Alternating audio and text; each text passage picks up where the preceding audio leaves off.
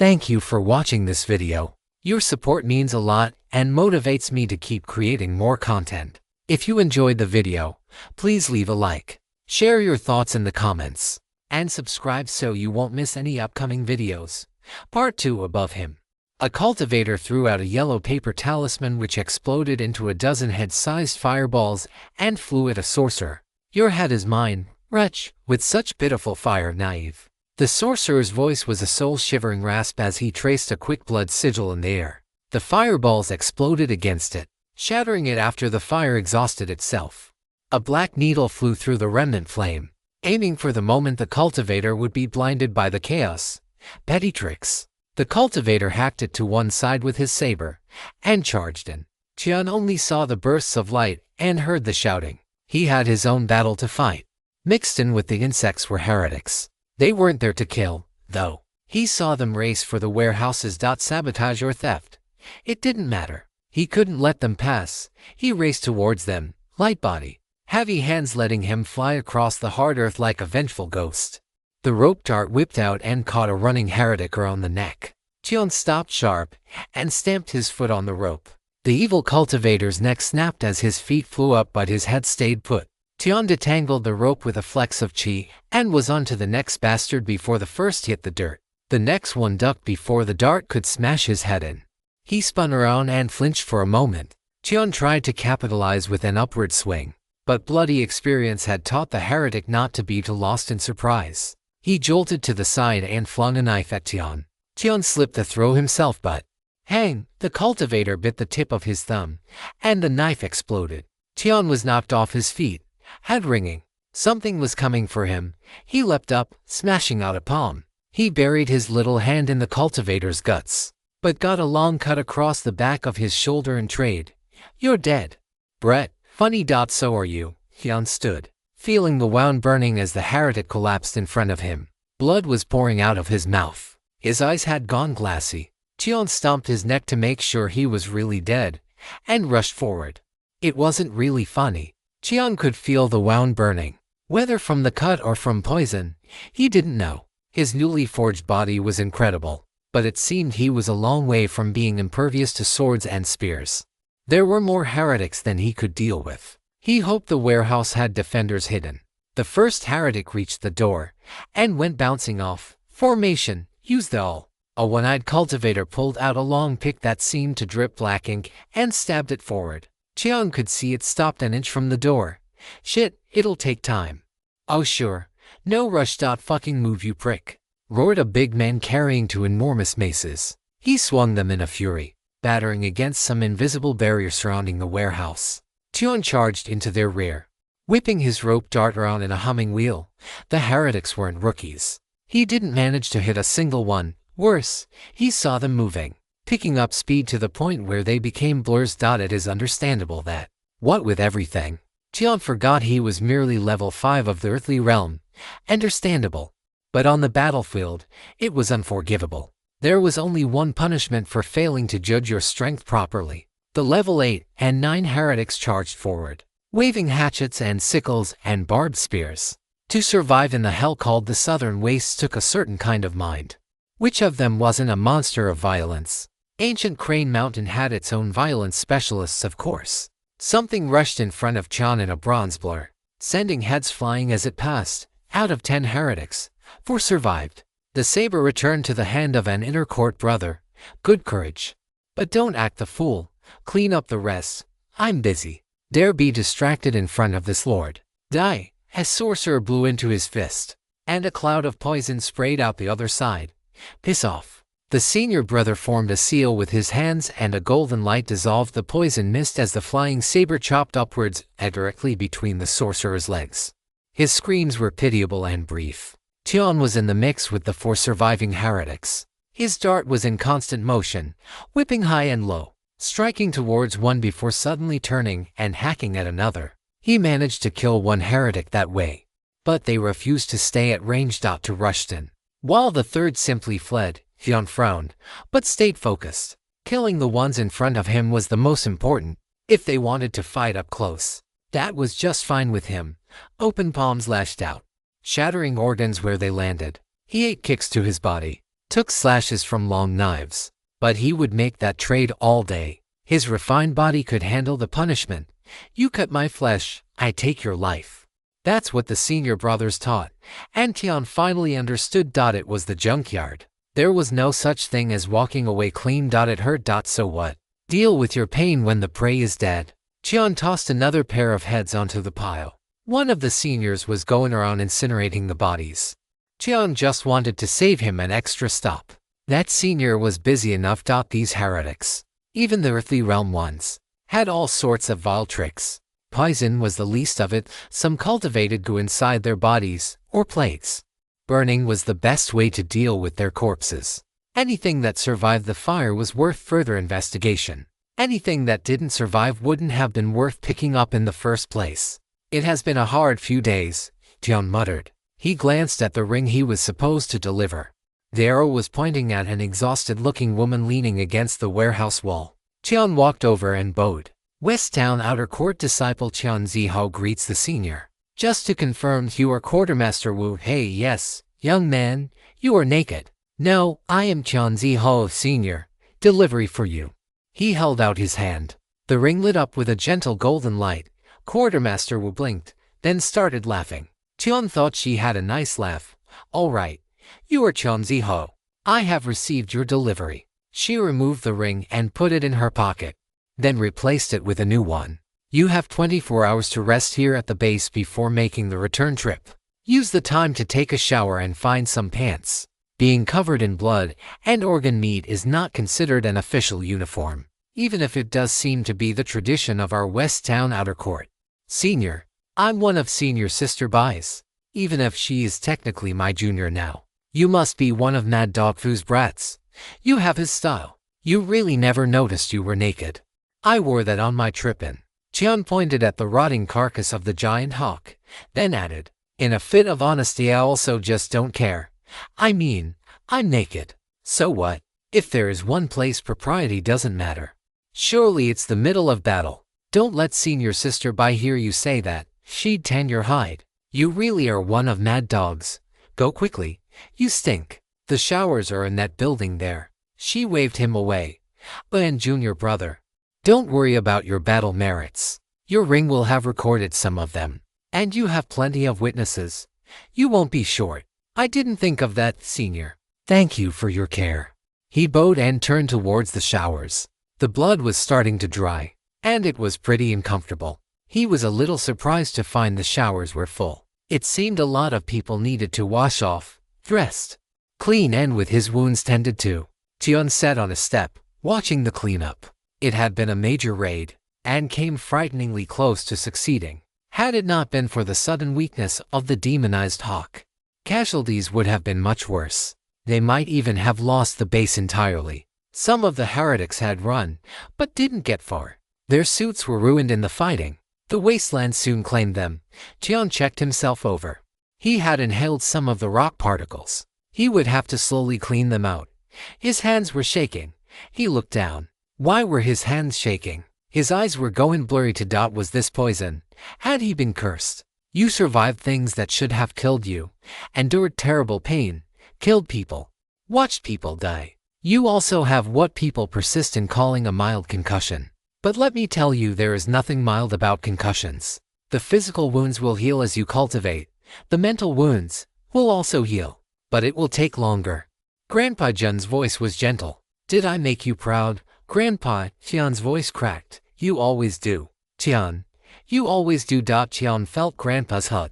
And he was right back to the junkyard, starving, sick, weak, but surviving. Grandpa's hugs were the best thing in the whole world then, sitting on the step. Tian wrapped his arms around his chest. Tried to imagine hugging Grandpa back. Tried not to shake. Would Brother Fu be proud of me? He is. He is. Tian was only 13 years old. There was no escaping an interrogation. 2 inner court members had seen him come crawling out of the demonized bird, and more had seen him charging through the battlefield stark naked, waving his rope dart around. The situation frustrated his interrogator enormously. Had Tian been a demonic cultivator, everything would have been quite straightforward. Simply behead him, and then go for a well-deserved sleep. But the young man plainly wasn't. There wasn't the vaguest hint of demonic chi about him. They checked, repeatedly. In detail. Excruciating detail. In fact. Tian smelled faintly of lotus and something earthy. Lotuses are known for their purity. This young man wasn't an evil cultivator, but his story was also plainly nonsense. You survived being dissolved in the hawk's stomach. Yes, martial uncle. Dissolved in yin acid. Yes, martial uncle. By transforming it into a medicinal bath. This book is hosted on another platform. Read the official version and support the author's work. Yes, martial uncle. You understand that's horseshit, right? Complete horseshit. Tian shook his head. I don't know much about horses, martial uncle. You can't just dissolve and call it a medicinal bath because you cultivated in it. Oh, sorry. Oh, martial uncle. Oh, what do you mean? I didn't know I couldn't do that. So I did it. The alternative was dying. So, I just did it. Martial uncle. An inner court disciple knocked on the door and passed his interrogator a note. The senior read it and burned it to drifting ash with a glare. You are free to go. Expect a reward. And I may beat the shit out of you one dark night for violating every sane law of existence I know. I'm putting it down as had a fortuitous encounter, which is our catch-all for this kind of thing. But the beating is still very much on the table. For now, you get to walk away onto working legs. Thank you, martial uncle. Is there a bed I can sleep on? Tian sleepily noted the phrase this kind of thing, but was too tired to pursue it. Knowing you, the incinerator is that way. Something happened and it was the middle of the night. He fell asleep at some point. He knew he did, because he woke up. He had been sleeping on the floor. Apparently he had used his shoes for a pillow and the sky for a blanket. Nobody had bothered him. He saw Quartermaster Wu walking past and nodded at her. Junior, how did you sleep? I don't know, Senior. I just woke up here. I really don't know how I slept. Heh, she shook her head. Gods, I'm tired. Would you like a cup of tea, Senior? Brother Fu had taught him to offer it often. Especially to senior brothers and sisters. You have tea. I will make some, Senior. Sorry, I'm not very good at it. Tian set out the tray with the teacups, teapot, and the enchanted hot water pitcher. He warmed the teapot with hot water, then poured it out again. He added the leaves to the pot, then carefully poured in more hot water. He tried to do everything like Senior Brother Fu showed him, but knew he got some of it wrong. We have to let it steep now, exactly for minutes. And she nodded softly. Tian felt restless, but forced himself to wait quietly. That's what Brother Fu did. He just sat quietly and waited for the tea to be done. At exactly 4 minutes, he poured. He tried to make the pour as smooth as possible, serving first his senior, then himself. The tea was a little bitter, a little smoky. And at the end, there was a hint of jasmine and sweetness. He could see Brother Fu sitting across from him, showing him how to appreciate the tea. His eyes blurred. He was crying. Sorry. Don't be. Senior Sister Bai told me this, that don't be sorry if you weep after a battle. Be sorry when you stop weeping. I'm sorry. I don't understand. She sighed. You will. Quartermaster Wu lifted her teacup and drank slowly. I can't help but think of Senior Sister Bai and the other sisters I had in the outer court. Tian nodded. I know I have to leave so I don't let everybody down. But living there for the rest of my life sounds good too. Maybe one day I can be the next Brother Fu. I thought the same. It would be an honorable life, being Senior Sister Wu, raising the youngsters like Senior Sister Bai did for me. Yes. Tian nodded and took a sip. The tea transformed as it cooled, some flavors fading, others coming forward. It was the way of things. Nothing stayed the same. Enjoy it for what it was while you had it. That was another one of Brother Fu's teachings. I left, though, once I reached the peak of level 9. Stepping across the threshold into immortality seemed as easy and obvious as stepping out of my cell. I knew nobody wanted me to stay. They would have all been bitterly disappointed if I did stay. But sometimes, not often. I wonder, what if I hadn't taken that single step? Quartermaster Wu took a sip. She silently added some biscuits to the tray and waved Tian towards them. He ate one. It was pretty good. A little bland, but very buttery. It went well with the tea. Junior, what do you think immortality is? I really don't know, Senior. I don't mean to offend you, but I don't think anyone really knows. Explain that. Tian shrugged awkwardly. An immortal is someone who hasn't died yet, but everyone dies, right? The only way to really be an immortal is to live as long as the universe. And I don't think anyone has managed that. At least no one I've heard of. Quartermaster will laugh bitterly. Hey, it's okay if you say that to me, but my brothers and sisters in the inner court might just kill you if they hear you. I'm not joking around here, senior. Little brother, we all know that. But to be a cultivator, to step across that chasm between mortality and, yes, immortality, is always an act of arrogance. She slowly bit into a biscuit. Her face relaxed as she enjoyed the flavor. Such arrogance. I am immortal. I have found my meaning of immortality. I will pursue my Dao. Wild arrogance. Do you know why we are interrogated after every mission, little brother? Because cultivators want to run wild. They want to pursue their Dao, and damn everything else. John refilled their cups. He could understand that desire. Heavens knew he wanted to escape his books to go adventuring often enough. The tea warmed him. He didn't want the conversation to end. I see the sky, senior. Pardon, I look up at the sky. I don't know if I look at it more than other people, but I keep thinking one day I will be up there. One day I will look the hawks and eagles in the eye. If anything is eternal, I think it's the sky. It's there if the clouds cover it. It's there even if it's nighttime. He shrugged, not knowing exactly where he was going with that, but knowing it was the truth. Maybe you are a little arrogant too. Probably. Tian nodded. Brother Fu said tea is good for calming the heart. I think I'm pretty calm though. Quartermaster Wu slid him a look, then started chuckling. The chuckles devolved into chortles, then muffled laughter as she covered her mouth with her hand. Kid, you charged stark naked out of the belly of a demon and into battle. Because your brothers and sisters needed you, your first thought, after killing your way across the battlefield, was to deliver your package and finish the mission. You were even sitting with a pretty auntie and discussing life and dreams over a cup of tea at midnight. Tian nodded. Quartermaster Wu was, in fact, quite pretty. Most of the inner court dripped charisma, one way or another. He had another sip and looked at the stars. A few hours ago, he was covered in blood. A few hours ago, he had been fighting for his life in the belly of the beast. But now, here, he could sit, have a quiet moment, and drink his tea. Tian conferred with some of the senior brothers before he started his return journey to Forward Camp Red Knife. It was one thing to know that he was running into the tail end of a heretical raid and fighting the sacrificial food for the demonized bird along the way. It was quite another to assume the route back would be clear. He had a rough route plotted when a senior sister called his name and sent him to the mission office. Junior Tian, we rushed your military merits through last night so that you could buy things here if you wanted. You may not know this, but we have a much broader selection of goods available, and far more crafters. Might want to put in a special order seeing as you will be running back and forth for a while. Thank you very much, senior brother. Zhangjun, Purple Bamboo Town Outer Court. It's no problem, really. You made quite an impression out there. And seeing as you are acquainted with True Disciple Wu and True Disciple Hong, well, I was only too happy to help. The older man smiled, and Tian felt a chill creep along his spine. Grandpa Jun was right. He really had underestimated the bootlickers of the world. Once word got around that a green level 5 was sitting on a lot of resources, he could imagine how popular he would become. Thank you again.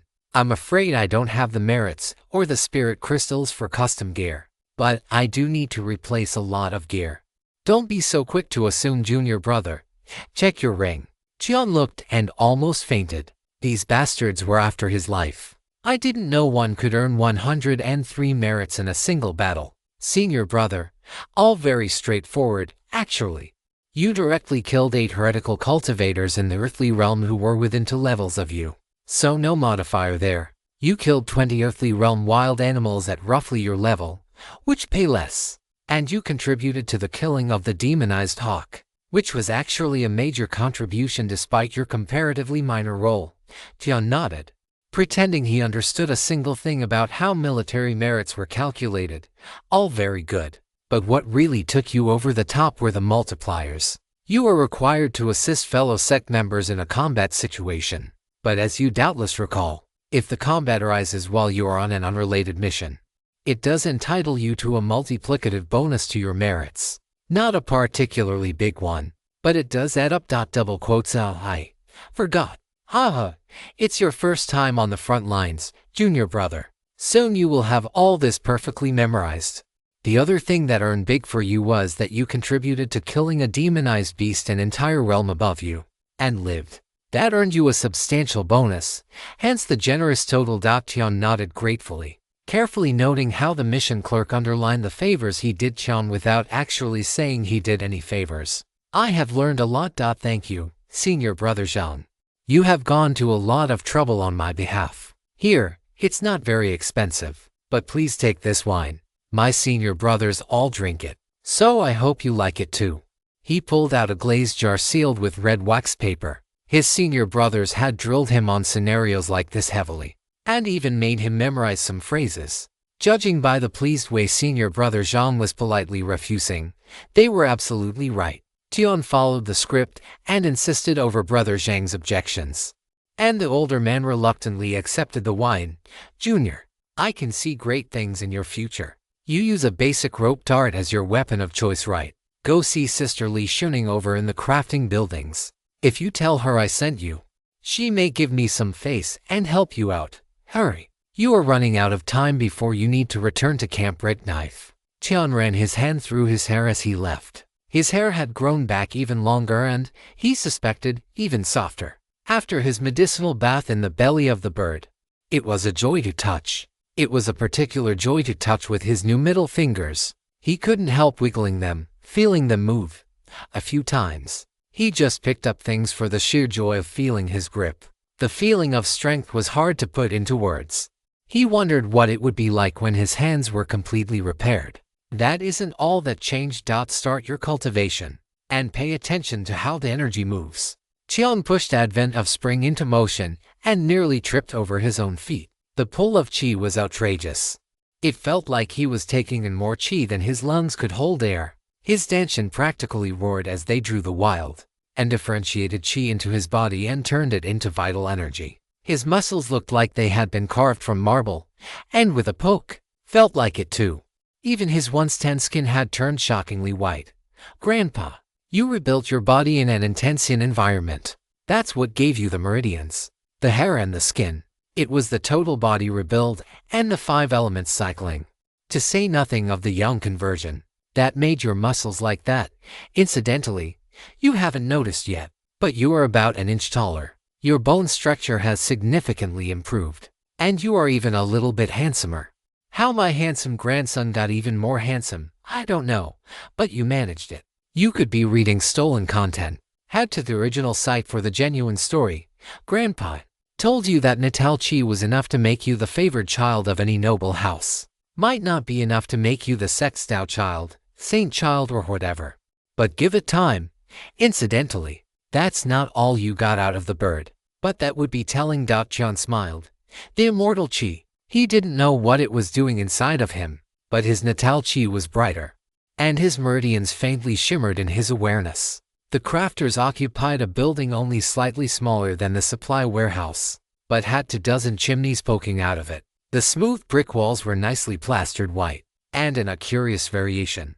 The roof tiles were a blinding white color. Senior brother Zhang's name was not enough to get past the desk clerk, but it was enough to send the desk clerk to see Senior Li and ask if she was willing to accept Tian's business. Senior Li came back with the clerk, Earthly Realm, and if Tian had to guess, at level 10.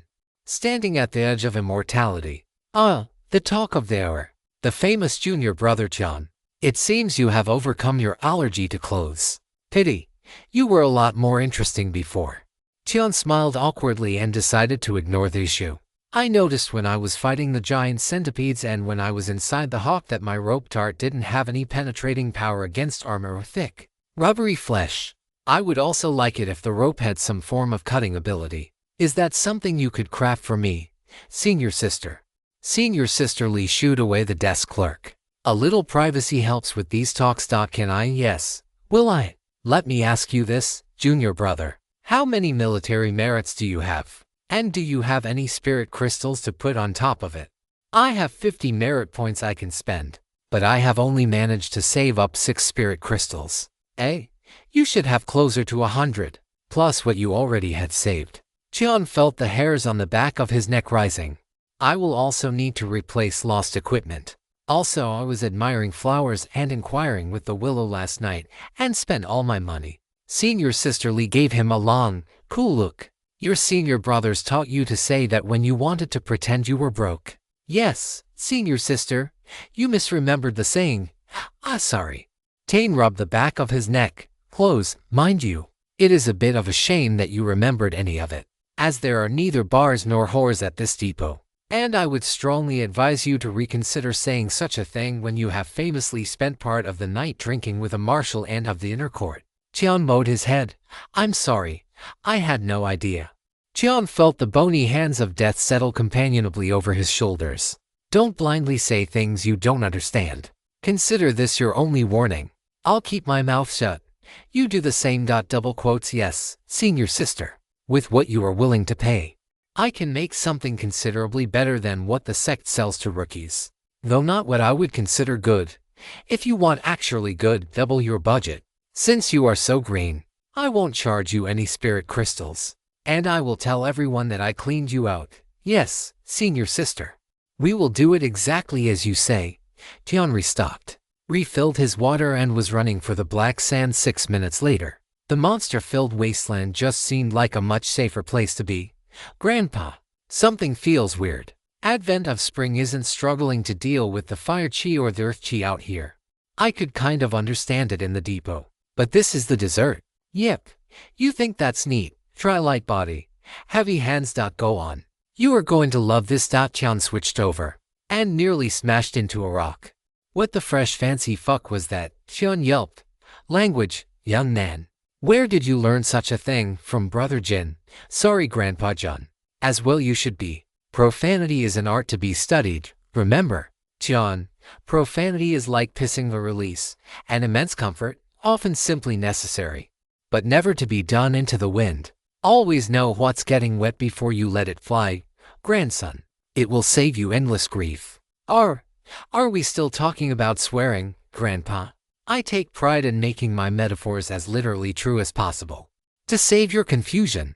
Now, try to jump and see if you can't figure out what is happening. Tian hopped onto a rock with a bare flex of his toes, then launched himself skyward. He shot up like a startled bird and drifted down like a leaf. He quickly sat cross-legged and switched over to counter-jumper. He could hear the shifting sands around him, feel the faint vibrations in the earth as the wind moved across the wastes. His whole body attuned itself to the world around him, the immortal chi again. In part. The other part is what did that medicinal bath do for you? Rebuilt my body. Pretty completely. So everything is working better. Exactly. Though I really don't know what the deal is with your fingers.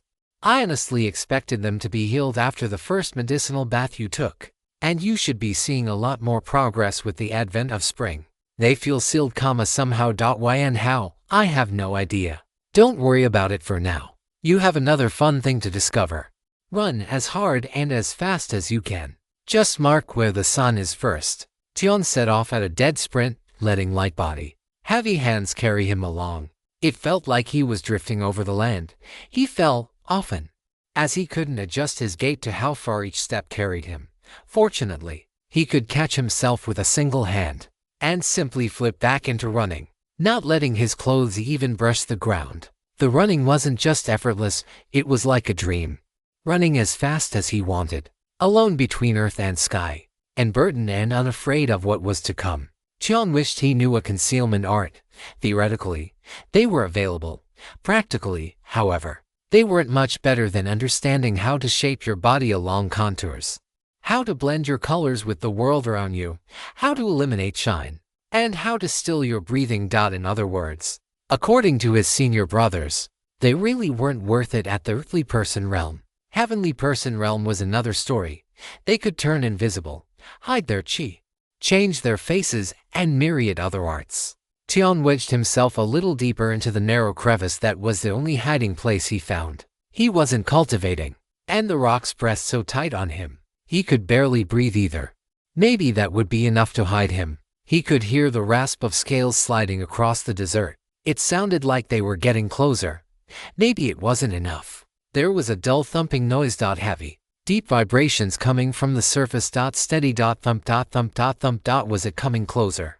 There was a thrum of high-pitched sound, droning like a tyrant choir of wasps, rising up, higher. There was a hissing and more thuds, the whine and scrape and crunch of a not quite silent battle. The crunching went on for quite a while, the droning thinned, and eventually stopped.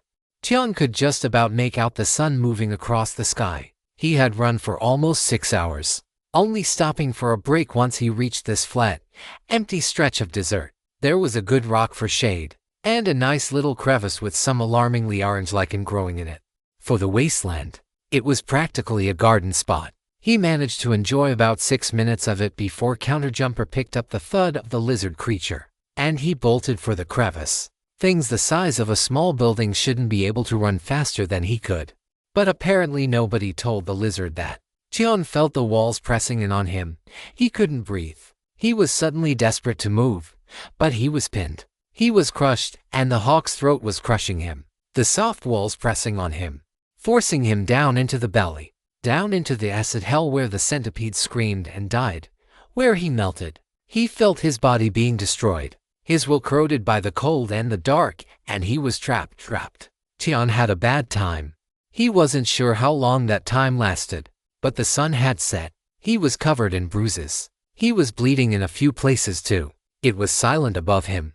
He worked his way out of the crevice and found a battle zone. Insect corpses littered the sand, none intact. They looked like some awful combination of wasp and spider, each bigger than Tian's hand. The lizard must have drawn them out on purpose. Tian just happened to be between the lizard and dinner. In a way, he was lucky. If he had gone much further, he might have run into the wasps. Tian cycled his cultivation art and ate a little something. He felt utterly exhausted.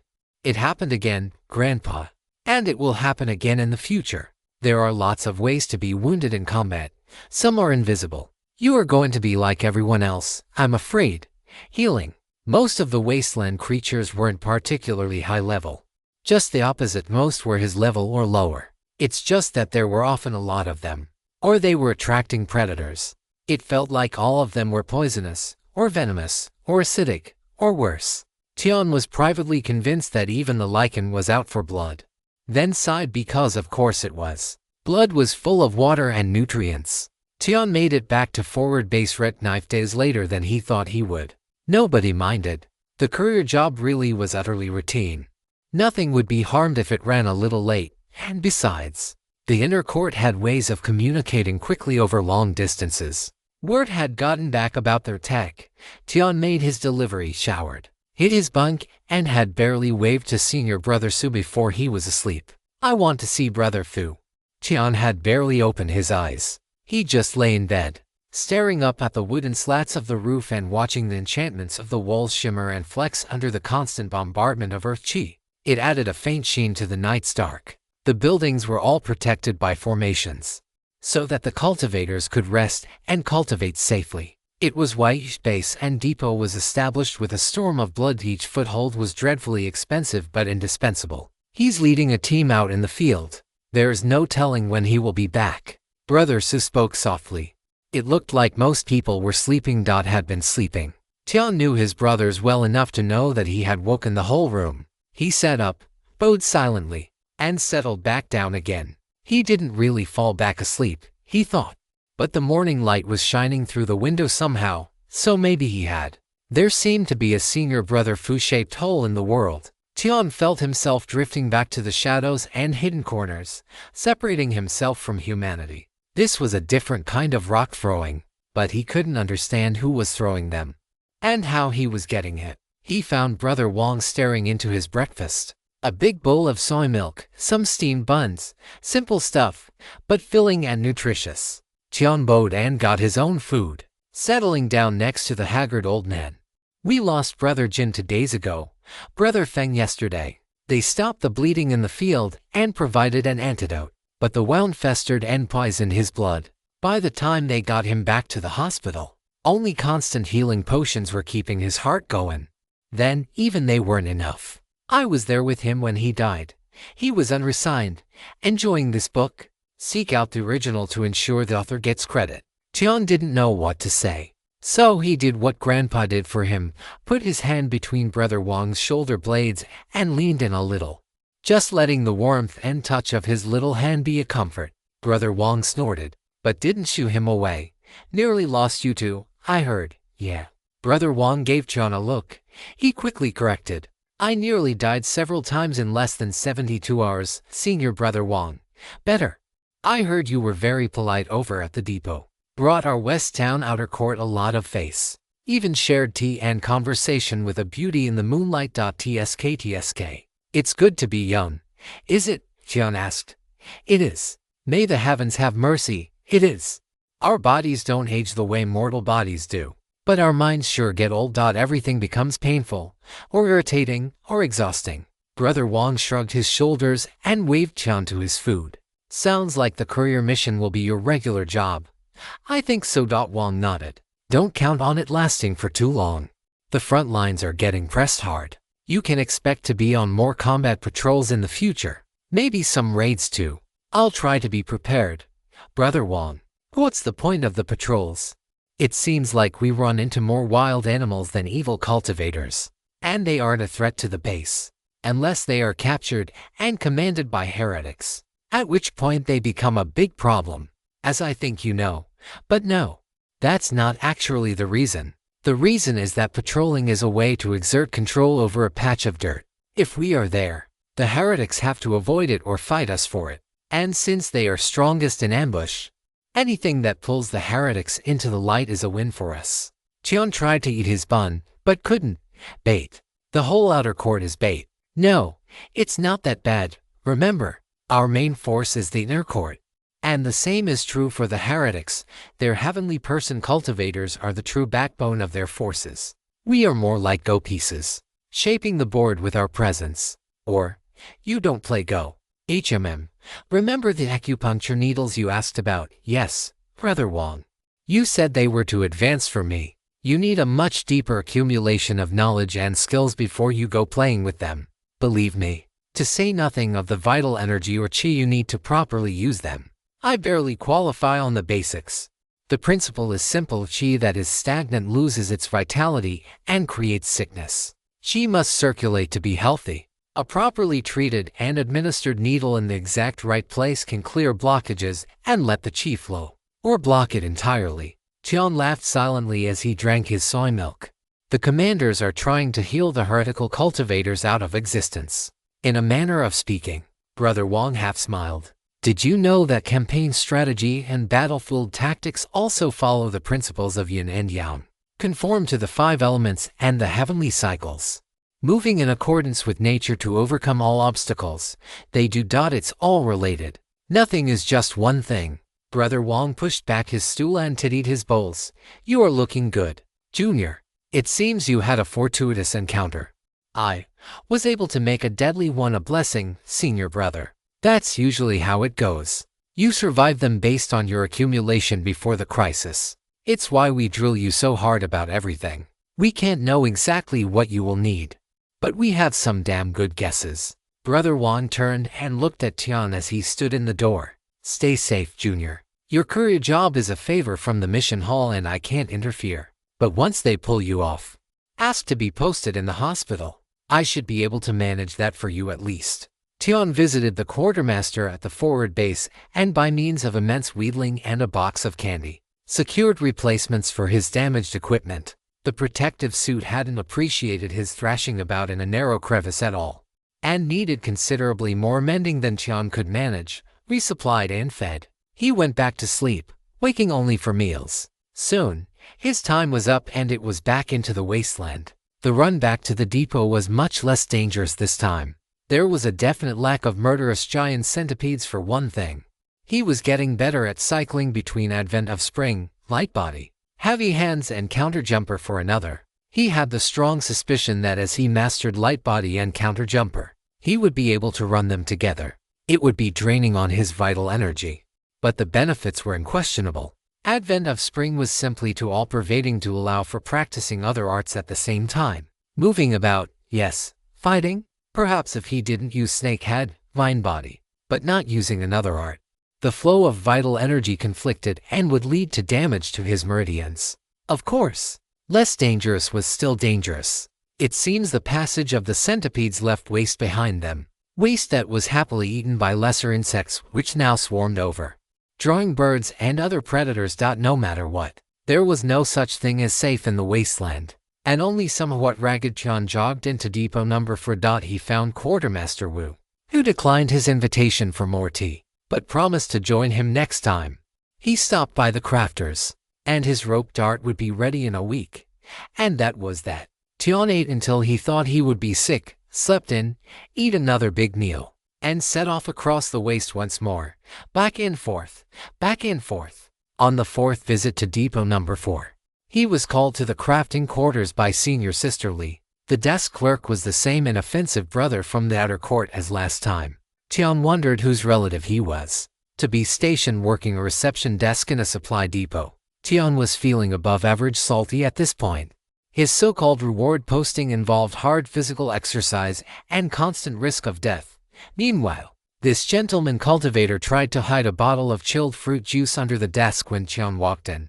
Tian had only drunk chilled fruit juice a couple of times back in the temple. He would have bet a month's worth of military merits that there wasn't any chilled fruit juice in the whole wasteland. And yet this paragon had a whole bottle, wherever he was, whatever he was doing. Tian was certain that Brother Fu didn't have any chilled fruit juice. Why do I sense killing intent? Senior Sister Li walked in with a puzzled expression. Oh, it's Junior Brother Tian. Ready to see what I made you? I am eager to try it out, Senior Sister. It wasn't a rope dart. It was some ancient wasteland monster disguised as a rope dart. That was Tian's immediate impression. The rope had doubled in length, now some 20 feet long and made of a fiber that flexed like silk but was harder than steel. A ripple of vital energy along the length raised thousands of sharp fibers that angled away from the head. He could control where they emerged with snakehead vine body. Even a light touch with his finger produced a bead of blood. The dart at the head had changed from a plain steel spike. It had an organic feel to it, almost melted, smooth and matte black. It was twice as long as his hand and almost as wide as his palm at the base, but it narrowed to a wickedly sharp point, as though the material was pulled forward, twisted, then pinched off. The weight of it was so comfortable in his hand. He never wanted to let it go. I love it. Thank you, Senior Sister. Thank you very much. You haven't even tried it yet. Take it out back and test it out. If there are any problems, better we find them now than later. I'm sure it's perfect, Senior. Flattery will win you no discounts. Go try it out. Sister Li rolled her eyes and shooed him out towards the testing ground behind the crafting building. The first thing Tian noticed was the change in weight. Every move carried more power and momentum, but equally, it required greater strength and control over his weight. Each movement, and particularly every change of direction and recovery, put a strain on his body. It wasn't unbearable, but it would take some adjustment. He whipped the rope dart around himself, slowly working in light body, heavy hands, learning to coordinate the shifts in his vital energy with the movement of the chain. He flicked the dart out, watching it fly light as a feather and land heavy as a mace on the target. The top of the wooden post exploded before the dart hit the ground. He shook the long rope and wrapped the thigh thick wood. He flexed his vital energy and yanked back. The sharp barbs ripped the dense wood into a blizzard of small splinters and dust. Amazing. Tell me that after you have had to clean it a few times. Pardon, Senior Sister. Bits get trapped under the barbs. Wood, flesh, cloth, whatever. You need to clean them out before you can really use it again. I have seen some people manage it with snakehead, vine body, but apparently it's a little tricky. Sister Li leaned up against the doorframe, looking a little bored and a little pleased. Tian examined the rope, and it was just as she said. Little bits of wood were trapped and able to fall out easily. He tried flexing the barbs even more, but there was a definite limit to how wide they would stretch. He flicked the rope a few times, trying to shake them out. Most of the splinters fell out, but not all of them. Thank you for the reminder, Senior Sister. I will keep practicing. She gave him another look, then snorted. And now you look your age. Pardon, you always act so proper. I don't think I've ever seen you smile like that. Double quote. So, well, it's the tradition of the West Town outer courtyard, or at least the tradition of Senior Brother Fu. He'd be disappointed in me if I wasn't being proper. I wonder. Wait, West Town Fu, Mad Dog Fu. I have heard people call him that, but I really don't understand it. He's the kindest person I know. Sister Lee laughed, a short, barking sound. I do see a surprising number of inner court members who come from West Town. Maybe he changed. Go, bring your senior brother some honor and kill your way back to camp. Tian didn't know if Sister Lee's words were a blessing or a curse. On the way back, he ran into a solitary heretical cultivator. The man was well concealed, but Counterjumper let him smell wisps of some strange smoke on the heretic. Tian tried to ambush him, but the heretic was wary and launched an attack of his own as soon as Tian got near. The two danced back and forth, rope dart against cruel hook glaive. The bearded heretic was dreadfully strong and surprisingly agile. His glaive moved like a snake, struck like lightning and sliced like the desert wind. His martial arts might not look polished, but they were brutal and effective. Tian was hard-pressed to keep his distance and to try and find an advantage. Tian had light body, heavy hands. The heretic did not. He lacked a light body art of any kind, and if he knew an attacking art for the glaive, he wasn't able to display it. Tian thought he was roughly level 6, but his lack of combat arts made him fight below his actual level. After the initial clash, the initiative never left Tian's hands. After 4 rounds back and forth, Tian snagged the man's ankle with the tail end of his rope as the heretic blocked the dart, smashing down on his head. One sharp rip and the foot separated entirely from the leg. Bone fragments and gore flying everywhere. I surrender. That would be helpful, thank you. Tian kept his rope moving as the bearded heretic tried to hop back with his glaive. I know where the treasure is hidden. Kill me and you will never find it. Okay. The rope lashed out. The bearded man swore and tried to block the dart while balanced on one foot. Tian rushed in and smashed his palm against the heretic's chest. The penetrating force turned heart, veins, meridians, lungs, even the dantian, into rotted trash. And like that, the fight was over. Stolen from its rightful place. This narrative is not meant to be on Amazon. Report any sightings. There were a few spirit crystals on the heretic and a few animal parts. A scripture was written on a tan bit of hide, the art of fire and smoke. It was a cultivation manual. Tian didn't need any particular expertise to see it was trash. You cultivated by burning people on a fire and inhaling the smoke of their charring bodies. The higher the cultivation level of the sacrifice, the greater the supplement. There was nothing at all about a treasure. Even the storage ring was smaller than Tian's.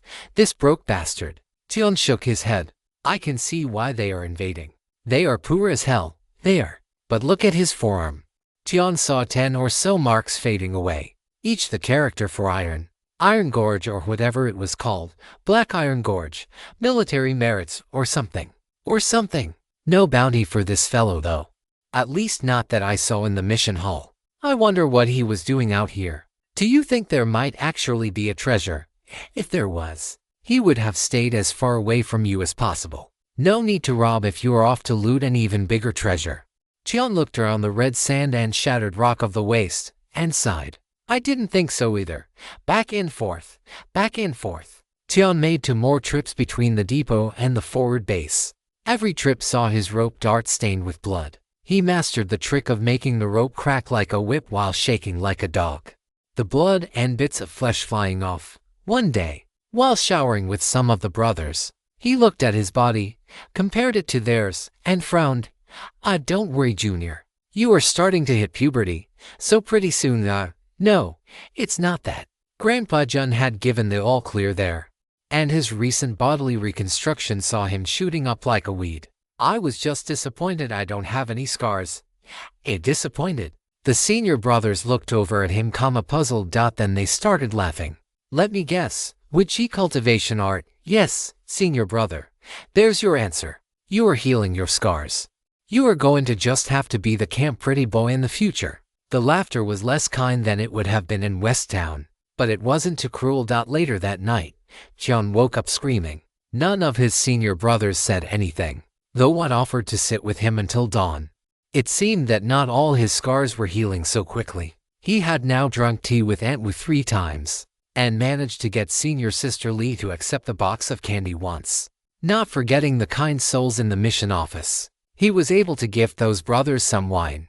He looted some off a heretic. And Brother John at Camp Red Knife swore it was good stuff. Tian was glad he only offered one of the 6 jugs. The next time he saw Sister Lee, she was sitting on a bench in front of the crafting workshop. He had run through the depot doors late at night, and Entwu had already gone to sleep. He would make his report in the morning. Tian saw that she had a wine jug open next to her, and offered her one of the looted jars. Junior, did your senior brothers tell you to give people wine? Yes, senior sister. I'll forgive them for that one. Sit. She ripped off the seal and sniffed. Good wine. From the Three Rivers province, I'd say. Did you buy it or loot it? I looted it. Another good brother or sister loss. She spat. Then she toasted the moon with the jug and had a drink. You just came in. Yes, senior sister. I couldn't sleep. Bad dreams. I get them too. Sometimes. They said quietly. Tian didn't drink wine. Grandpa got very cranky if he tried, and a nasty burning drink wasn't worth all the scoldings. Want some? No. I'm told it stunts my growth and fries my brain. Who told you that?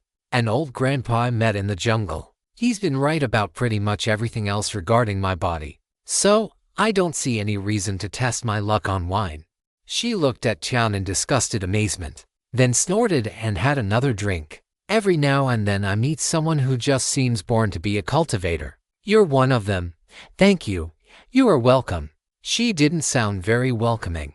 She took another long pull. Did you know that I met your senior brother Fu before I was even tested to become a cultivator? I never lived in West Town.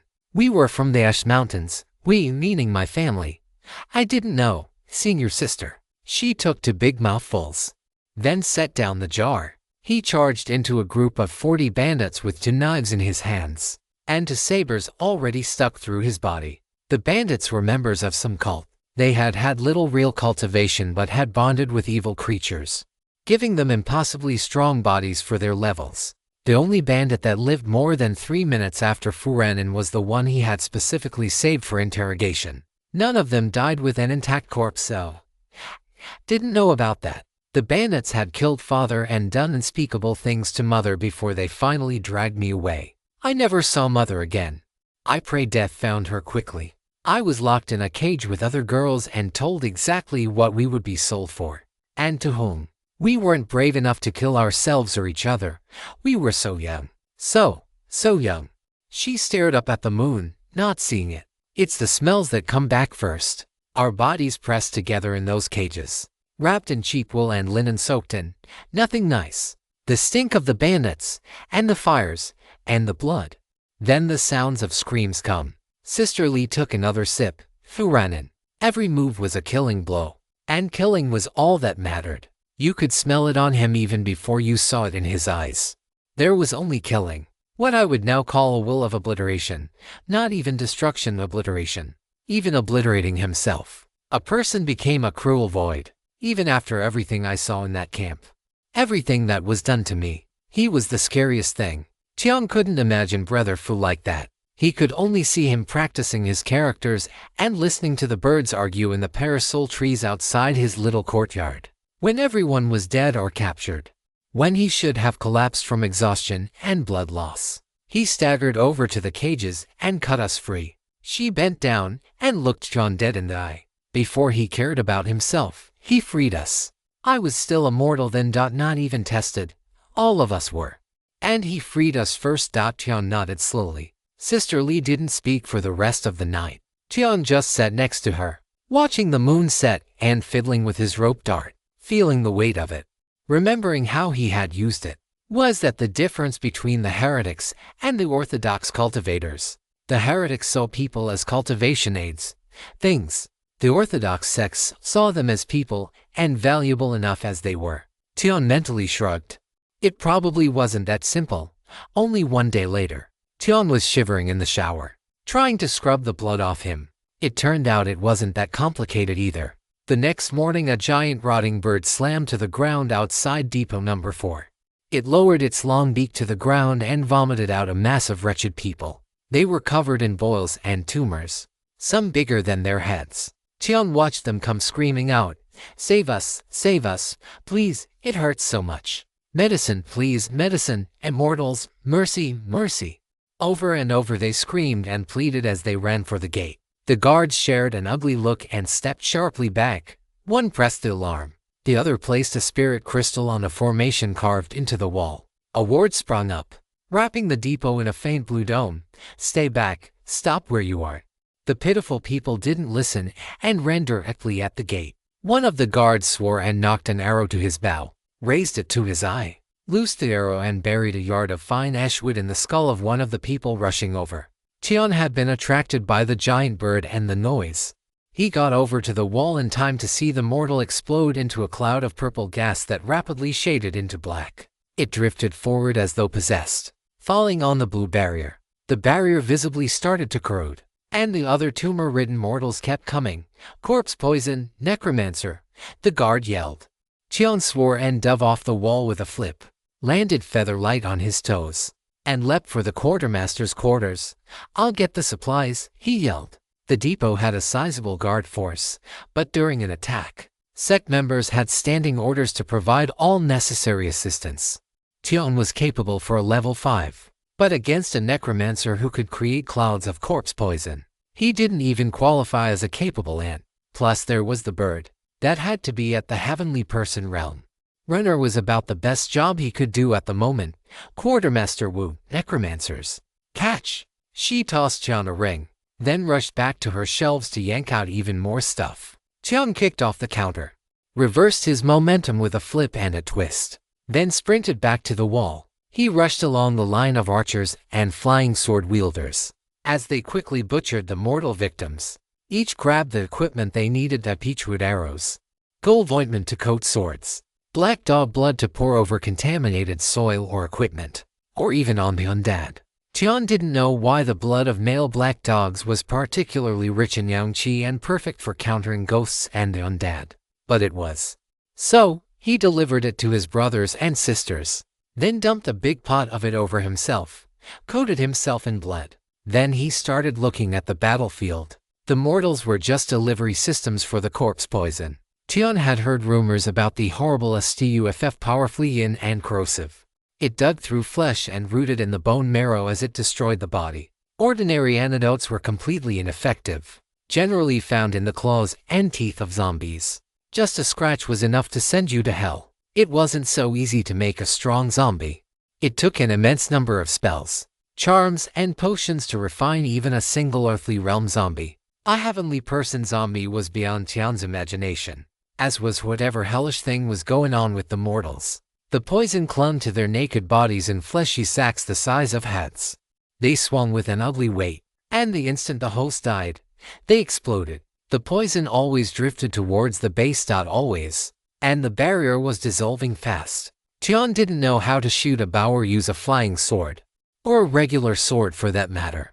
It had never seemed useful or even possible before. The barrier finally dissolved in a crackle of poison.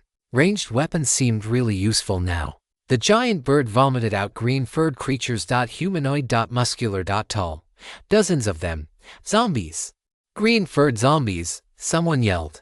They were all moving like they were in the heavenly person realm. Tian's role in this fight was now, officially, victim. "I can't run. My brothers need me, but I can't be a burden to them either." Tian's mind raced, trying to think of what he could do to help. The zombies roared and hunched forward. "Cover, cover." Tian jumped off the wall and hit the ground. If the inner court disciples were ducking, there was a soft sound, like rain falling on leaves, then screaming. Tian knew what he could do. He rushed over and grabbed a senior sister who had crashed into the dirt next to him. She was screaming and thrashing, trying to cut away the piece of green hair lodged in her chest like a needle, trying to cut away the purple-black poison spreading from it, like ink dropped on clean paper. He got one of her arms over his shoulder and grabbed her waist. He stood, pulling them both up. She didn't fight him, letting him carry her away from the wall and to the hospital building. The doctors were already busy. He didn't stay and watch. Tian put her on a stretcher on the ground and ran back to the wall. This senior sister hadn't been the only one to fall. This book was originally published on Royal Road. Check it out there for the real experience. Tian grabbed the senior brother, this one in much worse shape, and dragged him back. He wasn't moving anymore by the time he got to the hospital. and he saw a doctor flick a paper talisman onto his forehead. The red cinnabar burst into flames, but the yellow paper it was on remained intact. Black gas started rising from the corpse, and was purified by the flames. Tian thought his senior brother looked more comfortable in death when it was done. Here, take these. If someone looks dead or near dead, smack them on their forehead and run some vital energy into it. A martial uncle he didn't recognize shoved the talismans into his hand and pushed him out the door. Tian ran back towards the wall. There were more people he needed to help. Along the way, he pasted 5 of the talismans on foreheads. His brothers and sisters were dying faster than he could get them to the hospital. He wanted to throw up. He used light body, heavy hands instead. It seemed to help. The noise was impossible. Screams. The roars of the zombies, the crashing, crackling, hissing, thrumming noise of flying weapons and spells. Zombies attacking in the morning. What is that about? He muttered, dragging a brother missing an arm. It's the wasteland. Kid, zombies that can only fight at night. That's soft country living. Ah! The laughter was lost in a wave of black vomit. Tian noticed it steaming on the dry dog's blood. There was an explosion behind them. Tian tried to run faster. An alarm bell was ringing. Different from the one before. The brassy notes stabbed him in his nerves, making him want to run, to fight, to do anything so long as he was moving. He rushed the brother the rest of the way and dropped him on a cot. He turned to sprint out again, but one of the doctors stopped him. Stay. The wall is breached. You can't help out there. I can paste the talismans at least. Put it on your own damn forehead then, because you will die before doing anything useful. The doctor slapped him, hard enough to make Tian see stars. Tian couldn't even flinch before the hand crossed his face. The gap between earth and heaven was just that great. Stay put. Be an orderly here. See her, with the soul. See the bucket of limbs. Go take it to the incinerator. Make yourself useful. Tian gave the doctor a filthy look and bit out, yes, true disciple. I will. Tian took the polluted limbs to a furnace in a thickly walled room. There was no chimney, he noticed. Things went into the furnace, and not even heat escaped. Even the smoke was incinerated to nothing. He poured the limbs into the funnel and turned to go back. Bucket 2. The senior sister manning the furnace snapped. What? It's contaminated. It goes in the furnace. Tian tossed it in. There were 5 more buckets waiting by the time he got back. Black flesh wriggling. Faint wisps of black smoke rising from the corruption. He grabbed a bucket in each hand and ran. Slung the whole bucket into the furnace without pouring anything out. Repeated with the second bucket, turned, caught the approving nod, and raced back. It was only a few more trips back and forth before he had to drag entire bodies in. The doctors made him slap yellow paper talismans on his blood-soaked body, then lift the bodies and haul them away, using his light body art to hoist them effortlessly into the big funnel. Brothers and sisters all turned to nothing before they could be turned into weapons against them. Brothers and sisters who had been turned into things by the necromancers. Tian recognized a brother from the West Town Temple, Poetry Saint Chu. Tian hadn't known he was here. He remembered how gracefully the senior brother moved from tree branch to tree branch, demonstrating his light body art. How he seemed to lose himself looking at a blank page, brush in hand. No time to grieve. No time to think. No time to be horrified by the pain and fear on his brother's face. Up, over, and down the funnel and into the fire. All dreams of immortality reduced to a residue of poetry. The hospital was rocked by an explosion. Then another. Then a third. There was a bird call, high and fierce. And that's that. One of the doctors snarled. Their hands moved so fast. It looked like mists of long silver needles were falling over his patients, each piercing an acupoint, each touched by exactly the necessary amount and type of chi, the kind of focus that required in the middle of a battle. Tian wouldn't have believed it if he wasn't seeing it. What is what, doctor? Shut up and work, orderly. Yes, doctor. There was a sound. A song played on an instrument he didn't know. Tian felt advent of spring violently stir within him, wanting to circulate on its own. It sounded like spring rains falling on forest ponds, and the way plants gathered up warmth and water and exploded upwards, reaching for the sun. Yin accumulation becomes yang growth. It was a tune that seemed to be one with the rhythms of the world. Tian couldn't explain it more than that. It was a tune that played out spring in nature. The screaming roars of the zombies made it plain that it was something else entirely for them. Tian shut up and worked. There were still bodies to haul, and buckets of limbs to toss, every few trips. His protective talisman would need to be changed. The toxins corroded it. No matter how fast he worked, the furnace operator wouldn't let him leave the room without a fresh charm paper pasted on him. He was covered in blood and corrupted liquids that had leaked from his brothers and sisters. The black dog blood was lost under layers and layers of filth. He looked like a demon. He felt like one too. A long chime rang across the depot.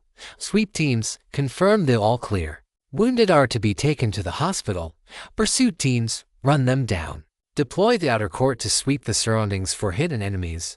Recall the blade team. Tian heard the words as though the speaker was standing behind him. A woman's voice. Calm and strong. Dark disciple Shang, ladies and gentlemen. One song to heaven. One song to hell. It's even the same song, if she wants it to be. A half-dead-looking doctor shoved a pill in her mouth as she poured a potion into the gaping wounds on her patient. True disciple. Permission to leave and obey the orders of the direct disciple. One of the doctors blinked at him. Don't be stupid. We need you here. He's not. It's a direct and explicit order. And direct disciple Shang is strict. Rip the talisman on your chest without taking it off your chest just as you step out of the hospital. Stay safe. Don't make more work for us. He was pointed towards the door. Tian did as he was told. A soft blue fire rolled over him, clearing away all the gore and horror, leaving him looking fresh as a lotus. Somehow, he still felt the blood on him. The gate had been blown open, and long stretches of the depot wall were down. Tian ran towards the gap. Hey you! A true disciple yelled. Where the hell are you going? Reporting to senior. West Town Outer Court disciple Tian Zihao obeys the orders of direct disciple Shang and is going to fucking murder every last heretic motherfucker that hurt his brothers and sisters. Running down fleeing heretics after a battle of this level was no job for a piddly level 5 earthly cultivator. They sent him out anyway, but only gave him until sunset to vent his hate. Not like there were a whole lot of other Outer Court disciples hanging around the depot.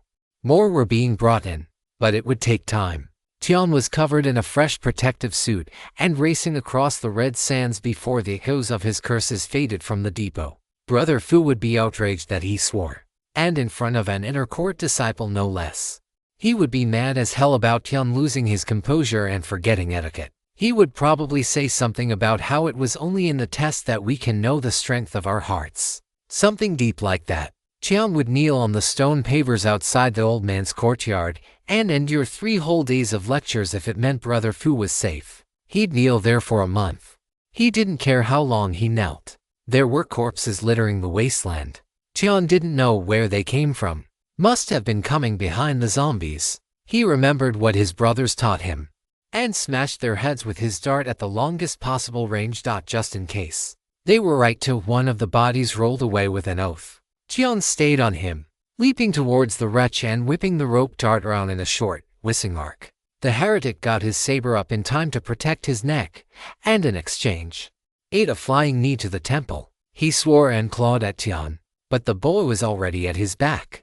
With a flick and a shiver, the rope looped around the saber, yanking it towards the heretic's throat. Wait, no. Tian put a knee on the bastard's spine and leaned back. The sharp blade bit through the throat. A few seconds later, the heretic went limp. A few seconds after that, the saber dropped to the ground. Tian smashed the head open, checked for a storage ring, didn't find one, and ran on. Another head that got smashed open made the body collapse into a swarm of green and black insects that swept out in a storm. Tian spun the rope dart in front of him so fast it was nearly invisible, shattering the swarming insects. He wasn't sure he killed them all, but he got all the ones that were chasing him. He found a man left in pieces behind a rocky ledge. Even in the few seconds Tian stood there, he could see the rock particles and earth chi choking him. The weapons around him all had the shine of quality that came with the heavenly person realm. No need to play games, boy. I'm not going to live any longer. All I ask is that you receive my legacy. Use or don't. Just be sure that. Tian lashed out with his rope dart. You dare, Junior. The crippled man's eyes glowed orange and he spat a jet of sulfur at Tian's face. Only the long distance and Tian's superb reflexes let him dodge. The stink of it stung his eyes. The dart whipped back, arrow and slammed forward again, this time piercing the heretic's heart. Tian ripped it out and watched the man die ugly with hate in his eyes. My ears are deaf to the cries of heretics. Tian sawed the head off. A heavenly person realm heretic probably had a bounty on him, and the storage ring would be valuable once it had been carefully checked over. Tian looted the weapons and kept running. He had to be back in the base by sunset. Barely a few hours. No time to waste. There were so many people. No, not people. So many heretics to slaughter. They weren't people anymore. They gave up the right to that name. Now they were just demons and Guan corpses that needed to be purified and returned to the earth. Most of the ones he found were badly wounded. Whatever the direct disciple had done, it broke the invaders. The inner court had capitalized and slaughtered the enemy as they retreated. Sending out the outer court disciples was just tidying up and making sure no fish slipped through the net. It was also a way of providing some care to those outer court disciples. Tian came to this conclusion as he flicked the gore off the barbs of his rope. He really was just running around picking up loot and earning merits. He was 40 heads deep when Counterjumper heard a tremor in the earth. He could feel it through the soles of his thin shoes. Tian jumped back as two women pounced at him from under thin slabs of rock. Their hands extended towards him, scratching him, making him jump back even further as he whipped his dart around. One blocked, as the other attacked. Then they switched off again, darting in and out, keeping him from focusing down either of them. Tian countered by going large, letting the rope dart whip out past the defending woman, forcing both to dodge. Then he would yank it back, attacking them from behind. High, low, near, far, always moving. He was pretty sure they weren't any stronger than he was. It's just that there were two of them. This is taking too long. One of the women hissed. Tian agreed, but he was already doing his best. Something came at his back. He threw himself to the side, but something caught him in the flank and a trail of fire ripped along the new hole in him. He dashed back, whipping the dart around him, but whatever it was didn't give him time or space. It stayed on him, jabbing at his face. More came in from the sides, some slower, some very nearly as fast. There was a moment when he thought about running. It would be the smart thing to do. It was only a moment, an authorized usage. This narrative is on Amazon without the author's consent. Report any sightings. I want you all dead. Tian twisted like a snake. Snakehead Vine Body was the first combat art he had learned, and it was in his bones now. He dodged, bare inches off the ground, before jumping sideways and slashing up with his rope dart. The barbs ripped open flesh. The head crippled limbs and crushed hearts. He knew he was only killing and disabling the weakest of them. Didn't matter. So long as they died, all that mattered was staying alive long enough to kill them all. But he was slowing down. The wounds were piling up on him, a gash across his legs, claws that ran down his back, breaking ribs and barely missing his spine. Knives coated with poison that burned like hellfire in his blood. They were keeping back now, never letting him rest, but never letting him land a clean hit. Their teamwork was getting better, and he didn't know if the sun was setting or his eyes were getting darker. The sage strives to be like water, moving effortlessly in accordance with nature, flowing past the rocks and back to the vast ocean that gave birth to it. Always moving, always changing, always the same. And even the rocks wear away to nothing with time. Do you understand? Tian was hallucinating. He was hearing Brother Fu's calm voice, even as he thrashed around in the gathering darkness. I don't know, Brother Fu. I know what those words mean, but not what they mean. I didn't either, at your age. But let me show you what I think they mean. And then Brother Fu was there with him. He had a long, wide knife in each hand. He took a step forward and a heretic died. Tian couldn't catch what happened. There was a blur from Brother Fu's left. Tian tried to call out, but the man just ran himself directly onto Brother Fu's knife. Brother Fu had been turning, and his arm was out wide. The man had charged forward at exactly the wrong moment. Then Brother Fu fell back, and the stabbed man was stabbed again by a heretic's claws that lodged in his spine. It looked accidental. Brother Fu stepped forward at an angle, and his trailing knife dragged gently through a throat. He shifted right, and as a heretic turned to continue their lunge, they tripped over one of the thrashing bodies on the ground. Just a little trip, and they fell all the way to hell as their heart split open on the waiting knife. I fought like you for so long, rushing it. A storm of violence and hate. It reached a peak when I extended that hate to myself. Everything should die. Everything. I held onto my heart with ragged nails, sparing the mortals and not falling into heresy. But those who walk by the riverside must expect to get their shoes wet.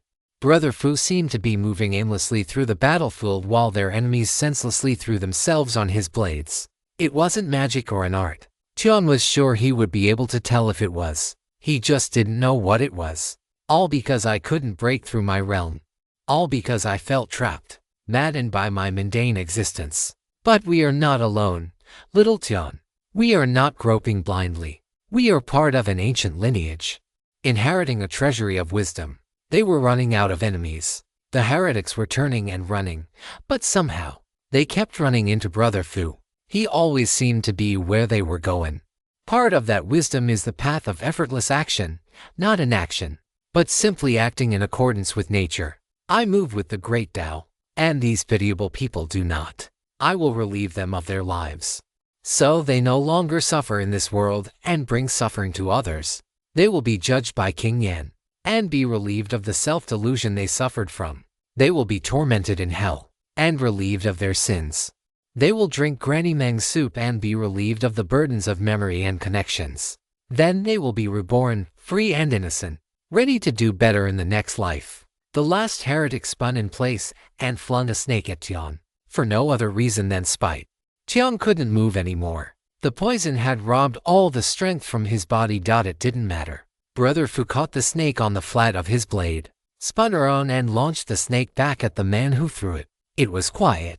There were a few quieting gasps. A few limbs still drummed and thrashed on the hard-packed earth, but mostly, it was quiet. Brother Fu wiped his blades clean and walked over to Tian. He gently put an antidote in his mouth and helped him swallow. That will hold you for a little bit. We have a few minutes before you need to return to base. I am so glad to see you, senior brother. I'm glad to see you too. Tian, you were easy to follow. Everyone at the depot knew exactly the way you were headed. Did you know they are calling you the Mad Dog's pup? No, I didn't. Don't mind it. The nicknames, I mean. An insult is like a drink. It only harms you if you accept it. I'm not insulted. Most people wouldn't like being called a dog, Tian, let alone a puppy. I'm happy to be called your son. The wind blew across the sands.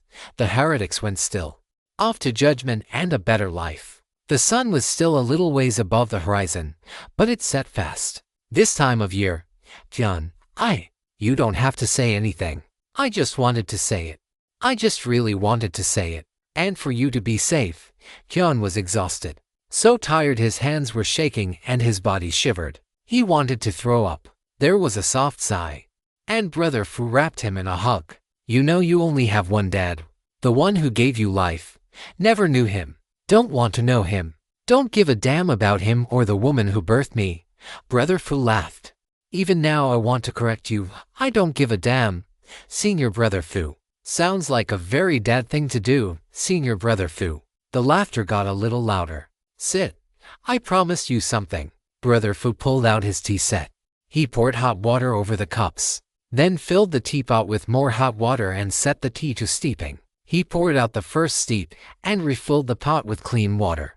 The second steep he served. Tian picked up the little clay cup with both hands, one holding the bottom, the other gently pinching the warm sides. The tea was hot, faintly green and smelling of sweet grass and bamboo warmed by the sun after the rain. His hands were covered in blood. He watched the setting sun and the smiling face of his father and drank. Tian didn't speak much for a few days. The heretics were pressing into deep, collapsing the battle line in towards the north. Forward base Red Knife was now the tip of a narrow blister of notionally orthodox controlled territory, and its position wasn't going to be tenable for long. The base was evacuated, and Depot Number 4 was expanded and re-fortified. The commanders proclaimed that thanks to a series of powerful advances, the heretics were running like dogs and being slaughtered like pigs.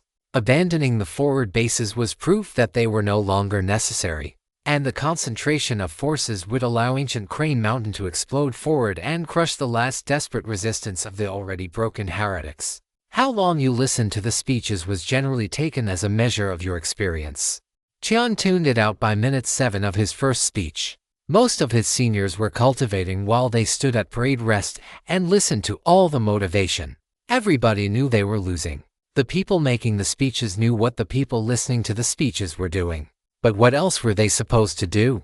The outer court was one thing they couldn't run, and they were all obsessed with breaking through to the heavenly human realm. Tian knew from his conversations with Quartermaster Wu that things weren't so simple in the inner court.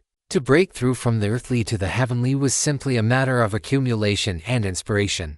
To break through from heavenly to whatever came next required considerably more: treasures, merit, heavenly opportunity, enlightenment. So many things that could only be chanced upon, not manufactured or willed into existence. What comes after the heavenly person realm, Sister Wu? I don't think anyone ever told me. She grimaced. Don't worry about it. Pardon. Don't worry about it. Don't think about it. Don't try to learn about it. Really. After who knows how many hundreds of thousands of years, experience has conclusively proven that learning too much about cultivation levels above your own leads to cultivation deviation. Basically, only bad things happen if you know. So, we don't tell you much. Just know that the inner court is a viper's nest. But why? If things can only be chanced on and not sought after. No, you have that backwards. Let's say there was a magic pill that let you break through to the next realm. There isn't. And thousands of alchemists have ruined their lives and the lives of countless others trying to make one. But say there was. That means there would be a recipe, a list of ingredients, a production formula, specified necessary equipment. There would be a model to follow. You would be able to mine the necessary metals, grow the necessary herbs, whatever. It could be manufactured. Metals, yes. Alchemy, real alchemy, uses things like cinnabar and lead to create a permanent yin-yang resonance within the pill and the person who takes it. Very powerful stuff. And managing pill toxins is no joke even at the heavenly person level. Pill toxins. Pill toxins. Fuck your granny and her pill toxins. This is why you got lead poisoning. Some dogshit alchemist's droppings made their way into your mouth. Are you fucking kidding me with this pea-brain system of resonances, or what the fuck ever they are calling it? Do you know what that bullshit cost me? Oh hateful heavens. That I should hear such a thing, and not have the arms and bullwhips to deliver the necessary correction. Tian had to tune out Grandpa John. He had no idea what he was on about anyhow. The point is, even if this stuff was really rare to mine, or only grew once a century in one specific mountain valley or something, you could make a system. There would be a plan, and a quota, and people would figure out all kinds of means to get their hands on the pill. There would be some degree of certainty. But there is no pill. There is no single magic treasure that will get you over the barrier into what lies beyond. It's like inspiration, in that no two people will ever manage it in exactly the same way. You have to go and find your own thing, adventuring. The only way to advance is to go adventuring. The majority of the inner court treats our ancient Crane Mountain as a sort of home base. A place to come and sell needed treasures and to gear up for their next great adventure. A place to learn new spells and arts, to get training. To run a business perhaps. If they are some kind of crafter. But loyalty. She shook her head. I can't imagine it. The idea of my brothers dying because I was off on an adventure makes me sick. Tian spoke in a soft voice. He had wanted to go adventuring before Brother Fu neatly diverted him into being Brother Wang's boy. You'll go. You will have to. But there is a reason why Elder Ruin has so much say in the inner court despite being the outer court elder and his mediocre cultivation. It's only under him in the last 1,000 years or so that loyal, unified new recruits have been regularly entering the inner court. That merit is really down to his work with the West Town outer court. The other outer courts aren't showing nearly as good results. And there is real fear about what will happen when Brother Fu and Sister Bai die. Unauthorized usage. This tale is on Amazon without the author's consent. Report any sightings. Why hasn't everything fallen apart? Then, Xion asked, trying not to let the thought of Brother Fu dying knot up his guts. He was a very old man, after all. It would be only natural if he died soon. Xion just couldn't stand the thought of it. Because even the inner court isn't the real ancient Crane Mountain. That's the core disciples up in the monastery, and they are unified. They are strong as hell, too, even within the same realm. They make other cultivators look like sleepy birds. And the direct disciples are the best of the core disciples. Studying directly under the Taoist masters, they are practically parent and child. Loyalty doesn't even cover it. That's the other thing a sect provides: security. Having a safe place to come home to and having people who will avenge you if you die is a huge reassurance. She waved an elegant hand, flicking away the tangent. Behind the direct disciples are their masters, the Taoist masters. That's an organizational rank, not a cultivation level. By the way, when you think about splitting rivers along their length with a single sword stroke, you are thinking about them. Tian hadn't ever thought of that, but the idea instantly lodged itself in his brain and refused to shift. The only way to advance is to go off and do your own thing. We aren't all heretics or anything. Most of us do have very fond feelings towards the sect. We have friends and lovers here. We have our homes here. It's a steady source of benefits, a path to progression. And when you see the lousy conditions of wandering cultivators and those third-rate minor sects, well, it's really no comparison. Being in a real sect is better, but sacrificing for the sect. She shook her head. Martial Aunt Wu was beautiful. Most cultivators, particularly in the inner court, were good-looking. Her lovely face was lost in melancholy. As she sipped her tea, Tian finally understood why the sect mission system earned merit points. You were literally earning merits. You were doing meritorious acts for the sect, instead of taking their teachings and running off to find a legendary sword or some obscure natural treasure. So the officers made speeches that everyone knew were nonsense, and everyone listened regardless.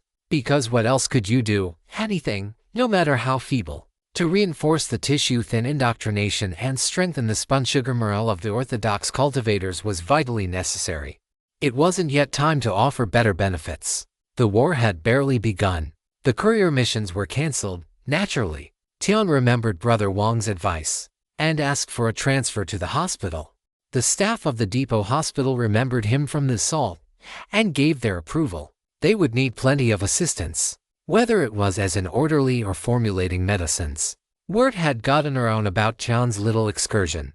A level 5 earthly person cultivator coming back with the head of a level 3 heavenly cultivator. Even one that was 99 parts dead when they were discovered, was worth talking about, and worth keeping out of the battlefield, to whatever extent was reasonable. The Mad Dog's pup had a promising future. It would be a pity to see it cut short so soon.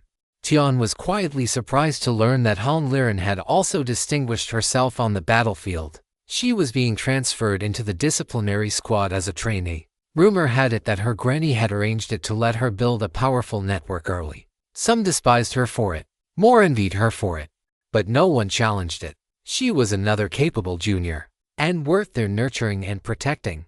Besides, Senior Han was a force in the inner court with a powerful network and real personal strength. The rumor was that she had already earned 100,000 spirit crystals and vast merits collecting bounties in just the few months of the war so far. No reason to make an enemy like that over a little nepotism.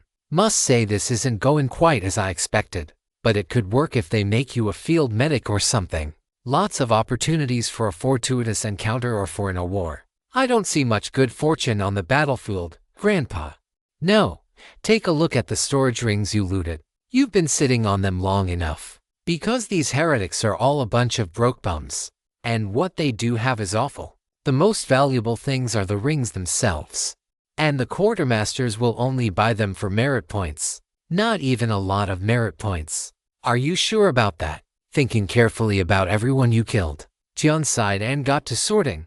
Household goods like clothes, candles, little conveniences were all checked over and then shoved into the trash ring. Tian grew up in a dump and certainly wasn't fussy about second-hand goods. He still didn't want to eat off a plate a heretic had eaten from, or drink from their cups.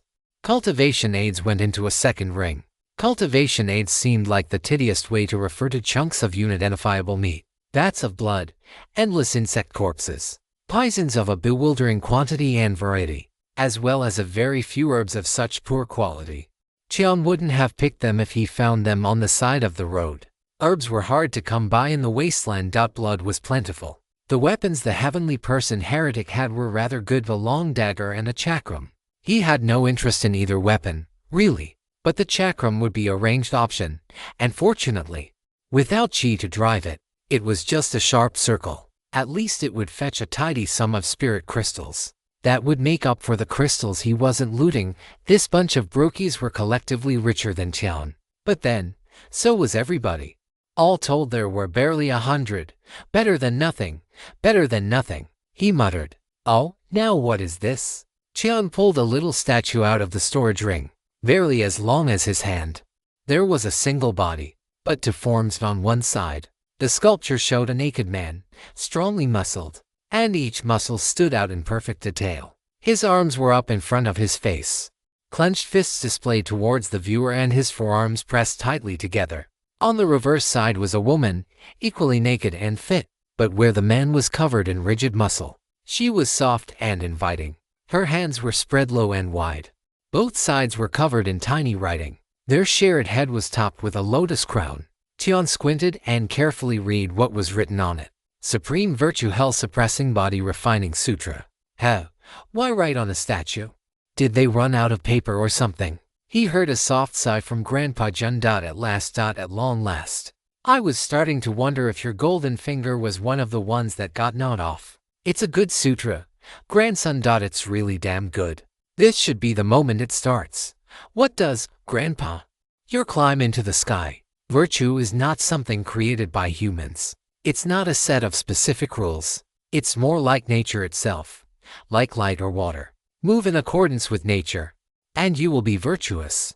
The three treasures of the Tao are compassion, frugality, and humility. Though I can tell you for nothing, not many treasure those treasures. You see a guy with 1,000-year-old mountain ginseng.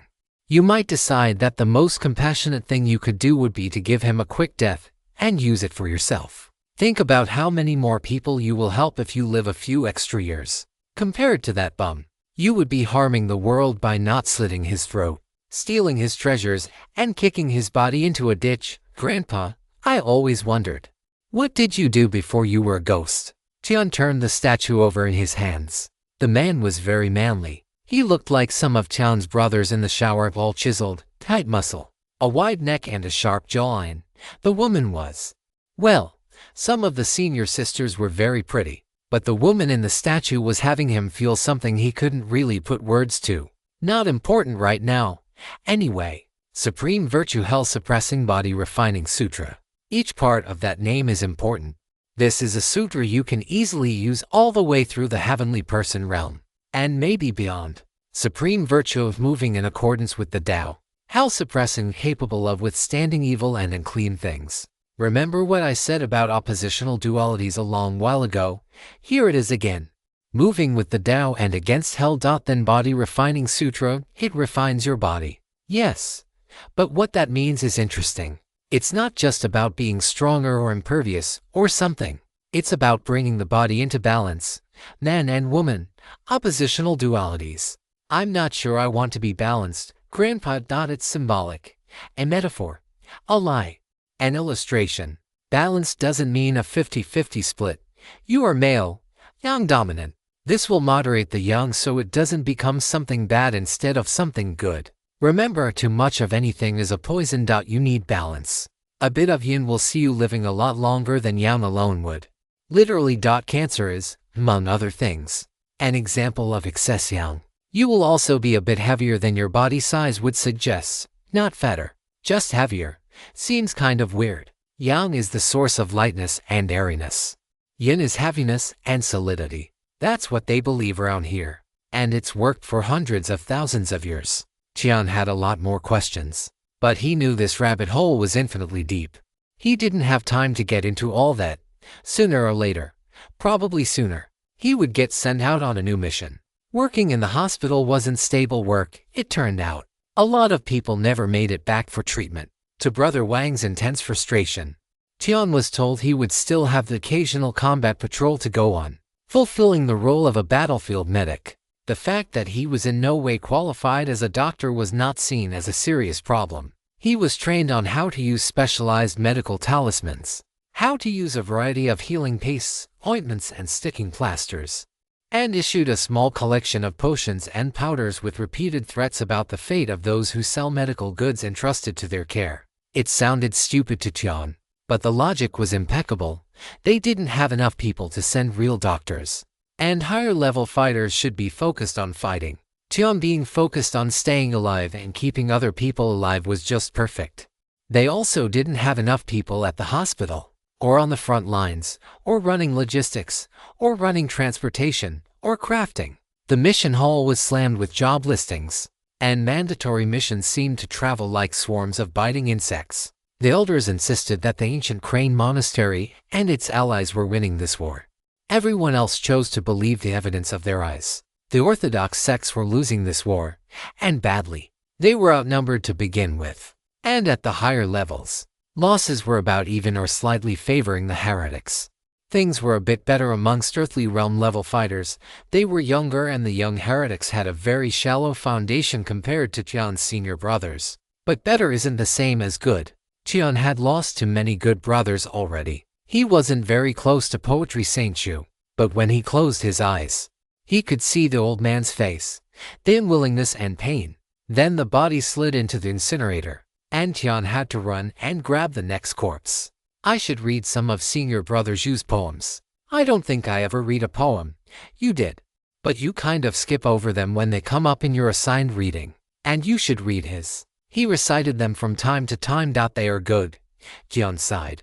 Any reason why the writing on this statue gets squiggly when you try to read past the title? The phrase twisting like tadpoles sounded weird. But it was the best analogy he could think of. Because it's not supposed to be read. This isn't something you can study then turn into the quartermasters for a reward. Glad I have been saving up my energy. This is going to cost a bit. Basically, you incorporate the statue into yourself. Then run your vital energy through the statue. The energy intertwines with the magical text and forms. Well, it uses you to do magic on you. The author's narrative has been misappropriated. Report any instances of this story on Amazon. It is a bit like a prayer wheel. Actually, they don't use those around here. It's like a water wheel, taking the flow of energy and turning it into useful work, through the medium of a spiritual recitation of a sort of prayer. Kind of. Look, there is a reason this magical technology was never mainstream. Can I cultivate while I am using it? Maybe. Once you are used to it, theoretically there should be no interference between the two. Grandpa Jun sounded more confident as he continued. Advent of spring runs pretty constantly when you aren't in the field, so it should be okay. Might slow your progress some, but it shouldn't be too bad. You know what? Yes, you can cultivate while using it. Should be fine. Tian had known Grandpa since the very first of the trash heap days, so the frequent should and the always questionable theoretically didn't slip past unnoticed. Is it worth it? The extra time cultivating and whatever energy it's going to cost you? Yes, 10,000 times yes, 100%.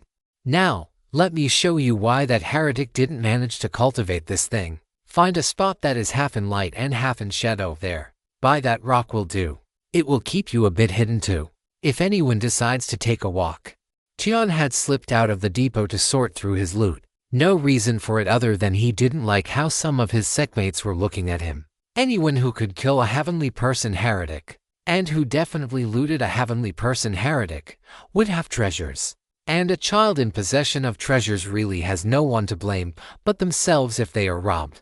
Alright, put the statue against your forehead. You need to move your vital energy in a very specific pattern through the minor meridians in your head. Then pull the statue down into your lower dantian.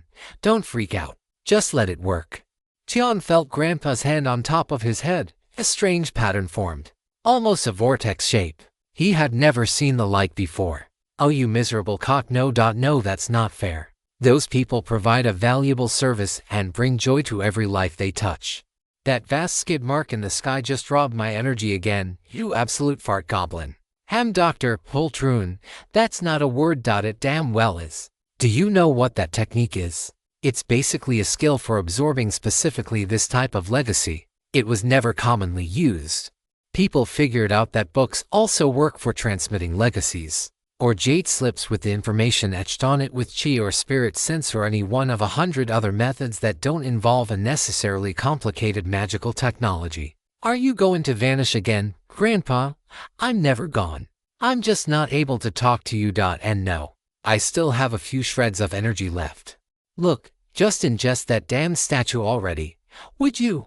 Tian could tell there were a lot of emotions going on in Grandpa's voice. But other than anger, he wasn't sure what they all were. He put the base of the statue on his forehead and ran the heart.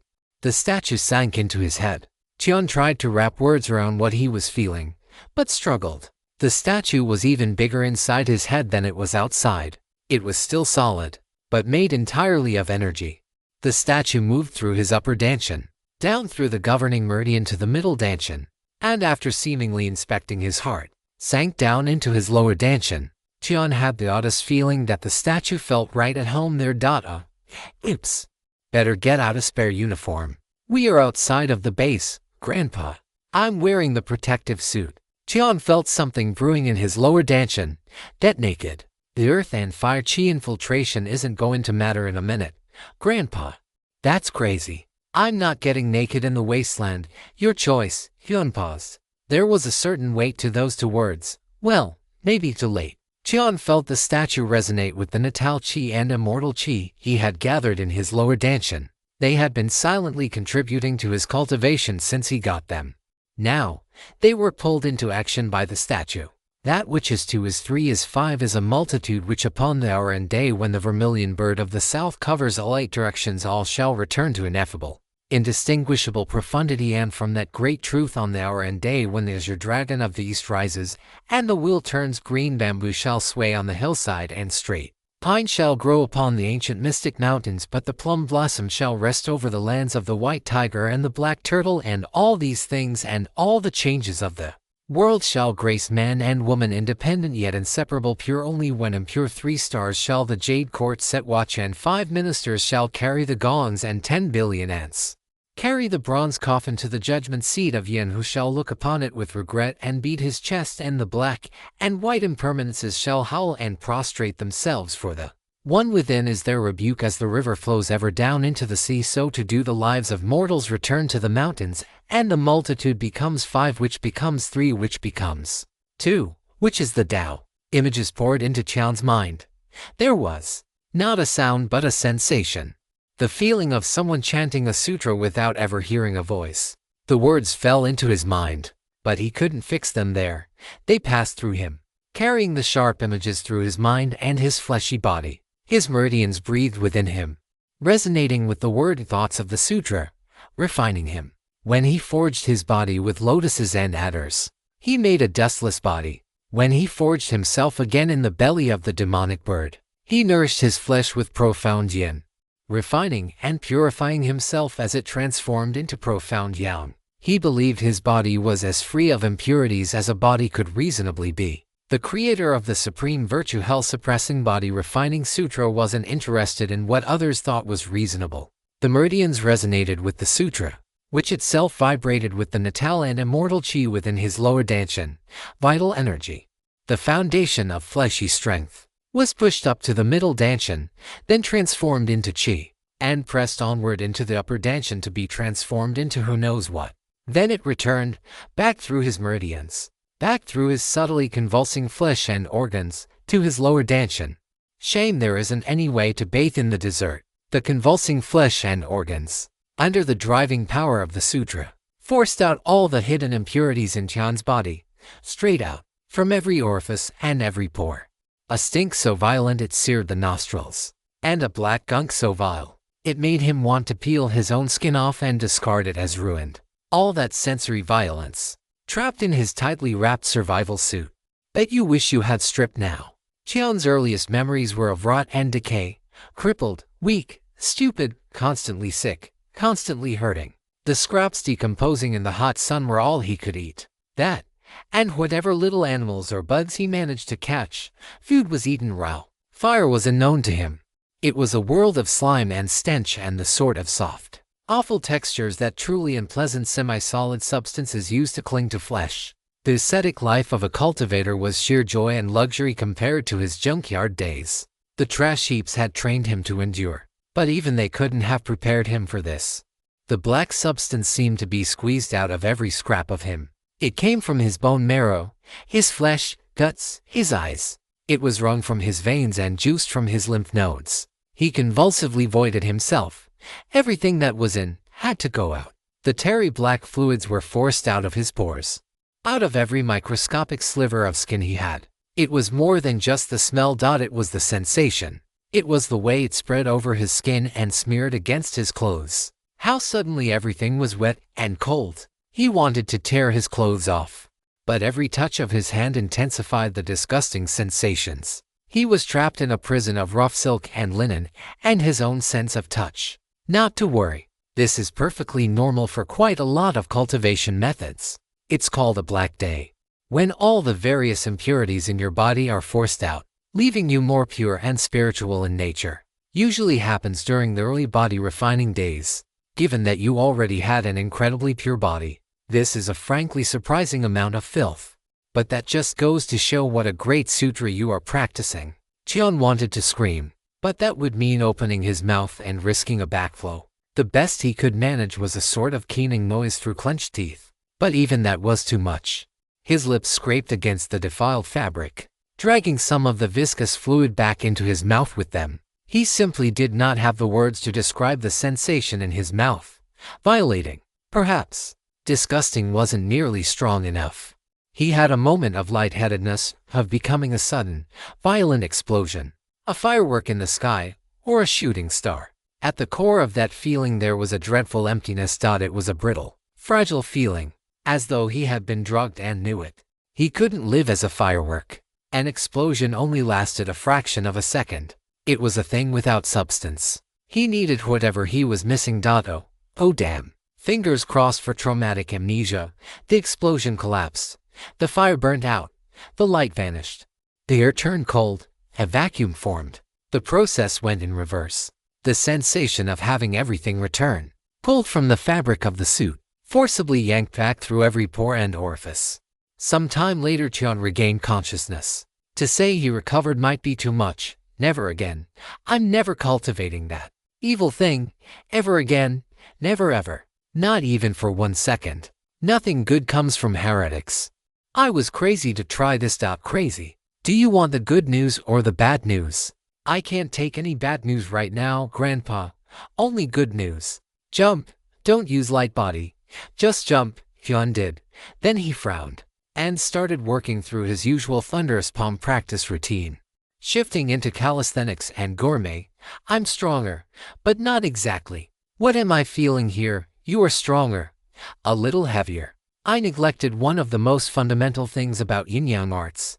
And you did too, kiddo. There is no such thing as pure anything. Anything that gets to pure is liable to shatter.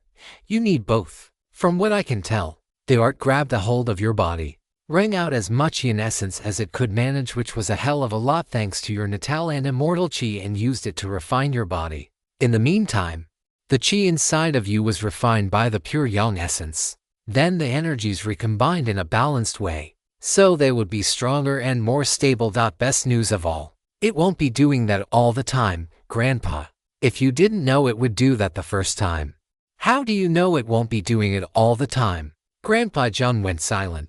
It's running all the time now, isn't it? Only as long as you draw in significant amounts of chi. So, anytime you cultivate, which is most of the time, look on the bright side. Instead of smelling like a cholera outbreak at a diaper testing facility, you now smell wonderfully of lotuses with just a hint of truffle underneath the floral notes. And I can't help but notice that you have some of the best skin on the base, with delightfully strong, supple tendons and fascia. Those brittle bones you grew up with are now a long-distant memory. Also, you will now hit like a runaway wagon, and your palm arts are going to be downright diabolical with all that yin refinement. But let's not dwell on the trivialities. Better get back to the base. I hear a bell ringing. Cheon ran back into the depot. A squad of true disciples came flying in on their swords, landing hard. One stumbled and crashed into the dirt. Cheon could see blood and corruption on all of them. Doctors. We need doctors. Medic. I'm here. Cheon leapt into motion, pressing paper talismans on festering curses with a flex of vital energy while trying to figure out where the leaking was coming from. Is there anyone who can't make the walk to the hospital? Sister Wang. Got it. Cheon rushed over to the woman lying in the dirt. He could see blood leaking from her ears. A quick talisman to slow any curses. A quick check that she was breathing and that her neck wasn't broken. Safe enough to move. for a given value of safe. He scooped her up in his arms. She was almost half again taller than he was. But a cultivator's strength has little to do with the size of their muscles. He ran for the hospital building. The doctors were already waiting by the door. Stolen from its rightful author. This tale is not meant to be on Amazon. Report any sightings. Tian had learned not to offer any information about the injured person to the doctors. Apparently, earthly person's senses weren't remotely keen enough to pick up on all the actual problems lurking. His help wasn't helpful. His job was to stabilize, provide first aid, then get them through the door for the real doctors to take care of. He resented the condescending treatment at first, but got over it by the end of the first day. The doctors weren't being jerks for no reason. They were overworked. They didn't have nearly enough help for the number of patients they had to treat, which meant that they had, at best, minutes to teach, not hours or days, or years. Earning the title of doctor in the ancient Crane Monastery wasn't dependent on cultivation, but it sure helped to have decades worth of training and experience. Tian was still learning how to bandage wounds properly, or reduce a fracture in the field. Figuring out what subtle poison or curse had entered the body during a fight, impossible. An overworked doctor had shoved a couple of thick manuals into his arms, muttering something about deducting the cost from his merits, and told him to self-study. The merits never got deducted. Tian was still trying to figure out all the characters the manuals used, let alone what the words meant in the order they were placed in. It was 10 minutes of frantic work getting everyone stable and into the hospital that was barely 100 yards from where the squad landed, and another 4 hours working as an orderly, running and fetching for the doctors. Nobody died. Apparently no one would be permanently disabled either. This could count as a good day in the hospital. Little brother, is Sister Wan. She will be fine. Just let her rest peacefully. Tian tried to smile politely at the worried squad mates. It was hard telling an inner court disciple to back off. The status difference was enormous, and Tian was acutely aware that it would be easier for them to accidentally kill him than to leave him alive on purpose. But it was the job. So he put on the smile he had practiced and was polite but firm. Is it that bad? One of the inner court disciples had a look of creeping horror on his face. Is what bad? She's going to be fine. The smile vanished. These people weren't following the script. So no smile for them. Inexplicably, they all relaxed. Oh good. Good. You looked like you were trying to put a good face on something too terrible to mention. She is going to be fine. You can talk to her in 2 hours. Until then, with the greatest respect, please leave. You are too healthy to be in here. Still working on that customer service mentality. Little brother, pardon. Customer service with a smile. I'm sorry, Marshall uncle. I don't follow. You know, when you go into a shop and you get greeted with a smile. Go into a shop, Marshall uncle, a shop, where you buy things. Buy things. Marshall uncle. It was an open question who was giving whom a stranger look. Then one of the squad members chuckled. Come on guys. We'll get some food and let Sister Wang rest. Maybe we can cultivate that level of immortal detachment if we try hard. They didn't always go that smoothly. Of course, sometimes things got out of hand. Like later that afternoon, when a different squad came in. What do you mean? You can't tell me. That's my brother. You understand, my senior brother. I'm sorry, true disciple. He is still receiving treatment. So, I don't know anything useful. And even if I did, the rules are I fuck the rules. You tell me right now or I will claw your damn. Let go of me. Let go of me. You'll kill him. You'll kill him. Calm down, Brother Long. Brother Long. I'm here, Brother Long. I love you. Don't give up. I love you. You have to be calm, sister. They are treating him. You have to calm down. How can I be calm? Tian knew when to shut up and let his seniors sort it out amongst themselves. It usually only took a minute for the disciplinary squad to turn up. But they were overstretched and understaffed too, and a heavenly person could do a lot of damage in a minute. Killing him would only take 1 second. But this was the job, and he wasn't allowed to hide. So, he stood there and was firm but polite, and hid the fact that he was scared as hell. Time grew disjointed.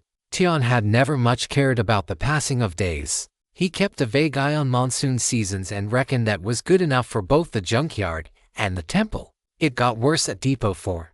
The constant stress. Being woken at odd hours. constant fear of being killed by his own setmates. They all broke down his sense of time. He didn't know how long he worked at the hospital once his career job ended. Weeks, certainly. Months likely. Then one day, Hong Liren barged into him outside the hospital. Idiot Tian. Brain-damaged Hong. There was a tightness in the corners of her eyes that Tian now recognized as damage. She wasn't bleeding, but he had been trained on this. Can you drink tea without hurting yourself? He asked. What? Can you drink tea without hurting yourself? He said it quite slowly and carefully. As far as he knew, her brain damage had never been treated. Tian started miming drinking, but she batted his hands away, rolled his eyes and said yes, obviously. Idiot. Good. I will make you a cup. Why? Because. He set up a little table and a couple of cushions on the dirt road next to the hospital. Hong was sputtering some nonsense, but he wasn't going to listen to the ravings of someone who thought they were a swan. The tea set was brought out, and with a great deal of care, a cup of green tea was served. They were new leaves, and he wasn't entirely sure if he had been ripped off when he traded for them. Eventually Hong settled down and drank the tea. He poured another cup. He didn't chat. He didn't have the knack for it. Hong shifted around, then laughed softly. I killed someone today. Tian nodded. It was a pretty ordinary thing around here. It wasn't even the 40th time she had killed someone. And those were just the ones Tian knew about. Not a heretic. Former brother. He had abandoned his squad in the middle of a fight. Just completely lost his courage and ran. Not a spell or a curse or anything. He had been warned in the past repeatedly about spreading defeatist rumors and lowering morale. There were numerous instances of him misappropriating monastery supplies that had been issued for missions. But really, it was cowardice in the face of the enemy that led to the death of four good brothers and sisters. That was the thing. It sounded to Tian like she was repeating things she had heard. Hong Liren didn't talk like that. He was an outer court disciple, and the evidence was overwhelming. Marital Uncle Chen pronounced the sentence as soon as the facts were recorded, then told me to use my sin-cutting saber. You get a saber when you join the disciplinary squad. They make us practice using it. Cuts and chops. Not for actual fighting, though. Uncle Chen only needed a single spell to force the coward to his knees and bend his neck. One chop. She was staring into the tea now, seeing memories. One chop. I had practiced. I always practice very hard. I don't want to let down people's expectations of me. One chop. And his head rolled in the dirt. The blood shot out. I don't know how far. Many feet. It stank. She finished her cup and set it on the table. That was the worst cup of tea I ever drank. The water was too hot. The leaves were steeped for too long. And are they even tea leaves? Because you are exactly the person I would expect to steal grass trimmings and use them for tea. Next time I will bring better tea. Tian nodded. Next time. We have a mission together. We do, yeah. Tomorrow. Be at the gate at dawn. We are going on a raid. Tian confirmed the mission at the mission hall. Combat patrol, with an expected duration of 2 days. Everyone going would be in the outer court, but it would be a double-strength squad, led by a senior brother. As usual, most of the people on the squad would be level 9, and, Tian suspected, well over 100 years old. The pay was a very decent 8 merit points. Apparently, he was now a combat medic. They had issued him the supplies. He checked with the mission department. Apparently, he was designated a combat medic 2 weeks ago. It had only been 2 weeks. I was sure a month had passed. I would have believed you if you said 2 months. Tian's voice was soft, small. The senior brother manning the desk at the mission hall was Zhang Jun again. There were supposed to be 4 people on staff, working in rotations. It was now down to 2, working alternating 12-hour shifts. Tian had heard the doctors talking about a push from above to make some jobs in the base available for the recovering wounded. The doctors were broadly in favor of it. He wondered if the mission hall would be one of those jobs. It's like that out here. It's like that in the mountains too. In Purple Bamboo Town we have a saying, 7 days in the mountains, 7 centuries in the mortal world. It's easy to lose yourself. He shook his head, looking older than his face would suggest. Tian didn't think he was at the peak of level 9, though. He didn't have the edge to him that the level 10 brothers got as they journeyed through the rivers and lakes. Any advice, Brother Zhang? You always seem to know what's going on.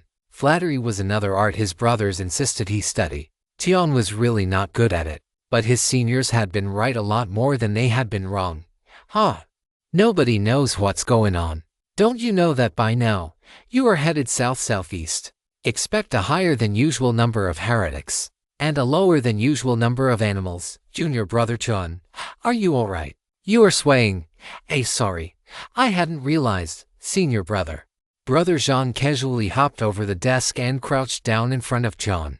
Pardon me. He reached out and spread the eyelids of Chun's right eye wide open. Junior brother, when did you last sleep? Oh, not too long ago. How many meals ago? Marshall and you gave me some fasting pills, so I don't know. How many shifts ago? Shifts? You work shifts at the hospital. To merit points per 8-hour shift. How many shifts have you worked? I don't know. I just keep working. And if someone needs help, I go help them. Sometimes the doctors will give me a pat on the back and I can feel their trust. Tian nodded seriously. My vital energy jumps up. And I can keep right on working. I see. Let me see your storage ring a moment. He pulled out an amulet and tapped it against Tian's storage ring. Good news, Junior. It seems you have accumulated a nice little savings of military merits. Oh, thank you. Brother Jean. Junior brother Chan, yes. Brother Jean, go to bed. You have 16 hours until you have to go on that mission. Use them to sleep. But I'm needed. Take it as a mission from me. I'll do the paperwork on my end. You just execute your orders. I have a memorial to write. Yes, senior brother. Thank you. John left the mission hall. He was staggering a little bit. Now that he noticed it, I've been telling you. Tian couldn't really remember what Grandpa had told him. There had been so many urgent things that needed him. Now, his bed urgently needed him. He made it back to the barracks, fell into his bunk, and passed out with his shoes on. Consciousness broke over Tian like a spring dawn. The cool earth gratefully accepting the warming rays of the sun. The fresh dew sinking into the refreshed earth and nourishing the roots of all living things. The soft breeze blowing, tussling the buds on the tree branches. See, he's fine. Of course, Marshall uncle. You are a doctor. You would never let a 13-year-old boy come to harm. You understand that I'm waking him up to go on a combat patrol, right? He will most definitely be fighting for his life in a couple of hours. Reading on this site. This novel is published elsewhere. Support the author by seeking out the original. Against the enemy. Yes, Marshall uncle. Thank you for your diligent care. Oh, for heaven's sake. I'm not even his supervisor. Why are you all glaring at me? You know, it's a funny thing. He was assigned to the hospital. Hospital Director Chen signed off on his orders. And then he just vanished from the paperwork. No supervisor listed. I know we are all very busy, but I think that's fascinating. What do you think, Marshall uncle? Yes, fine. We will keep a better eye on him. Now will you kindly tell Quartermaster Wu and the mission hall to calm the hell down? Because, and I know you know this, there are people with fatal injuries that I should be treating right now. Clear. Crystal clear, Marshall uncle. Tian recognized Brother Su's impeccably polite voice. He could hear Brother Su's omnipresent smile. The doctor's voice sounded familiar, but the doctors generally didn't introduce themselves. And Tian never found a reason to ask for names. Brother Su nudged his bed up and at him. Your mission is leaving in 30 minutes. Just enough time to put on a fresh robe and grab some food. Yes, senior brother Dadam. What was all that about? I overcorrected. Pardon. Tian was bewildered. He had never felt more rested and alert, but somehow, he couldn't understand what was being said. I overcorrected, Junior. Remember the whole empty grave and lecture about the importance of the law. Very clearly, Brother Su. Well, it is also worth remembering that just because a senior tells you to do something, even if it's your boss, sometimes, you have to tell them no, carefully, politely, understanding their circumstances and your own. It is risky, but it is still vitally necessary. I thought that would get me killed, senior brother. It might, yeah. Do your best, okay? Chan promised, and found himself dressed, fed and alert by the depot gate exactly 25 minutes later. The wasteland around here was more red sand than black. Tian was intimately familiar with the local wildlife, having traveled between the depot and old forward base Red Knife repeatedly. It was In his inexpert opinion, a lousy place, and he would rather be almost anywhere else. The junkyard definitely included. All right everyone, I'm Lukong, from Greenwater Town Outer Court. You can call me Brother Lu. We are headed southeast, but not that far, so don't get your hopes up. Today, we will have a medic with us, as well as a bobber from the disciplinary squad. So behave accordingly. You do a medic, keep yourself alive, then keep other people alive. Your job is not to kill people. If you see something, say something. Otherwise, focus on treating others. Got it? I understand, Senior Brother Lu. And you, young lady Hong, you can fight if you wish, but like the medic, your job is to keep yourself safe and return safely to make your report. I know my duty, Senior. Good. Everyone ready? Let's head out. The 20-person squad marched out into the desert. Tian fell in next to Hong and whispered, "Bobber, if I disappear." The disciplinary squad caught something. It was harder than it ought to have been not to fight. His instinct was to immediately jump into combat, rope dart whirling overhead. What he actually did was activate counter-jumper and focus on what was going on around him. Since they were outnumbered and ambushed 30 to 20, there was a whole lot to keep track of. There were also people happy to pick off the weaklings standing in the middle of the group. Tian and Hong found themselves fighting for their lives quickly, even as Tian tried to keep an eye on the rest of the battlefield. It didn't last long. Fighting a 7-foot-tall woman with a scorpion tail jutting from the back of her survival suit took his full concentration. He couldn't figure out her level. She didn't move with the fluid authority of a level 9, but she was faster. And after one exchange he knew much stronger than he was. The fact that she could launch an extra attack over her shoulder was less of a factor than he feared. The tail wasn't very flexible, and Tian was still short for his age. In other circumstances, it would have been funny seeing the stinger stabbing down at the top of his head and missing by a full foot. Since he hadn't seen the stinger move, he didn't find it very funny. "Medic!" someone screamed. Tian swore internally.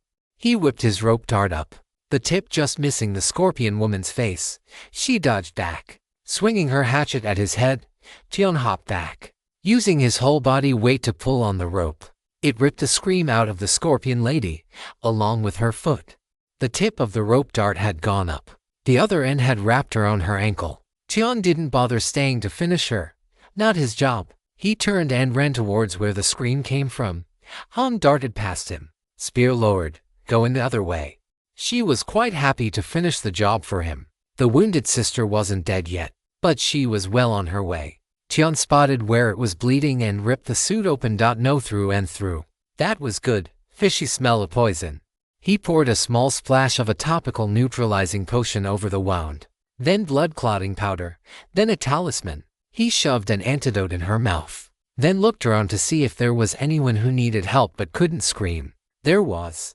3 more brothers and sisters were down. He switched to light body, heavy hands, and raced over to the closest one. He really couldn't tell who needed the most help.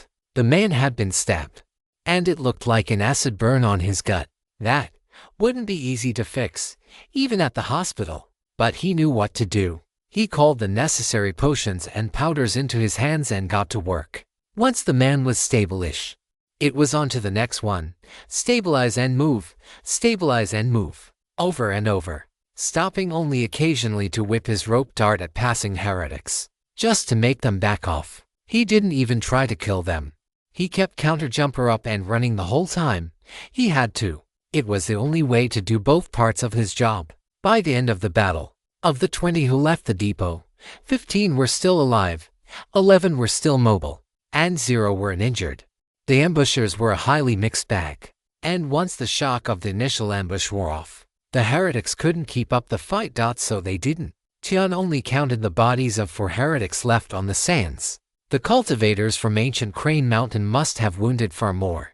But it was cold comfort. Senior Brother Lu looked over at Tian. "Can you get them mobile again?" "Some, with time, Senior Brother Lu. But as you can see, yeah, stretchers. That would be best, Senior Brother. Get it organized." Tian bowed, choosing comma for the moment. Not to mention the brother who had stepped aside at the last moment and let a heretic stab Tian in the back. It happened when Tian was busy slicing open a sect sister's belly. Some kind of foul insect was gnawing its way in through her guts, and the only way to rip it out was to widen the hole. Pour in a generic anti-goo medication. Pray that the goo wasn't well cultivated, and yank it out before it turned more septic. He had about managed it when Counterjumper picked up the vibrations of an enemy rushing at his back. Tian spun and threw the stunned goo into the rushing spearman's face. The scream was extremely satisfying. Less satisfying was the way the heretic lunged out with the spear anyway, forcing Tian to block it or watch his sect sister get stabbed. He managed to swing his armor on and knock the spear to the side, but the spear still cut through his protective suit and scraped along his ribs before just barely missing the big artery under his armpit. Tian repaid the favor by kicking his dart up into the man's groin, and once it was safely lodged, spinning the rope in a wide loop, the saw teeth ensured that anything softer than bone below his hips was shredded, particularly the femoral arteries. He waited for the screaming man to fall over, then got back to his sister, but not before seeing the face of the brother who should have blocked the heretic. The brother was engaged with another heretic. It could have been an accident. Lots of things going on, and everyone is responsible for their own safety.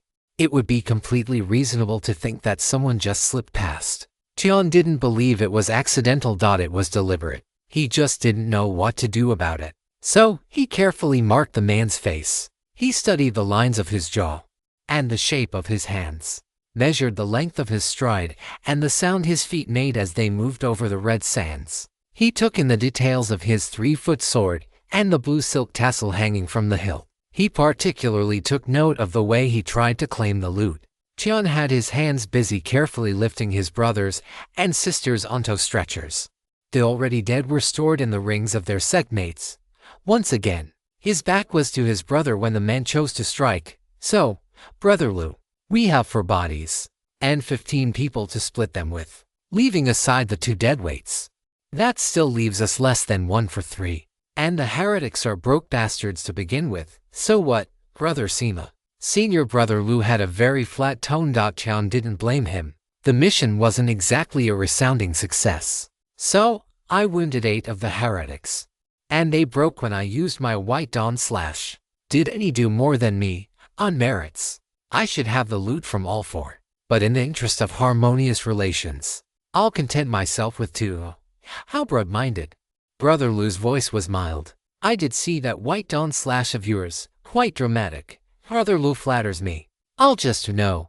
I done single quotes T. And no, you won't. Tian finished loading the wounded onto the stretchers and sorting out who was best able to carry them. Brother Sima only had a long scratch across his temple. It bled like crazy and covered his protective suit in dark blood. Brother Lu had been stabbed 3 times in the torso. Each time he had deflected the blades enough so that the wounds weren't immediately fatal. But he was a long way from fighting at full strength. Sister Hong, what are the sect rules for distribution of plunder taken during a patrol? Tian's voice wasn't very loud, but it was piercing. Brother Fu had forced Tian to read books on history and ethics until Tian swore he would run off and live with the wolves if he had to turn another page. He had a good idea of where this was all heading, and didn't want to go there. Understanding Order 5 of the Battlefield Regulations of Ancient Crane Monastery. Anything acquired during a mission for the monastery belongs first to the person who found it or who killed the person carrying it. The monastery has a superseding claim on any items on the gold fortune list, the red forbidden list, or any item above the heavenly person level. A person with a prior claim who chooses to divide his claim with others may earn merit points based on the value of the goods divided, or in the event of a group kill. The total value of the goods is determined and set via merit points or spirit crystals, then divided as equitably as may be managed. Han was clearly reciting most of what she was saying from memory. Tian had been forced to read the standing orders and regulations by his senior brothers. Most of it skipped off the surface of his brain like a rock skipping across a pond. But he remembered Standing Order 5 running to 20 pages of quite small characters. Han was giving them a brief summary, but it could be shortened even further. So he shortened it. It's complicated, but those who killed the heretics have the right to their stuff. Essentially, Han didn't needle Tian. She could read the atmosphere too. Sima wasn't getting many friendly looks, but there was an uncomfortable number of thoughtful ones. Tian nodded and pointed. I killed the one that's missing his cock and balls. I have some medical training. So, I am quite certain the one with the utterly destroyed genitals is the one I silently killed. Look, I even have the shredded remains of his bloodline trapped in the barbs on my rope dart. No time to clean it, too busy saving lives. Brother Seema, please, come take a close look. I would value your insight. Do you think this is all that remains of his once prided manhood? Or is some of it scattered over the sands here? This story originates from a different website. And sure, the author gets the support they deserve by reading it there. Cheon walked over, his rope dart rising like a viper around him, displaying red and white scales. Brother Seema recoiled from it, then took 3 big steps back. Cheon noticed the old man's hand was resting on the hilt of his sword. Don't be alarmed, Brother Seema. I already determined it's not cursed or toxic. I just want your opinion. What do you think about the body I destroyed? Do you want it? The old man spat on the ground and turned away. Senior brother Lu clapped and got the walking wounded moving and detailed people to carry stretchers. Cheon carefully checked over the body, removed the storage ring and only then shook the flesh off his rope. He won't forgive that, Hong murmured. She looked at him and sniggered. Mad dog's pup, Cheon nodded. Everyone else thought it was an insult, or at least a mean nickname. He made sure nobody knew it filled him with pride every time he heard it. As a reward, he didn't mention how he had left one of the other bodies, that of the scorpion woman, to her. She didn't have a fight over it. Nobody wanted to stand near him on the walk back. He didn't mind that one bit. They returned to the base. Perhaps not covered in glory, but Cheon was content knowing he did his job as well as he could. Nobody died on the walk back. That was a huge victory right there. He made his report, got through the interrogation with a minimum of doubt and ill will by the interrogator, and returned to the mission hall. Brother Zhang, I think you may be the one who needs a mission to bed now. Yes. Any word on when we are getting support from the walking wounded? No, I just got out of interrogation. Sorry, senior brother. Cheon brought out a large jug of wine and handed it over. He didn't recognize the characters on the side of the jug, but it smelled strong and spicy. It was probably good. I don't need an apology gift, although I'd like to take this one. Junior brother, do you know what this is? A major portion of the total loot I found today. Actually, I was hoping to ask you about someone. Brother Zhang looked longingly at the bottle, then handed it back to Cheon. I can't take it. Sorry. Believe me, I want to, but this is rare stuff, and I can't tell you anything about anyone that would justify the price. No, really, I'm not just being polite. I can't take this. Your brothers would hang me up from the rafters if I did. Go give it to that brother Sue of yours. He took a lot of trouble and heat on your behalf. I will do that then. Thank you, Brother Zhang. You are very kind. Cheon had never seen a human being look quite as awkward as Zhang Jun did at that moment. I'm really not at all. Who did you want to know about? Ask, then go. You have 24 hours down. Then you report back to the hospital. A Brother Seema who was on the mission with me today. What about him? Anything you can tell me without breaking a rule.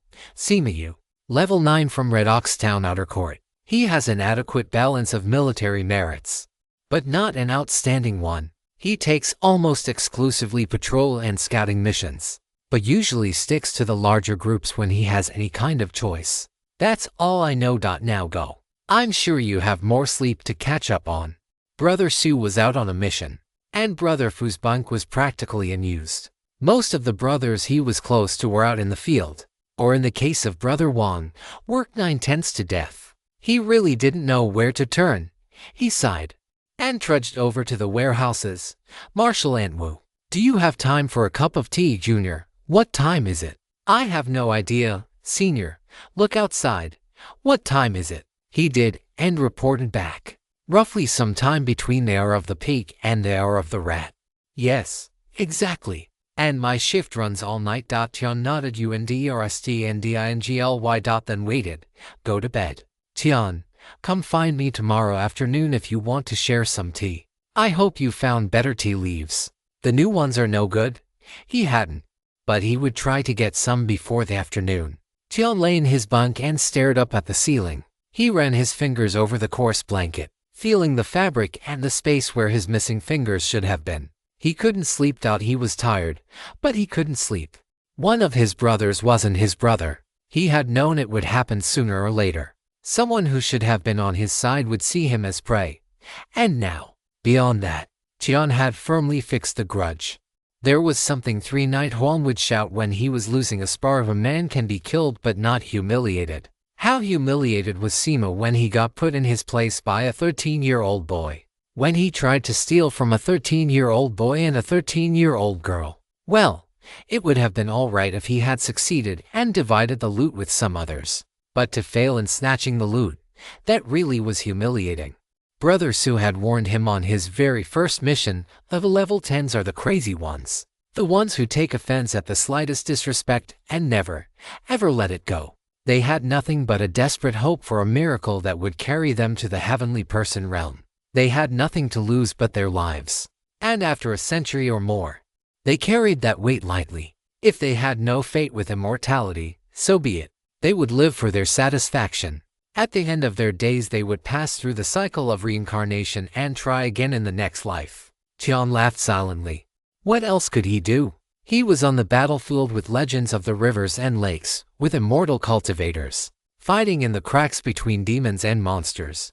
And it was like he never left the junkyard. Sometimes you have to fight to keep your food, even if what you are fighting is much stronger than you. Tian slept in, ate a filling breakfast of soy milk and steamed buns, then realized he was jammed. He wanted to get better tea, but the only places he could think of where you could get better than what you already had were the warehouses and the crafters.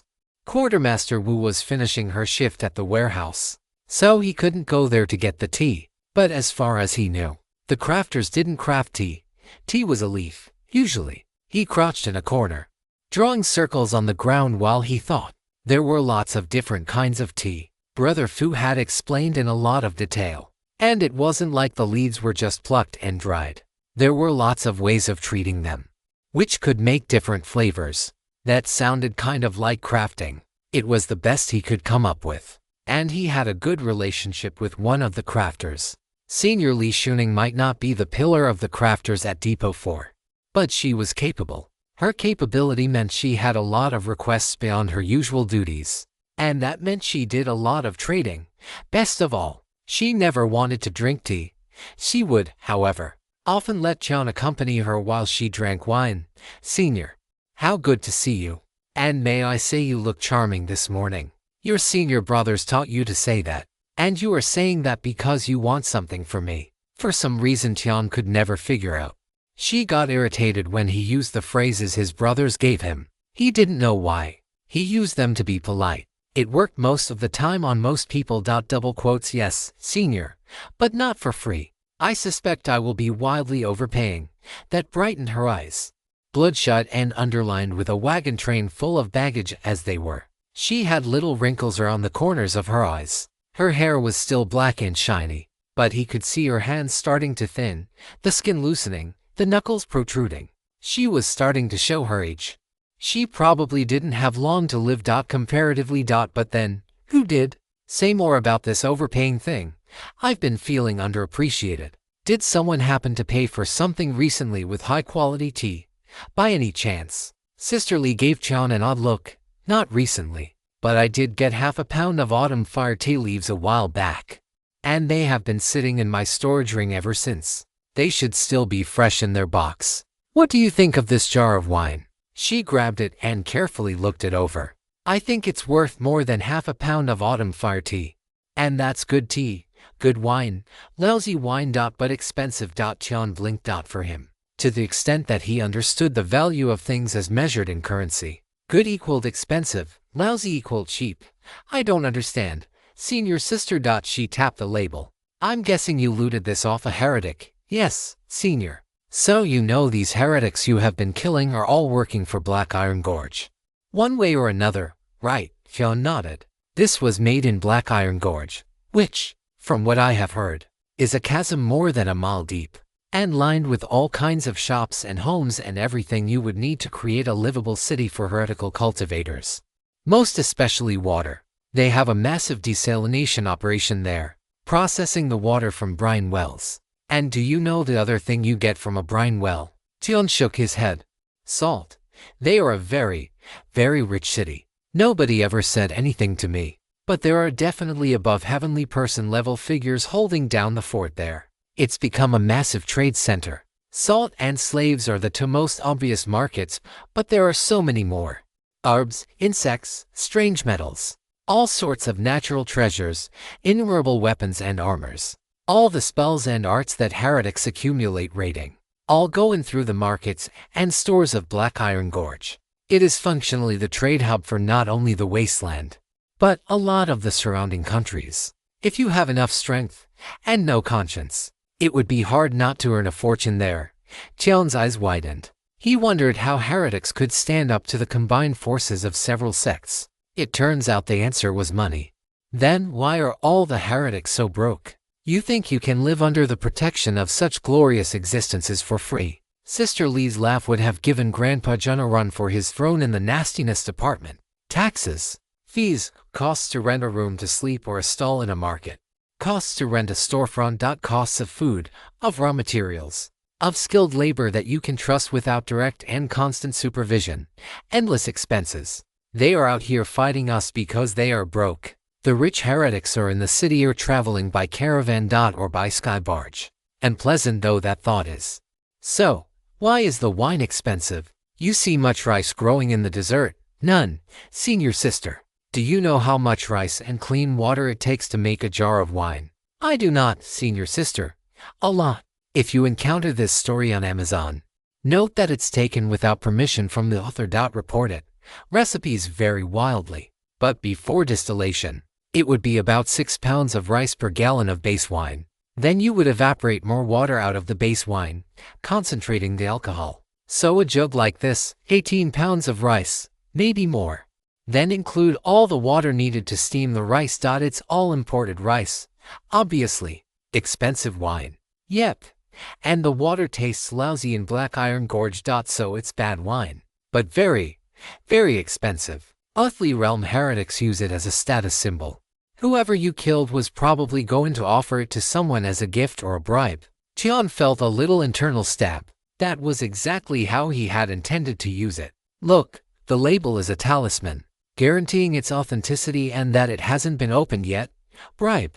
Well, even if you don't want to drink it, would you trade for it? Tion brewed the autumn fire tea gingerly. He didn't know how to brew it, and Sister Lee hadn't known either. Quartermaster Wu's office was surprisingly snug, filled with shelves full of ledgers and made habitable only with 2 hard chairs and a wide desk. The only examples of the luxuries permitted by her station were the 2 intensely plush pale green cushions on the chairs. The softness of the cushions seemed to match well with the scent of the tea leaves waiting for the water. It's a red tea, so it can probably stand up to hotter water than green tea. But other than that, I have no advice. Quartermaster Wu smiled. It was somewhat endearing seeing a plain-looking child fussing over his tea set, especially since he was so sincere about everything. It was comforting to know the traditions of the West Town outer court that made her continue on to a new generation. I'm sorry, Marshal Ant. I was supposed to study red teas with senior brother Fu, but we were still on white and green teas when we left West Town. I think at this point you can call me Auntie Wu. Marshal Ant gets tiresome to hear over and over again. Tion's eyebrows shot up. This was not a small change in relationship. It was entirely welcome, though. Auntie Wu. He stood and bowed. She chuckled and waved him back to the kettle. Glad though I am to talk to you. I don't think you came looking for me in the middle of the night for a cup of tea. What's troubling you? What do you do when a brother isn't a brother? Auntie Wu sighed. Let's wait for the tea. There is no right answer. Sorry. It's depressingly common. And it gets worse when you reach the heavenly person level. Remember our conversation about adventuring? Tion had laid out everything that happened. It never occurred to him not to. Yes, Auntie Wu. At the heavenly person level, progression is tied to adventure. Particularly getting to the next realm. It's a bit more complicated in practice. But that's the gist of it. Well, if two people both believe that their path to immortality hinges on the wave-cutting saber forged 5,000 years ago by the blind swordsmith Nine Thunder Pei, they aren't likely to have an amicable discussion about who would benefit the most and how the other can be reasonably compensated. Tion nodded. How much is cutting someone's path to immortality worth? Right. So while heavenly person cultivators seem calmer than level 10 cultivators, That's only until benefits are involved, and it seems this Sima is both humiliated and without his benefits. She raised a hand, stopping Tian from speaking. Yes, his benefits. The meat was already in his mouth. How could he let a little mouse yank it away from him? He won't wait. Pardon, your next trip out, or the one after, or the one after that. Anyway, it will be soon. He won't make his move inside the base, because he'd never escape. But once you are in the wasteland, he will be waiting, and he will kill you. If he is more hungry for benefits, he will kill you from ambush. If he wants revenge, he will cripple you first, then make you wish for death. Tian stared into his teacup. He had been hoping for reassurance. Stick with large groups. Don't take any missions outside in groups of less than 20. And don't take any missions with him in it. Have a word with the mission hall and explain that, for personal reasons, you don't want to go on any missions with him. Hell, say there was an argument over loot. That's common enough. Then offer them some spirit crystals. How much do you have? I've saved 40. Andy Wu choked on her own spit. 40? Are you eating them or something? I thought you would have a few hundred. How is that possible? The missions don't pay anything like that much. He had looted more, of course, but constant investment in tea, wine and snacks did add up. Everything had to be flown in, so it was all dreadfully expensive. You work in the hospital. At the very least you could be collecting tips, shuttling things to patients, letting friends visit after hours, that kind of thing. Even if you weren't skimming supplies. Tian looked scandalized. I would never. Andy Wu covered her face, laughing softly. But you would murder this Sima fellow. It's not murder if it's self-defense, Andy. At least that's what some of the books say. Semantics. You will try to kill Sima Yu if you think you can do it safely. Yes, no problem looting bodies. Why would that be a problem? Handling corpses? No, that's pretty normal, I think. Would you rob someone to feed yourself? Of course. Kill someone to feed yourself? Tian hesitated. It would probably depend on the circumstances. A heretic, sure. At least you are honest, in your fashion. So why wouldn't you stoop to earning a little extra income at your job? Because then I wouldn't be doing my job, Andy Wu. And if I don't do my job, good brothers and sisters will die. And I'd rather be poor than live knowing I did that. If I am poor, because I don't feel poor. He didn't mention that he knew doing such a thing would disappoint Brother Fu and Elder Ru deeply. Tian would do almost anything to avoid that. You are only slightly richer than the brokest earthly realm heretics you are hunting. You are poor. It's hard to get far when you don't have money paving the way. Gathering wealth and resources is a core part of your growth, especially at higher levels. She sighed. Got any wine? A few jugs. Call it a gift to whoever is on duty at the mission hall. Some wine. And all your spirit crystals. If you really have to, drop my name. But don't unless you really have to. There are politics involved. And you are already in the middle of one mess. You don't want to be in the middle of another. I think you know why asking me to make a move is useless. Tian nodded. He would do that. Neither of them mentioned that it wasn't really a solution. Neither was having Auntie Wu warn Sima. The deterrence of the inner court only went so far. And it wasn't far at all in the wasteland. Dragging things out wasn't a bad idea. People died every day on patrol. One day, it might well be Sima's turn. Tian smiled slightly to himself. Auntie Wu hadn't discouraged him from killing Sima. He just needed to make the right opportunity. The mission hall was understanding. Once they understood that Tian wasn't trying to get out of doing missions generally, just ones with a particular senior brother. Naturally, the mission hall couldn't keep track of all the endless friendships and rivalries between the outer court members. But keeping track of one of a very few medics was manageable.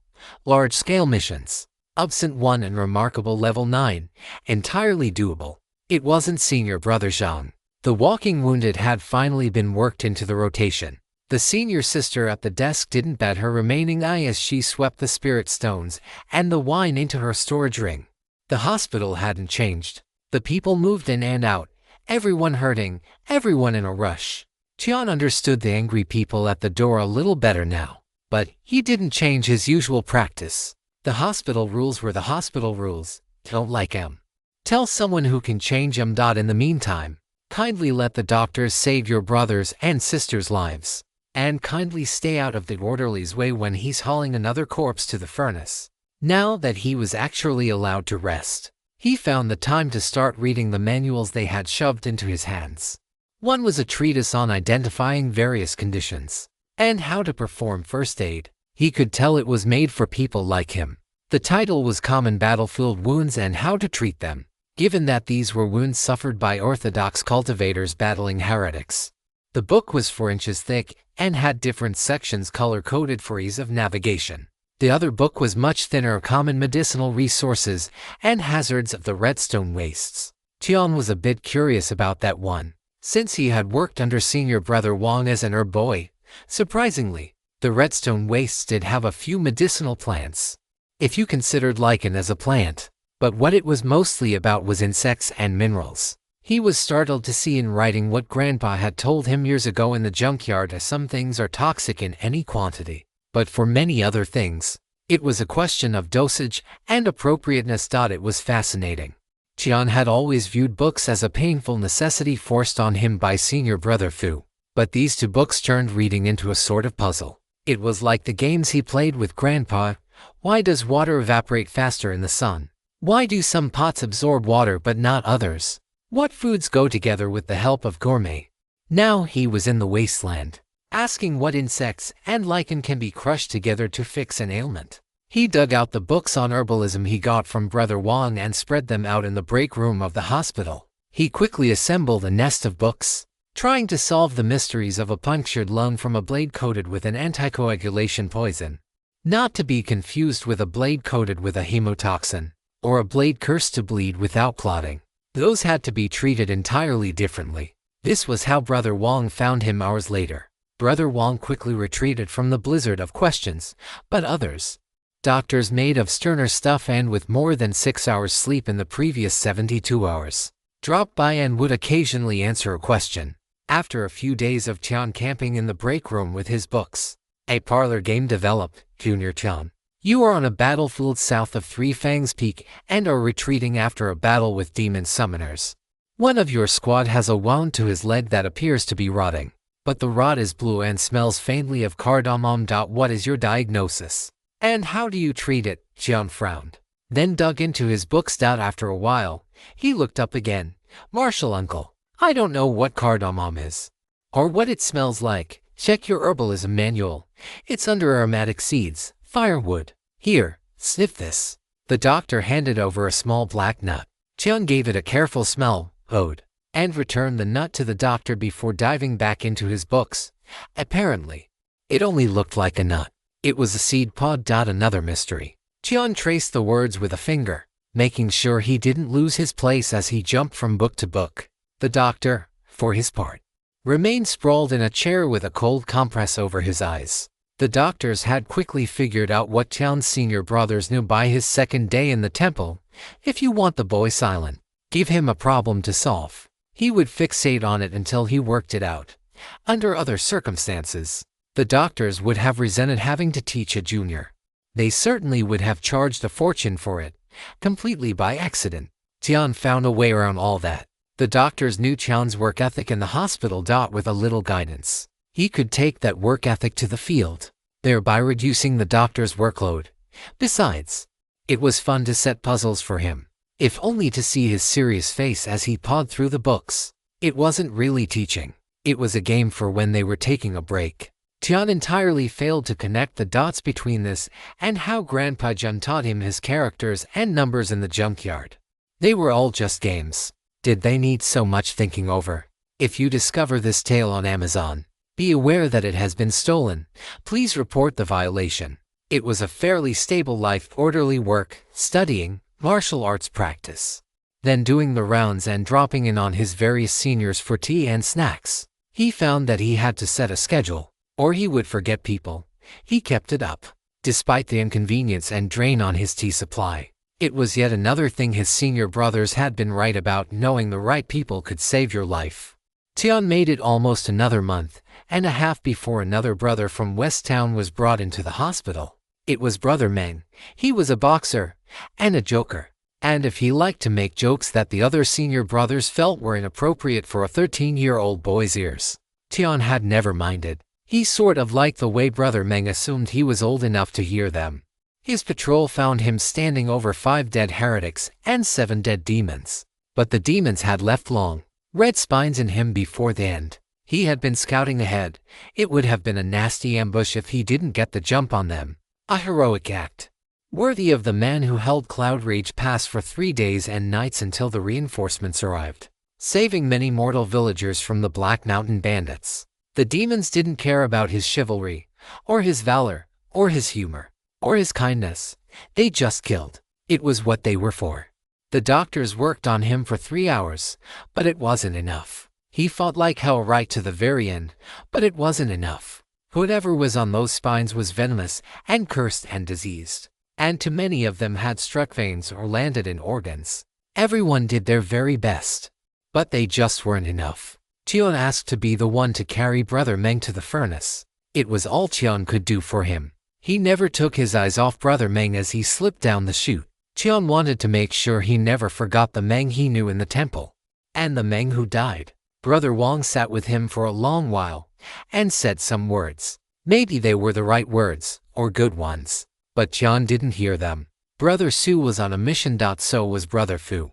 He was sure Senior Brother Fu would know what to say. Brother Fu could explain how to deal with these things happening in his chest and wrapping around his heart and his throat. He could explain why he felt like he couldn't speak and needed to scream and fight something, and above all make it so the bad thing didn't happen.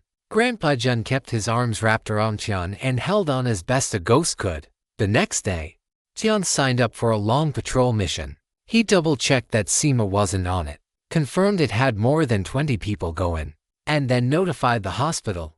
Everyone, but everyone, clamored that this was the single stupidest thing he could possibly do. He went anyway. He was due to go on a combat patrol.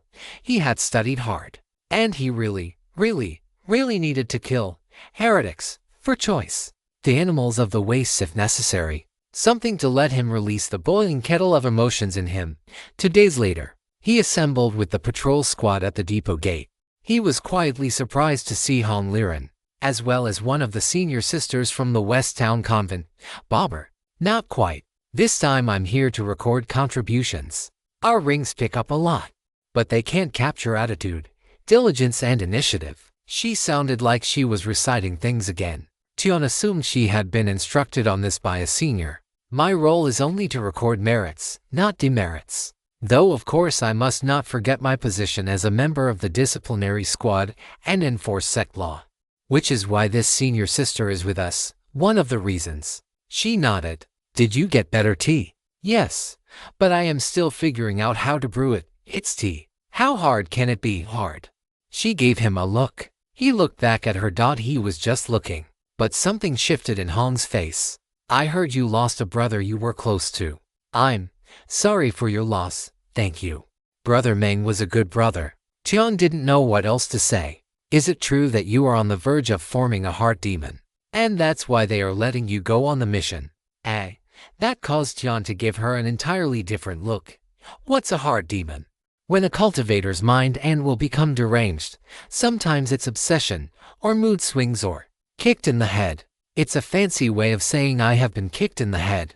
I don't think so. But then, Tian sighed and looked out the gate. Brother Su did say we are the crazy ones. Maybe I'm just talented, and I am getting there ahead of my cultivation. It's more than just being kicked in the head. Stupid Tian, Hong muttered, as an inner sect disciple flew in on a sword. Greetings, I am surnamed Ko. You may refer to me as Marshal Uncle Ko or Senior Ko. I will be leading this expedition into the southeast region.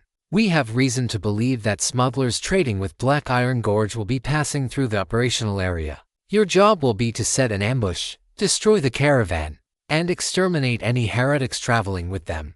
I will be there to support you if a heavenly person cultivator is present or some other calamity emerges.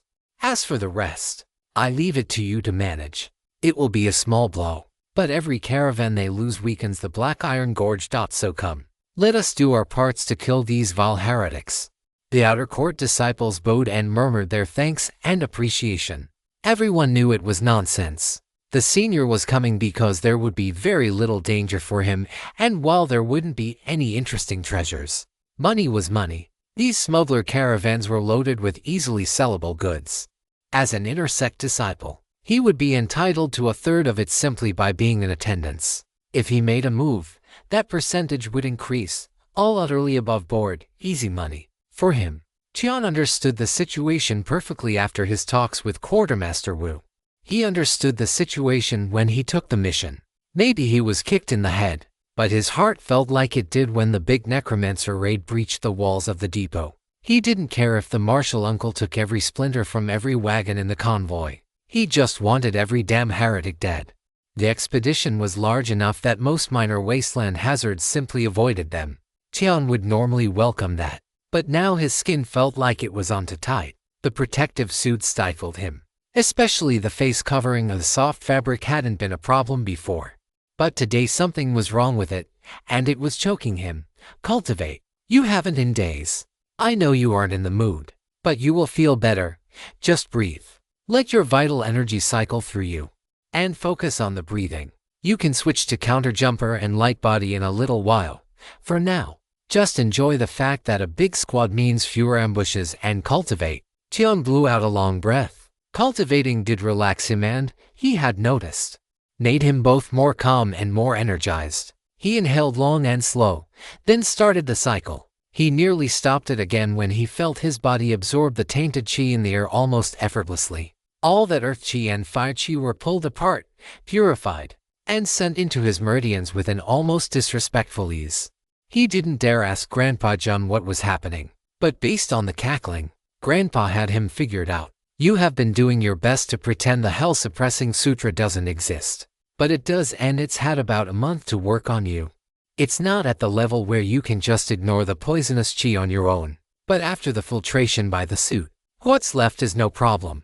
As for what exactly it is doing, the yin part of the arts is absorbing the earth and fire qi and dissolving it into a more pure, elementally neutral form of qi. The yang part is taking that dissolved qi and hauling it through your meridians.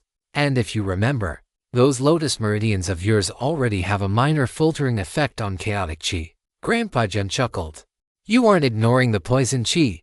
You are accepting it, suppressing it, and refining it. Told you it was a good sutra. Tian almost wanted to laugh. It was so damn unreasonable. The heavenly person heretic had presumably found the statue with the sutra on it when they were out adventuring, or when they had killed someone else who had discovered it. They knew it was valuable, that it was an opportunity, but they never figured out how to use it. Then the old monster was 99 parts killed by a direct disciple, finished off and looted by Tian. And only then were the secrets of the statue finally cracked by the unreasonable abilities of Grandpa Jun. And while Grandpa Jun didn't know everything, he did know far, far more than anyone else Tian had met. He sometimes wondered what it would be like if Grandpa didn't have to constantly scrape together every little shred of energy. Tian would probably be at the above heavenly person level, whatever that was. Maybe he would have his own sky barge, or a flying sword. Tian let his breathing flow in a seamless cycle, feeling the vital energy flowing through his body, strengthening and nourishing him. Just focusing on the breathing, then letting his eyes keep a watch over the wasteland, and letting his body do the moving. The hours passed, and the miles vanished under their feet. He fell into a state of indifference. He moved when the sister ahead of him moved, stopped when she stopped, and let the thought fly across his mind like birds through a blue sky. They would pass, and the sky would remain. The sister in front of him stopped suddenly. Tian matched her, then looked around to figure out why she had stopped. A scout had returned. His hands flashed enemy, 10, southwest, 2 miles. Tian observed the landscape. No handy fissures to hide in, and after last time, he didn't really want to risk it. He supposed it would depend on where the seniors decided to set the ambush. The immediate area was not promising. Flat stretches of OSHA rock rising out of the red sands, then sinking back down again. There was the occasional scrub bush, none more than shin high, and all more twig than leaf. A mouse might hide behind one, but nothing bigger. On the other hand, anyone with even half an ounce of sense would be extra alert any place suitable for ambushes. So, he didn't know how to solve that puzzle. The answer turned out to be a lot simpler, and harder than Tian had imagined. Lie down and don't move. Tian had another sudden flashback to the garbage dump and his games with Grandpa. shape, shine, color and shadow. Ideally you want to conceal your smell too, but that's a more advanced lesson. The other key is movement. If you are hiding, you must remain very, very still. Still like a mouse.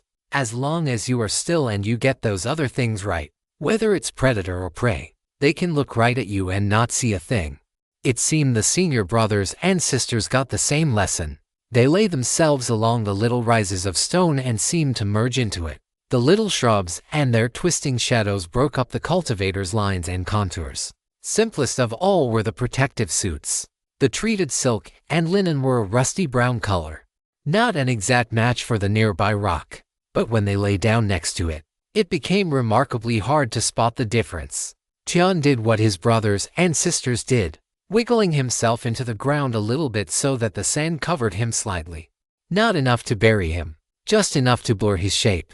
Tian closed his eyes and switched over to counter-jumper. 3 nights Wang had urged him to focus on vibration sensing because while the range was short, you could sense things in the dark, underwater, or coming at you through the earth. You might only get a single second's warning, but it was better than no warning at all. Find this and other great novels on the author's preferred platform. Support original creators. He lay there, taking long, slow breaths, trying to breathe as the wind moved, letting his body vanish into the sands.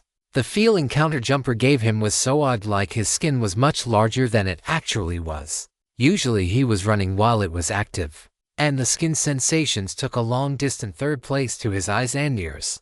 The only vibration he could feel running was the wind and the shock of his feet against the sand.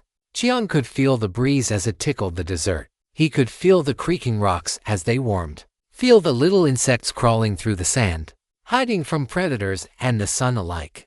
Now that he thought about it, the scorpions tended to be black or brown and preferred the shade of big rocks when they weren't buried in the sand. Were they like him, waiting for the vibrations of prey? He breathed in, slowly out again, trying to forget himself, trying to forget the blackness of hate bubbling and thickening in his chest, just breathing and feeling the wasteland. The vibrations were subtle at first, lost in the wind and shifting sands. A too regular tap tap tap on his senses. Then the taps became thuds. He couldn't hear them, but he could feel their steps. They must be moving silently through some charm or spell. He heard the screaming start. He didn't move. Just an ordinary patch of dirt. There were more screams and shouts. He recognized some of the voices. Probably time to be up and at him. Besides, there were vibrations coming towards him that weren't making a sound. Tian waited until they were practically on top of him before he burst upward. It was a man with a long spear. Tian was already close in. He lashed out with his palms a chest. Ellie. He moved lower on the heretic's back, then struck the spine. The heretic didn't have time to scream before his organs exploded and his spinal cord was shredded into fibers. Tian smacked his head, just to make sure there wouldn't be any accidents. He hesitated. Should he say that's for Brother Meng or something? No, that wasn't nearly enough for Brother Meng. Brother Meng was worth 100 of these scum. 1,000. There was a sharp scream. One of the sisters was clawing at her chest. Looked like a job for the medic. If he fought, he could take some revenge for Brother Meng. The boiling mass of hate in him demanded he do just that. He felt Grandpa Jun's hand settle on his shoulder. Just that ghostly touch. It was enough to bring him back. If he was killing, he was neglecting his actual job. He would disappoint Brother Fu and Elder Ru terribly, as well as disappointing Brother Meng's spirit, and he couldn't stand that. Tian rushed over to the screaming sister. She had already ripped open her robes, pale white skin spilling out into the toxic air. There was a hole drilled into her, just missing her heart. Lie down. Down. He did his best to bark like the doctors. He hadn't practiced it, so it didn't work. She kept screaming and clawing at her chest. I said lie down. Her eyes reached him, and something connected. She knelt and let him guide her to the ground. The battle was ending. It lasted barely 2 minutes. He had to work quickly. The wound would be fatal if he didn't, and the intrusion of the poisonous chi would constantly erode her strength. There were no immediate signs of rot or decay around the wound. No fishy odor. No obvious sign of a curse. He slapped a paper talisman on her anyway. If there wasn't any curse, it wouldn't activate, and he could reuse it. He couldn't see what had made the injury, The wound channel seemed far too wide for a hidden needle or a thrown goo. But there wasn't an obvious projectile sticking out of the patient either. Could it be a charm? It might well have been. Which would make things simpler. Did you see who did this to you? What made the wound? Yes. A charm. It was a wind arrow charm. Bastard. All right. Hold still and remember that the person who hurt you is already dead. She blinked at him in confusion, which worked for Tian. As this tended to hurt, he tipped a little powder into the wound, then slapped a prepared cloth over it and leaned on it. The sister made a muffled shriek and spasmed, her level 9 strength nearly sending Tian flying. See, if you didn't know they were dead, you would be so mad right now. Keep pressing the cloth to the wound. Don't move for at least 15 minutes and give the blood-clotting powder time to do its work. Tian nodded at her, then started looking around for the next person who needed his help. He spotted a brother nailed to the sands with a spear through his gut. Still alive. Tian ran over. It was a nasty case. Infection and sepsis had set in. Everyone in the hospital could recognize the symptoms better than they could their own faces. The heretics did something to their weapons that spread disease. He was able to roughly clean and seal the wound, but real healing would take days and a real doctor. Tian checked the rest of the squad, and all the other wounds were minor. He applied an ointment to make sure they stayed minor, and then checked to make sure everyone had their protective clothes patched and sealed. A small tear would be easily missed and eventually fatal. A little extra care now would save a lot of work later. Hong Liren was fine. It looked like she hadn't even gotten her spear wet, and she was a bit pissy about that. Is everyone able to move again? Martial Uncle could drifted down from far up in the sky on his sword. He made it look effortless. An immortal treading the sky. The earthly people below could only look at each other. Then somehow, they all turned to Tian. I guess the duty of a medic is to report. No confidentiality here, Tian thought. We only have to with serious wounds. The senior sister should be mobile in a few hours. Though she won't be combat capable without medical treatment or better healing potions than what I was provided with. The senior brother cannot be moved except by stretcher. He will certainly die if we don't take great care with his transportation. He requires urgent medical care and better healing agents than what I have. The senior looked over at the setting sun. We are still some days from where we will be setting the ambush. We can camp here tonight. If they are healed in the morning, all is well. If they are not, they must be left to make their way back to base on their own. Tian thought the sect tissue tents were very strange looking. The little lintos and nests he built with grandpa were circles or rectangles. These were more like three-sided pyramids. If a pyramid had one corner dragged way out, you could sleep lying flat along the long side or sit up in the exact middle of the short side. The pointy end was to be set facing the wind, and that was that. It didn't make the least bit of sense. Why not build it even lower to the ground if you were worried about the wind? Why make it a triangle instead of a rectangle? It was bizarre. But when they were staked out, you had a tent that was sealed on every side, sturdy, and worked even better than the protective clothes to filter out the toxic earth and fire chi of the desert. Tian sat in it for a minute. Nothing special happened. He laid out his bedroll and put down a couple of looted cushions just for fun. Then put them away because they were annoying to walk over. Then put them back because now he was by the door and they weren't in the way anymore. And he had the urge to make the dark space at least feel brighter, even if it wasn't actually any brighter. I need to go check on Brother Long, Tian sighed. There was only so much his tent could do to distract him. It turned out the senior brother who got a spear through his gut was surnamed Long, a common name for cultivators. This senior brother Long preferred fighting with a long spear, believing himself to be peerless with a spear within the same realm. Senior brother Long immediately attacked a heretic carrying a shorter spear and a shield during the ambush. His fight ended when the heretic blocked Long's spear upwards with their shield and buried their shorter spear in his gut.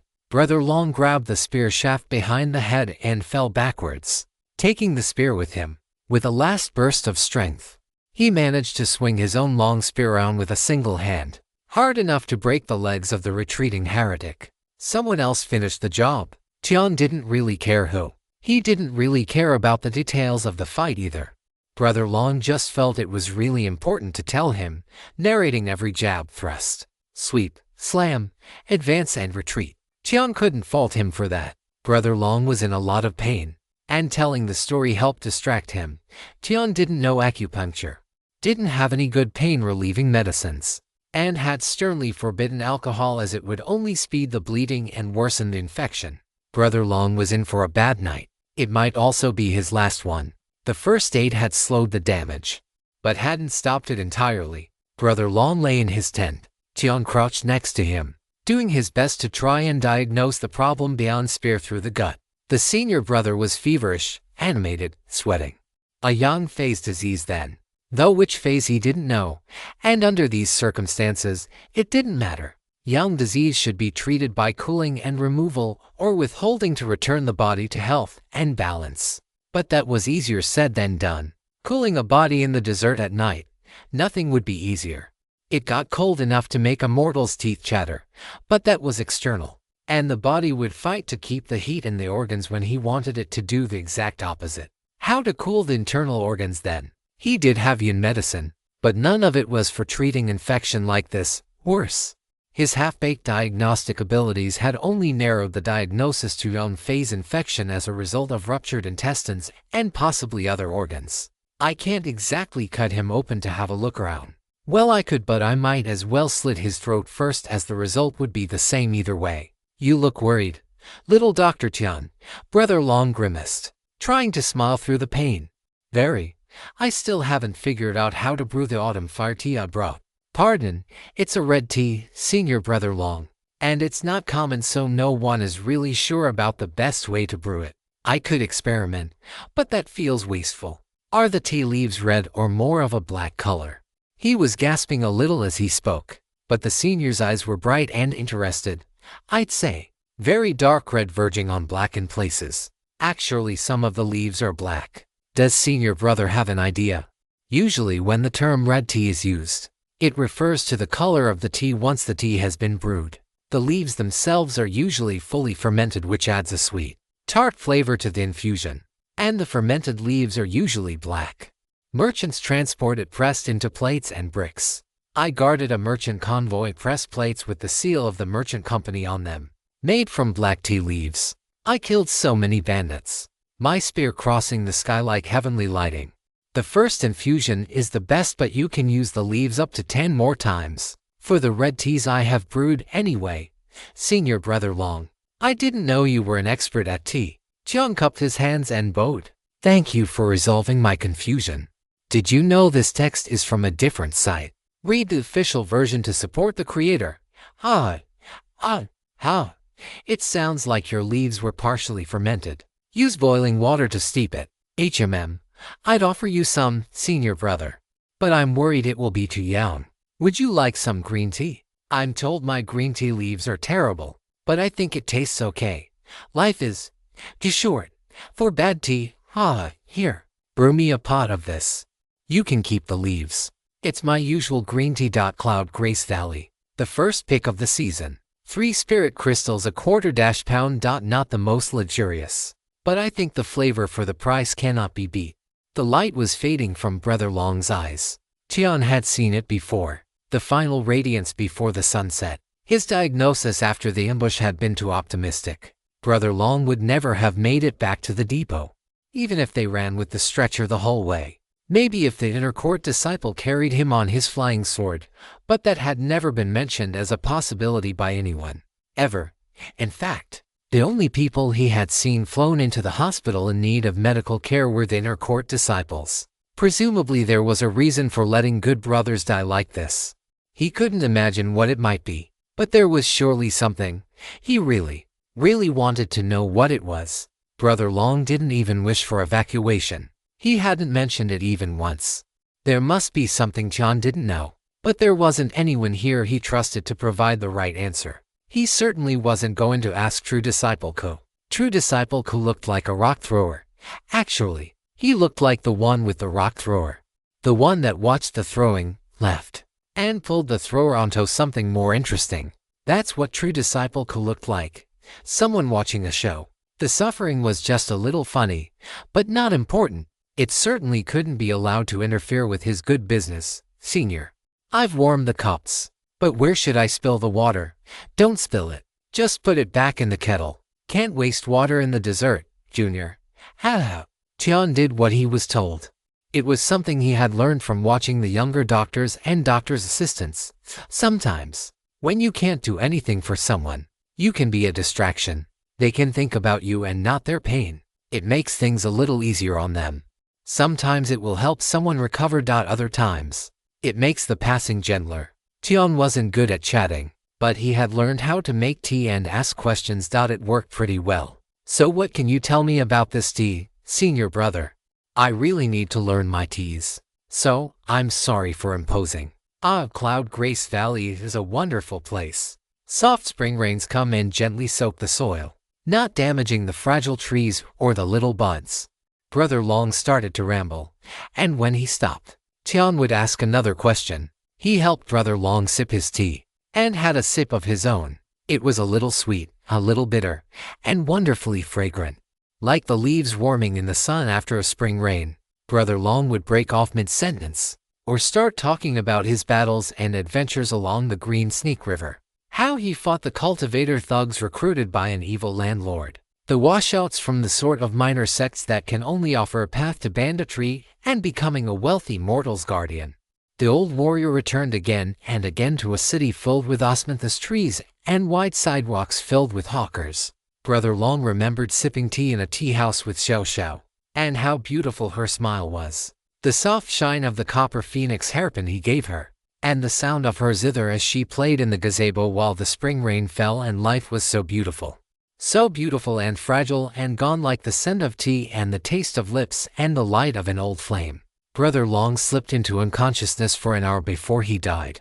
Tian sat with him until the end. It was all he could do for his brother. When the pulse was gone and the moaning breaths had stopped, he called for Sister Hong. She came and confirmed Brother Long's passing, collected his storage ring, made some notes on a lead tablet, then bowed to Tian before turning to leave. Tian didn't understand why she bowed, so to be safe, he bowed back. Don't forget the tea, Sister Hong. It's worth 3 spirit crystals a quarter pound. And there is a quarter pound here. Expensive stuff. No, it's not. And it's yours. Every leaf of it is yours. Don't serve it to me. I brought my own tea. You can make that tea for me. Not this one.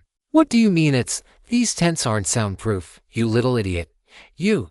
Stupid, ugly boy. He gave that tea to you. Everyone in the camp knows. The scorpions probably know. She turned and walked out into the night. What the hell did I do to deserve that? Tian wondered. Silently. Because apparently the tents weren't soundproof. He collected Brother Long's body into his storage ring with the others. They would be properly cremated back at the depot. For now, he could only keep them out of the hands of people who would defile them. Not a subject he took lightly after the necromancer raid. Cultivator corpses were valuable to the heretics. Tian had looked for the metal burning powder that Brother Su had used. It wasn't provided by the sect, and he couldn't afford to have it made. And he might have a point about needing more money. He walked towards the wounded sister's tent. But she called out, "No need, little Dr. Tian. I will be fit to move by morning. You can rest now." How she could be mobile by morning, Tian didn't know. Maybe she had a particularly good healing medicine. He bowed towards her tent and went back to his own. The cushions didn't look particularly fun now. They hadn't been very fun before, but now they felt lonely. He sighed and set them up like someone was sitting there. Maybe Brother Long could rest a while before he went on his way. Tian went to bed and closed his eyes. He began cycling the advent of spring, losing himself in the rhythms of his breath and consciously relaxing every muscle in his body. He started at the crown of his head, and one muscle group at a time worked his way down. He made it to his hips. Then he was asleep. At night, he dreamed of a woman playing a zither in the rain, smiling as the water ran over her face and sprayed from the strings. The sound was muted, distorted. Her smile was sad. Still, she played on, welcoming her love home. They struck camp a little before sunrise. The wounded sister, whose name Tian learned was Jo, another common name in the Broad Sky Kingdom, really was up and moving. She didn't explain herself, and Tian didn't ask. She decided it was safer to run towards the battle with the squad than to try and run back to base alone. Maybe she was right, maybe she wasn't. Either way, not his job, nor his place, to interfere. true disciple who didn't grace them with an appearance. Apparently nothing required him to make a move. The tarry mass of hate inside Tian got a little bigger, rising with the sun coming up over the horizon. Nobody felt the need to say anything. They just turned back onto the route and started running. Tian and Han Liren stayed in the middle of the pack. The heretics operated with the logic of beasts and would target the weakest first. Tian quite understood. He didn't make his brothers and sisters' jobs harder than it had to be. He silently jogged along with everyone else, cultivating through the day and periodically using light body to rest as he ran. No use using counter-jumper. If he was the one to spot an ambush, it was already far too late. The meditation calmed him. But the little tarry blob never seemed to wash away. It was always in his chest. Sometimes it was hanging on his heart. Sometimes it wrapped around his lungs. Sometimes it rose and choked him. It was the insanity of it all. His mind struggled to wrap words around the emotions. When he tried to run it through in his mind, he found himself contradictory, or qualifying every little thing, then making blanket statements. He breathed and imagined he was a tree. His roots dig into the barren ground, shattering rocks with patient force. His branches reach up into the sky, catching the endless sunlight. There was no rain here, or at least he hadn't seen any. He would be a thorny, skinny tree then, luring in birds and impaling them on its spikes, watering his roots with blood and nourishing them with flesh. A demonic tree. Or was it? A tree growing in such circumstances and surviving in such a way was conforming to its nature. Hornets were practically hate incarnate, and yet they too conformed to the Tao. It was their nature to be awful, spiteful, murderous things, and so they were. Were the heretics conforming to their nature? Tian was sure they would say so, but he didn't believe it. Before they were a heretic, they were a person, a human. Not whatever a heretic was, but humans were rock throwers. His thoughts swirled around, and with every pass, a thin layer of black tar coated them, becoming inseparable from them. Hating heretics is entirely normal. Not good, but normal. I'm not going to try and talk you out of it, for you. I think the way out is through, but I can tell you a little bit about hate. Hate is an emotion of attraction. You become fascinated with the object of your hate, studying it, coming to know it intimately. Or so you will believe. In truth, the one who hates is like one who loves. Their emotion makes it hard for them to completely understand the thing they are fixated on. There was once a monk, not a real monk. This is a made-up story, but anyway, there was a monk sitting at the foot of a spiritual mountain. Doesn't matter which mountain. Let's go with ancient Crane Peak. He's sitting at the foot of the mountain, meditating on it and trying to understand what he is seeing. At first, the monk looks up and sees ancient Crane Peak. It's a huge mountain and it's right in front of him. What's not to see? Then years go by, and he realizes that he isn't seeing the mountain. He's seeing some of the rocks and trees and things on the side of the mountain he can see. He can't see inside the mountain, or on the back of the mountain, or what's past the cloud layer. He can only see the tiniest and most superficial part of it. He can no longer see the mountain. Tian nodded. He could follow all that. So he studies it for centuries, for millennia. Studies it for so long, people think he's a geological formation. And then it clicks. He can see all of it in his mind, all of it. Every nook and cranny, every scrap of meaning, every grand truth hidden under the myriad layers of illusion the world lays upon our eyes. At long last, he can see the mountain. Tian waggled his head slightly from side to side. He got it, but didn't get it. What was the point of the story? Tian, which stage do you think you are at? He was only seeing the heretics without understanding all their parts. First layer. He hated heretics. He wanted to kill as many heretics as he could, or at least kill until this knot of hatred had dissolved.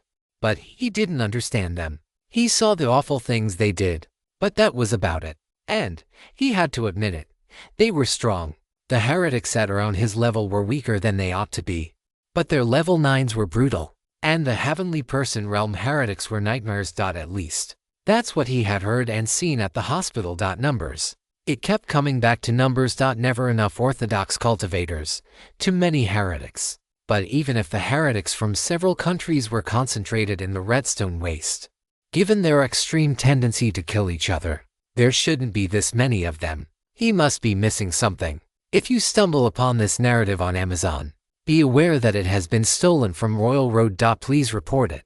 He was definitely missing something. He dug at the question for hours, not coming up with anything except another question.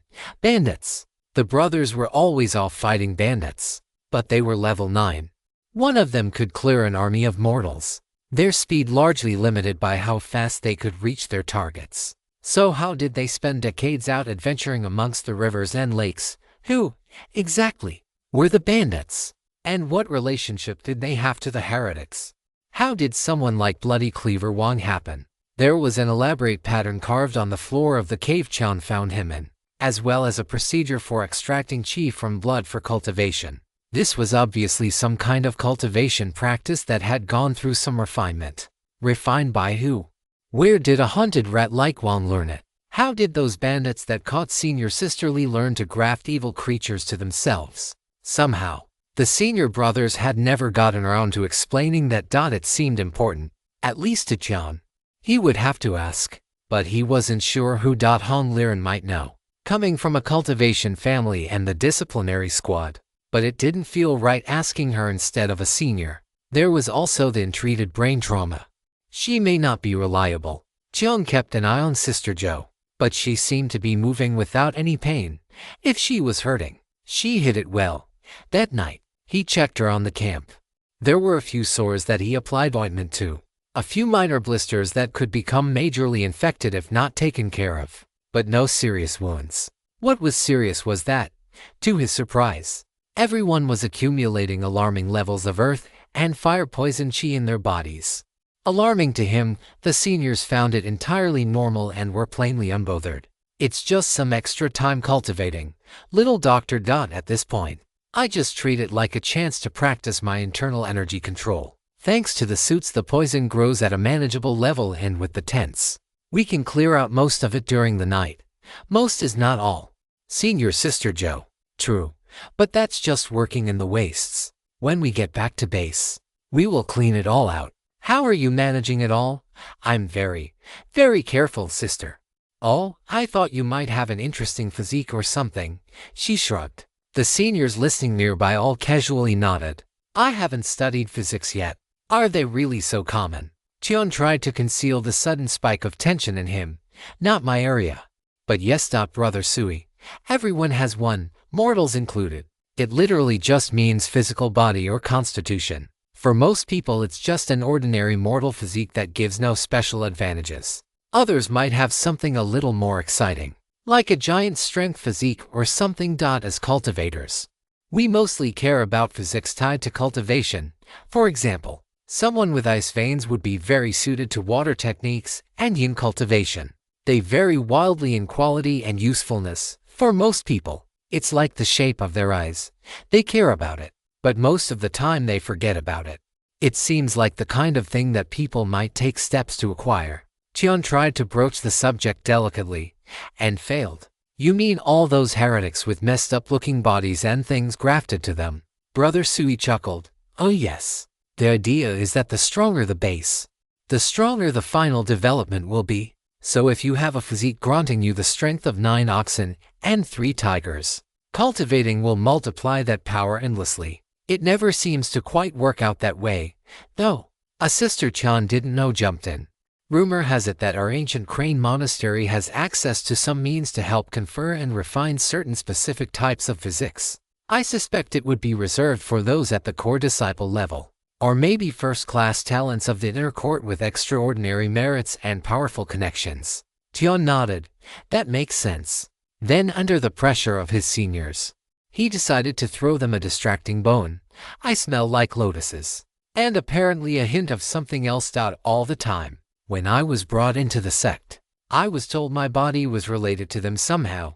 That's all I know. That got a round of oohs, some nods, some mutters about how it was too convenient, and the juniors today having all the luck. One person desperately wishing for a bath. And then everyone returned to their tents to cultivate. Hyun silently breathed out. He was convinced his dustless body was a great treasure, but seeing his seniors not even caring to investigate was both a relief and a bit disheartening. It would be nice to know he had something worth concealing. It felt like when he broke through to level 1 all over again, though. He had noticed that while Brother Sui downplayed the importance of constitutions generally, the words for most people did seem to come up a lot, which implied that some people had constitutions that were worth treasuring. And a boy in possession of a treasure has no one to blame but himself for being robbed of it. The next morning saw them off and running before dawn. Tian hadn't wound up asking about the bandits. There was no privacy in the camp, and he was feeling skittish. Something in the air. They were running through a rocky stretch of desert when the stones began to explode. The shrapnel sliced into the leading brothers and sister, and a few more caught the ones coming from behind. Tian whipped his head around, trying to have eyes everywhere and see who needed his help first. Everyone needed help. He needed help, but there was a gash across the back of his suit that skimmed off his shoulder blade. It didn't feel broken, but it hurt like hell. There was a roar, and a brother hacked his bright saber down on something that seemed to absorb the morning sunlight. Demons. They were ambushed by demons. Tian kept looking around, trying to find the summoner, trying to see how many they were facing. He counted 15, 18, too many. There were too many demons, and he still didn't see the summoners. He got his rope dart out. When fighting demons, you kill the summoner first if you can, the demons first if you can't get the summoner, and you worry about healing people only when the battle is done. Brother Wang had told him that. The doctors at the hospital had too. Something with too many eyes and hundreds of teeth rushed towards him, screaming like every animal in pain Tian had ever heard all at once. The hate in Tian's chest bubbled and throbbed. Tian screamed back and charged at the demon. It loved suffering. Tian would make it hurt. Tian whipped his rope dart around in a blur, snapping it forward like a 15-foot pike and aimed for an eye cluster. The demon flattened itself on the ground, then leaped forward like a frog. Its claws spread out like a hunting cat. Hind legs curled up to gut whatever it landed on. Tian shifted left and flicked the rope into loops, snagging the demon out of the air and flicking it upward. That felt weird. He didn't have time to get more introspective than that. The demon got launched, but not very far. It gave Tian a chance to pull back the rope dart, whip it around and make another skewering attack on the falling demon. It had already twisted its body around in the air to land on its feet. The dart caught it just behind the front leg, where the ribs would be on a mammal. Tian felt the dart punch in, then rip out again. Black bile sprayed over the desert, steaming as it hit the hot sand. Cold, freezing cold, caustic enough to melt holes in the rock and stinking like a charnel house. The demon screamed again. Tian didn't know if he heard it, or if that was just the noise it always made. It didn't slow down any when it turned and charged him again. If stabbing it once wasn't enough, Tian would just have to do it more often. He certainly didn't want to try his palm arts against a demon's skin. He remembered struggling through it from the inside. The demon bared its fangs at him, hundreds of needle teeth in a mouth that opened far, far too wide. Tian kept moving, shifting around but trying to stay close to his comrades. The heavy dart came in flat from the side, landing a bludgeoning blow on the demon's head. The demon made a sound. It didn't seem like pain. If anything, the demon sounded like it was laughing at him. Then it spat its teeth at Tian. Those hundreds of teeth came in a spray, hissing through the air. Tian grinned as he saw them come. He used light body and jumped straight up. The demon adjusted its aim, its too many eyes squinting in anticipation of the bloody mess to come. Tian had managed to get the dart back close to him, but it was now directly underneath him. Not a tactically useful location, unless you had been playing Grandpa John's jumping games your whole life. With a flex of vital energy, the rope turned into a rigid pole. The dart had buried in the ground. Tian kicked off the pole, going straight up once more. A loop of the rope around his ankle made sure the rope dart came with him. He was now 30 feet above the battlefield, a mess of demons and talismans and flying swords and flashing saber lights. It was a preview of hell. Tian called the rope up into his hands and whirled it over his head, then flung it down once more. The rope turned back into a lance. Tian wrapped his legs around it and rode it all the way down straight through the demon. This time Tian knew it was screaming in agony. He was screaming with it. One of the needle teeth had caught him. He kicked off the pole again, this time moving towards the back of the demon. He didn't get very far. He let the rope go soft the instant after he jumped. The rope bent over the lip of the wound and trailed down the demon's back. As Tian landed, The teeth hidden in the rope ripped the hole even wider. Then Tian lunged forward, letting his whole body drag the rope and dart out of the demon. One down. It wasn't enough to honor Brother Meng. It would never be enough. The tooth was buried in his hip. Tian's fingers could reach it. He grabbed it, ripped it out, and slapped a treated bandage over it. The pain was unreal. A white-hot suffering that alternated with a freezing cold that soaked through his side. He could feel the flesh being infiltrated by the poison and sickness the demon spread.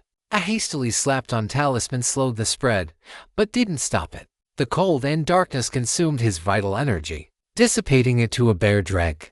Tian switched to Advent of Spring and cycled it as fast as he could while trying to see where the next attack was coming from. The demon that hurt him was dead, still twitching, but dead. The pain in his hip blinded him with a white flash of migraine. He felt his fingers and toes turning cold, then numb, then his hands and feet, then his lower arms and legs. Advent of Spring didn't stop working. She rushed into his body in great gulps. It seemed to be almost ripped from the air and dragged through his meridians and down to the lower dantian. The golden furnace warmed the chi and transformed it into vital energy. And the vital energy burst into the vacuum left by the yin poison. It was like watching fur-covered dead grass. Then green shoots rising up through the flames. The yang profusion was agonizing too. But in that dreadful moment of balance, he felt an incredible lucidity. Every nerve was sensitized. Every muscle thrummed with life and teetered on the edge of death. Every inhale and exhale were perfectly matched. Necessary complements to each other, endlessly cycling. He had never felt anything like it. He had heard the words ecstasy and revelation, but there wasn't enough consciousness in Tian to put his feelings into something as limited as words. He existed in a shattered moment, a point of perfect stillness in the chaos of the battlefield. The moment broke when another demon came charging over. Tian had a sense of profound yin imbalance, and instinctively threw his dart at it. There was a scream like a mother watching her children burn in a house fire, and the moment was lost. Did you know this story is from Royal Road? Read the official version for free and support the author. Bastard. Tian screamed right back and charged the demon. His rope dart spun in a blur and whipped down at the man-shaped demon with 6 arms and a tumorous lump for a head.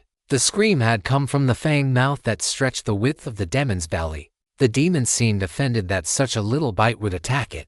The corners of the wide mouth pulled down and the arms stretched out with rigid claw-like hands. The mouth opened. A roar and a stinking blast of foul air blowing out of it. Tian wasn't polite with demons. He threw his dart straight in there. The demon snapped its jaw shut and grinned around it. Tian could feel it chewing on the rope. It was still charging at him. Tian grinned back. Well, he showed his teeth. Tian ran straight at the demon. The demon spread its arms wide and got low and countercharged, making sure there would be no place for Tian to escape. Tian didn't shift an inch from running straight at the horrible thing. He roared, shaking a small fist at the big monster, practically radiating a resolve to die with the beast. Then he stopped sharp and cut hard right, wrapping the rope around him as he activated Snakehead Vine Body. The demon, eager for the clash, ran straight past the bracing Tian. The saw teeth bit, and Tian ripped the demon's mouth wide open. He damn near cut the monster in half. The gore-stained rope dart with its unsettlingly organic-looking head whipped around like it was a hell beast itself. It paused for a fraction of a second in the air. Then the dart angled downward like a scorpion's stinger. Tian snapped the rope dart down, smashed through the tumor on the beast's shoulders and buried the dart in what remained of its chest. Then he ripped it out again. And then he was on to the next one. TSK. Looks like I have to make a move after all. A rain of long needles fell over the battlefield, landing on the demons and not a few of them burying themselves in 5 clusters in the dirt. The demons fell apart in loose heaps of stinking caustic flesh. The 5 patches of targeted dirt started darkening with blood. And like that, the battle was over for the warriors of ancient Crane Monastery. Tian's battle was just beginning. Demons, that meant using the sin-warding talismans. Tian raced around the battlefield, pasting them on everyone he passed, dead or alive. The dead started smoking as the talismans burned on their chests, the enchantment reacting violently to whatever was inside the late brothers and sisters. It made the living scream. Mostly they bit off the sound and endured. Mostly. Tian knew exactly how they felt. The talismans weren't supposed to cure anyone. They bought time. That was it. Extra time to save the living and time to purify the dead. Drag the wounded over to me. Drag yourself over to me. I know one of you knows how to try to get to it, Hyun yelled. Brother Wong had shown him that. Don't ask, it's an emergency. Command, give orders. And make damn sure you know what you are doing. Broken bones, they will keep. Clawed open upper arm infection and poison, but they didn't tear a major artery. So, it will keep for a moment. Stab through the chest. Already smelling like rotten meat. That won't keep. Tian moved to pour a cleansing powder into the wound, then slowed his hand. He pulled out a second talisman instead, and pasted it on the sister's chest. She wasn't dead yet, but the rot had gotten too deep too fast. He couldn't save her. So he moved on to the next person who needed him, feeling like he left something with the dying sister that he could never get back. The junkyard made him hard. Grandpa Jun and his brothers had worked tirelessly to make sure he wasn't cruel. But compassion has its price. Little doctor, sister maid is dead. I'm sorry. I am truly, truly sorry. But you need to shut up and get out of my light. So this brother will live. She's breathing. She's still breathing. Get him out of my light. Come on, brother. Come with me. She's breathing. She's still breathing. Come on. You can be with her now. She's still breathing. I know she's breathing. She can still be saved. Brother. Looks like you have things well in hand, little doctor. The voice was amused, and coming from directly overhead. Marshal Uncle could drifted down on his long sword. Not that well in hand, Marshal Uncle. Anything you can do to help would be appreciated. I wonder. Jian looked up for a moment. None of the seniors were saying anything. Even the one who had just lost someone dear to him wasn't saying anything. He just sat sprawled in the dirt, resting her head in his lap, gently cleaning her face. Jian kept his hands working. He rushed to the next brother, then the next, trying to get them stable enough to let him work on someone else for a blessed few minutes, until he had to go back and fix the next problem that went wrong with them. Over and over, the sun kept moving across the sky, and eventually sank below the horizon. 24 cultivators from the outer court had left the depot just a few days ago. By the time the last of the sun's glow had faded, there were 15 of them that still lived, with 5 seriously wounded.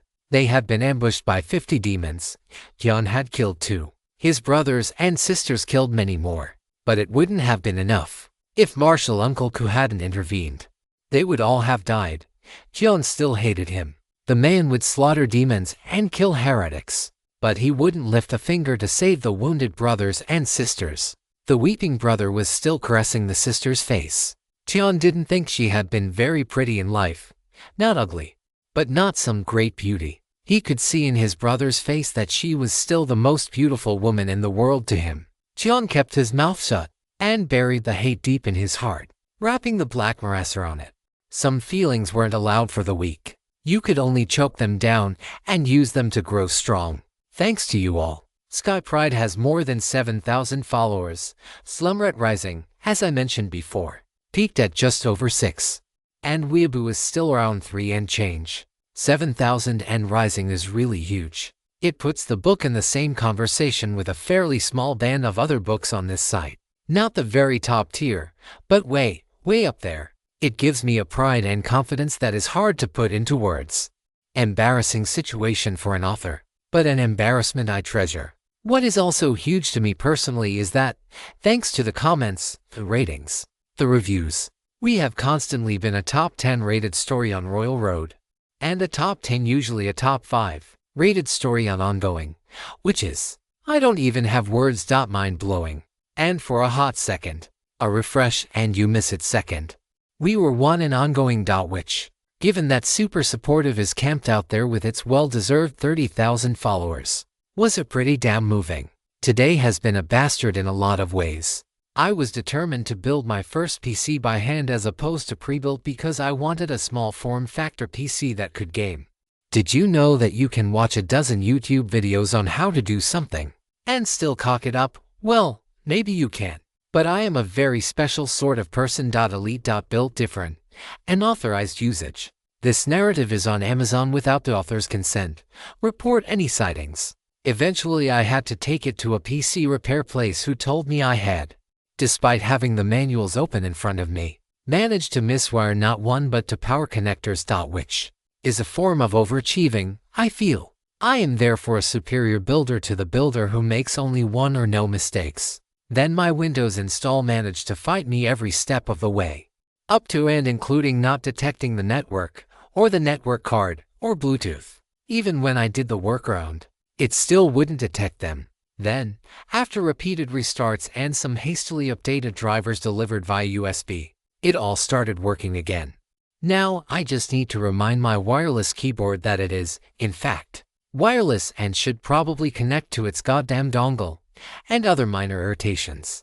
But you know what makes it all better? Watching the book I've been working my ass off on Takeoff. Seeing that other people like it too. Like it enough to read it, to talk about it, to rate it and support it. It might be a frustrating, tiring sort of day, but damn if it isn't ending well. Thank you all so much. I have trained as a boy. I have worked as a hospital orderly for a few months. Learned a bit of diagnostic medicine, some basic medical theory, and as much first aid as I could in the time allowed. I have manuals on these subjects that I read very, very carefully. Why are you telling me? Han Liren looked like she was doubting Tian's mental health, which he felt was pretty rich coming from her. I'm not actually a doctor. Nobody thinks you are. Did you think we thought that? I can do first aid. I have first aid supplies and training. I study medical knowledge. But I am not a doctor. My job is to keep people alive until we can get them to a doctor. We are headed away from the doctors. And nobody seems to have a problem with this. Of course they don't. It isn't actually a problem. She blinked uncomprehendingly at Tian. He blinked uncomprehendingly straight back. I have 9 bodies in my ring that prove it is a problem. Go to hell. How do I understand this, sister? Because it's their job, it's my job. And your job and all our jobs. Everyone here is a volunteer. It's not even a mandatory mission. I know you had to convince your seniors to let you take this mission. You don't think other people have their reasons to be here. We do. We all do. Ambushing merchants. Commerce raiding. I don't know what that is. Jian shrugged. It's what Sister Ru called the mission. Jian looked puzzled. Sister Ru is the senior I have been traveling with. She was taking this mission anyway. And a senior on the disciplinary squad asked her to look out for me. Tian tried not to mind that none of the doctors had done the same for him. And failed. All right. But I still don't know what it means. Commerce equals trade. Trade equals money. Money equals resources. No resources means you die. So no commerce equals death. No it yes, jungle rat, IT does, Han exploded. Do you have any idea what it costs to run your temple? Or my convent? And we are a rounding error on the balance sheet compared to even a single city block in the inner court. Everything costs money.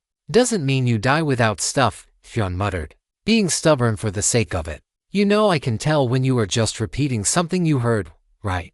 You are the absolute last person in this entire wasteland who gets to make fun of me for that. The sand lice can complain before you. You parrot. The commerce rating is to make them poor and us rich. So they starve, and we get stronger. Tian decided to be, despite all available evidence, the bigger person. He couldn't expect politeness from a girl even Brother Fu thought was a hooligan. Yes, like the marshal uncle said, knocking out one convoy won't do much at all. But if we keep doing it, eventually, Black Iron Gorge can't fight anymore. Tian nodded. That's why the monastery is here. I know why I'm here. And I can guess why you are here, money. The answer is money. The answer is always going to be money. Even for you, the reason your good brother died was money. Maybe he didn't think it was, but it was. It's why your seniors let you go on the mission. It's cheaper to fix people out in the field with a level 5 orderly than a level 9 actual doctor. Never mind a heavenly person. And it's cheaper to let you risk your life chasing vengeance than to try and cure your heart demon with pills. Money is why everything happens. Han's hands were jerking around and her breathing was heavy. Getting money and keeping it. Tian grunted. Everyone would rather die than give up on the money. Birds die for food, men for gold. Do you want me to say that it's wrong? She threw up her hands. Fine. It's wrong. It's also how the world is. And if you don't adapt, you die. So do you want to slit your own throat? Or should I just stab you? He wanted to make a crack. But Han was clearly hanging on to her temper with rapidly weakening fingers. All right. It's money and it's how the world is. But why? He flicked his eyes upwards. Money. I'm being serious. I am too. Do the math. You did learn your numbers in the jungle, didn't you? A case of theft. This story is not rightfully on Amazon. If you spot it, report the violation. Yes, as I played my jumping games.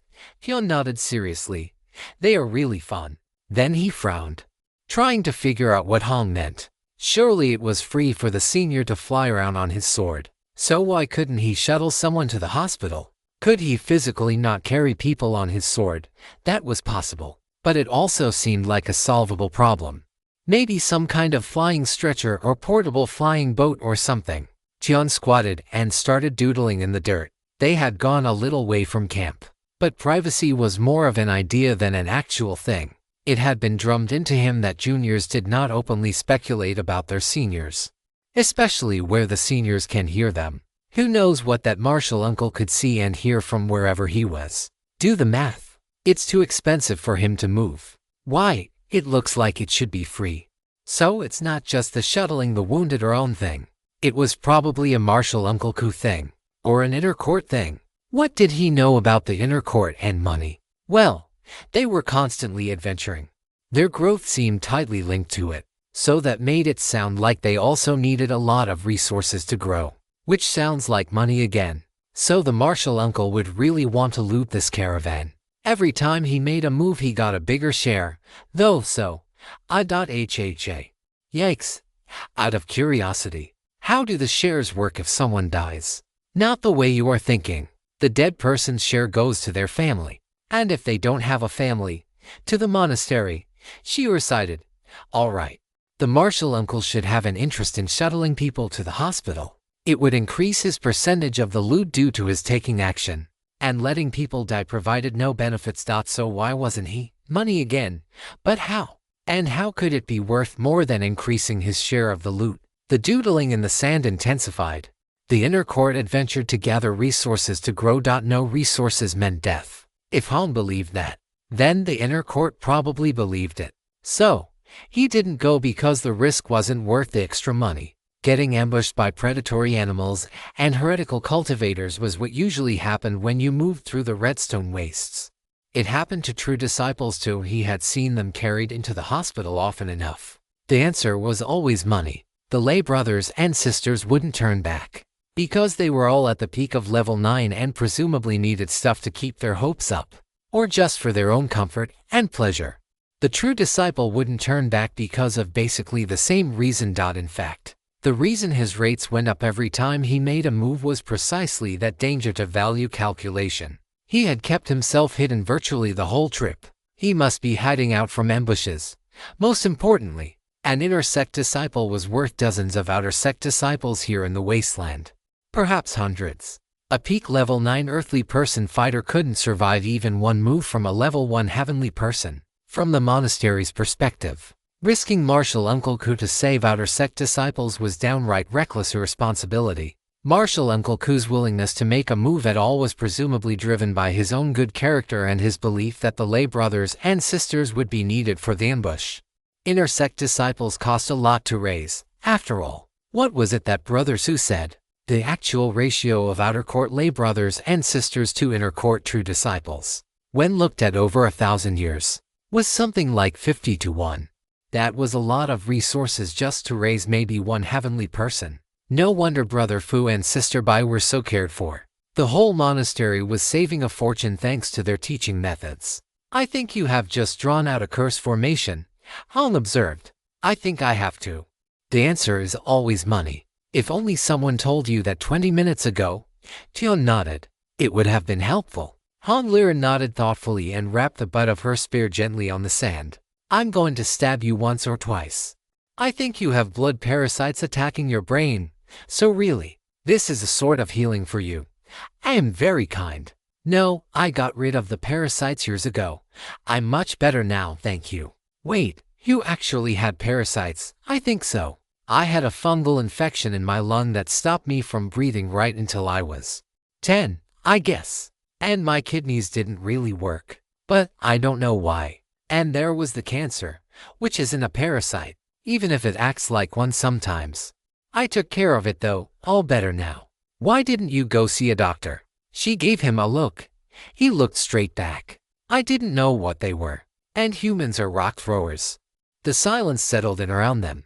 It got cold in the desert at night. The sky unfolded in glorious brilliance, the scattered gems of the stars paying court to the moon and the moon lending an ethereal glow to the desert sands below. Beautiful, but cold. Tian watched the sky a while longer, then smiled. The answer is always money. How stupid is that? The whole world is yours to take if you are strong enough. You can always take food from a tiger's mouth if you are strong enough. But he didn't say it out loud. They set off before dawn again. The ambush site was about a 6-hour hike from where they had camped. If everyone was fit, it might have only been 4 hours, but they weren't. And it wasn't worth rushing. The caravan was expected in the small hours of the night or early the next morning. Plenty of time to hide themselves well and make sure the ambush was as close to flawless as possible. They reached what seemed like an arbitrary spot in the desert, and the lead scout raised a fist to stop the patrol. Tian looked around, trying to see what they were seeing. He didn't see it. Tian was plonked 10 yards back from where the other brothers and sisters were setting up, and told to hide himself. It was a flat, mostly empty, rocky stretch of nothing at all, endless places to hide. Tian grumbled to himself. There really are endless places to hide. Hiding in plain sight was the name of the game in the wasteland. If they knew where to set an ambush, it implies there is a road, or at least a regular route that caravans follow. So there is a reason they go through the same place over and over, even though that would set them up for ambushes. The answer is probably money again. Grandpa Jun chuckled. I told you way back, land, law, money and people, all of which could be shortened to resources, variously defined, if you were so inclined. For people who have cast off mundanity and shaken the red dust from their shoes. Cultivators are rather worldly. Qiang couldn't answer. He contented himself with digging a shallow trench and burying himself in it. He would get some meditation in while he waited. Level 5 was progressing steadily. He was actually a little ahead of where he expected to be. Just because he could pull and chi more efficiently in the wasteland now than he could before the hell-suppressing sutra. I can't tell you exactly what it was that happened to you when you got hit with that tooth. Well, I could, but you understand. You actually know enough to figure out a good chunk of it. Might as well spend your free time thinking about it. Who knows? It might happen again. That, Tian thought, was the most sensible thing he had heard all day. He settled down to pick at the problem while he waited for merchants to deliver both money and their lives. Thinking about what happened when he got hit with that cursed tooth didn't produce much results. Tian was sure it was some kind of yin-yang cycle based on his experience in the bird's belly and everything he had been taught in the temple. Why it worked was still a mystery, as was what exactly it did. He had discreetly tested himself during the day's run, and he wasn't noticeably faster or stronger than he had been before. He didn't have particularly more chi in him either. It wasn't very comfortable. Lying on his belly under the hot sands, not moving to eat, drink or go to the bathroom. But then, that's what fasting pills were for. The water was a problem. But what could you do? He had drunk until he thought his gut would explode before burying himself.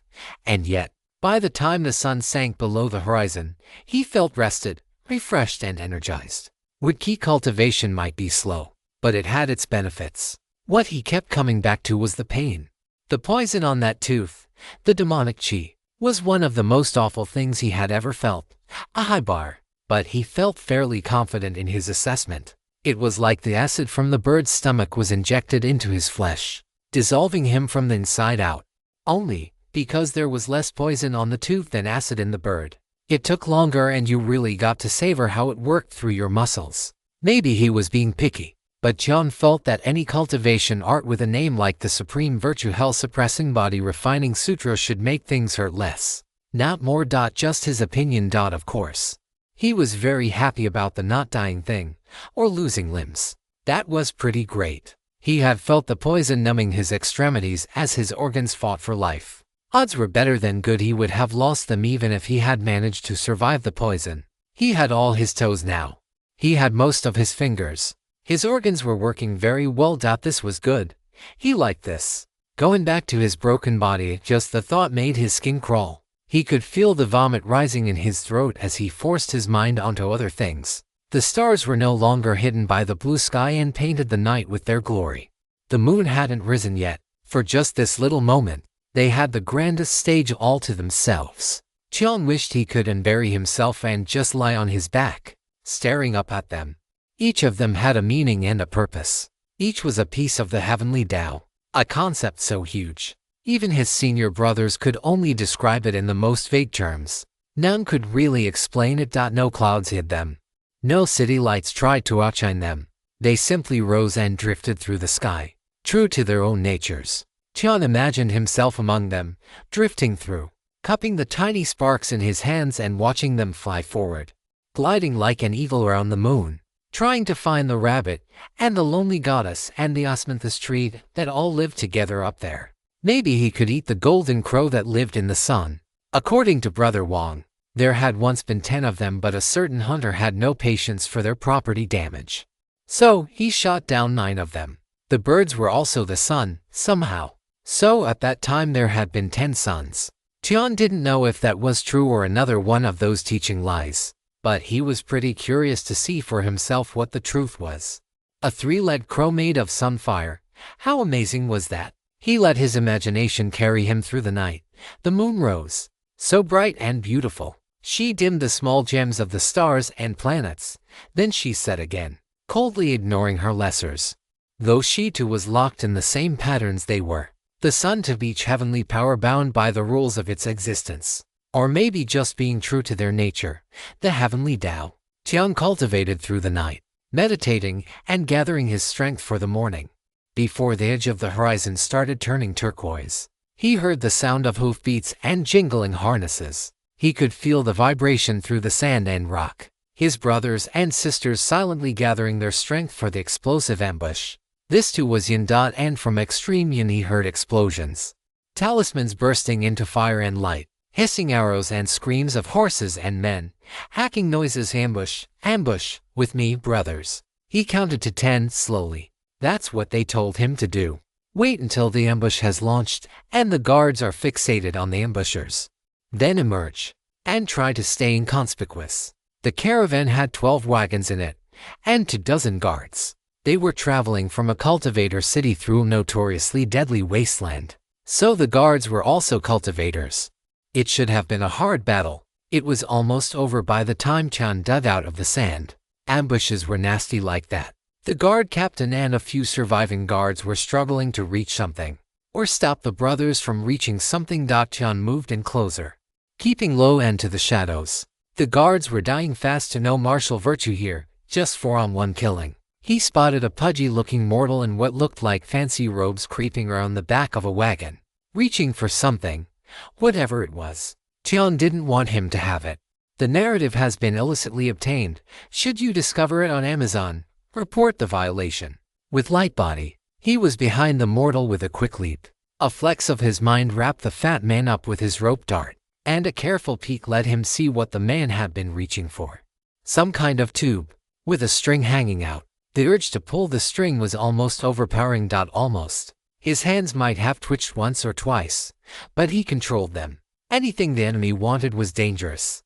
Anything a mortal had was probably not very valuable. So it wasn't worth grabbing. He'd wait right here. Anybody see Brother Chun? I'm here. Someone, come take a look at this. A brother came over and took a look. Oh, good job. That would have been a pain. What is it, senior brother? A signal rocket. They shoot up and make a big explosion in the sky. Very bright. You can see it for tens of miles all around. I don't know if there is anyone that close, but if he was trying to launch it, Tian nodded. No sense in taking chances. There were loud thuds and the screams of mortals. A sister yelled, "Shut up, everyone out. We want your goods, not your lives. So don't be funny and don't try to be smart. Because if you are, we will take your little lives too. Spare us, immortal, spare us, immortal." The brothers and sisters were kicking everyone into place while stripping the guards' corpses. Tian looked around the textbook ambush. None of his people were injured. He looked down at the chubby mortal, who was staying very still. "How come you are fat?" Tian asked. "What? I mean, pardon, immortal? How come you are fat? You look like prey." There was a sudden smell of urine. Tian shook his head and tried to explain. You are trading between places filled with predators. Traveling through a desert filled with predators. You protect yourself by hiding behind predators. And you make yourself look like food. SP, spare me. Tian cocked his head. He knew what he was saying. And he knew what the merchant was saying. But he just didn't see how they connected. You are mortal. Worst case scenario. In a few years you will be a good man once again. Or a man. I don't know if you are good now or will be good then. Or if you will be a man. Maybe that will change. Hell is supposed to be bad but necessary. So don't worry too much. But really, why are you fat? Because you shouldn't be fat. Tian shook his head. This conversation wasn't going anywhere useful. He could feel something was off about the man. But the fat mortal was too stupid to be of any help. He started to turn. When the hook-tipped spider legs of danger tapped their way down the back of his neck, Tian jumped away. No, you promised. The smell reached him almost before the sound of foul, rotten meat, and filthy latrines, then a wet, slapping, popping, deflating kind of sound. In the dim pre-dawn light he could sense more than see a miasma spreading. Some of the mortals are booby-trapped, Tian yelled, but it sounded like everyone was finding that out for themselves. Goo. They are filled with goo, someone yelled. Tian swore. His rope dart was where the fat man burst. And he didn't have a good way of fighting goo regardless. He ran towards his brothers and sisters. He didn't make it very far. The wagon in front of him exploded, and a nightmare rushed out to kill him. Flat, black. Like a beetle stretched into a sheet, and covered with hair like spikes over its back and barbs along its legs. Longer and wider than Tian was tall. It reeked of cursed magic. Tian wanted to keep running, but it was between him and the brothers. And it sounded like they had their own problems. Tian planted his feet intending to double back and grab his rope dart. He hadn't even turned his head when his ears picked up the sound of something slithering towards him. He bolted away from the wagons, trying to get more space and keep from being surrounded. The beetle was joined by a long, flat worm. It was no wider than the palm of his hand, and as thin as one of his fingers, but it was dreadfully long, tens of feet long, and it too was surrounded by a cloud of miasma and malice.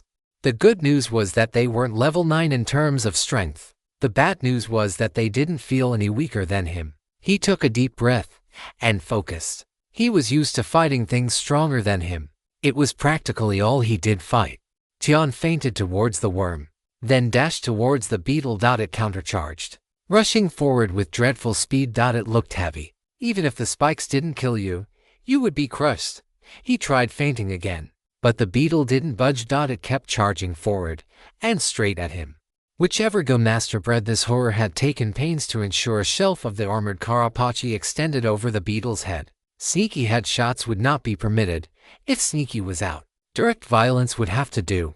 He got way too close to the wide mandibles of the bug, then flung medicinal powder into its face before jumping back. The bug recoiled, screaming.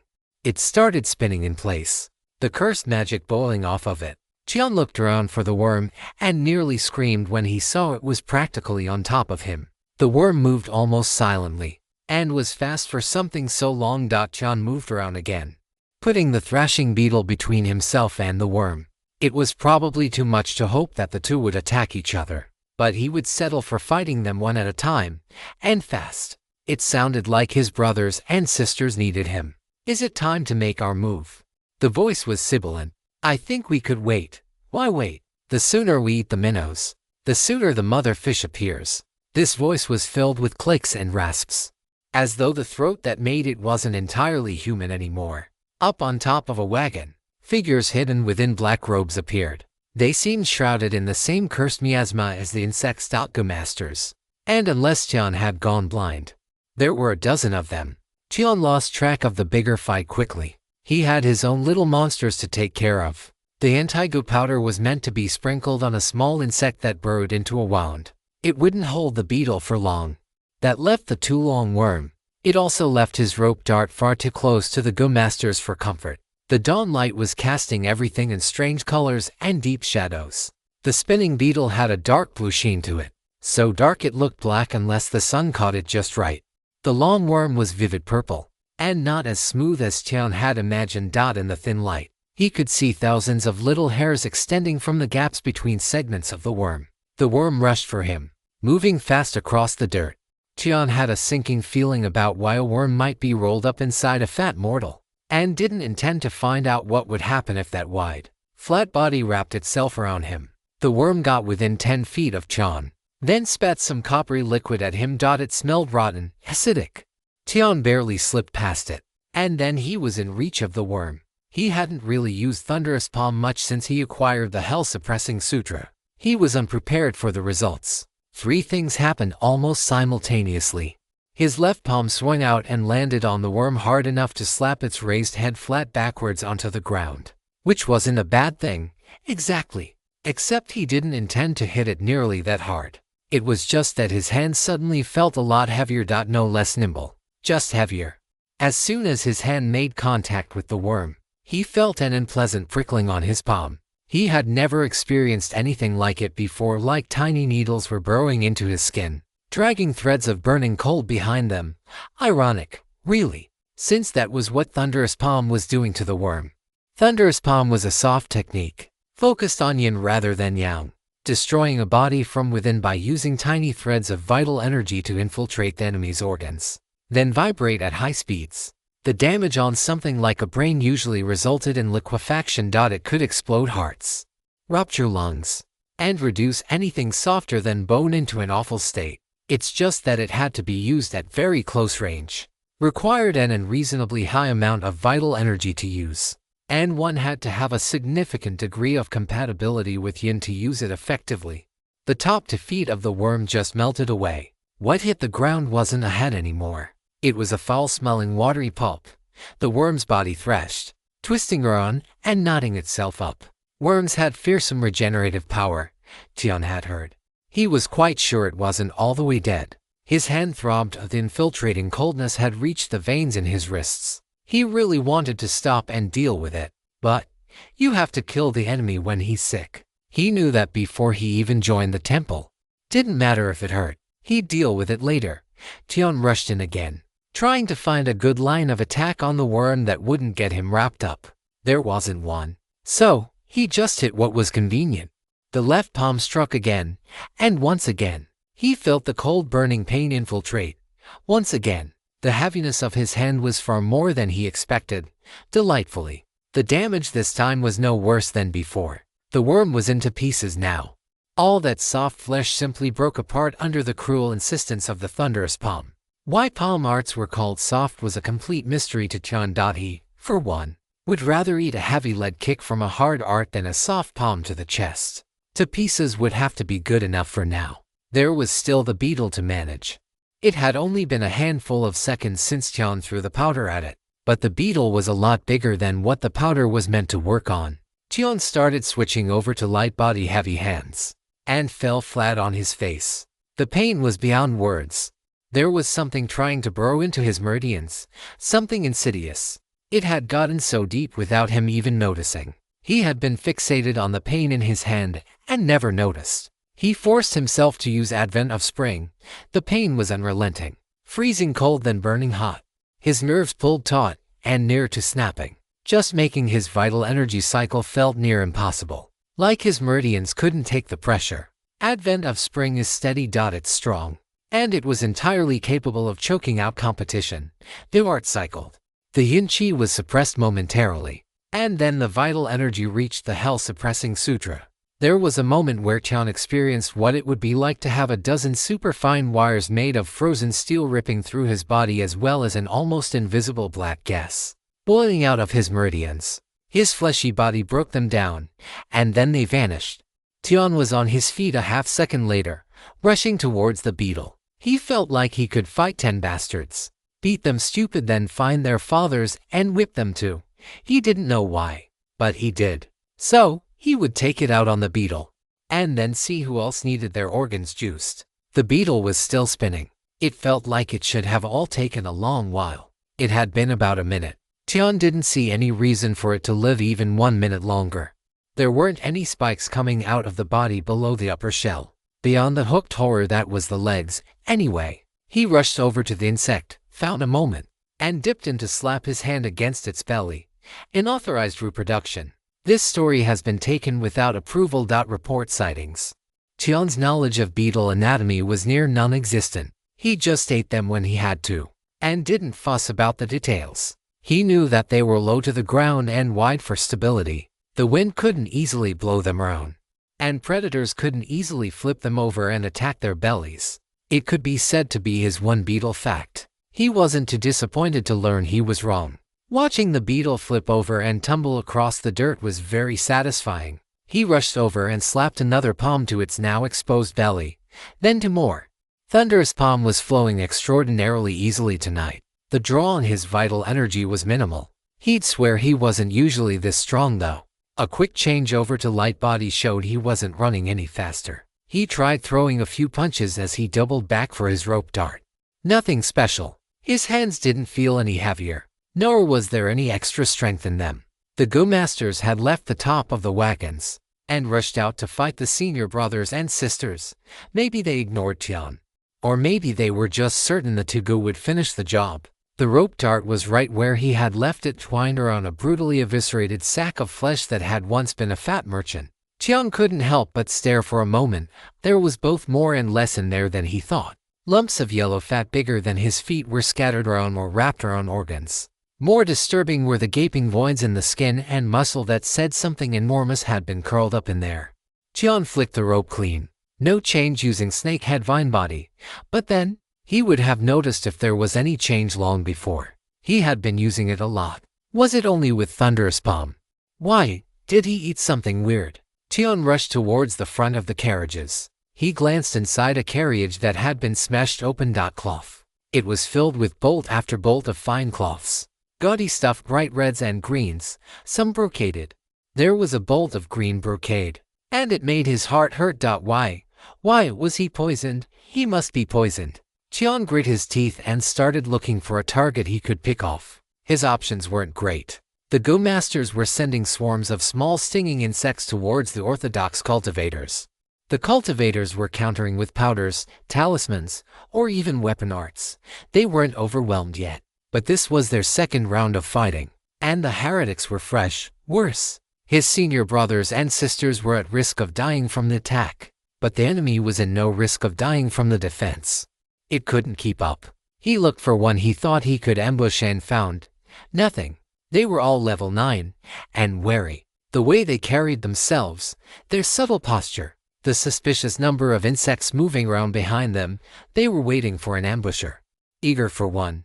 All right, that wasn't going to work, but he couldn't do nothing. He looked around for some way to change the balance, one side defending, the other trying to play bandit. Tian hesitated as an idea crept into his head. The storage rings couldn't hold an unlimited amount of things, but he did have quite a few crappy ones he looted from heretics that he hadn't bothered to exchange yet. He was putting them on a string and keeping them in his robe, just because he didn't know what else to do with them. He quickly counted 6, plus his own ring, not a ton, but Tian ran to the rearmost carriage and kicked open the door. Chests of what? Didn't matter. Into the ring. Smash apart anything still there. No hidden compartments. Shocking. Onto the next wagon. More chests. Into the ring. No. Full already. The next one then. Smash floorboards, walls. He found something. A few sacks of unidentified powders and a considerably smaller sack of smooth, shiny white balls. Into the ring.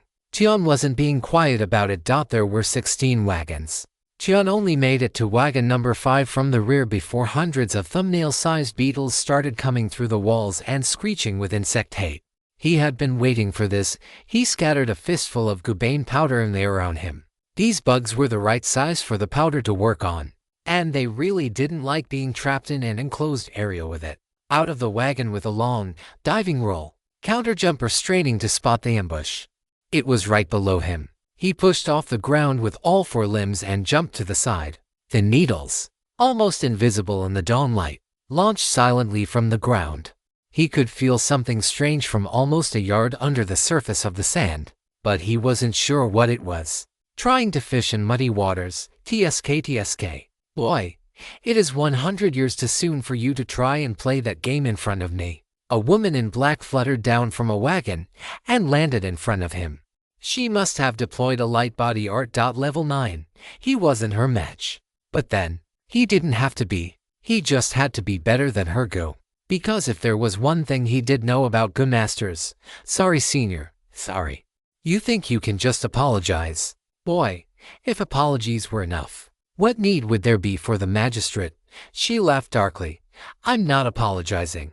I just think you are pitiable. That wiped the smile off her face. Tian thought she would be pretty. Most of the senior sisters were at least somewhat handsome looking. She wasn't. She looked like a peasant who had labored under the sun her whole life and never had enough food. And why is that, little rich boy? Because your strength is bugs. And I grew up eating them. You should not fight me, senior. She spat. Pathetic bluff. Tian blinked and tilted his head to the side.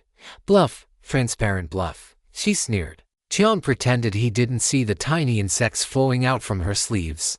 No, I was asking what the word meant. Sorry if that wasn't clear, senior. That had her blinking. You don't know what a bluff is. I mean, I might. I just don't know what the word means. But I might know how to do it. He tucked the rope dart into his robe, carefully patting it in place. Weird kid. Be smarter in your next life. She waved her hand and a cloud of housefly-sized insects suddenly swarmed and plunged towards Tian. Tian sent vital energy into his hands and circulated thunderous palm. Then he ran straight into the swarm. Goo, an insect that is cultivated to be a living curse, venomous, poisonous, filled with toxic yin qi and curse magic. Goo cultivators came into sorts, very fragile, who were frequently sickly and emaciated from all the dreadful things they had to do to cultivate their pets, spells, companions, and inhumanly strong. There was no chance of confusing the two. The latter had grafted Goo onto and into themselves, turning themselves into a sort of insect-human hybrid. The woman in front of Tian was the former sort. She had a starved, feral look that he found eerily familiar. She was a stand-back type who let her little monsters do the fighting for her. She would set traps too, circumstances permitting. She wouldn't want to get into hand-to-hand fighting, though she doubtless would have some vicious means to protect herself. The analysis flashed through Tian's head as soon as the woman appeared. The only real factors beyond his control were traps and what she would do once he was close. So, he made sure he was already dead in her eyes before trying anything. He put away his rope dart, shifted away from whatever it was that was buried under the sand, and then charged into the swarm of Go. The heretic snorted but didn't look away as the insects swarmed around Tian. He felt them bite into him, injecting venom, numbing his flesh. The pain was no longer unreal. It was expected. The burrowing curse energy dug in all over his body and face. He frantically slapped at the bugs as he tried to run through the swarm. Maybe he killed a few, maybe not. The important thing was that his feet kept moving closer. You will die without ever reaching the hem of my robes. All that easy living didn't mean much in the end, did it? He could hear the smile in her voice. He didn't know what she was talking about. He screamed. It was hard not to scream. The curse energy wasn't just trying to kill him. It wanted to break him as it killed him. And at long last, you get the tiniest taste of what you deserve. What you all Dantain stumbled in front of her, falling towards her feet, just as she expected. Except Tian shoved hard off his lead foot, reaching her chest in a single move. His hands slapped against her bony ribs, breastbone, neck, thin. She was so thin under her protective silks. She was taller than he was, but couldn't have been much heavier. He heard bones snapping with every hit. Tian doubted she was alive enough to register it. He felt the penetrating force burrowing in, hitting her organs, her nerves, hitting something else. Tian felt a sudden burning sensation in his gut. She had stabbed him. He kicked off backwards, tumbling away. There was something on that blade, not a curse this time, just poison, strong enough to cut through the nightmare pain he was already in. Tian switched to Advent of Spring and swallowed an antidote as he scrabbled for distance. He was bleeding badly, and it's not like the goo had just gone away. They were on him in force, stinging away. This time he could feel what was happening. Advent of Spring was working in synergy with the hell-suppressing sutra. It was absorbing the curse energy and converting it into pure vital energy for his body. His fleshy body was resisting the poison fiercely. It might not be an immunity, but it was putting up a hell of a fight until antidotes and Advent of Spring could finish the job. He had wondered just what all those body refinements had done for him. He was starting to understand. His fleshy body wasn't normal anymore. What it was still unknown. But his dustless physique clearly agreed with whatever was being done. Lotuses didn't share their ponds with other flowers. Invasive chi curses, any of that, could screw right off. It didn't seem to be stab-proof, however. And the woman clearly had some kind of physique herself. Animal. Her voice came out in a rasp. Her head was tilted crookedly on her neck, one ear uncomfortably close to her shoulder. She was holding a thin, curved knife in her hand. He didn't see her draw it. Was it in her storage ring? Of course it was.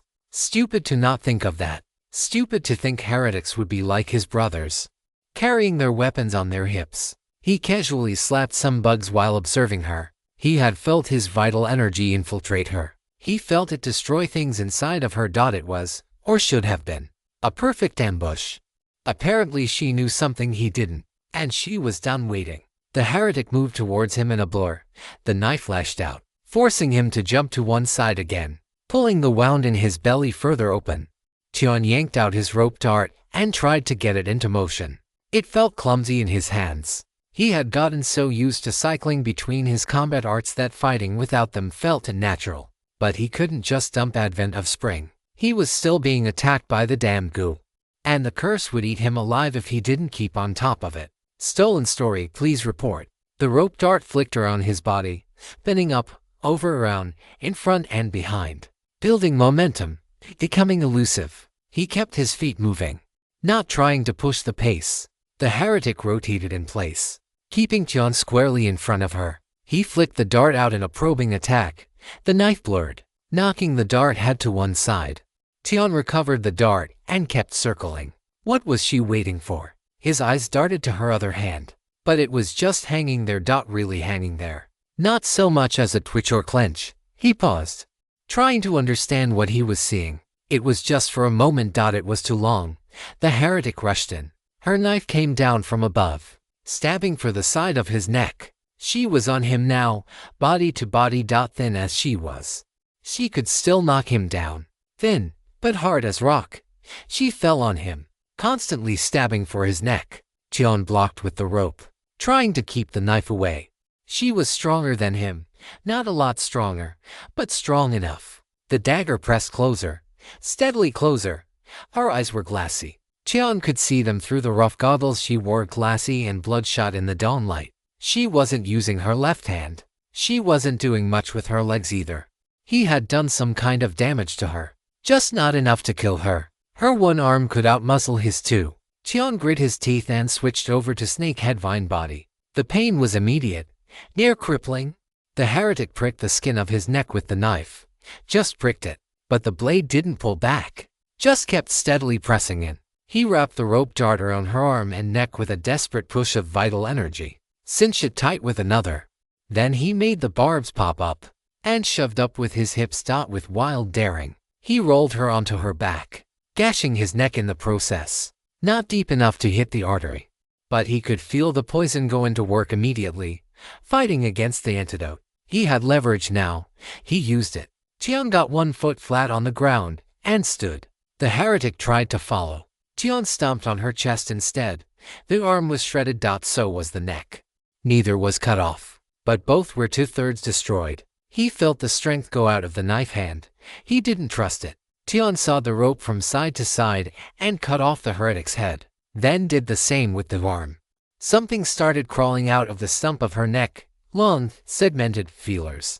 Legs. Something awful. Tian smashed it over and over with his rope dart. He stabbed it a dozen times, then blew gubane powder into the neck wound. He was getting lightheaded, almost fainting with pain. He grabbed her knife, her storage ring, stowed her head, switched over to Advent of Spring and ran for the dessert. He had done far more than could be expected of him. Far more than was his job. His job was to be the medic. To stay alive, so he could keep everyone else alive. So his job now was to clear the battlefield and heal up. I killed a level 8 or 9 on my own. That's an achievement. That's a big deal, Tian thought. Things were hazy. The poison and the curse were taking turns kicking the hell out of him, and his spells would need time to fix him up. He didn't know how the rest of the battle was going. Didn't know how Sister Han was doing. Tian found himself a nice dip in the rough sand and lay down in it. Later he would bury himself. For now, he just breathed and tried to heal. In retrospect, it was probably stupid to try and change the situation on the battlefield. Not my job, really. But sometimes you have to do the job before the job, right, Brother Sue? That spark of human empathy. Tian hoped he was keeping the inside voice on the actual inside.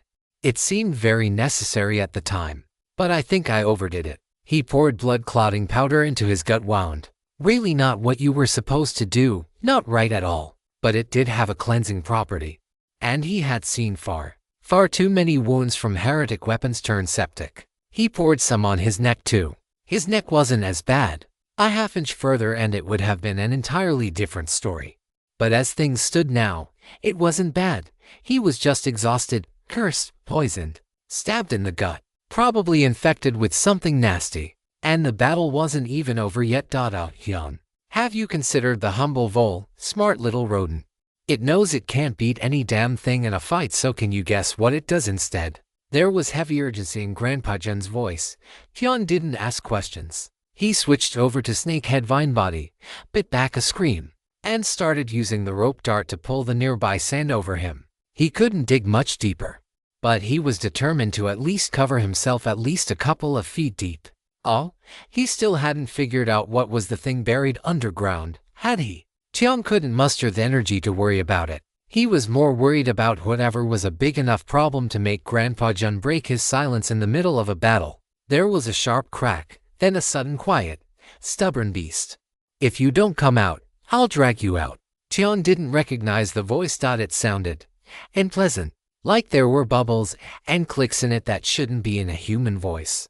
Drag you out? Wait, this ambush site. Was this what that true disciple was really after? Did he know the Go Masters would be launching their own attack here? Tian's mind raced. Don't bother running. You low things have served your purpose. There was a sudden thrum of insects. Not a few dozen, a few thousand, tens of thousands. Tian kept digging deeper and deeper, using the barbs to pull sand from under him and dumping it on top of him. It wasn't very fast, but it was very steady. He just hoped it was fast enough. He knew what that all-encompassing sound meant. A heavenly person heretic had taken the field. Senior Brother Ku seemed to be missing. Maybe he decided that collecting the easy money was a little too hard. Tian didn't breathe. Digging the deepest hole he could was more important than breathing. He could hold his breath for a long time. Not as good as his brothers with a turtle breathing technique, but it would be enough for now. His rope dart couldn't shift much dirt as it looped around him. He didn't have the vital energy to muscle it around at high speed either. All he could do was keep the rope moving in a loop, shifting from side to side as it brought sand from under him and dumped it on top of him. It was slow going, very slow, still. Every minute that he wasn't ripped apart by tens of thousands of venomous goo was another minute for something life-saving to occur. So, he kept digging, and reminding himself that even if he was buried alive, he wasn't really trapped. Not like when he was little. And a trash heap slid over him and he nearly suffocated as the water started rising around where he was entombed. It cost him more than a layer of skin to escape, but he did escape. He survived the junkyard. He would survive this too, even if he could hear the junkyard around him. Even if the dry desert sand started smelling like rotting food and stagnant water. He survived that 4 years. This was nothing.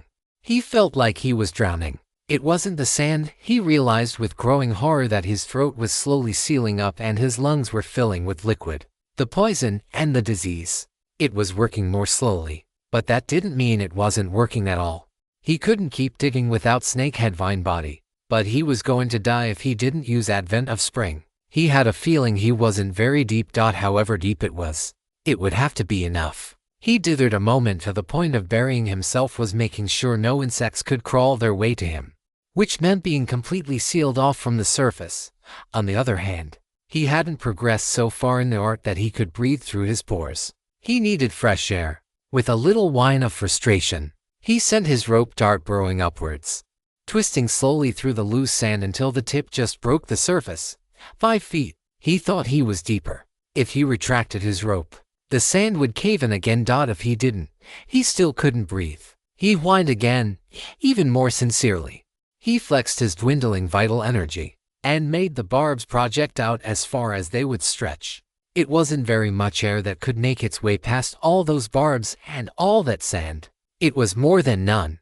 It would be good enough. Better still, no bugs would make it to him either. Tian dropped into the cultivation art as easily as his own natural breath. It had almost become his natural breathing pattern. The flow of qi through his body had long since become effortless. Trapped alone, in the dark, with a heavenly person heretic on the prowl, there was nothing to do but sink into meditation. Slow breath in, then out again, then in. He imagined he was a tree, just like Brother Fu had told him.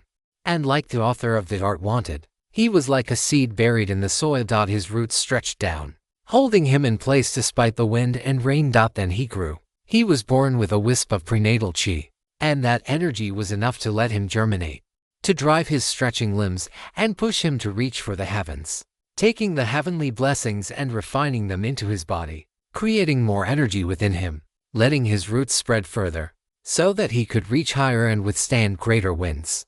Brother Wang had patiently taught him about yin and yang, and the 5 elements. Wood was powerfully yang, growing from yin water, but earth was the center. It was the point of balance between the 5 elements, between yin and yang. The earth accepts all things and nurtures seeds yin, but it is also the soaring mountains and exploding volcanoes yang. Tian like that. He was planted in the temple, but reaching upwards into the wide blue sky. Dull thuds came through the ground. He tried not to pay attention to them. He just breathed and let the vital energy pour through the strange statue in his lower dantian, then spread out through his body again. For the first time, he really paid attention to how the arts worked together to heal and repair his body. The flesh knitting together was obvious, but the way the energy moved through it and seemed to sink into the material of his body was. He didn't have the language to describe it. The best he could come up with was when you stuck a stick into a pond. You put it in straight up and down, but when you looked closely, it looked like it had gone crooked once it got to the other side of the surface. Then you pull the stick out, and it's all straight. The poison was rapidly coming under control. The antidote did most of it. His body and advent of spring quickly handled the rest. The curse energy was long gone, as was the disease. All that remained was the gross damage. And that would take time. Got you. Tian froze for a moment, thinking he was discovered. Then there was a dreadful rumbling and shaking through the sand. The heavenly person Gu Master must have found whatever was buried under the caravan trail. A noise of deep basso bellow at the low end and a sharp scream on the high end. An animal's fury expressed across the entire audible range in a single voice. Fight, fight. The more you tire yourself out, the more easily you will break for me. There was a thrashing, bellowing noise. He could hear a bell ringing, a mournful sound, muffled, as though it was coming from underwater. Whatever the heretic was wrestling with bellowed even louder, stolen from its original source.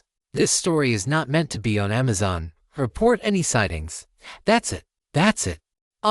Buried here for centuries, slowly growing in power. Did you ever think that one day you would become a goo? Did you ever imagine that all that effort and accumulation would be for me? Does that infuriate you? Do you have enough consciousness to understand my words? To understand what your life will be from now on? You won't even be a slave. I'll wipe away that little bit of a mind you have formed. You will be my weapon, used until you are discarded for something better. The heretic's voice spilled out, humiliating and taunting. The sound of him was disgusting. Tian felt an instinctive need to scrub his skin with the rough desert sand just to get the feeling of the voice off of him. Better give it your all. Better fight with every scrap of strength you have. You will never have another chance to defy me. Fight. Tian swore that if he was discovered by the senior, he would destroy his head before letting himself be captured. His brothers kept saying that in 18 years. He would be a good man again, and risking them being wrong sounded a lot better than whatever the heretic would do to him. The political screams of the beast got more desperate. The thuds and thrums got louder. Do you feel it, beast? Do you feel yourself teetering on the edge of despair?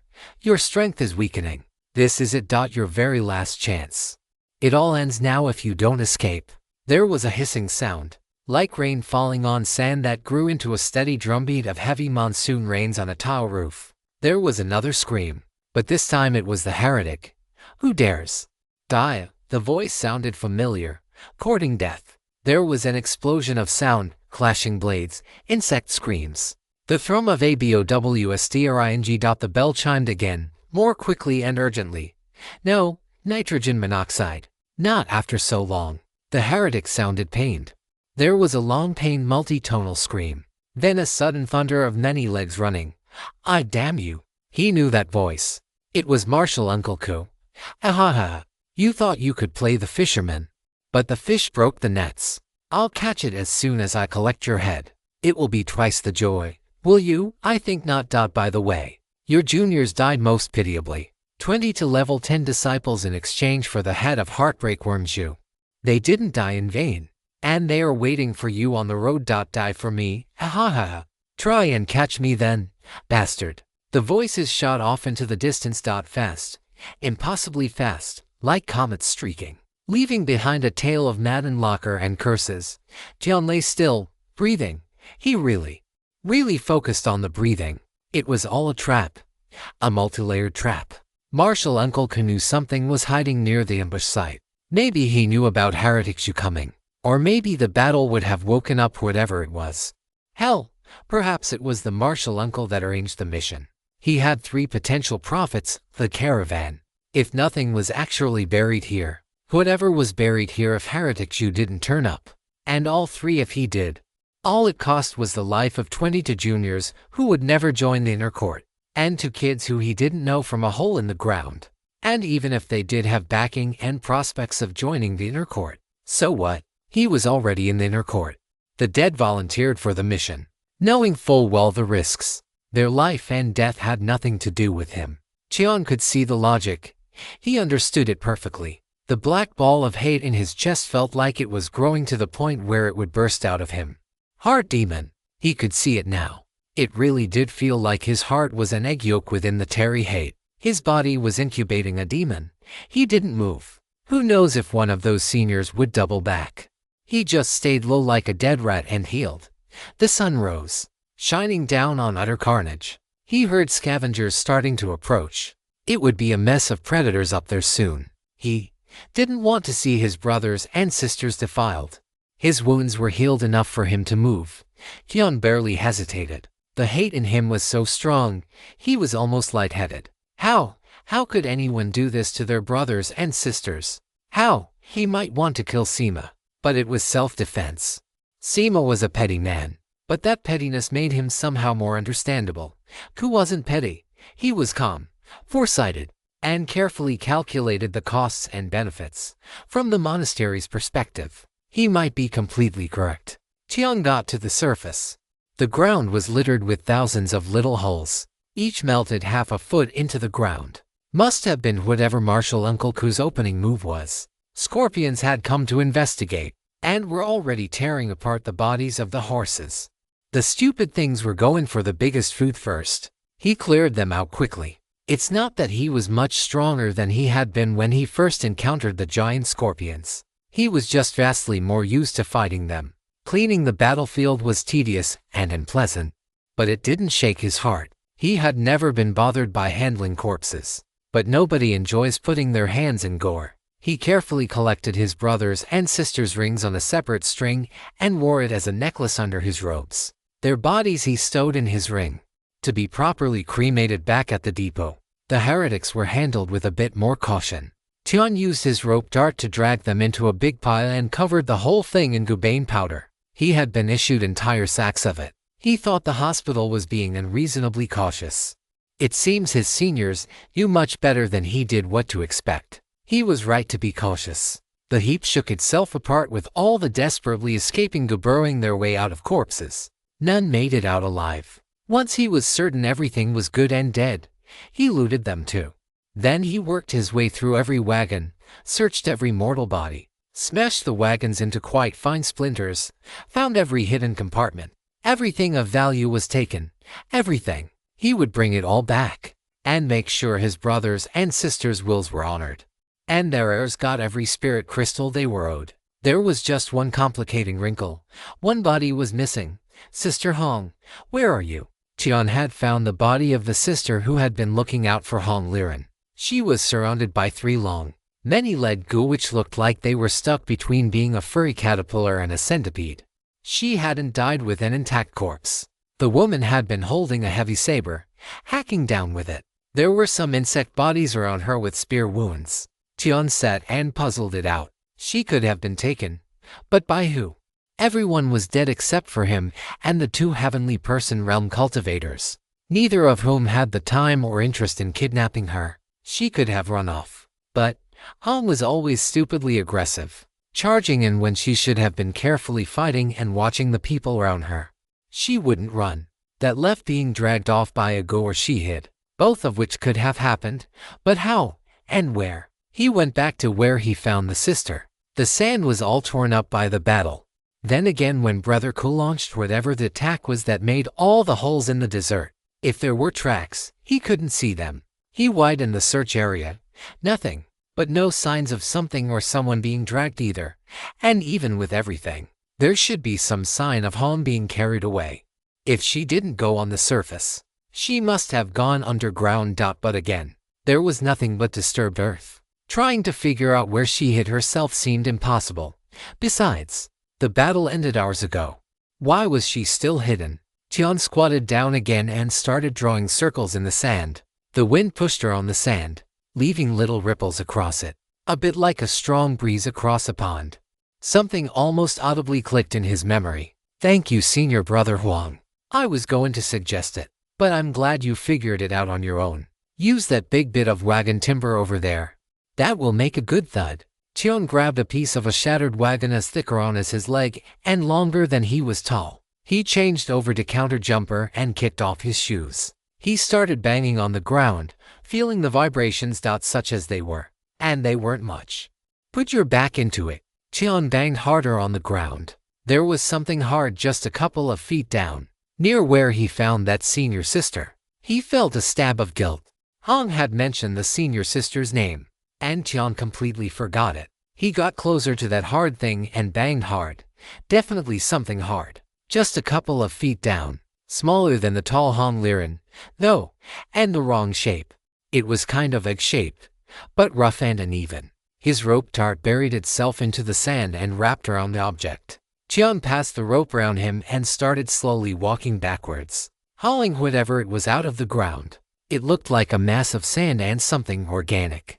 Lighter than something that size should have been. He gave it a solid rap with his stick. Hollow. Something inside of it, filling almost all of the interior. He gave the exterior a whack with the stick. The stick was damaged. The object wasn't.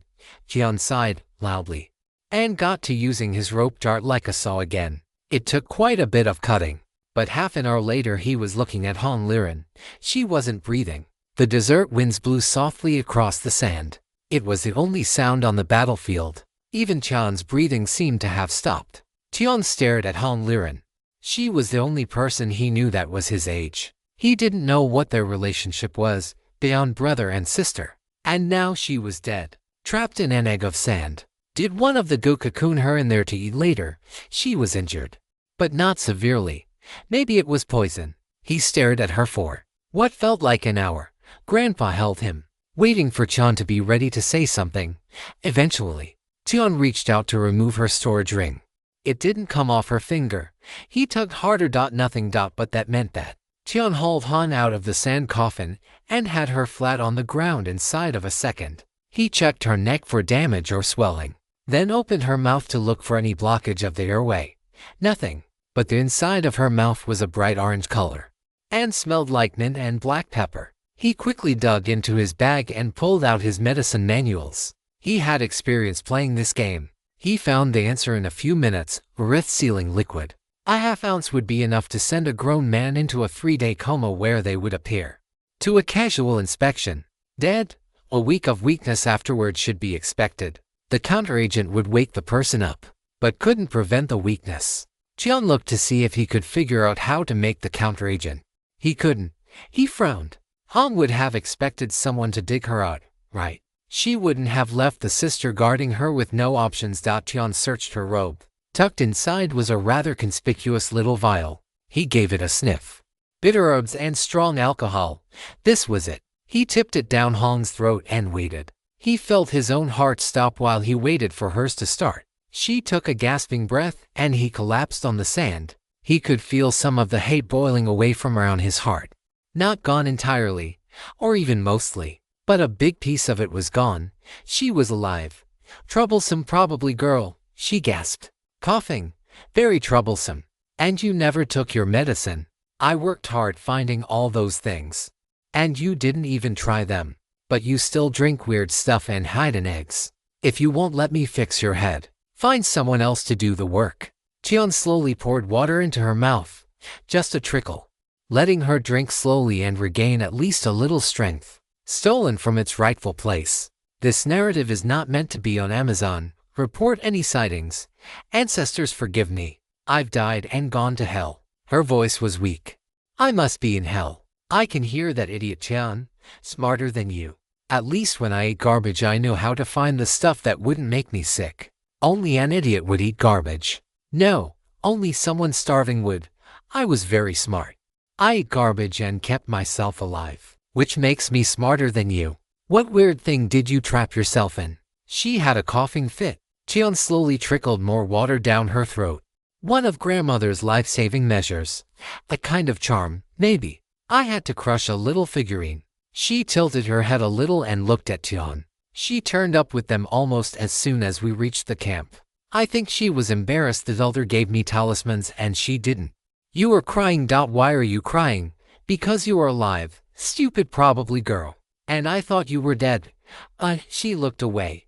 Sister Ru. Her body will not be defiled by animals or the unclean ones. Oh, Han sniffed and fought to keep her expression under control.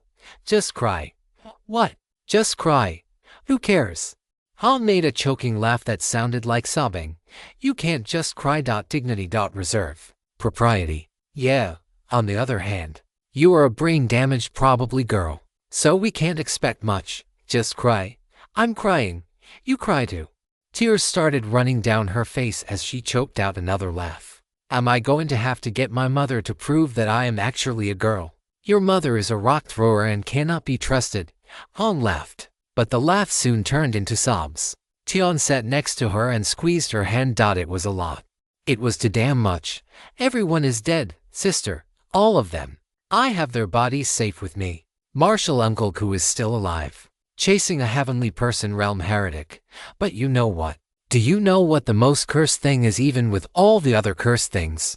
Now that the heavenly person heretic is gone, we don't have any excuse not to finish the mission. He sighed and made a stretcher. He didn't want to stay in this accursed place even 1 second longer than necessary, and no amount of exhaustion would persuade him otherwise. We shouldn't stay here. Come on.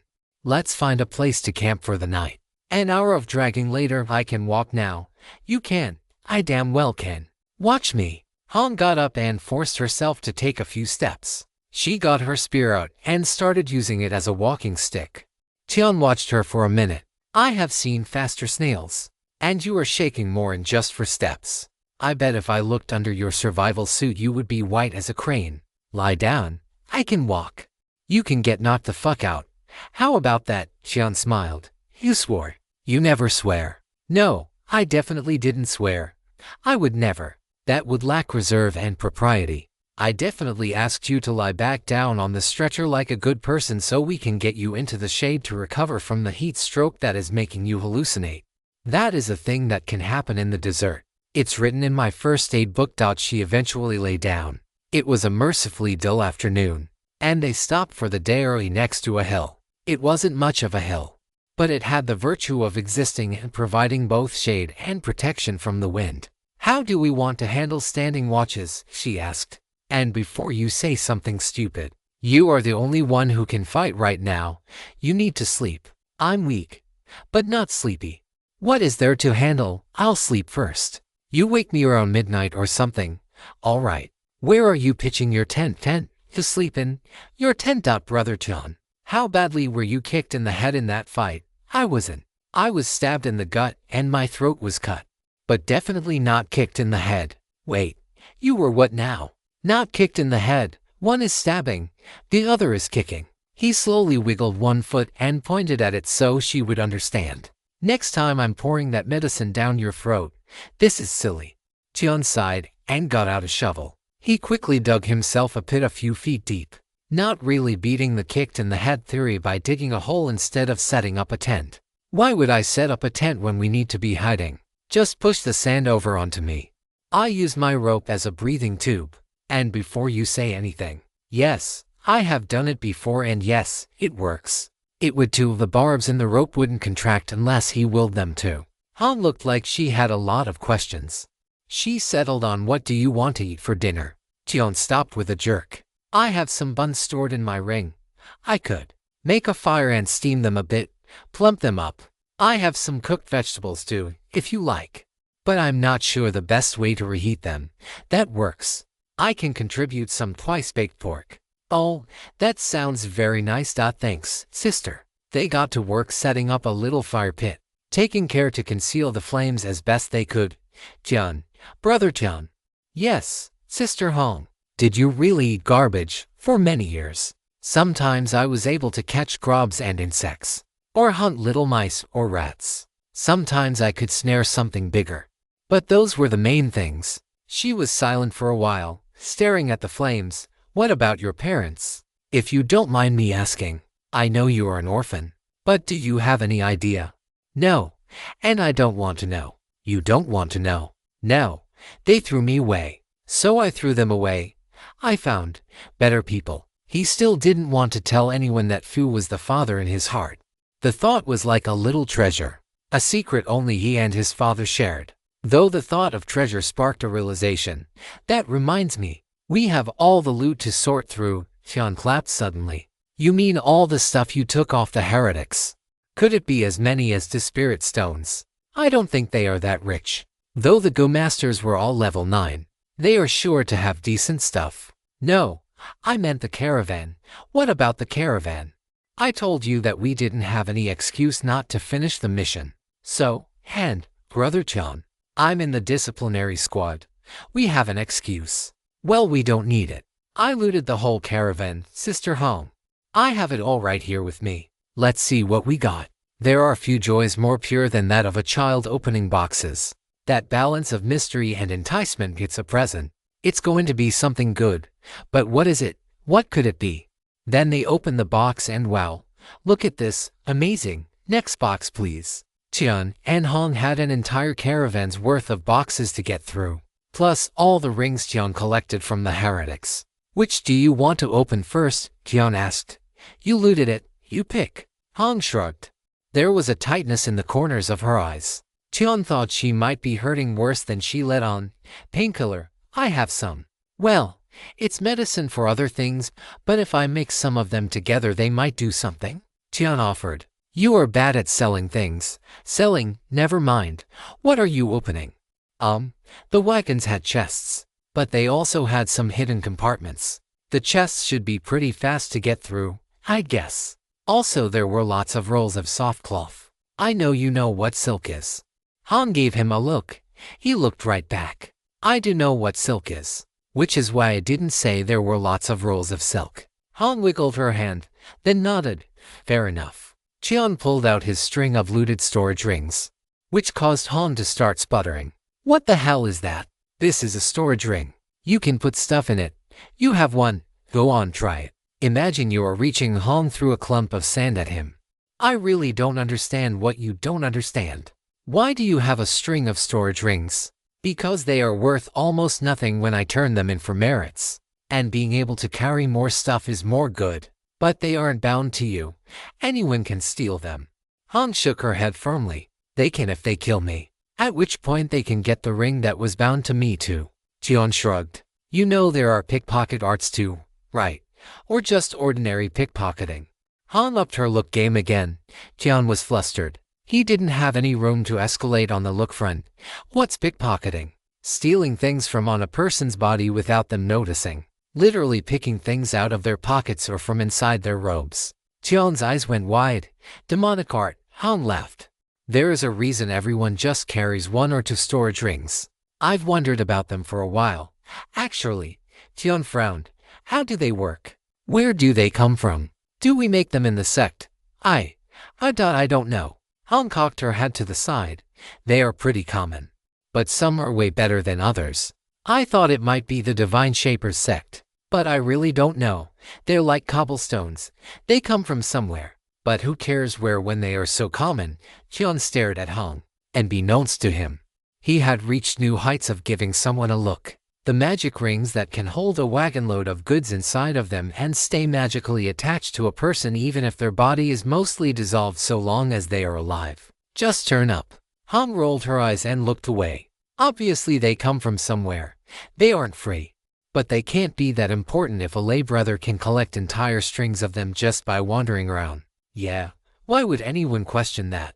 That seems completely normal and not worth noticing at all, said the ghost in the magic ring, who is very proud of his good grandson, who has been doing awesome all day. I'll help you sort through the loot and find the really good stuff. You just have fun opening boxes. Sounded like good advice to Cheon. He started dumping boxes out on the sand. Let's split the boxes. They probably have salt in them, but we should check anyway. Why salt? Black Iron Gorge makes salt. These guys were heading out of the desert. Cheon shrugged. Not the only thing they make. Hong cracked open a box and pulled out a rather exquisite glass. Do you know how much these are worth? I don't even know what that is. I can see your hand through it. What even is that? Can you cultivate with it? Cheon was riveted. The glass seemed to subtly distort Hong's hand, like it was underwater. She laughed happily.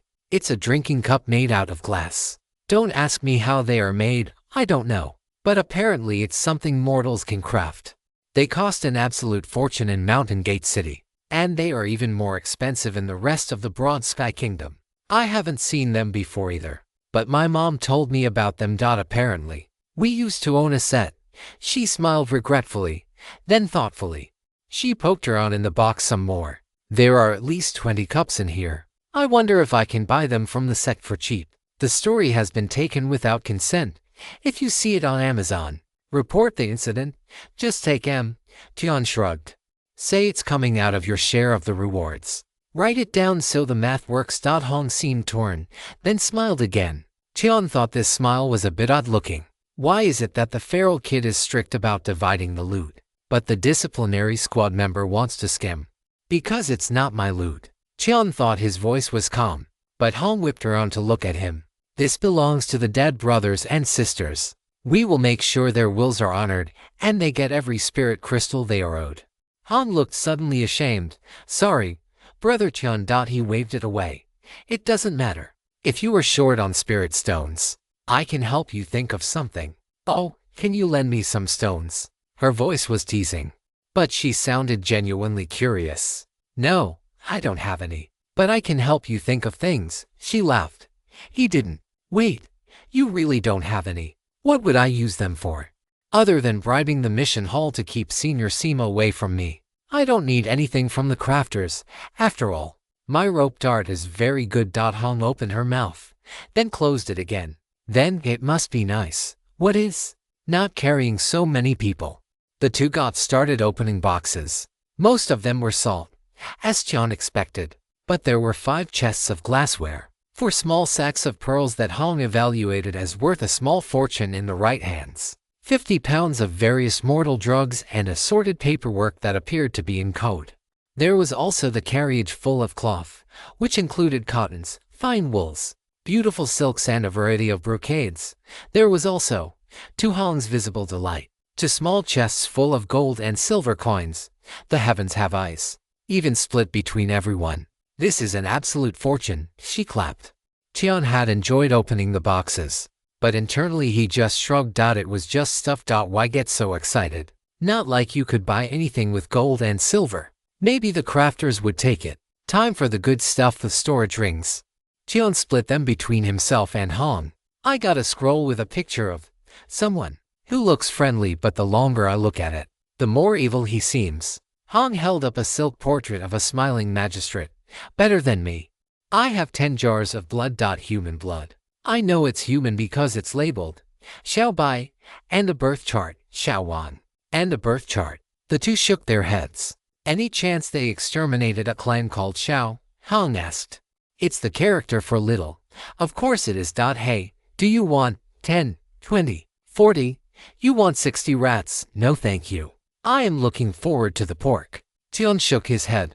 Twice-baked pork was a rare treat in the temple. He could have rat whenever. I'm pretty sure these rats are bulging with some kind of goo. I don't know if that makes them better or worse. She wiggled the ring enticingly. I guess it depends on the flavor. Oh, this is promising. A very cursed dagger. Tian held up 9 inches of greenish steel that had been shaped into a wavy pattern.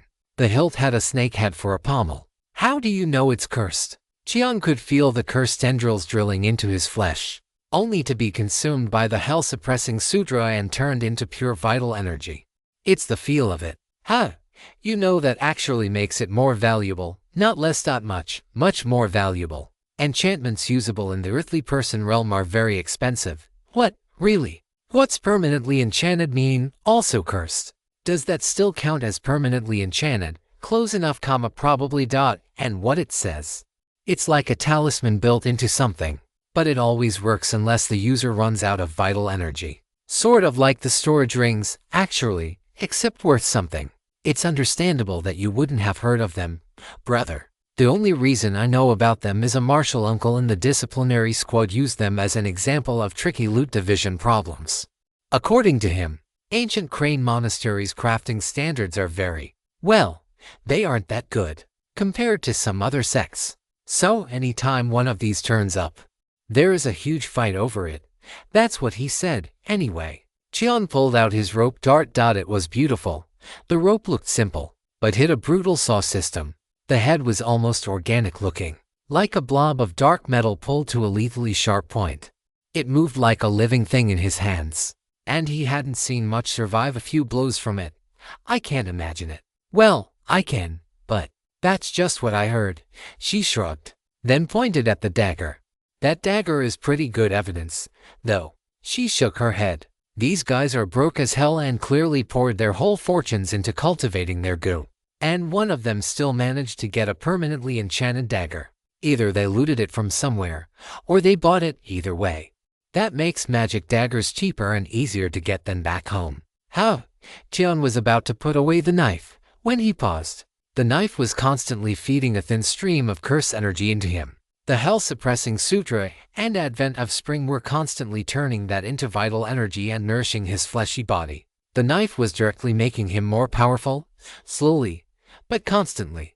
The curse energy would be a problem when he wasn't running advent of spring. But now that he was still healing wounds and running his cultivation art constantly, it was massively useful. It would keep on being useful when he was cultivating and healthy. When you say it's more valuable than normal cultivator weapons, more valuable than 100 spirit stones, than a box of gold, I don't know. I've never seen one for sale anywhere in the sect. It's not at the heavenly person level, so less valuable than one of their weapons, I assume.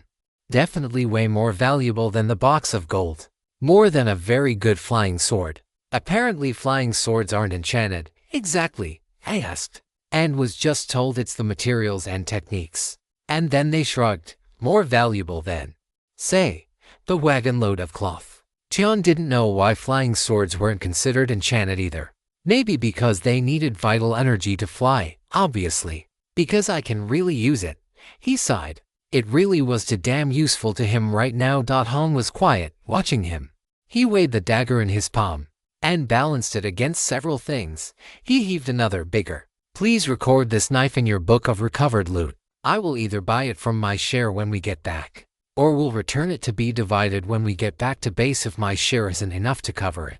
You don't have to, you know. I know. Tian searched for the right words and couldn't find them. How could he explain to Hong what he couldn't explain to himself? But he felt Grandpa Jun hugging him and patting him on the back and calling him his good grandson. And he knew that Brother Fu would be proud of his choice.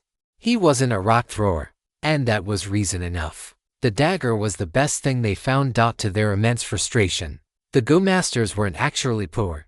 They were quite rich. It's just that their wealth was in their curse insects and the things needed to cultivate curse insects.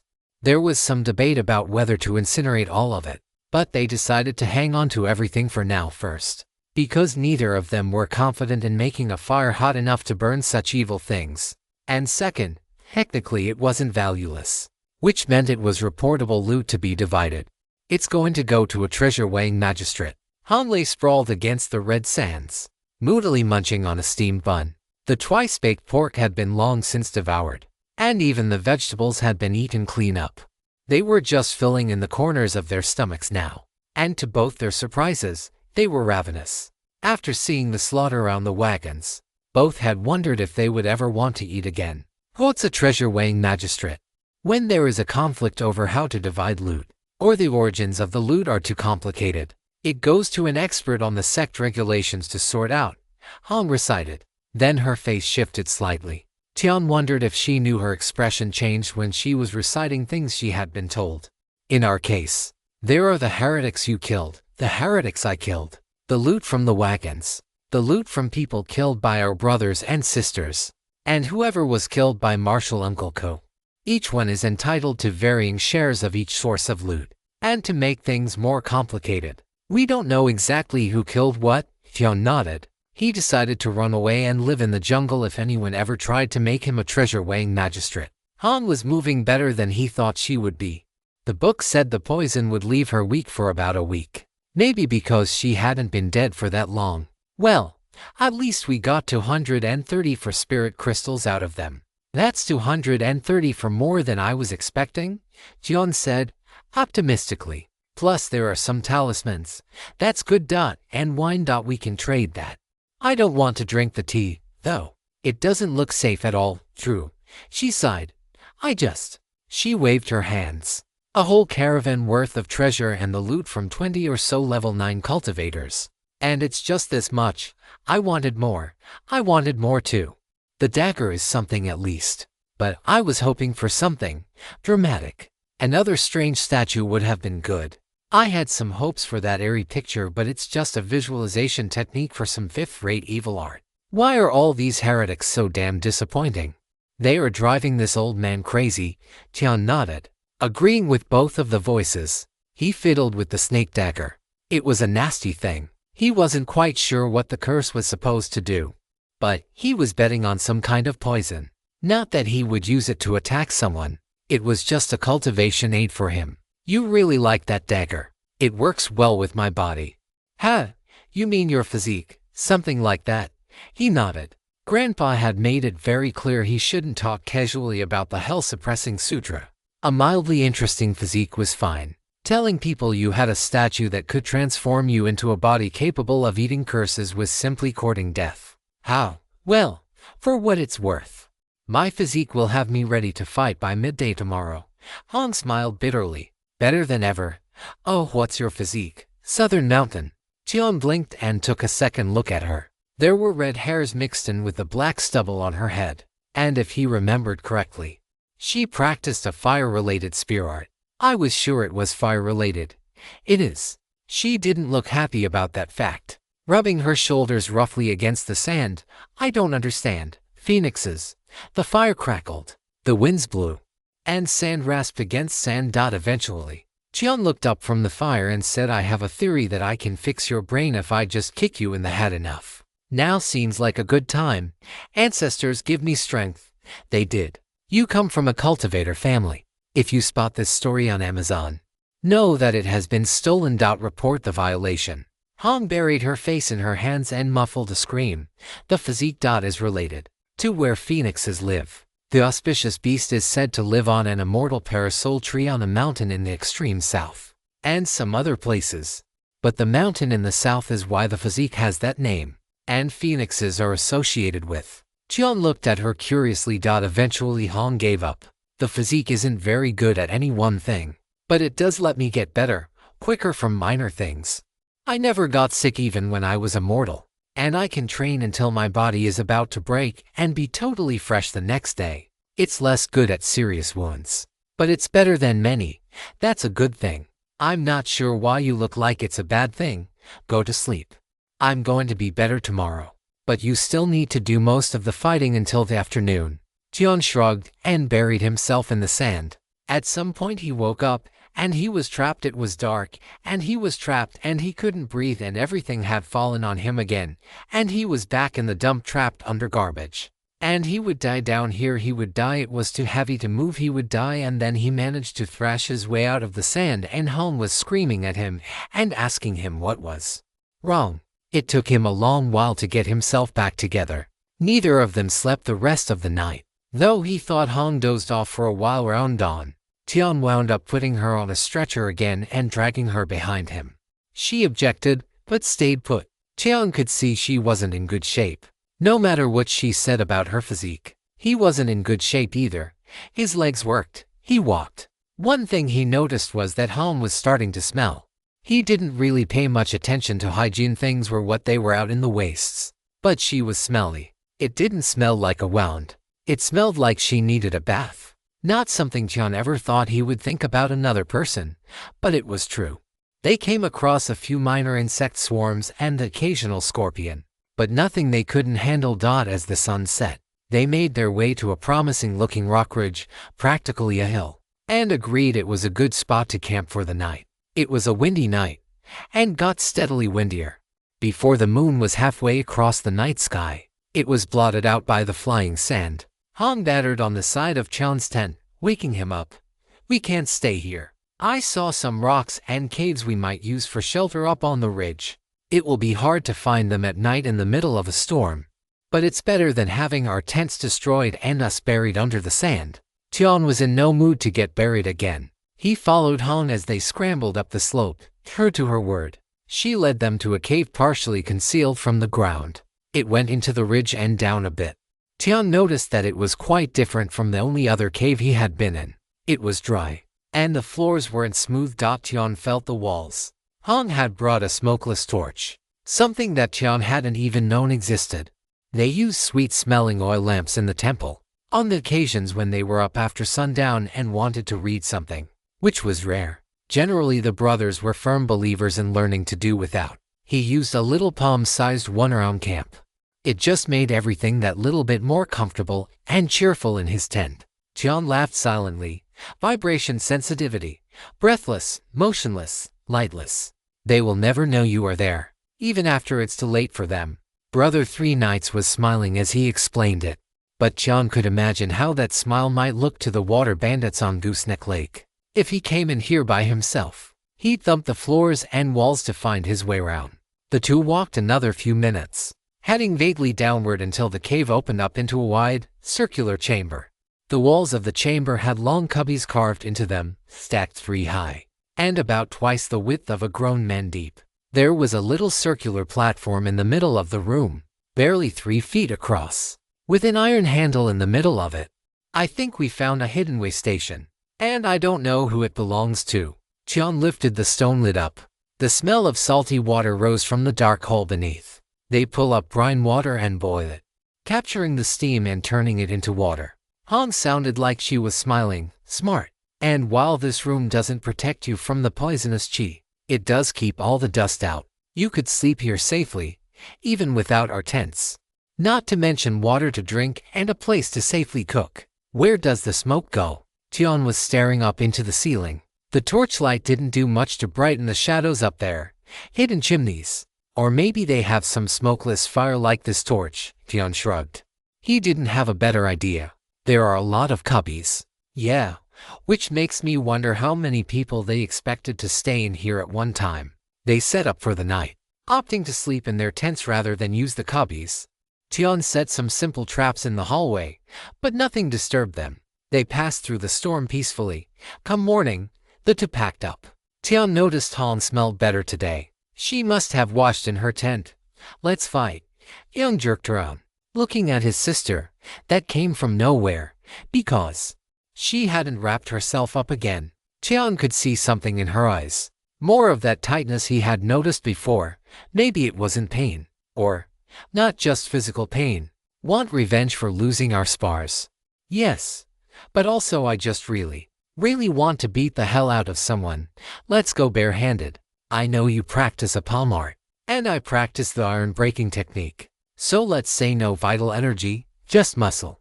My art is almost entirely. If you hit my heart or head with your palm, it's your win. How about that?" Tian saw her shifting around, her fists tightening and her stance widening. "All right." Tian dropped into a stance. hands softly stretched in front of him. Hong fully adopted her stance, fists up and tight to her face, her balance placed on the balls of her feet. There wasn't a signal. They both felt the moment and attacked. The thunderous palm flowed out, the left hand striking for the face, the right sweeping for the ribs. Iron-breaking fists smashed the palms away and continued towards Tian's face. Slaps turned to deflections, wrapping around the incoming fists and diverting their strength.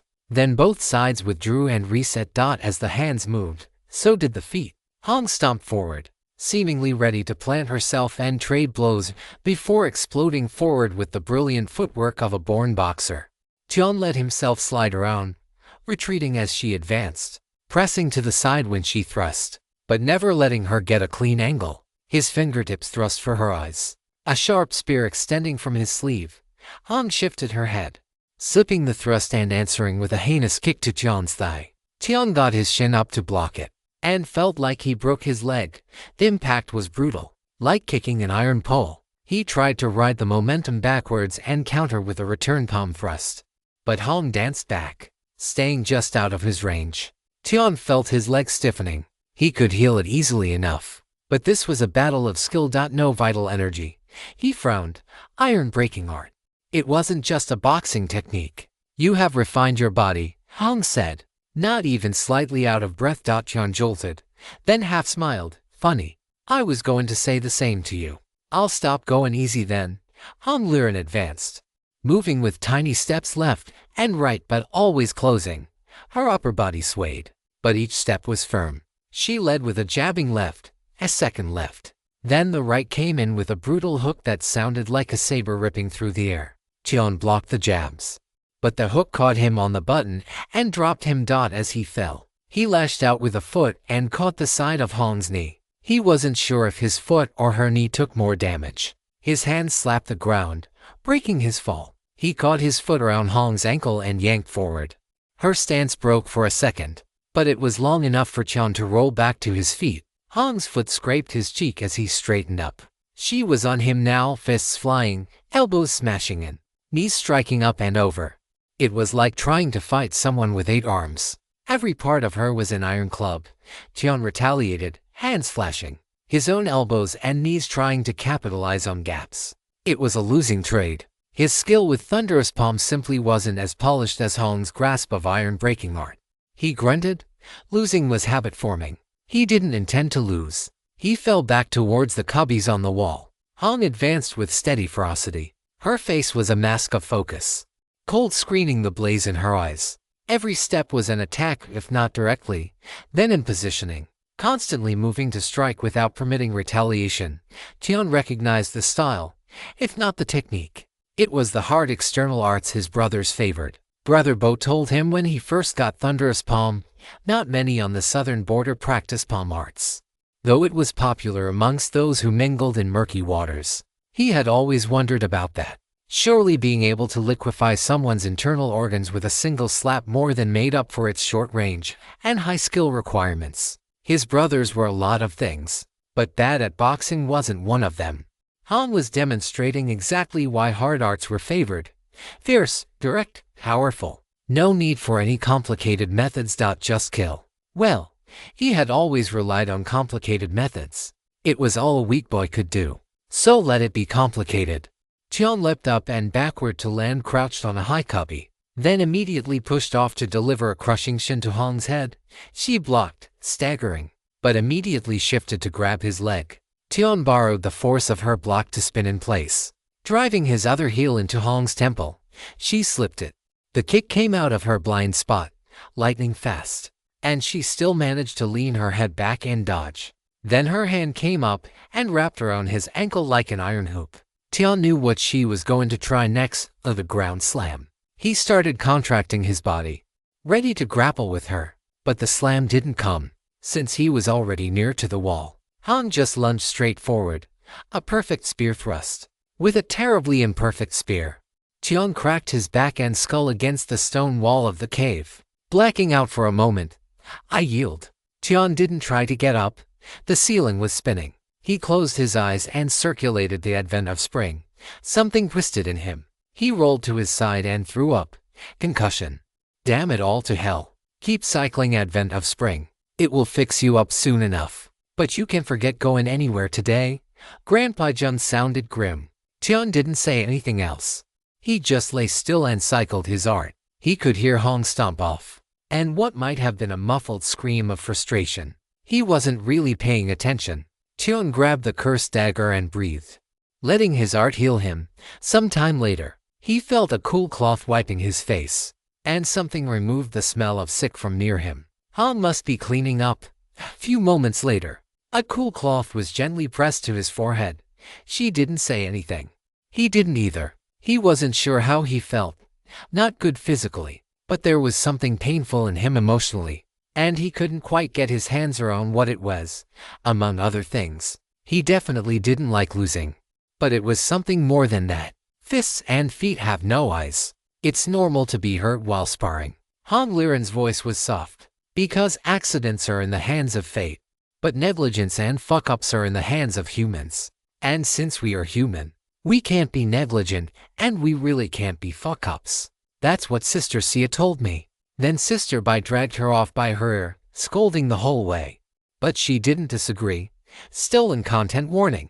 This tale belongs on Royal Road. Report any occurrences elsewhere. Sounds like something Brother Meng would say. He was the brother you lost recently, right, among, to many others. Sister Sia died a month ago. I am sorry. She sounds like a good sister. She was. She really was. Tian didn't say anything else. What was there to say? I'm sorry. Her voice was quiet. Tian felt something loosen within him. A knot he hadn't even realized was tightening.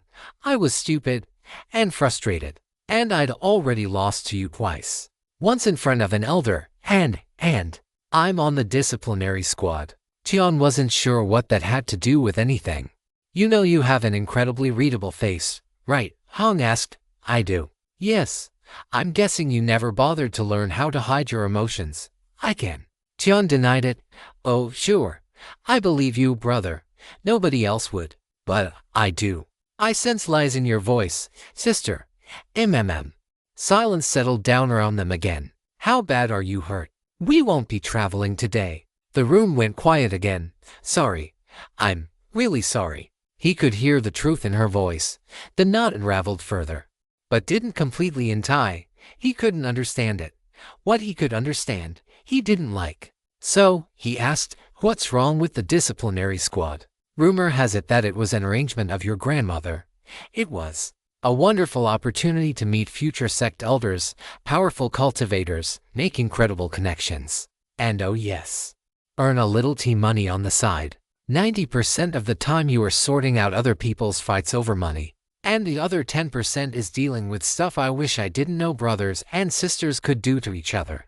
The disciplinary squad requires strength, will, and an utterly clean background. Naturally, that kind of responsibility is reserved for the hereditary disciples. Her voice sounded muffled towards the end.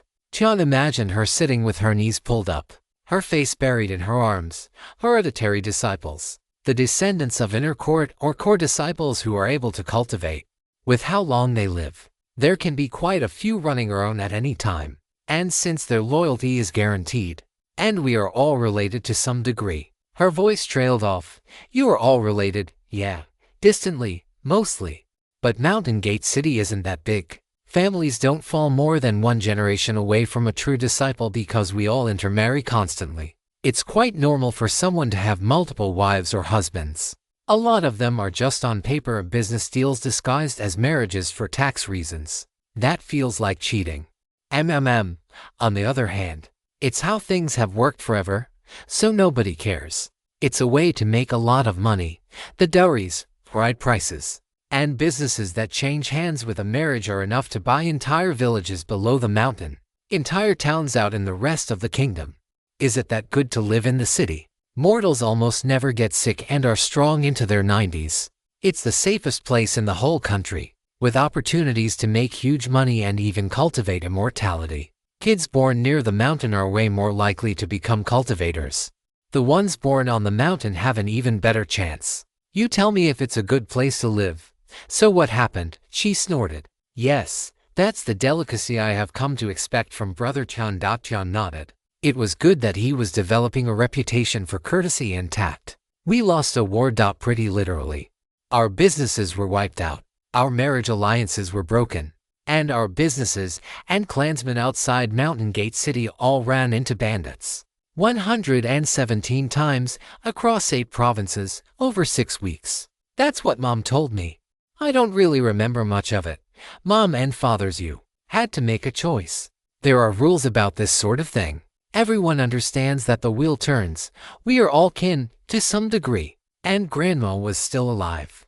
Not willing to interfere in mortal affairs, but alive. We sold everything we could, cashed in every favor, and found the absolute worst bastards amongst the manor families near Westtown. The worst ones without a living patron anyway. And then you hired my brothers. Mom and Father's you did. I was 6. Her voice was muffled again. I don't really remember my other dads very well. I remember their voices, sometimes, or a smell. I can remember Father Juan holding me as we watched a lion dance. They didn't make it out. There are rules, but rules are made and enforced by people. The worst bastards without patrons. Yeah, I don't understand it. But you can't just kill a family. Not without paying a price. And the more awful the people you kill are, the smaller that price is. So Mom and Father's you found monsters. They were monsters. And we killed them all. Mom, Father's you, our surviving guards.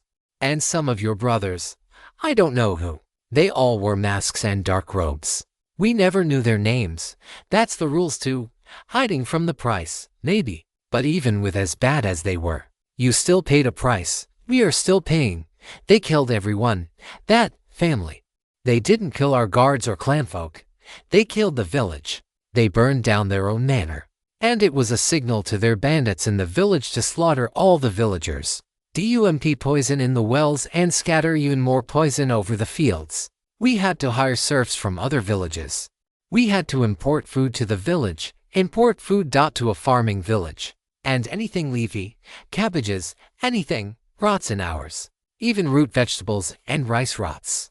Or gets vermin infesting it. So much food got wasted.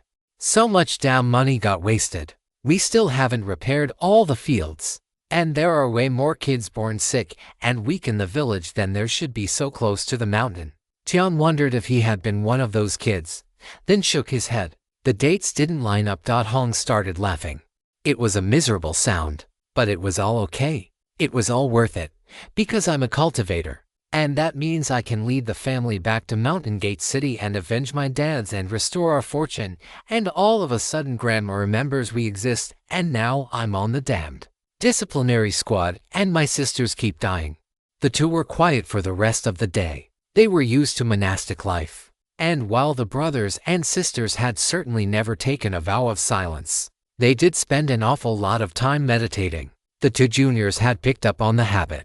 Tian was grateful for the quiet. His head was throbbing. Spending the day meditating was boring, but it wasn't the worst. Though eventually, Tian felt the need to ask something. So, just to be clear, you aren't rich? Because I was sure you were rich. I'm not rich. I'm richer than you. But you are the poorest person in the wasteland. I wouldn't have thought that was possible, frankly. Nobody believed you could do it. But by heavens you managed to outbroke the heretics. People keep telling me that. And I don't understand it. I don't feel poor. Sometimes I don't have enough money or merits for things. But it's not that big a deal. Things work out. Hong laughed softly. Your meals are paid for by the sect. Your weapon is paid for by the sect out of what you were paid by the sect. For work you did serving the sect. To someone working for the sect. Made out of materials gathered by other people in the sect. You live in a temple built by the sect. On land owned by the sect. Study scriptures written and collected by the sect. Wear a uniform provided by the sect. Are you seeing a pattern here? Yes, I am a lay brother of the sect. And how does the sect have all these things to give you? No idea.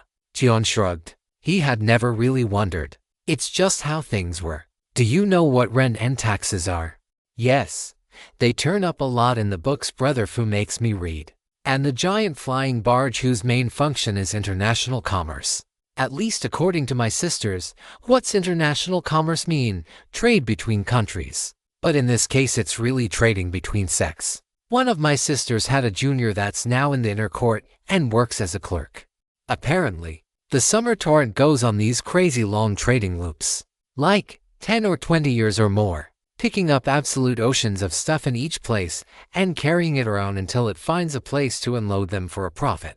There's a whole factory's worth of crafters up there, as well as a decent-sized herb farm and a whole bunch of other stuff. Like a giant convent that flies around and tries to earn as much as it can for the sect. Tian laughed softly. Hard to imagine. I was on it. And it is hard to imagine. Yeah, it takes a whole lot of money to let you live like a bum. Tian got treated the whole thing like a puzzle to pick apart. On the one hand, the sect didn't treat him as anyone special. Brother Fu did, and Elder Ru did, and Auntie Wu and the brothers, but not the sect as a whole. What he got was the same as what everyone else got, more or less. A bit better because he was in the West Town outer court. But that wasn't about him. On the other hand, Hong was right. There were mortal servants in the temple. They had to do grain inventories to make sure the mortals were providing everything they were supposed to. That grain came from somewhere. He silently wrestled with it for a few hours, then shrugged. Hong had settled in to read a book and yelped when Tian spoke out of nowhere. Too big. I don't understand it. But I know what the brothers hope for me and expect from me. And that's going to be enough for now. Everything else, I'll figure out later. Whatever makes the brothers happy, yes. Hong sighed. Lucky you. They set out the next morning just before dawn. The growing daylight was blinding after so much time in the dark. The compass rings pointed the way back to the depot. Nothing else to do but set off. They traveled an hour away from the rocky ridge they had camped in when they spotted another caravan. Do you know what those animals are? No clue. They have 4 legs like a horse, but other than that, Hong shrugged. Looks like they have both cargo and passengers on them though. 1 person per. Whatever that is. And they are moving very slowly too. Tian counted about 200 people in the caravan. They were wrapped up like he was, but their clothes were much looser. Tian narrowed his eyes. My perception art is still rough. Is that woman carrying a baby? She is. And she isn't the only one. Look, that, whatever it is, has 2 kids riding on it. Hong pointed, ignoring the fact that she and Tian were both just 13. Mortals. There are mortals crossing the waste. There must be cultivators mixed in with the caravan, but it feels different from the merchant caravan. It's moving a whole lot slower. For one thing, Hong agreed. What could they be doing out here? Stolen from its rightful place. This narrative is not meant to be on Amazon. Report any sightings. No idea. But I bet you they are headed for the hidden cavern.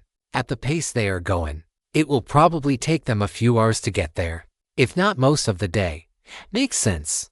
It would explain all those cubbies for one thing. How are they not getting eaten by everything? She asked. No idea. They watched the caravan trudge along. I don't think there are cultivators in there. I think it's all mortals, Hong said. Why, just a feeling. Look how slow they are moving. A merchant convoy hiring go masters as they leave Black Rock Gorge kind of makes sense.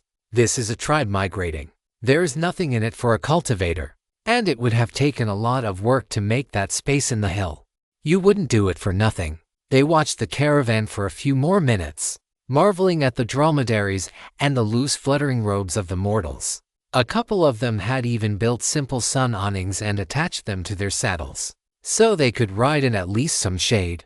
Tian thought that was pretty clever. It would be annoying to carry an umbrella all day, but he saw the appeal. The sun had a way of drilling into you. Giant scorpions, demonized birds, those little burrowing bugs that pop out of the sand, and there are thousands of them, and they all have stingers longer than my thumb is wide. Every damn day. How are they alive? Tian wasn't willing to let it go. No idea. Maybe it's because they are mortal. If it worked for cultivators, we would be doing it. That can't be how it works. Want to go ask them? Tian sighed. No, that is something the brothers taught me. Nothing good comes from mortals mixing with cultivt or s. Hong nodded. They ran off again.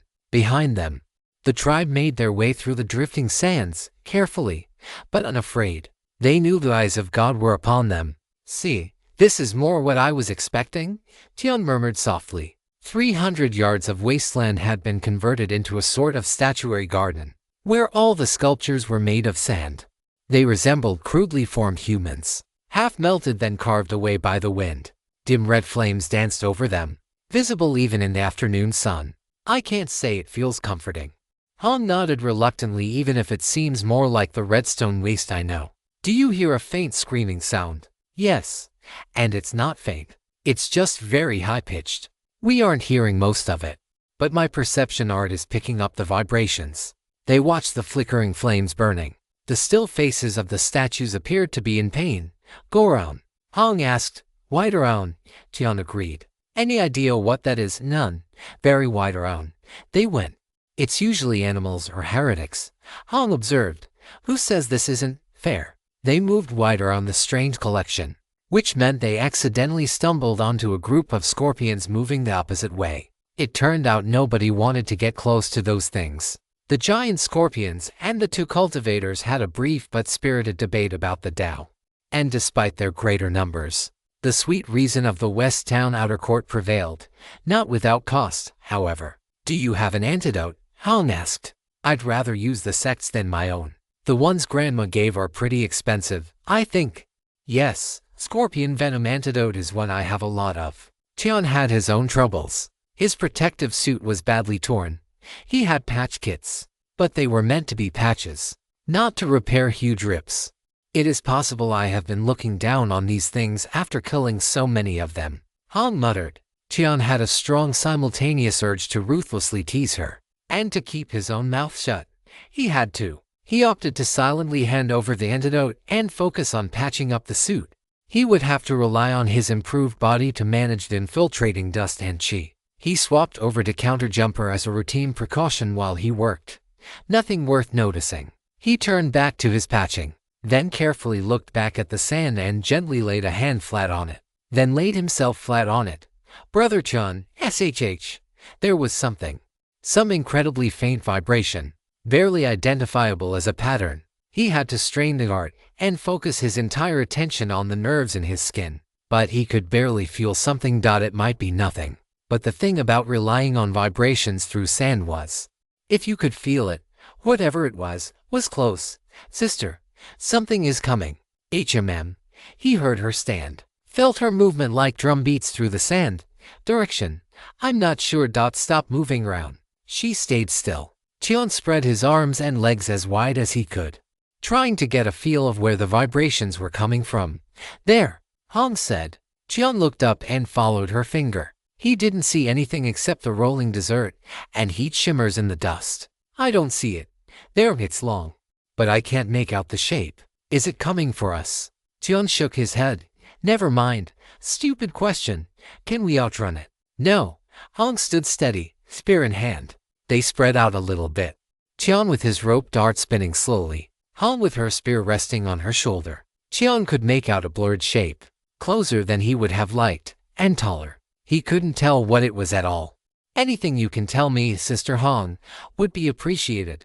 It's got a low, dense body, covered by what looks like very, very tall hairs. I don't know how many feet it has, but less than a centipede, more than a scorpion. I can't really tell anything else. Must be her perception art. Tian shook his head. It's bunching its body up. It's attacking. Hong yelled. Tian dashed left. Hong ran to her right. There was a sound like wind through bamboo, and the sand where they had been standing seemed to sprout hundreds of hair-thin needles. Whatever it was got a little more visible. It was maybe 10 feet long, taller than Hong, and the long hairs stretched another 3 or 4 feet on it, nearly invisible, fast, covered in long needles.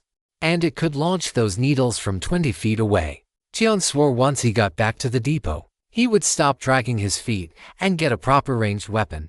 But for now, all there was to do was survive and win. Tian had gotten very used to seamlessly switching between his combat arts. Everything below the heavenly person level may be the arts of ants, but at least they were nimble and complicated ants. He kept moving to the side of the whatever it was, letting light body heavy hands move him like a drifting feather. The rope dart spun considerably faster, becoming a dull blur over his head. He took a short lunge forward and let the rope dart snap out, the weight suddenly returning to normal as the heavy dart reached the long needles covering the creature. The needles didn't resist the dart at all. They softly bent out of the way as the dart smashed through and into the fleshy side of the beast. There was a firmness to it, but the resistance wasn't anything much. He had stabbed into much harder things. The dart had fully buried itself into whatever the creature was. He ripped the dart out in a spray of a yellow liquid. The liquid coated the long needles, making them more visible and more sinister. There were even more of the hair-like needles than he had thought. The flying needles had come from the front, and it had to contort its body to launch them.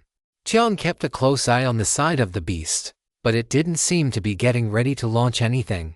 Instead, it was turning to face Hong. Tian punched the dart into it again, then wound up for a third shot when he saw the tail end of the beast sweeping towards him like a wall of spears. He leapt back out of reach. The distortion in the air didn't seem quite right for the end of the thing. Was it going to launch again? Tian jumped away, tumbled and jumped again. There was a familiar hissing noise, and once again the sand grew needle-like hairs. He retaliated with a rush and a heavy smack with the dart, but it seemed to have no effect. Only stabbing it with the dart did much. He could try forcing his dart into a spear again, but the striking power might not even be as good as what he could do normally. What was Hong? The creature raised itself up. He could suddenly see its underside leathery but seemingly soft, a faint white tan color. A dozen legs on each side. It seemed faintly familiar, though he was sure he had never seen anything like it before. Hong was stabbing up into the beast, her spear ripping great holes in it. There was some sort of lingering damage to the wound. Tian had cultivated keen eyes, and he would swear the wounds widened after her spear withdrew. Tian loved snakehead vine body dearly, but he had to admit, whatever art Hong Liren was practicing, it was more lethal. That thought tickled something in him, and despite being in the middle of battle, he wanted to laugh. It was like her boxing, direct, violent, lethal. No need for his complicated methods, just directly kill. Perhaps he had something to learn from her. There was some kind of face up there. He could see mandibles. The legs terminated in cones with alarming points. Somewhere between a claw and a foot, the mandibles spread, and yellow bile sprayed out from between them. Hong and Tian both dodged, but some splashed onto their robes. Tian could smell something acrid, whatever the bile was. It could dissolve their protective suits, but equally, whatever the bile was, it wasn't this creature's blood. At least his rope dart didn't have any of it. Tian rushed in, going directly for the belly of the beast. His dart lashed out and plunged deeper into one of the holes Hong had made. With a flex of his vital energy, the dart bent down into a hook, and the rope turned rigid. Barbs jutted out from the rope. The claw-tipped legs stabbed at Tian. That was fine. He didn't mind dodging. Every time he shifted around, the 15-foot-long saw he was holding ripped the wound wider and wider. He got as close as he dared to the creature's belly. It was unlikely to spit corrosive bile into its own wounds. This time, the most dangerous place was actually the safest place, for her part. Hong helped by poking additional holes in the creature. She might not be able to saw, but she could augur. In what must have been a fit of spite, she quickly punched a line of 6 holes in the giant thing so close together that they were nearly touching. Then the corrosive effect spread and a long rip opened up. Tian swore internally, then sharply turned and dashed to the side. "Where are you?" Hong's yell was cut off with a yelp as she scrambled back. The thing couldn't scream, it seemed, but they had heard it badly. It slammed downward, its pointy legs jabbing wildly in the dirt. Then it spun around and ran away. The two cultivators shared a look. Could the wasteland monsters do that? Was that allowed? Tian had the urge to chase after it, but it was faster than them to begin with. If it could shoot those needle hairs from its rear end as well, wouldn't that be just looking for death? Caterpillar. That's what it reminds me of, a fuzzy caterpillar, Tian thought, then swore again, because it really was too damn frustrating. Their suits were shredded. They were forced to fight, to jump around, to dodge caustic bile, all for what, exactly? And even if they had killed it, Tian didn't know of any use for a 20-foot-long caterpillar. This narrative has been purloined without the author's approval. Report any appearances on Amazon. Didn't caterpillars eat leaves? What was a caterpillar doing in the middle of a barren desert? It definitely didn't get that big eating lichen. He frowned, following up that thought. Giant insects. Yes, Brother Tian. I just about managed to figure that out. It was a giant insect. Well done. Very well done. I'd offer you a cookie, but I'm all out. I'm not talking about your incompetent packing, Sister Hong. I'm wondering how come there are so many giant insects here in the wastes. Because this is where they live. Obviously. Double quotes. Oh, it's obvious. Yes, the things we keep running into where they live and hunt. Live and hunt there. The logic is a little complex, but give it time and you will be able to follow it. Han's voice was very kind.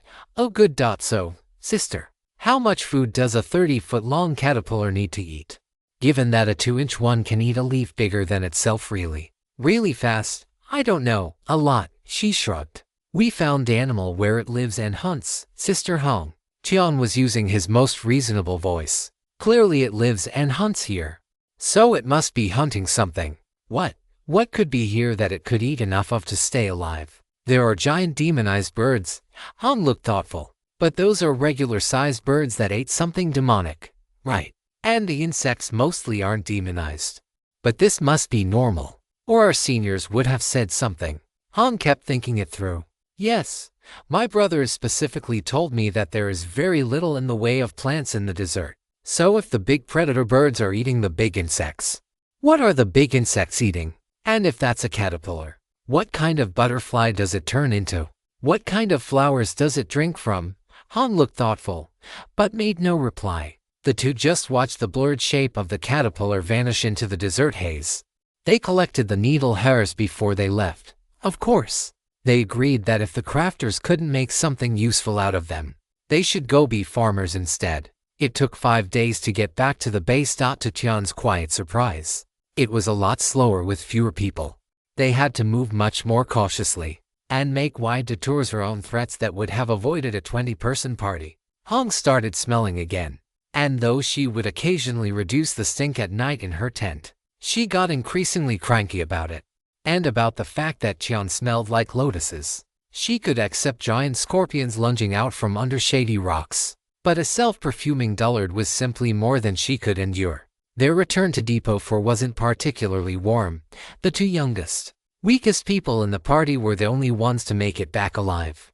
They were whisked immediately to separate interrogation cells and given a very thorough debriefing. One that immediately turned more friendly when the interrogators discovered that Marshal Uncle Ku was still alive and in pursuit of the presumably badly wounded heartbreakworm Zhu. They bordered on friendly when he explained that scrupulous accounting was done of the loot recovered, and it was all being submitted to the treasure-weighing magistrate.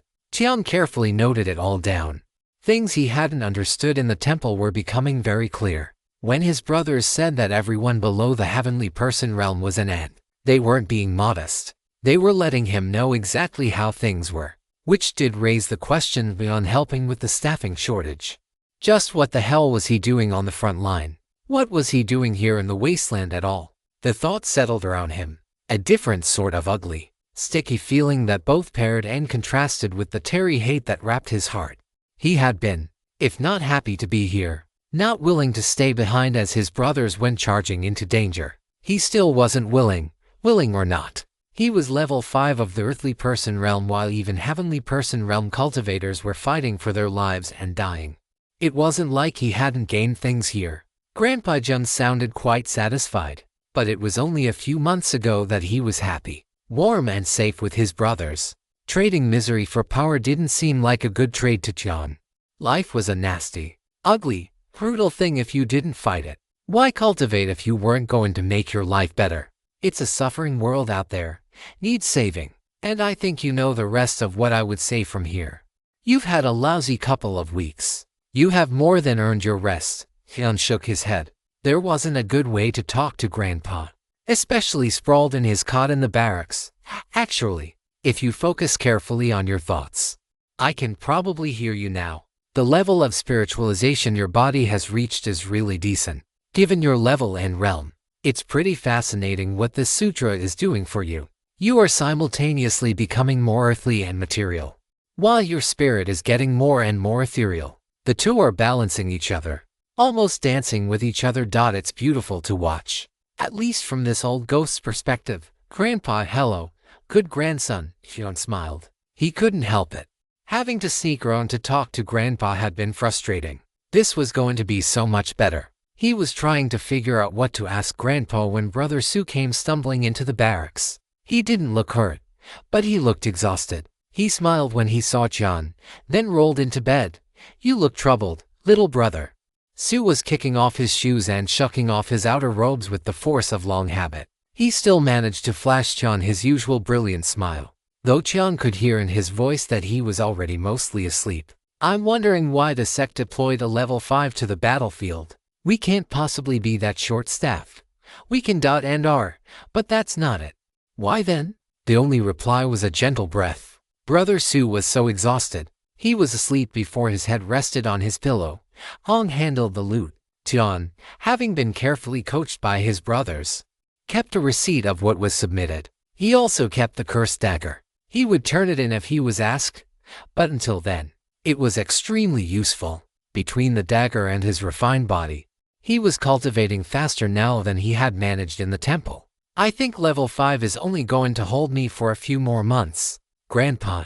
And my body has never been purer. Or, well, more suitable for cultivation, I guess. The whole purity thing is kind of a mystery to me now.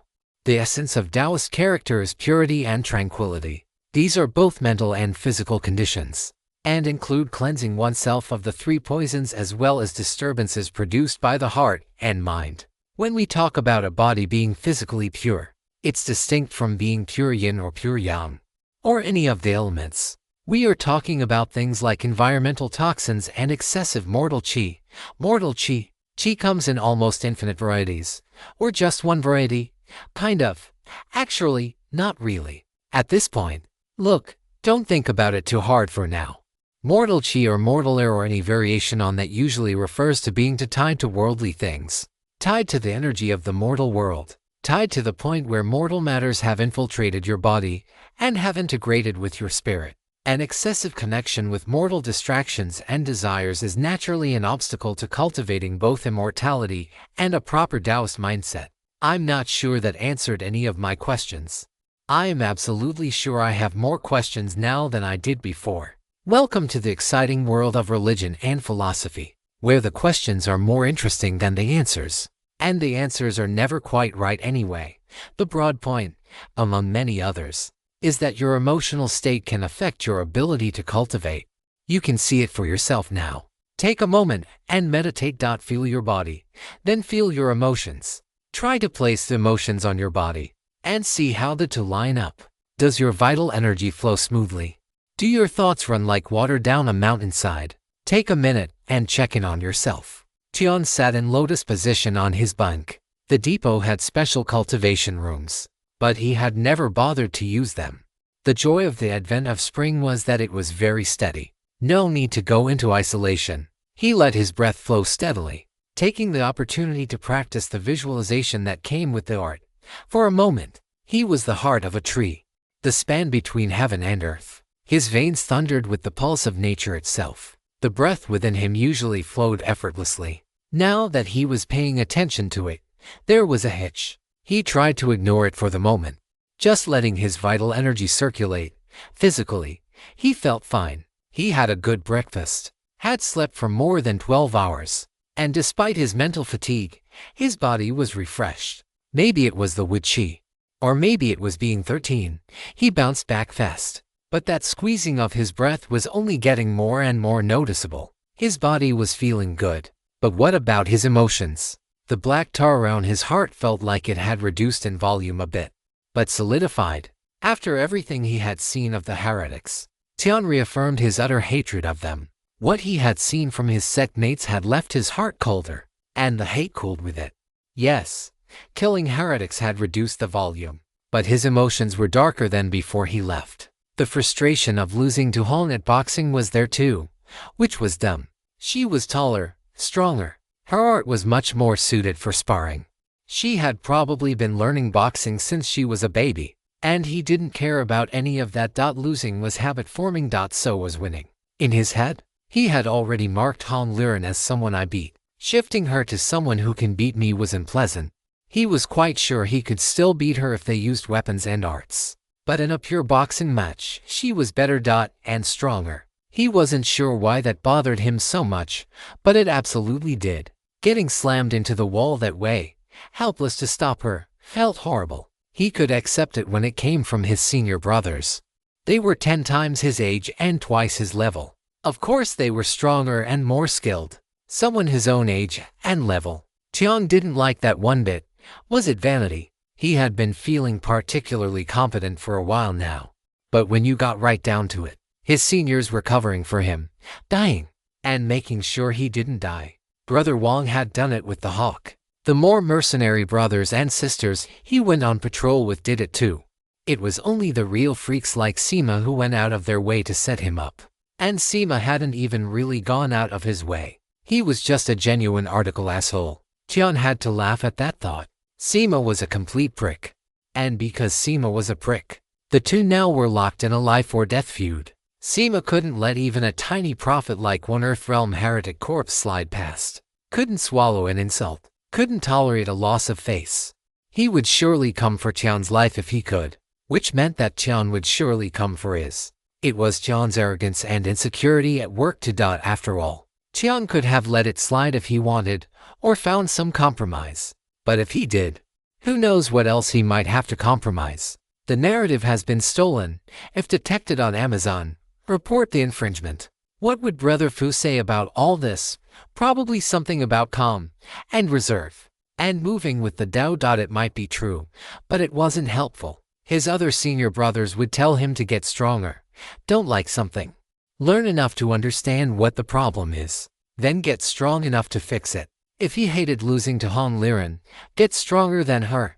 Become more skilled. If he hated losing brothers to the heretics, become strong enough to exterminate every heretic. Learn enough medicine to save every wounded brother. Simple solutions. Just hard to actually do, but that was okay. Tian felt the knot tied after the spar finally untie and fall away. It was okay if it was hard to do. He was used to doing hard things.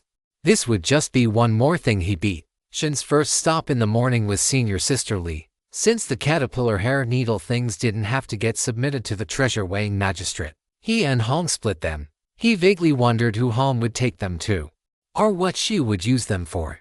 It hadn't occurred to him to ask. Senior sister Li was the only crafter he knew, and therefore the only crafter he trusted. The young paragon behind the counter looked rested and well. No reason he shouldn't, really. Tian was now very curious to find out just how this blessed existence was possible. It was hard to estimate ages, but Tian thought he wasn't much over 20-something years old. Practically the same age as him. I don't believe we have been introduced. I'm West Town Outer Courts Tian Ziho. Might I ask brother for his name? The young man smiled. You are here so often. I have long since learned your name. I was starting to wonder if you would ever ask mine. My Taoist name is Supreme Art. Tian blinked. You're what now? There was a yell from the back. His name is Long Yikan. And somehow he thought a Taoist name was more elegantly modest. Call him Supreme Art, and I'll ban you. Tian shrugged apologetically at the glum-looking Long Yikan.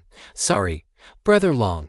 I am here to see Senior Sister Li. Perhaps we can talk more later. The name gave him a jolt. Long was a reasonably common family name. But now he would always associate it with the brother who loved tea and loved Xiao and died far from the city full of osmanthus trees. Sure. The young gentleman waved him towards the back. You know the way. Tian walked past the counter and into the crafting space. Sister Li's workspace was deceptively messy, because every scrap of surface, be it floor, tables, benches, stools, walls, and the ceiling, was covered in stuff. What stuff? Tian didn't dare to guess. Rags and ropes and bones and rocks, and chunks of what he could now recognize as glass and a sword that had been carefully sliced into 15 paper-thin pieces the long way. And thousands of other things even more obscure, deceptive, because Sister Li truly did know where each and every item in the room was. And they were arranged to be in immediate reach when she needed them. The only clear spot was the workbench, lit with the exact same magical lighting apparatus used by the doctors in the hospital. It was unpleasantly bright when the hood was up, but neither Sister Li nor the doctors would work without it. This isn't relevant to why I am here, but may I ask what Brother Long's story is? That sounded almost like you came up with it yourself. Sister Li gave him a surprised look. I'm able to make sentences all on my own, sister. Tian did his best to be patient. Sister Li had always despised Tian's using the phrases his brothers taught him. despite the fact that he had heard her use the exact same phrases herself. Why don't I know about it then, to celebrate your progress? I will answer the question you are really asking. Yes, it is exactly what you think. In this case, I am looking after him for the marshal and I have an understanding with. Sorry, I'm not following, Junior. Does anything in this room look cheap to you? She waved grandly. Tian was rather immediately reminded of the dump, but had the good sense to lie. Absolutely not. He shook his head. Ignorant savage, she snorted, clearly not fooled. It costs a blinding fortune, and that's assuming you have the channels to acquire the goods in the first place, which I don't. And neither does anyone else in the outer court. Not on the kind of scale you need if you are going to make something decent. I really am ignorant here, senior sister. Your rope dart required no less than 15 earthly realm materials and crafting agents. A tiny fraction of the materials needed to make the tools in my workshop, each and every one of which required skilled crafters to fabricate and refine into something capable of displaying my own not inconsiderable skills. Skills which took so many materials and tools to practice they could coat this whole building in a layer 6 feet deep. Tian saw where she was going. No way you could go out and collect all of it yourself. But the inner court can, because it's always making and collecting high-end materials. And setting missions for the outer court too. Exactly. All those outer court gathering missions. All the trading and all the trading companies the sect owns across the kingdom. All the workshops and laboratories, it all adds up. Mortal things supporting earthly things supporting heavenly things which provide benefits and security in a cascade going back down to the mortals. And while obviously a private concern in the inner court couldn't own a sect military crafting workshop or directly employ someone under the exclusive employ of the sect, the two shared a look. To complete the mission given to you by the sect and to meet the needs of your brothers and sisters, you need to have an understanding with someone in the inner court, who also has an understanding with several other crafters and suppliers. And they can't share all these things for free. Just so. It's a bit like nature, really. It looks like the predators are having it all their own way, but really, it's a whole system. Everything relies on everything else, and the things at the very base are so small you can hardly see them at all. Start pulling pieces out and everything collapses. Tian smiled and shook his head. Hard to imagine needing so many people and so many things just to make a steel knife or a rope dart. Then the smile drained from his face. He didn't need to imagine it. He had seen proof it was true. Who would master Gu if they could get good steel? I need a ranged weapon, Sister Lee. So I thought I would come to you. How ranged? Tian blinked. I don't think I understand, senior sister. How much range do you need? A few yards, a few miles. Sister Lee spun her hand, clearly wanting Tian to get on with things. Well, I don't think I could use anything that shot for miles. You could. We can make siege weapons if you want. Costs a fortune. But a little bird tells me you have been commerce raiding. I got in last night. How? Tian didn't say it though. The gossiping powers of the level 9s had become an unshakable legend in his heart. I didn't make that much, or use that much. I don't really want to learn how to use a bow.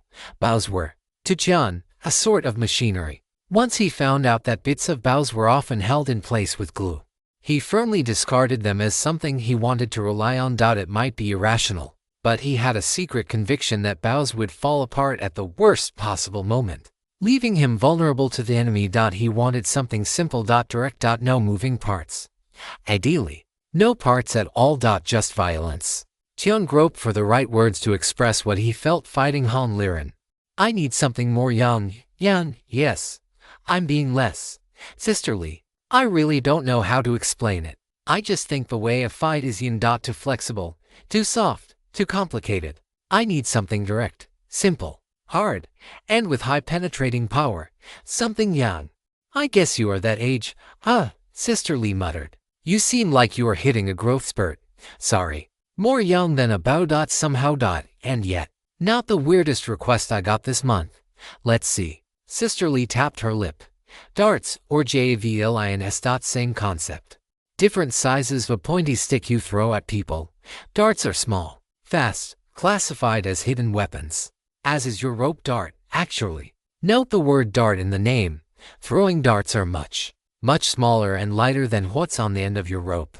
They tend to be more of a distraction or disabling weapon, though they can be fatal if used well. She measured out a section of air roughly as long as her hand and as wide as her pinky to give him the general idea. Javelins are very fatal, but need a lot more room to work with. You need space to wind up and throw. You can think of them as having a minimum range to be effective. On the other hand, anything inside that range you can just stab with the javelin. So, it's not really a problem. Sister Lee shrugged one shoulder. For a crafter, they were both pretty dull choices. Tian dumped out his half of the collected needles from the caterpillar on a reasonably flat stack of cloth. Could these be turned into darts or javelins? Sister Lee looked at them carefully. Thin, 3 feet long, flexible, sharp, almost completely transparent. No, that's not quite it. She picked up a pair of long tweezers and carefully lifted a single needle. She brought it to her workbench and examined it under the bright lights. Not just very transparent, it's highly refractive. It's bending the light around it. Is what that means, Junior. She looked back at the pile of long hairs, running a scarred finger gently over them. If it was up to me, these would be special use arrows. Valuable to the right buyer. You could sell the hairs for a decent chunk of money to the quartermasters.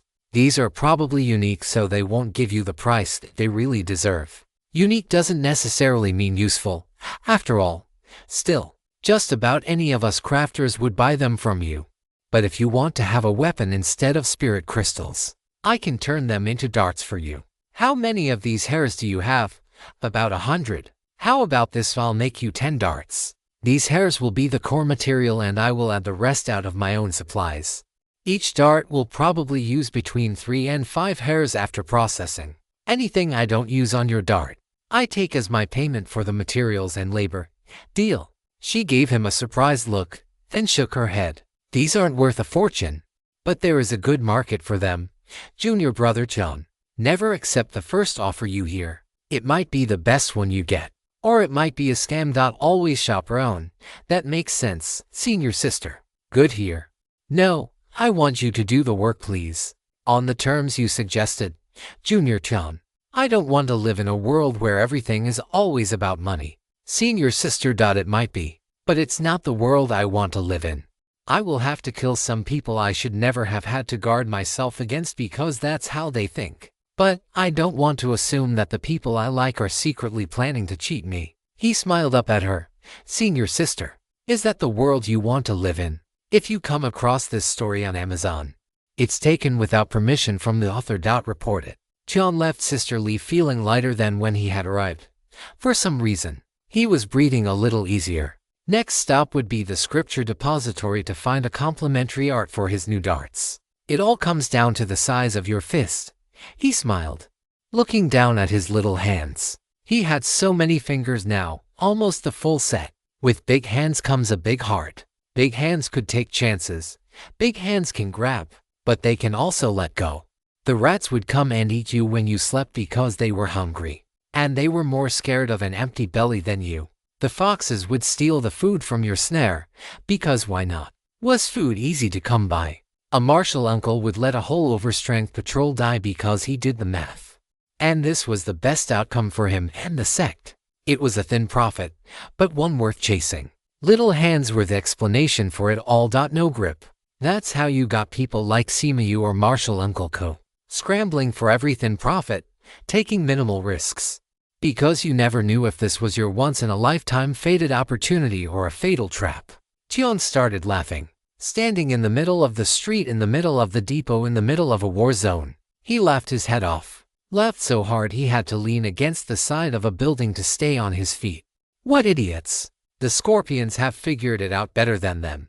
The whole damn world is nothing but opportunities. You just have to be strong enough to make use of them. You might be starving, but you still go for it. Qian walked over to the scripture pavilion. In the temple. This was an airy and well-lit library, with soft wooden shelves and lovingly tended, immaculate volumes that transmitted the true teachings of the ancient Crane Monastery to its most junior and remote members. It was a place of heritage, a way of saying that the outer court was part of something truly ancient and mighty, that the mountain offered more than power. It offered a path. Not here. The scripture pavilion in Depot 4 didn't give a fuck what the true whatsits of whosits were. You could be as enlightened as you wanted after the war ended. They had killing tools. The shelves were steel, gray, and labeled with white paint. You couldn't read the code the signs were written in, but that was fine. The borderline rabid librarians. People selected for their deep scholarship and 3+ digit body count, could dot the pavilion master. A martial uncle of a known but significant cultivation. Loudly proclaimed that his books killed more heretics in a week than the crafters managed in a year. His logic was debatable. The value of the pavilion was not, aside from certain heretical or self-destructive arts, any cultivation techniques or combat skills, any alchemical formulae, crafting diagrams, animal or insect rearing guides. Quite literally any knowledge of use captured on the battlefield could be sold to the quartermasters, who would pass it directly to the scripture pavilion. And the pavilion, notoriously, put it all out on the shelves. This was a wildly popular move with the rank and file, and a not-so-secret benefit for the frontline fighters. Arts that wouldn't have been available to the outer court back in Broad Sky Country were now available for purchase. The opportunities to grow, for those willing to go out and stake their lives for the monastery, were vast.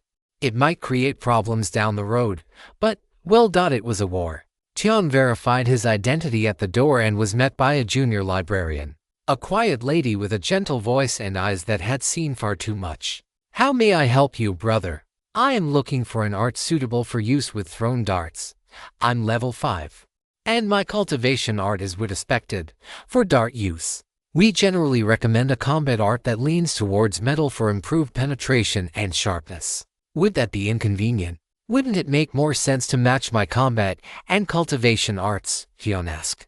The art he used to manipulate his rope dart, snakehead vine body, was wood aligned, as was his cultivation. His other arts weren't strongly elemental in nature. He had gotten used to them, but he had taken to snakehead vine body like he was born using it. Not always. It tends to be situational. If you have a particularly suitable pairing between your body's elemental proclivities, your cultivation art, and your combat art, you will naturally find it easier to use and quicker to learn. However, each art and elemental alignment favors certain usages. Since the weapon in question is a short, straight throwing implement in the hidden weapon category, maximizing the speed, penetration power and concealability of the dart are the paramount concerns. In that case, taking your level into consideration and factoring in the necessary learning time weighted against the need to quickly deploy the art, a dart throwing art that favors the metal element is optimal. Tian blinked and spent a moment sorting through what the librarian said. He knew most of those words, and could kind of figure out the rest from context. It still felt like getting whacked by one of his reference books. "Yes, I'm not exactly sure what the darts will look like, but their core material will make them very hard to see. Actually, an art that could help me recover the darts would be really useful. Since they are custom-made, custom darts are not optimal due to their high risk of loss and destruction." Tian nodded. That sounded sensible. If he was right about what optimal meant, he waited, she waited. He waited some more. So did she. He didn't have anywhere to go today. This was her job, and she was getting paid either way. They just stood there, waiting for the other to say something. Eventually one of the other librarians came over and intervened. "Junior sister Sue, you didn't ask him a question. Junior brother." There was an implied invitation to comment in her statement. Tian and the female librarian shared a look, clearly disagreeing with the senior brother's evaluation. However, they chorused, "Yes, senior brother." The male librarian shuddered, squeezed his lucky war pick, and moved on. Tian looked over at his guide and shrugged. "They are the darts I have, and I have good reason to think they will be excellent. Maybe not the best in the world or anything, but I bet they will be very good. So, I want to keep using them for a long while. So something that lets me hit hard and get my darts back is optimal for me." She thought about it, then nodded. "Do you know a flying sword art?" "No, sister." "Well, would you like to learn something kind of similar?" Darts, as manufactured by the ancient Crane Monastery, tended to come into varieties. One was a sort of talisman that exploded after use. They were made with the cheapest possible materials and still managed to be outside the budgets of most level 9s. The cultivation art for people that used them was throw it that way. Tian didn't even dream of owning a set. The other variety incorporated some of the same techniques as flying swords. But I thought only level 9 earthly realm cultivators could make flying swords fly. Sister Sue, correct for swords. However, swords are larger, heavier, and are entirely driven by the vital energy of their level 9 users. You will be throwing your darts, meaning your body is providing much of the force and direction. Here are 3 that I feel would suit you. There is a summary section at the front of each book for you to read and review.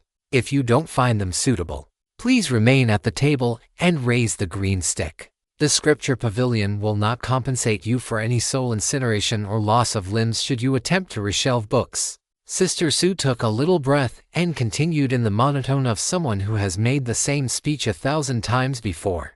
Attempting to read the sealed pages will subject you to a ban from the pavilion, a fine of 500 spirit crystals, and the pavilion staff pointing and laughing as you try to reassemble your limbs and teeth with just your lips.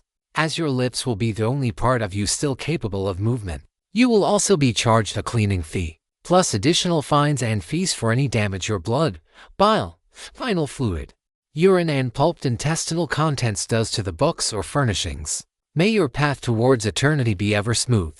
She handed him a green stick and showed him a small table with a short wooden screen to provide a little privacy. The first book had a golden silk cover. Vermilion threads embroidered the titled Imperial Heavenly Swallows.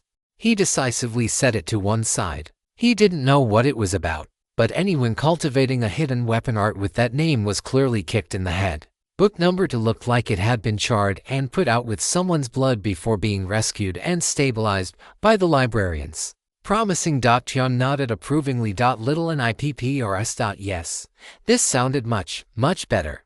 Much more in line with the sneaky yet direct nature of darts. Book 3 reeked of scams. Dart throwing for fun and profit. 10 simple tricks, easy to learn, guaranteed to impress.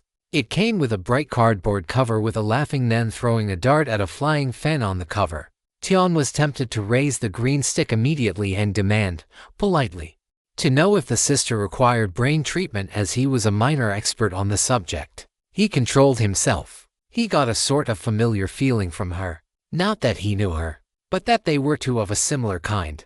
She probably took her job very seriously. He sighed and opened the golden book. It was, to his quiet surprise, quite legitimate. Imperial in this case referred to the fact that the darts were controlled by the will of the user. Tian had a vague recollection of seeing other arts called Imperial this or that, but had never looked at them. Perhaps they all were flying weapon arts. Heavenly was, unsurprisingly, there to make the art sound more impressive. As for swallows, the author just really liked swallows and thought the way the darts swooped around looked like them. The art was more complicated than he was expecting, insanely complicated. Even the summary ran to 2 full pages. The art also required binding the darts to the user, essentially refining them a second time with the user's blood and vital energy. This not only allowed powerful control, it made them easy to recover later. And you would need to recover the darts later, as you couldn't use the art without them. Slow to master and quite complicated to use in the field. Highly limited by the base darts. It was, however, quite strong. The author claimed an ordinary steel dart could penetrate a thick shield and good armor once a basic mastery was achieved. And you could, with practice and adequate cultivation, send flights of darts just ripping through your enemies even if they were behind cover. Little Nippers was alarmingly straightforward. The circulation paths were downright crude, and the control offered by them was just bad. Even the author admitted as much, saying that it was more to keep the dart on course than to steer through obstacles. Balanced against that was the fact the art deployed fast. The recommended usage was to call the dart into your hand from your storage ring and cast the art as you were throwing it, all in one motion. The art would accelerate the dart to several times your normal throwing speed, depending on your mastery of the art, and gave the dart a metallic edge, simple and effective. It did one thing really well. With the metal energy a distant afterthought, it did mark the darts quite firmly when they were thrown, as they tended to travel quite a long distance and were a pain to find afterward. Tian could see it. You could launch a devastating barrage as fast as your hand could move. If you had enough darts, it could overwhelm almost anything. Dart throwing for fun and profit came with a little preface to the summary section at the front of the book. The scripture pavilion assured the reader that no, this was not a joke, and yes, it really was an earthly realm combat art. The art was created by a member of a minor sect in Broad Sky Country who was sworn brothers with some mortals in the Beggars sect, which wasn't actually a cultivation sect and was a mortal self-protection group. The Beggars sect disguised itself as beggars, and would frequently put on street performances as a way to earn some coin. Dart throwing was one of those ways. Stolen from its original source. This story is not meant to be on Amazon. Report any sightings. That cultivator created a book of throwing skills, and loved it so much that he spent much of the rest of his life working out a version for Earthly Realm cultivators complete with 10 tricks of varying usefulness. It eventually reached the hands of cultivators in the ancient Crane Monastery who fixed the more glaring problems with the energy circulation method, printed new copies and put it on the shelf. The note concluded that, despite the title, it was the 4th most popular dart art over the last 300 years. And 7th most popular thrown weapon art overall. Qian quickly figured out why it was so popular. It was easy. Most of the tricks were just ways to disguise the throw or to hit moving targets by controlling your strength. Nothing simpler for an Earthly Realm cultivator who put any effort at all into martial arts. The second was that while the art wasn't particularly outstanding in terms of power, speed, or sophistication, nor did it provide much of an elemental edge. And the range wasn't very good either. It was fun. Tian found himself imagining practicing the art. It would be so much fun. He would be bouncing off every surface, going high and low, his darts flying in from every direction. Hit a flying insect, no problem. Cut a cherry from the tree without harming the fruit, can do. Punch through the steel helmet of a heretical warrior, well, maybe, might need to go for the eyes. Or a gap in the armor. It was also, not coincidentally, the second cheapest of the 3 arts. Little Nippers was a paltry 30 military merits, practically a tip for the scripture pavilion. Depending on the missions you accepted, you might earn that in a week or 2. Hilariously cheap for an art you could use for, potentially, the rest of your life, or more optimistically, for your life in the Earthly Realm. Dart throwing for fun and profit was slightly more expensive at 50 merits, but that would be doable for anyone taking combat missions within a month. Again, cheap. Tian had a growing suspicion that not many people bothered to buy dart-related arts. His original rope dart came with snakehead vine body, and both were a fraction of what a flying sword cost. He wouldn't be too surprised to learn the more popular arts were also the most expensive. Interestingly, Imperial Heavenly Swallows was a much more hefty 150 merits. Tian tapped the silk-covered book and dove back into it. Clearly he was missing something. It didn't seem 5 times better than Little Nipper. 5 times more complicated, maybe, but not better. He read through it a second time and still didn't get it. Eventually he caved and asked the Sister Sue. It's usable through the Heavenly Person realm, and you are practically turning your set of darts into a part of you. You can control them like they were your own fingers. They punch through armor like paper, and with considerable effort and practice, you can even recall the darts to your hand. That would require much more cultivation than you currently have. Despite having said that, I must remind you again that such darts are non-optimal for numerous reasons, including the time cost of cultivation. Regardless of which is optimal for you, it was always about suitability. It had been when he first picked his rope dart. It was when he learned Thunderous Palm, and Brother Fu's kindness in picking Advent of Spring as his cultivation art would never be forgotten. It too was the most suitable possible art for him. So what was the most suitable for him now? His first instinct was to grab Little and IPP or S. It was clearly made and used by very pragmatic sorts. And he really liked the idea of having a dart that he could make a fatal throw with almost instantly. There was also the increasingly petty part of him that was determined to prove that the silly luxuries demanded by his sectmates were just that silly. He was aware that calling protective talismans or high-quality silk armor silly strongly suggested that he was the one who had been kicked in the head.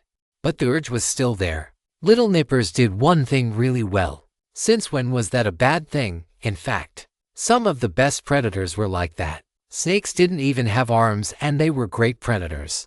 Little Nippers was cheap enough that he could pick it up along with dart tricks for fun and profit. He'd just call it dart tricks.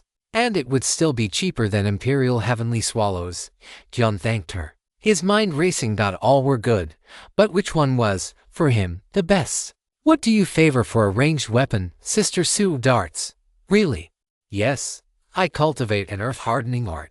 I mix my blood with sand and fine stone, form it into darts, and harden them. It takes almost no blood at this point, and the whole process can be completed in less than a minute with practice. It is very relaxing. I keep the completed darts in my ring, of course. Usually several thousand build up before I have to use them again. It is satisfying to see all the piles. Tian noticed she had a storage ring on each hand. She didn't sound like she was exaggerating either. That's nice, Sister Sue. Yes, as is being able to throw literal fistfuls of darts at a target with each move of my hands. Accelerated by little nippers. Not caring if I ever get the darts back or if they break off inside of the target. It does make cleaning the battlefields afterwards quite messy. However, despite this, it is the optimal choice. Tian thanked Sister Sue and sat back at the desk, looking over the pics. There were solid arguments for each of them, and especially for using them in combination. But any art worth a damn would take time to practice. And he had noticed that while the brothers were familiar with a lot of arts, they only regularly used a few favorites. For decades, getting good at one thing might be more practical than being mediocre at a few things. Grandpa, which would you pick? Imperial Heavenly Swallows. 10 times out of 10, no question about it. You have the merits for it. And after your last few missions, they are going to be very willing to let you hide out in the depot for a long while. You probably will have time to get it to a usable level by the time you are deployed into the field again. Why, I get that the darts are more powerful, don't underplay that. The power difference isn't real. Just not remotely on the same level. Dart tricks is a joke. It's party tricks and street performer games tweaked for cultivator use. It couldn't take down a chinchilla. Little Nippers is a proper killing art, but it's only going to be effective against the weakest enemies you face. Either that, or you will have to compensate by buying high-end darts by the bushel. Yes, earth hardening technique. I know, she's level 9. And I get the feeling making darts is her major hobby. It's useful at medium to long ranges where there are few to no obstacles or people you want to keep alive in the way. It's too limited. But the best reason to pick Imperial Heavenly Swallows is the control technique. Control technique? Tian asked, wondering what a chinchilla was. But Grandpa always refused to answer if he asked about those kinds of things.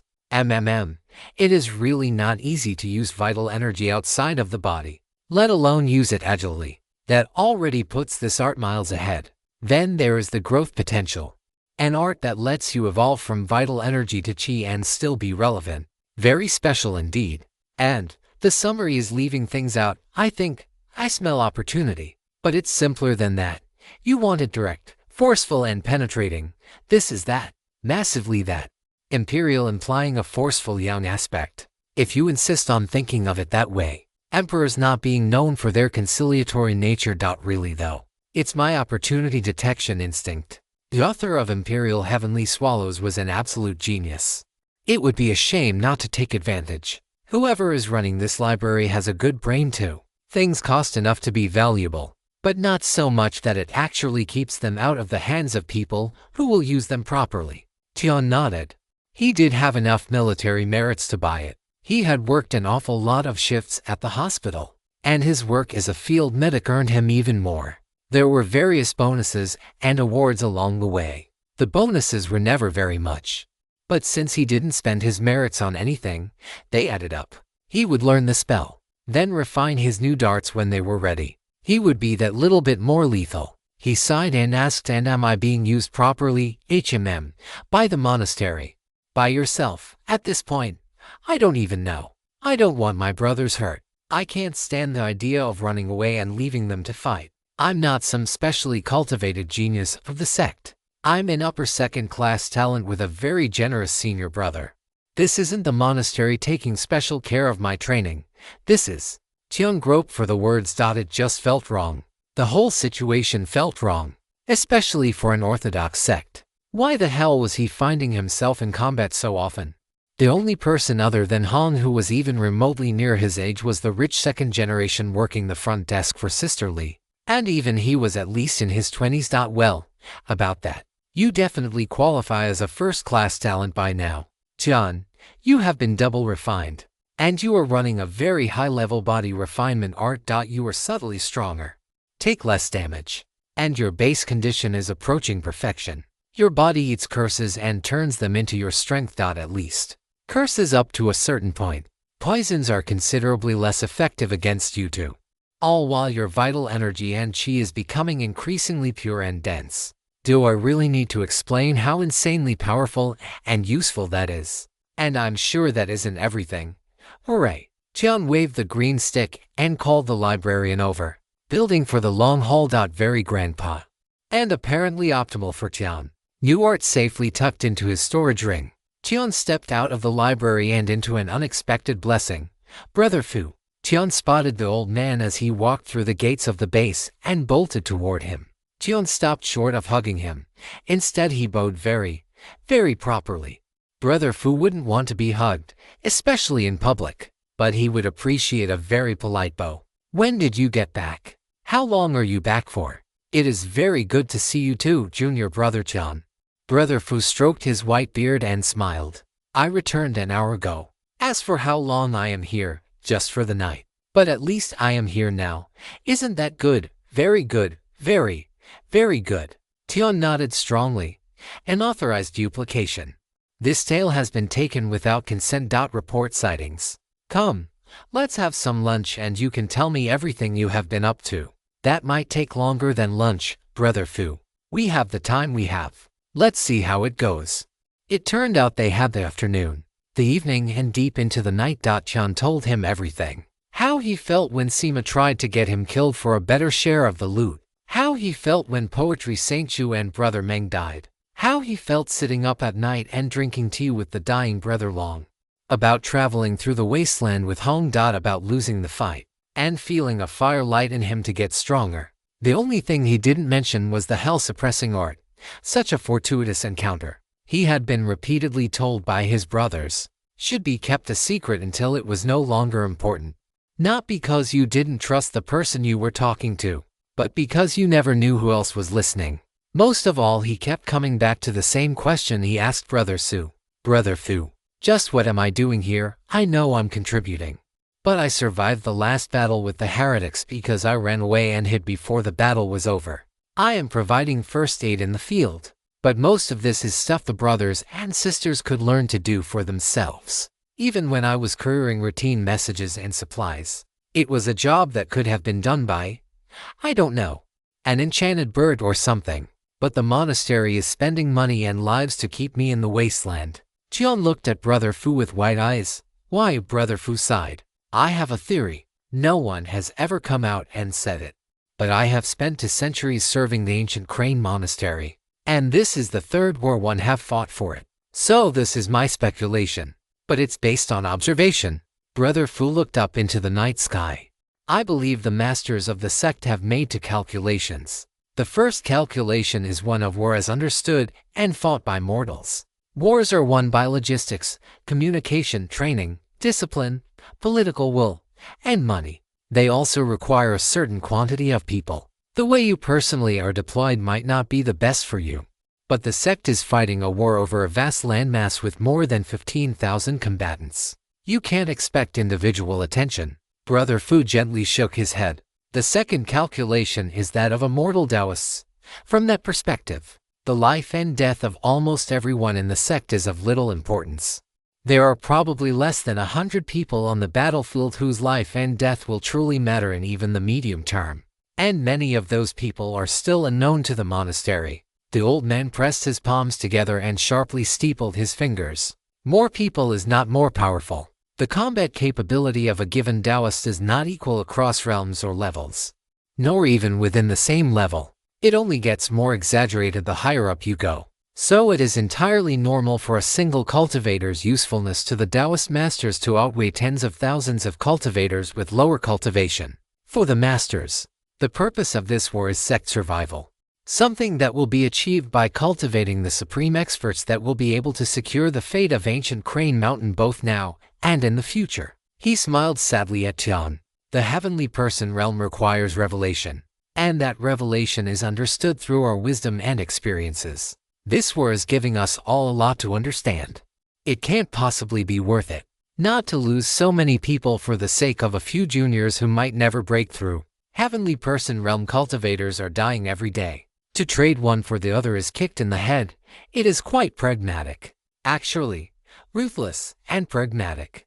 Not all revelations are equal, nor are all Heavenly Realm disciples. You haven't been in the sect long, so you don't really understand. You remember when Direct Disciple's son made a move and wiped out that whole invasion of the depot? Of course. What realm would you say she was in? Keep in mind all she did was fly in on an eagle and played a song on her zither. That was enough to exterminate hundreds of heretics in a single move, as well as a swarm of Heavenly Person level zombies. I don't know. Peak of Heavenly Person Realm. Whatever comes after that. I don't know her level either. But I was there for her ascension ceremony 50 years ago. She was level 1 of the Heavenly Person Realm when she was invited to the monastery to worship a master, becoming a direct disciple. You have been to the monastery. I was, by special permission, allowed into the back of the crowd at the foot of the stairs of immortal ascension at the base of the mountain. In Mountain Gate City, there was a big send-off as she set out to climb the 100,000 steps to the monastery. My point is that her cultivation may not actually have progressed that far. Brother Fu parceled out the air with his hands. One Heavenly Person Realm cultivator is worth at least 100, and really more like hundreds, of earthly realm fighters on the battlefield, even in peacetime. What they craft and bring to the sect is worth many times more per person, even if their expenses are equally high. And one core disciple is worth. I don't have any way to measure it. There is no comparison, really. Not with earthly realm fighters, or even the others in the inner court. Better talent. First-class talent is the minimum standard to even be discussed as potentially being allowed to compete for a spot as a core disciple. And the very, very, very best of the sect, the top fraction of those core disciples, are selected to inherit the true teachings of the Taoist masters. They are the direct disciples of those Taoist masters. In the future, they will become Taoist masters themselves, and become the next generation of leaders for the sect. Brother Fu smiled, looking a little awkward as he tried to explain the nature of those far above him. Each of them is a unique talent. How they are capable varies. That they are far more powerful than others of their level does not. And it's not just the cultivation methods, or the physics they were born with, or the lucky chances they encountered. So what is it about? Then, Jian asked. Each of them has grasped some portion of the Tao and moves with it. They generally found that understanding as they broke through to the Heavenly Person Realm. It's just that simple. Why is the whole outer court drowning in blood here in the wasteland? Why force children to battle for their lives, making you confront things that would break adults? Brother Fu stared out over the broken, rocky earth. His voice was sad, but resolved. So that one of you finds the Tao. All the death and expense is worth it. Necessary. A virtuous act. Even because somewhere in this wasteland, a new Taoist master is growing far faster than they would at home. That singular person that can change everything, riding on twists of fate. And for all the sect knows, it might be you. Tian sat and looked out across the wastes. Some instinct stirred in him, and he got up into a crouch and started drawing circles in the sand. For some reason, it always helped him focus. He started connecting things he had heard, seen, and been told during his time in the sect. Brother Fu, the senior who was recruited before me and made it to the inner court in 10 years, 8 years, -1 month and 4 days, actually. Ao Yunyan. Simply the most brilliant person I have ever met. Arrogant, but when you can understand and are what takes others months to learn, and cultivate in a day what takes others years to accumulate, arrogance would be impossible to avoid. Did he become a direct disciple? Not yet. But he was elevated directly to core disciple on his breakthrough to the Heavenly Person Realm. His breakthrough was, if anything, too fast. He had enough accumulated wisdom to find longevity, but not the Tao. I still can't decide if I failed that boy or not. Telling a genius to suppress themselves to firm their foundation when their foundation is already stronger than any 100 of their contemporaries. The old man shook his head. Tian nodded and went back to drawing his circles. Brother Fu patiently waited next to him. You told me that deploying the outer court to the front lines was the most proper and moral decision, but didn't explain, was it this, essentially? That, And we are actually fulfilling a useful role here militarily. But mostly it's about finding direct disciples. That is my theory. What I can see from my low place and what the Taoist masters see from high up on the mountain are vastly different. Tian remembered how favored the West Town outer court was with the sect. They had the highest rate of turning earthly realm cultivators into heavenly realm cultivators, and had even sent a core disciple up the mountain in recent memory. Just for that, they got half again more monthly support than the other towns, and it still didn't match up to the value of maybe finding a single direct disciple. Don't misunderstand me. Searching for future Taoist masters isn't the reason we are at war. Black Iron Gorge has made some moves on some level I don't understand, and it threatens the interests of most of the surrounding nations. I don't think their aim is outright conquest, but I really don't know what they are up to. Tian nodded seriously, thinking it over and not coming to any satisfactory conclusions. He remembered seeing those green-furred zombies charging towards the depot walls. He knew, instantly, that he no longer had a place in the fighting portion of the battle. His only role was victim, or corpse, or worse. Even the martial aunts and uncles were being slaughtered. Then direct disciple song showed up and with a single tune, cleared the battlefield. When you found me after the battle, you were fighting in a strange way. You said you were moving with the Tao. Hyun spoke slowly. Brother Fu, what is the Tao? People talk about it all the time, and I still don't know. Brother Fu laughed, loud and happily. None of us do. The direct disciples would be the first to tell you that they have only seen a tiny corner of it, and they don't really understand the bit that they have seen. The Tao is the path. It is the law, and the energy of the world. It is fate, and nature, and the nature of things. It is every interaction between every type of thing. The Tao is universal. It moves eternally, but since it is everything and everywhere and perfect, it is also still. It is what came before the primordial chaos, and is the road the universe treads to its end and rebirth. Hyun blinked. That sounds amazing, Brother Fu, but I don't think that actually answers the question. Of course not. If I don't know, how can I tell you? The Tao that can be spoken is not the true Tao, but I can set your feet on the path to the Tao. That much I do know. Brother Fu stood and dusted himself off. Let's move our bodies a bit. Let me show you a little something.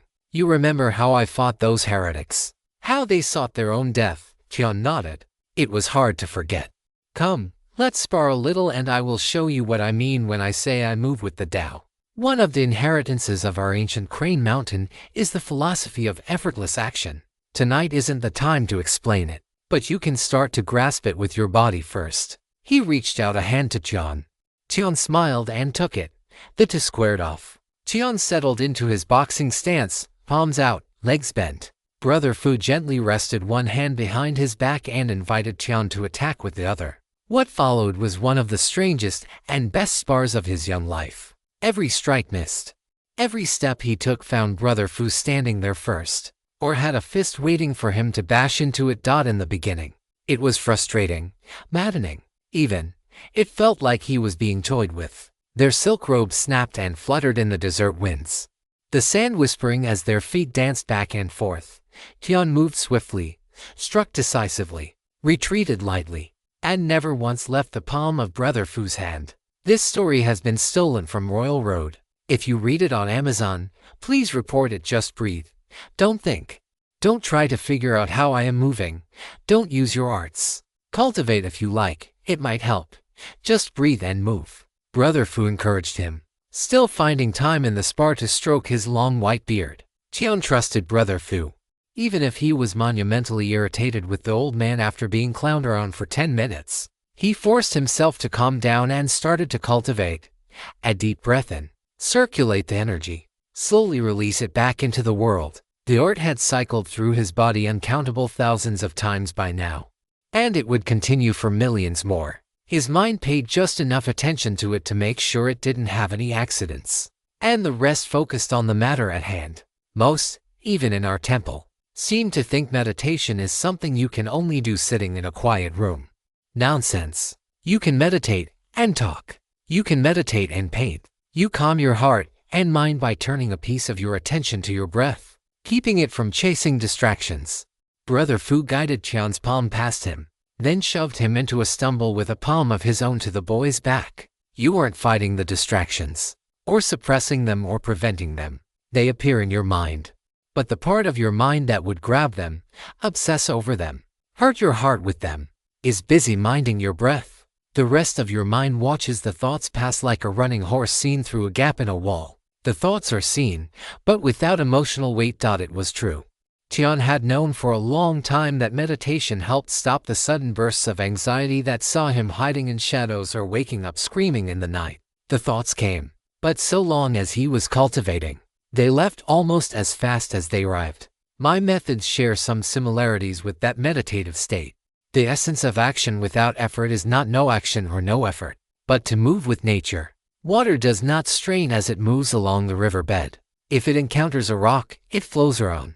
Eventually the rock will be worn away, but the river remains. Water is formless, adapting to whatever vessel is holding it. Does the water resent the bowl? Of course not. It was poured in, and will be poured out again, returning to formlessness.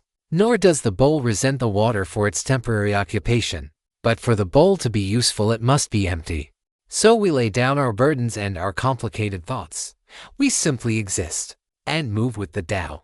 Their fight had become a sort of play, where Tian was trying to chase the old man, and the old man kept drifting back, only to appear next to Tian a moment later, never truly gone. The distance was only a dream. At some point, he found himself smiling. His heart lightened, even if the hate hadn't vanished. He was playing tag with his father, dashing across the desert sand.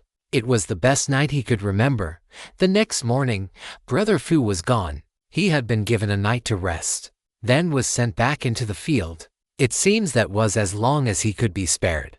Tian, on the other hand, was told in no uncertain terms that he would be working in the hospital for the foreseeable future. He dropped her on the mission hall to ask Brother Zhang what the story was, and got a depressing answer. The casualty rate when you and junior sister Hong go out on a mission together are too high to justify the benefits either of you provide to the teams you are on.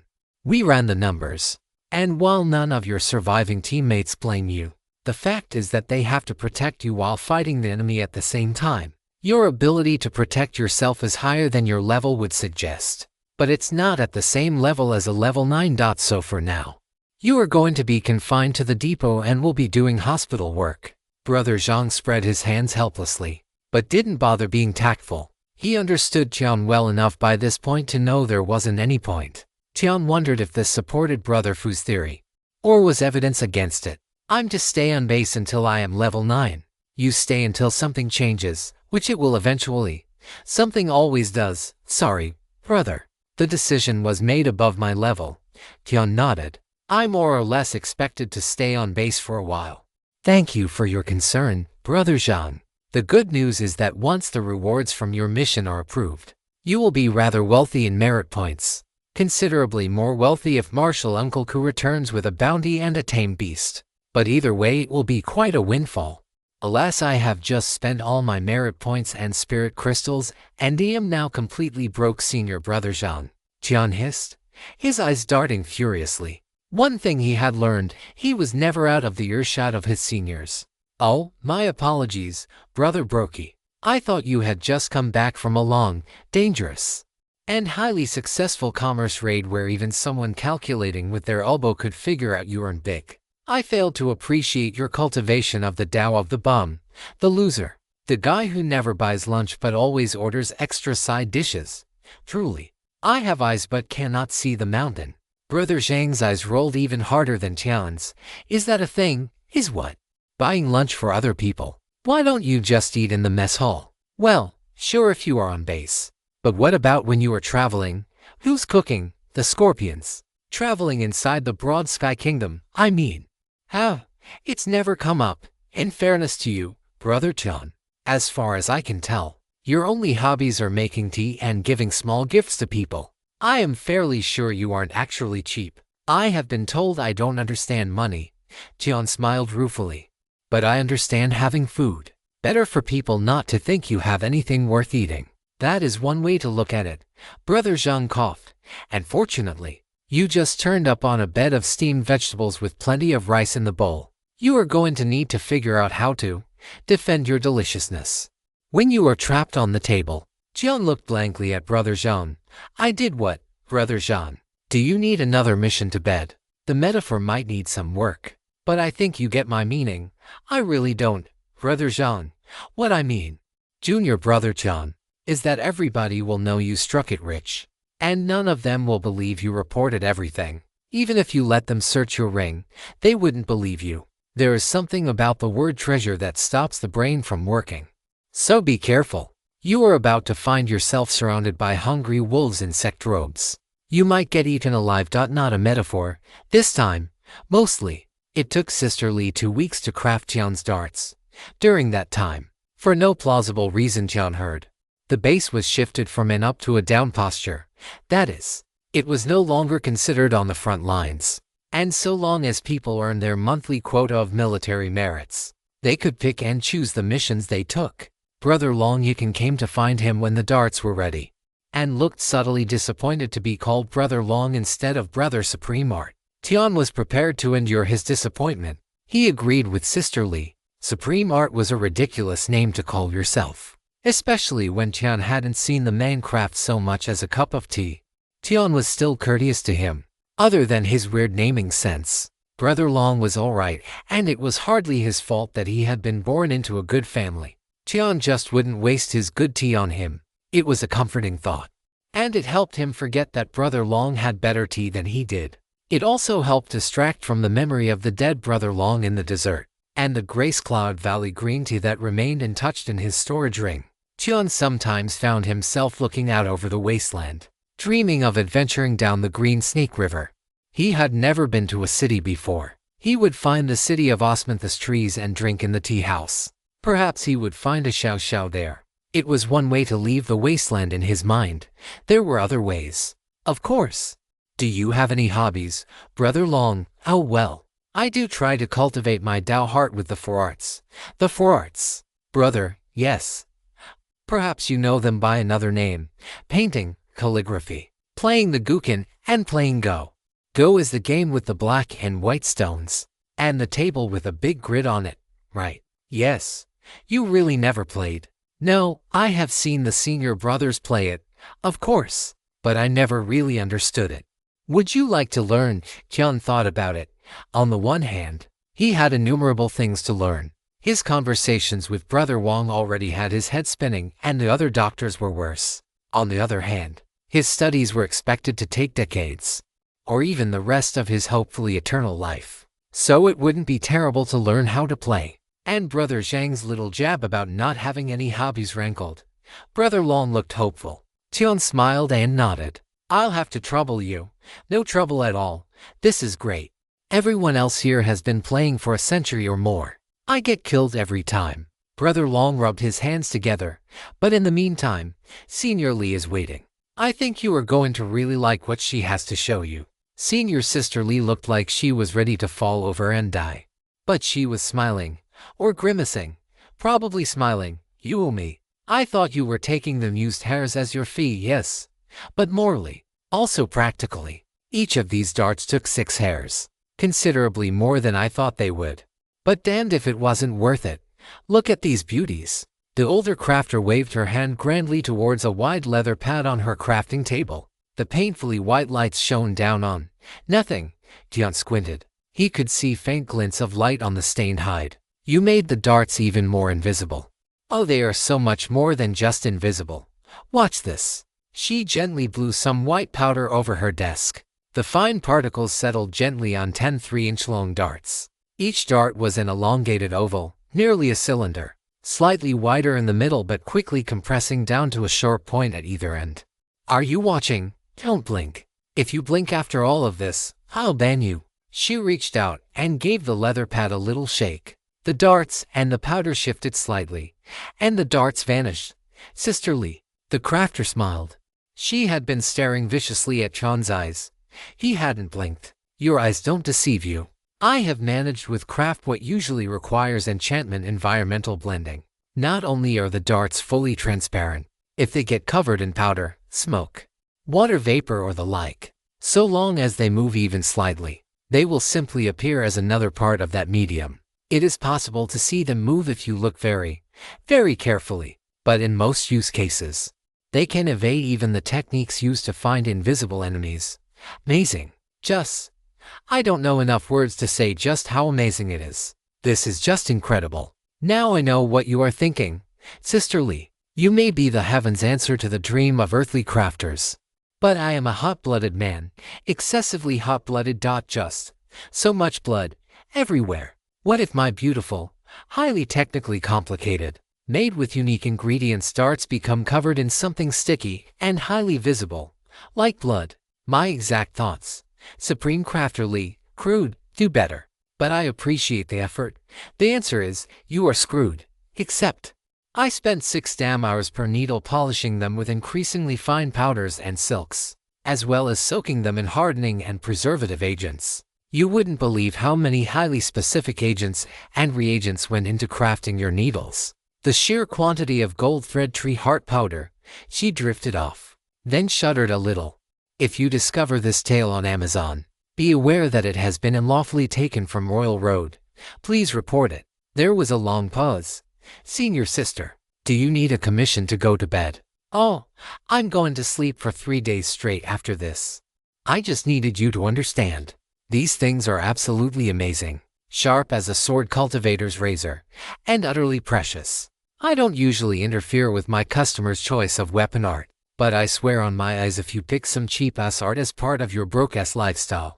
I spent pretty literally all my merits buying the best and most expensive dart art in the Scripture Pavilion. Senior sister, I bought it 2 weeks ago. I knew you would make something good. Sister Lee swayed a little. Then she turned decisively for the door. You aren't fired as a client. Come again. Next time bring spirit crystals and a huge jug of wine. Good wine. Yes, Sister Lee. And be nice to that long boy. Not a mean bone in him, but he couldn't find his ass in an outhouse. Tian collected his darts and hustled back to the hospital. He had, by means of careful petitioning, secured the right to use a broom closet as a cultivation space when off duty, provided he could find a place to stow the brooms that wouldn't inconvenience the other orderlies. With much less careful, but equally polite, negotiation, he persuaded the other orderlies that just carrying a broom in their storage rings negated the need for a broom closet.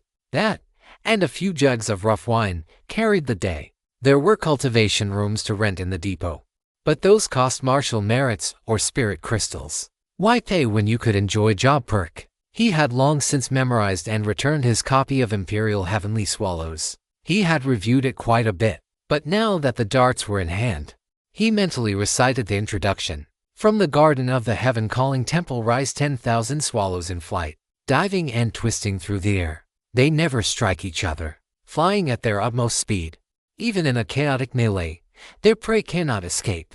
Purple chi rises in the east with the dawn. Northern white tiger sharpens his claws upon the wind. 1 is the origin, 9 the highest, and 10 returns to perfection, immortal, carrying the authority of heaven, earth and man. 1 and 10 progress to the myriad, and at the pinnacle of perfection the myriad is revealed to be the absolute. Within seeming chaos is order. The rigid becomes flexible. All things change, yet one truth is immutable. So long as there is hunger, there will be those who hunt. So long as there is ambition, there are those who will rise. The language was flowery and filled with allusions to things Tian neither knew nor cared about. Despite that, there was a charm to it. Tian couldn't explain it, but there was a weight to the words that he hadn't really noticed in other arts. He carefully reviewed the other arts that he knew, and the only one that gave him the same sort of tension was Advent of Spring. Could this be a combat art on the same level of Advent of Spring? It can't be. Not for a mere 150 military merits and made available to the outer court, he thought. Then another thought intruded. The Advent of Spring is intended for inner court disciples as a way to refine their fleshy body even as they practice chi cultivation. Sister Sue did say Imperial Heavenly Swallows could be practiced to the heavenly person realm, but he looked at the introduction again. Cultivation arts are many times more expensive, of course, but who knows? He paused. Well, probably the head librarian does, but I don't think I can go ask him. Or you could ask your old grandpa. It won't take too much energy. For something you have already figured out. No, I'm actually. Well, the author probably had a high degree of scholarly learning and wrote out the core of the art with what I suspect she felt was unusual bluntness. She. Han Yingyu is listed as the author. If that's a boy's name, I know a singer who had his idea ripped off. It might explain the author's homicidal impulses. Grandpa, it's a woman's name. Also, is this really important? I mean, it might be. No. Moving along. It is an art you can cultivate to at least the heavenly person level. What's more, you start the art by cultivating a single dart, then build up to 9. To cultivate the 10th dart, you need to be at the heavenly person realm. And a reasonable conclusion could be drawn from the rest of that sentence, and drawing an inference from the text and connecting it to the name of the art, and given the imagery used and the name of the art. I have a feeling things get really spicy at the heavenly person realm. Sorry, you haven't figured that bit out yet. And since it's a long way off, there isn't any need for me to explain it now. Wait, I can only use 1 dart. Jian looked at his 10 treasure darts, feeling like he had somehow lost something precious. Focus. Jian. You start with 1. Then you build from there. Build a very long way. Notice that while 10 is the highest named number, it doesn't say that 10 is the end. Come on, I'll walk you through the refining process. This is going to be a little messy to start with.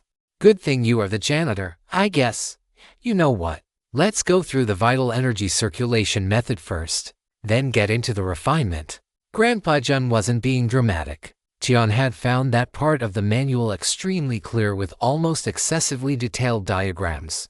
The dart must be covered in his blood and completely covered by his hands as he circulated the first part of the refinement art. He had to do this for exactly 33 minutes a day for 33 days. At which point, assuming he had calculated everything properly and it was a Yan day in a young season at noon, he could hammer the dart into a very precise spot almost, but not quite, touching his heart. The dart would then be refined with a different circulation pattern for 66 minutes a day for 66 days.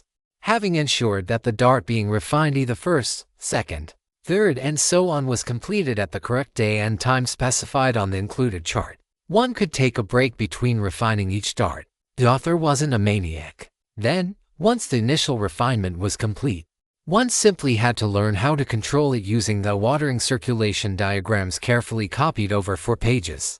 Nothing to it, really. Grandpa, did we screw up by picking this art? Nope. Today is the wrong day to start properly refining this thing. That kid Wong can show you how to do the calculations. It will be a good exercise for you. But at the very least, we can start practicing. This is going to be a long process, but the payoff is worth it. I can't tell you why just yet, but I can tell you this: at least when it comes to the scripture pavilion, the ancient Crane Monastery is not screwing over its disciples, not one bit. Jian looked mournfully at the near-invisible dart in his hand. Even when he was holding it, it was almost impossible to spot. Little Nippers was just 30 merits. He sighed and poked a blood vessel on the top of his hand. The jab was painless. He caught a few drops of blood before his wood cultivation sealed the hole. Difficult, painful, time-consuming. Sounds like it was made for me. That's the spirit. From adversity comes strength. Refining this needle will make you even stronger than you are now. And just wait until you have to do it all over again, 9 more times. 9 more times to start with, anyway. Time came and stuck once again. Tian had sat with Brother Wong and worked through the astrological calculations, finding the right day and time to start cultivating imperial heavenly swallows. Then it was just a matter of waiting. It was only a couple of weeks. And since he was waiting, he might as well work. Tian tallied it up. He had his usual cultivation, but that was no stress. Then there was studying imperial heavenly swallows, which was tiring. Then there was practicing martial arts, which was fun and joyful but tired him out physically. And then there was his work as an orderly in the hospital, doing all the menial work and assisting the doctors with whatever they needed. The biggest thing he struggled with was studying medicine, watching brothers and sisters die, having to move past those who he couldn't save because of his inadequate skills. Haunted Tian. He had been given manuals to study, and there were doctors willing to test his learning. If he didn't take advantage ruthlessly, he was letting down his seniors' good intentions, the brothers and sisters who would be counting on him, and he would be letting down himself. His memory had always been good, and Grandpa Jun had been training him to make it better since he was 6. Tian learned. impressing every word and picture into his mind like he was engraving copper plates. It just took time. And a hell of a lot of work. The work built stress stopped to relax. He stepped up his usual practice of visiting his friends and acquaintances with tea and wine. The wine had become a major expense for him. But he felt it was worth it. He didn't drink it, but he could see the pleasure it brought Sister Lee or Brother Zhang, or even the brothers from West Town. Even Auntie Wu would accept an occasional jar, though she preferred tea. The tea was a different problem entirely. Cheap tea leaves were easily available on base, in almost any quantity desired, and fortunately, the ones supplied to the outer court were rough, bitter, and not nearly up to the standards of even the newest tea aficionado. Better tea had to be secured through connections, and Tian didn't have any useful ones. The problem made him sigh a lot. He was sighing as he placed a white stone down on the go board. I don't think your move is that bad, Brother Tian. But I'm surrounding 3 of your pieces, right? That makes it a good move, yes, but Brother Long let his black stone hit the wooden go board with a sharp clack. You missed my column advancing over here, cutting off nearly a quarter of the board. So I did. Somehow I keep forgetting it's not just about surrounding the stones, but territory too. Go is a game of grand strategy. It is studied by marshals and emperors in the mortal world, by sect leaders and grand elders in the immortal world. There is a reason why the sages consider it one of the 4 arts, while a game of battlefield tactics like chess is relegated to the commoners. Brother Long sounded inexplicably smug about that. Tian couldn't imagine why. From Tian's perspective, Brother Long was one of those commoners too. Maybe he considered himself a sage. Maybe that's why I am so slow at this. I tend to think very tactically. When I bother to scheme at all, Tian half smiled, then sighed again. But that's not it. I'm almost out of my good tea, and I don't know where to get more. Finding autumn fire tea last time relied on getting lucky. Now, I just don't know what to do. Brother Long gave him a funny look. Tian put a piece on the board. Brother Long snapped down another with just a glance at the overall situation. They played in silence for a few more minutes. Then Brother Long smacked his forehead and started laughing. Sorry, I forgot what you are like. Force of habit growing up in my family. Brother Long, Brother Tian. You know I come from the Long family, don't you? Yes, it is your name. Brother Long seemed to stumble for a moment, which Tian reckoned was a neat trick for someone sitting down. No, I mean the Long family. The For Treasures Trading Company Long family. Sorry, never heard of them. I know you have a connection to a true disciple parts supplier. But other than that, I don't know anything about your background. The gentle-looking Long seemed torn between laughing and crying. We do a little more than that, or as part of that. We are a merchant house. Brother Tian nodded. There was a pause again. Then Brother Long opted to just laugh. I can get you tea. How much do you want? What do you want? And how much can you spend? You can. How about wine? As long as the tea and wine aren't too precious, they can be found and purchased out and, no offense, but until the treasure-weighing magistrates make their determination. I don't think you have enough spirit crystals for precious. Tian nodded. He had earned a few extra spirit crystals putting in off-the-books overtime at the hospital, but the doctors had been good about not pushing it. These days it was Tian asking, rather than the battlefield demanding. He pulled out 10 of his carefully hoarded spirit crystals and pushed them into Brother Long's hands. How much decent quality wine and tea can I get for this? I don't care if the wine is all the same sort, but a selection of different teas with instructions on how to brew them would be best. Enjoying this book? Seek out the original to ensure the author gets credit. I have no idea. I'm not a merchant. I'll send a message and arrange a delivery. An order this small is cough. That is, Brother Tian. You can consider this a very minor matter. I am happy to help. Though, are you sure you want to simply entrust me with your spirit crystals? Are you going to cheat me? Tian looked directly into Brother Long's eyes. Brother Long must have seen something in there, because he shook his head firmly. How could I do that to a brother? And to cheat someone over a mere 10 spirit crystals is pathetic. Tian nodded. He had formed a life and death grudge with Sima over a few jugs of wine and some lost face. He set down his next piece on the board. Yes, you are quite right. Brother Long. Brother Long, yes, Brother Tian. Next time you go out of the depot, bring me along. I'm worried about you. Brother Long. Has the choking disease reached the depot? Do you need a doctor, Brother Long? In truth, the matter with Seema and, to a lesser extent, Marshal Uncle Ko were never too far from his mind. He could understand them. Marshal Uncle Ko might even be, by some chilly logic, correct in his decisions. Tian just couldn't accept them. He had no illusions about doing anything about his grudge, though. The lesson of Brother Wong and the Dawnlight Hawk was well learned. That only went for Marshal Uncle Ko. His good brother Seema was a different story. No matter how busy he was, Tian found 2 hours every day to practice his martial arts. The first half hour was spent maintaining his body's condition. The rest of the time was sparring with everyone he could. Spear users, sword users, sabers, maces, even other rope dart users. And what a furious annoyance that was. Their ropes often tangled, despite both of them using snake headvine body. Boxing was a particular focus. Sometimes, when he got stressed, he thought he could still hear the ringing in his ears from when Han Liren slammed his head into the wall. It was good motivation, that, and the way the seniors looking for gifts and loans tended to crack their knuckles suggested pretty clearly how they intended to maximize Tian's charity. He wasn't an unreasonable sort. They could punch him once, and he would pulp one of their kidneys. Fair, and hopefully, with a whole lot of practice, they would try to punch him, and he would liquefy their thoracic cavity. He was prepared to be very generous with his poverty-stricken seniors. It was a busy and fulfilling time. When the day came to start refining his first needle, he was well prepared.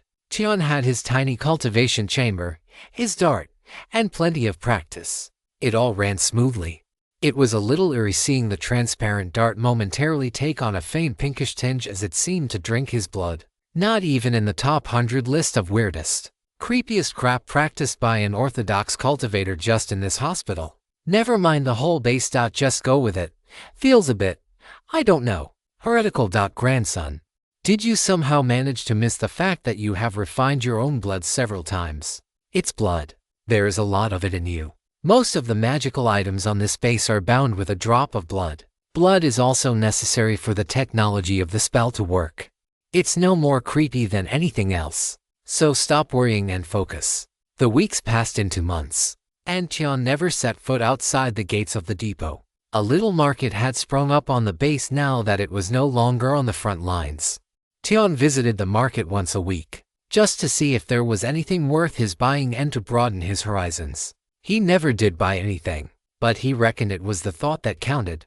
Probably, his order of tea and wine came in, setting off a small storm of social calls to test everything out. To Tian's mild consternation, his number of social calls increased. There were his own brothers and sisters from West Town, of course, but there were others too, people in the quartermaster's halls, crafters' apprentices, mission hall clerks, and even the other hospital orderlies. Not people that Tian was prepared to consider friends, but people he still saw almost every day around the base. It was hard to turn them down the first time.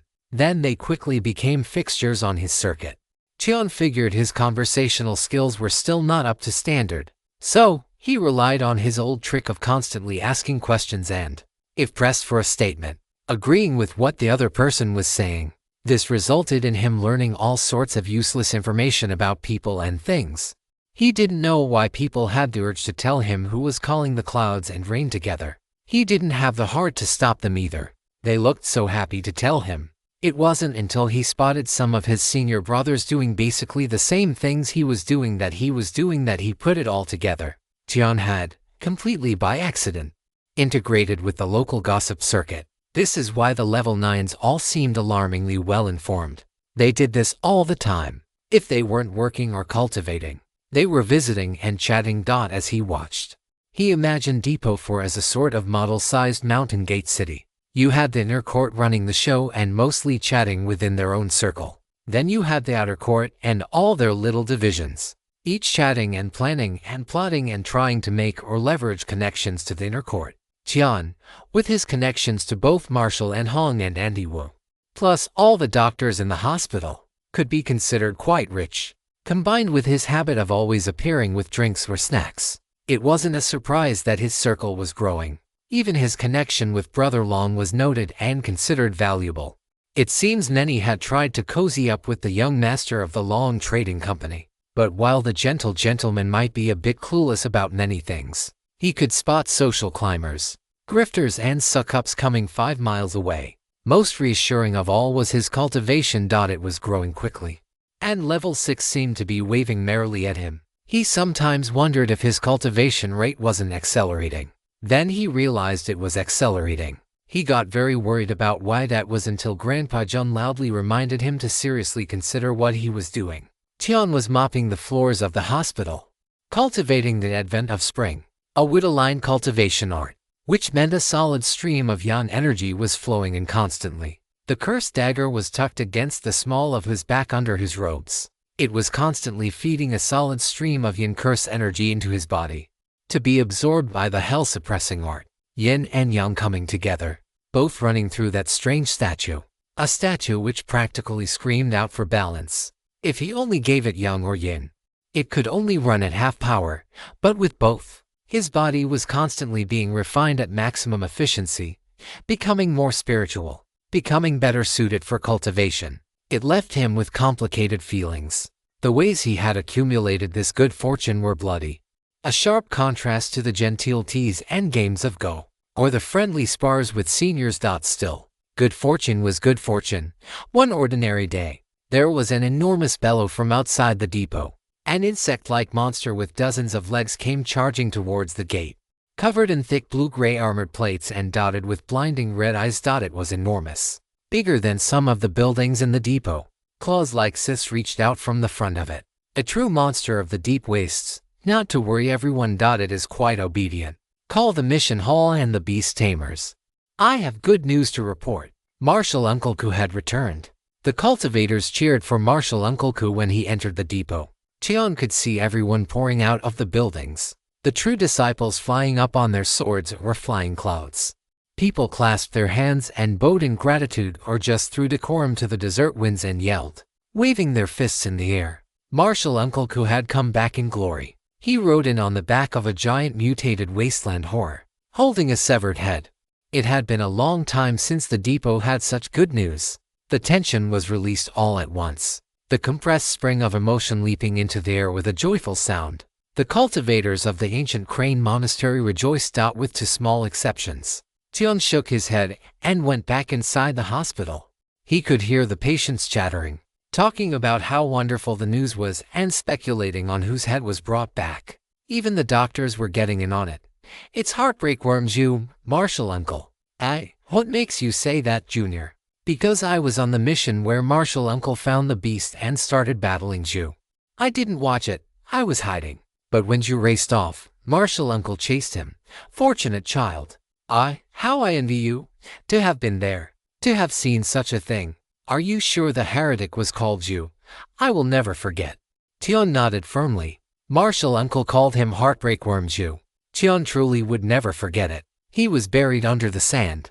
But Marshal Uncle Ku's voice came through clear as the temple bell. 20 to level 10 disciples in exchange for the head of heartbreak worm Zhu. They didn't die in vain. Good. You have been a very diligent worker the last few months. Here, the doctor shoved some spirit crystals and pills into Tian's hands. Consider it a bonus. Dr. Pei, please, nonsense. I said take it, so you take it. I swear I hear the singing of meadowlarks. Dr. Pei strode off laughing. Jian looked down. 50 spirit crystals and 2 bottles of pills. One was marked Jade Spring, the other Golden Dew. One healed injuries to flesh and skin. The other was a wonderful recuperative medicine that could speed recovery once a patient had been stabilized.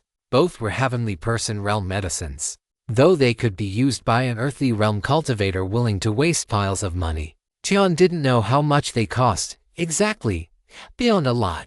He had never seen them listed for sale in the sect. They weren't medicines someone at his level was expected to come in contact with. Orderly. Did you say you were there when Marshal Uncle Ku killed heartbreak worm Zhu? Could you tell us about it? One of the patients asked, her half-ruined face coming alive with excitement.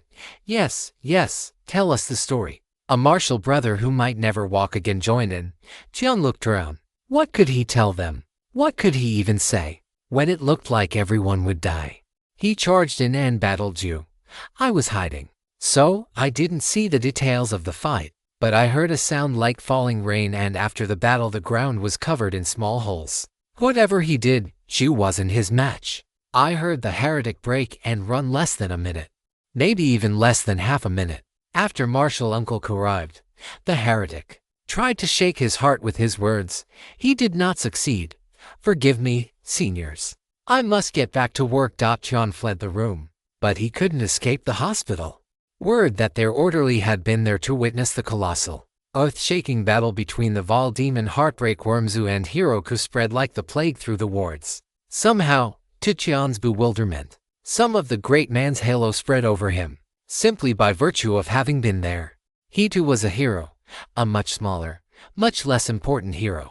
But every flower needs leaves to support it. The green-looking Tian would fit the part nicely. Han must be catching hell. I can't even imagine. Maybe she found a way to help her family with this. Expand those big city connections. Tian desperately mopped the halls, trying to keep out of the wards as best he could. Tian knew damn well that Han Liren wished he had left her to smother to death under the desert sands right now. But maybe she found a way to turn it around. He wanted to scream. Who?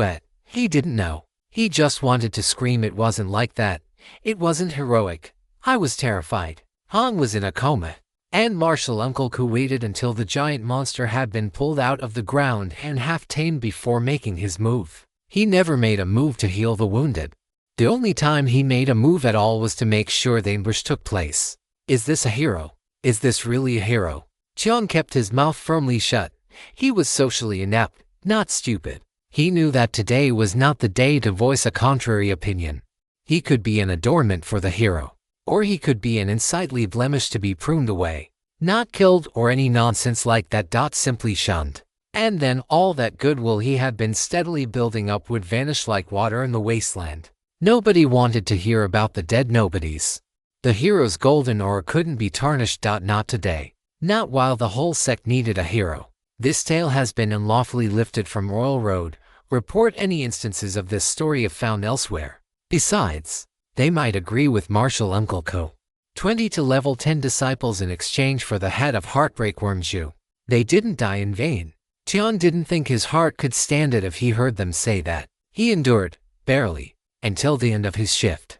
Then ran over to Auntie Wu's place, avoiding everyone he could. Auntie Wu was in her office, and ruffled but smiling. Even she was cheered up by the news, though her smile dimmed as she took in the state of Tian. Sit. What have you told your well-wishers? What they wanted to hear, I think. Good. That is good. She visibly relaxed. Tian hadn't realized she had been hiding her tension. I was worried. Sorry for worrying you, Auntie Wu. Auntie, who was you? A monster.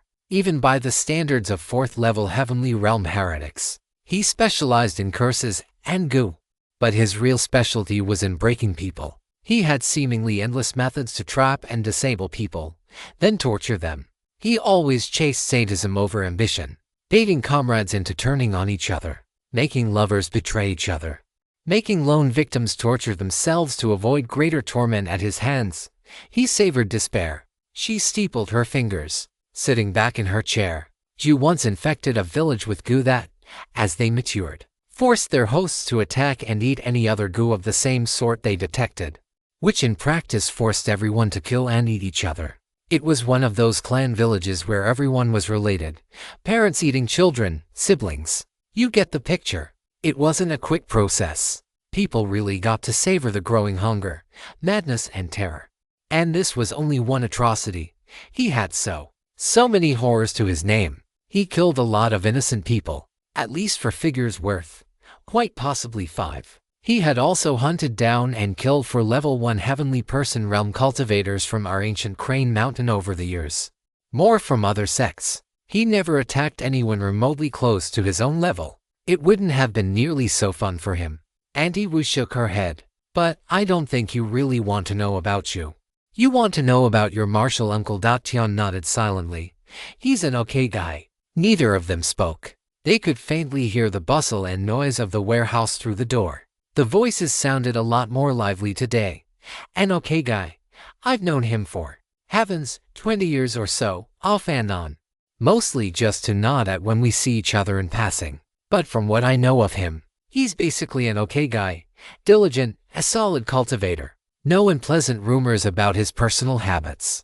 A bit of a snob, but by inner court standards a pretty mild one. Has the same adventuring bug we all do, but not nearly as bad as some I could name. He is, taking everything together, an okay guy. And now he's a hero. Tian tasted each word as he spoke them, for the day, at least. This kind of fame is too fleeting on the battlefield, but for now, Depot 4 has its champion. And you are about to have a windfall. The treasure-weighing magistrate can make his final evaluation now, and given everything, particularly that tamed bug monster and Ju's head, you are going to be loaded for both spirit crystals and merits. You won't get many of them from your martial uncle's cut as a percentage, but in absolute terms, she shrugged, for you, it will be a lot. And before you suggest anything unfortunate, no, he wouldn't. He really is a basically okay guy. Tian nodded, then buried his face in his hands. His shoulders were shaking, and he came around the desk and gently pressed her hand to his back. Let me tell you what your mission looked like from the perspective of the inner court. A mission was posted in the Mission Hall of Commerce raid. Escort the 20 or so members of the outer court to capture and destroy a mortal convoy. Expected opposition, as many as 20 earthly realm heretics.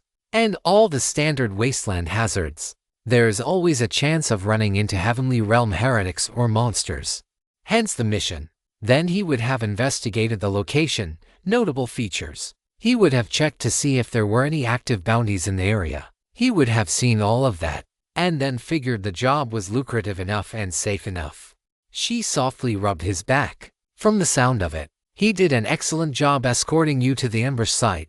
You might not agree, but by the standard the sect judges these things with, he was diligent and careful. He must have sensed something when he got to the ambush site. I don't know if he could have stopped you from killing everyone. I really don't. Chu is exactly the kind of person who would ambush earthly realm cultivators. Your martial uncle may well truly have not known Ju was there until he made a move. But even if he knew Ju was there, the sect believes he did the right thing. 20 to level 10 disciples in exchange for the head of Heartbreak Worm Ju. They didn't die in vain. That's what he said. I heard him clearly, even under the sand. And Sister Hong explained the math from the sect's perspective. Tian felt his voice leaving his throat with a grind, like he was dragging it across the wasteland. Yes, I'm sorry, Tian. I truly am. But if we are to win, or even survive reasonably intact, we must be ruthless. First to ourselves, then to the enemy. Tian concluded. His voice was muffled, choked. Yes, we are the best sect in Broad Sky Kingdom. But Ancient Crane Mountain is rather ordinary compared to the other great sects out there. We have our advantages, but they aren't so great compared to places like Sword Peak, Eternal Purity Temple, 10,000 Beasts, or 5 Elements Courtyard. We aren't even qualified to carry the shoes of a transcendental force like the Divine Shapers sect. So what's a weak boy to do? Tian was laughing now. It was an ugly sound. Be more ruthless, more cunning. Strike more viciously. Trade a wand for a kill, and never stop searching for a miracle. A single moment that can change everything. Yes, it's the other part of why Sister Bai and Brother Fu are so valued. Not only do they send more people to the inner court, but their hearts are firmer. We train ourselves to kill, and survive to kill again, but without losing our heart to cultivate longevity in accordance with the Tao, without losing our orthodoxy. A weak will cannot face eternity. Tian, and that's what we are. Immortality cultivating Taoists. It's what we all chose after we rang the dragon calling bell. Auntie Wu sighed, and let her hand drop away. It's painful. It's ruthless. It's working. The heretics are focusing on battling Sword Peak now. Much to the joy of Sword Peak. The question is, Tian, can you accept it? Knowing all the pain that is to come, knowing the cost of eternity, can you accept it, or will you fall? Tian tilted his head back, his eyes red. He stared up through the roof of the warehouse, up through the dust haze, losing himself in the vast blue sky. Right now, all he wanted was to fly. Tian's mind was a mess. He latched onto one phrase in particular. It's working, in the sense that we have made battling us seem like a bad investment compared to fighting Sword Peak or the others. The gains aren't worth the losses for the heretics. You couldn't say we are winning. We have just made winning more expensive for Black Iron Gorge. A price they are currently unwilling to pay. Andy Wu nodded. It hurts, Andy. Yes. And it hurts more when you remember the brothers and sisters we have lost. The faces of his brothers from West Town Temple flashed through his mind. How they would laugh silently and flick tasty bites of food into his bowl at dinner. The way they were always sparring, or arguing, or sitting up in a tree writing poetry. He remembered Brother Meng's teasing jokes and fast hands. So many of them would never come home. Tian could see Brother Tang waiting in his chair by the temple gate, watching them go.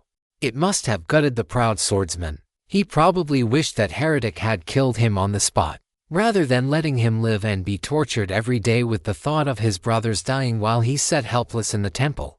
Someone had to be delivering their wills to their families and friends. Tian wondered if it was Brother Tang. It hurt.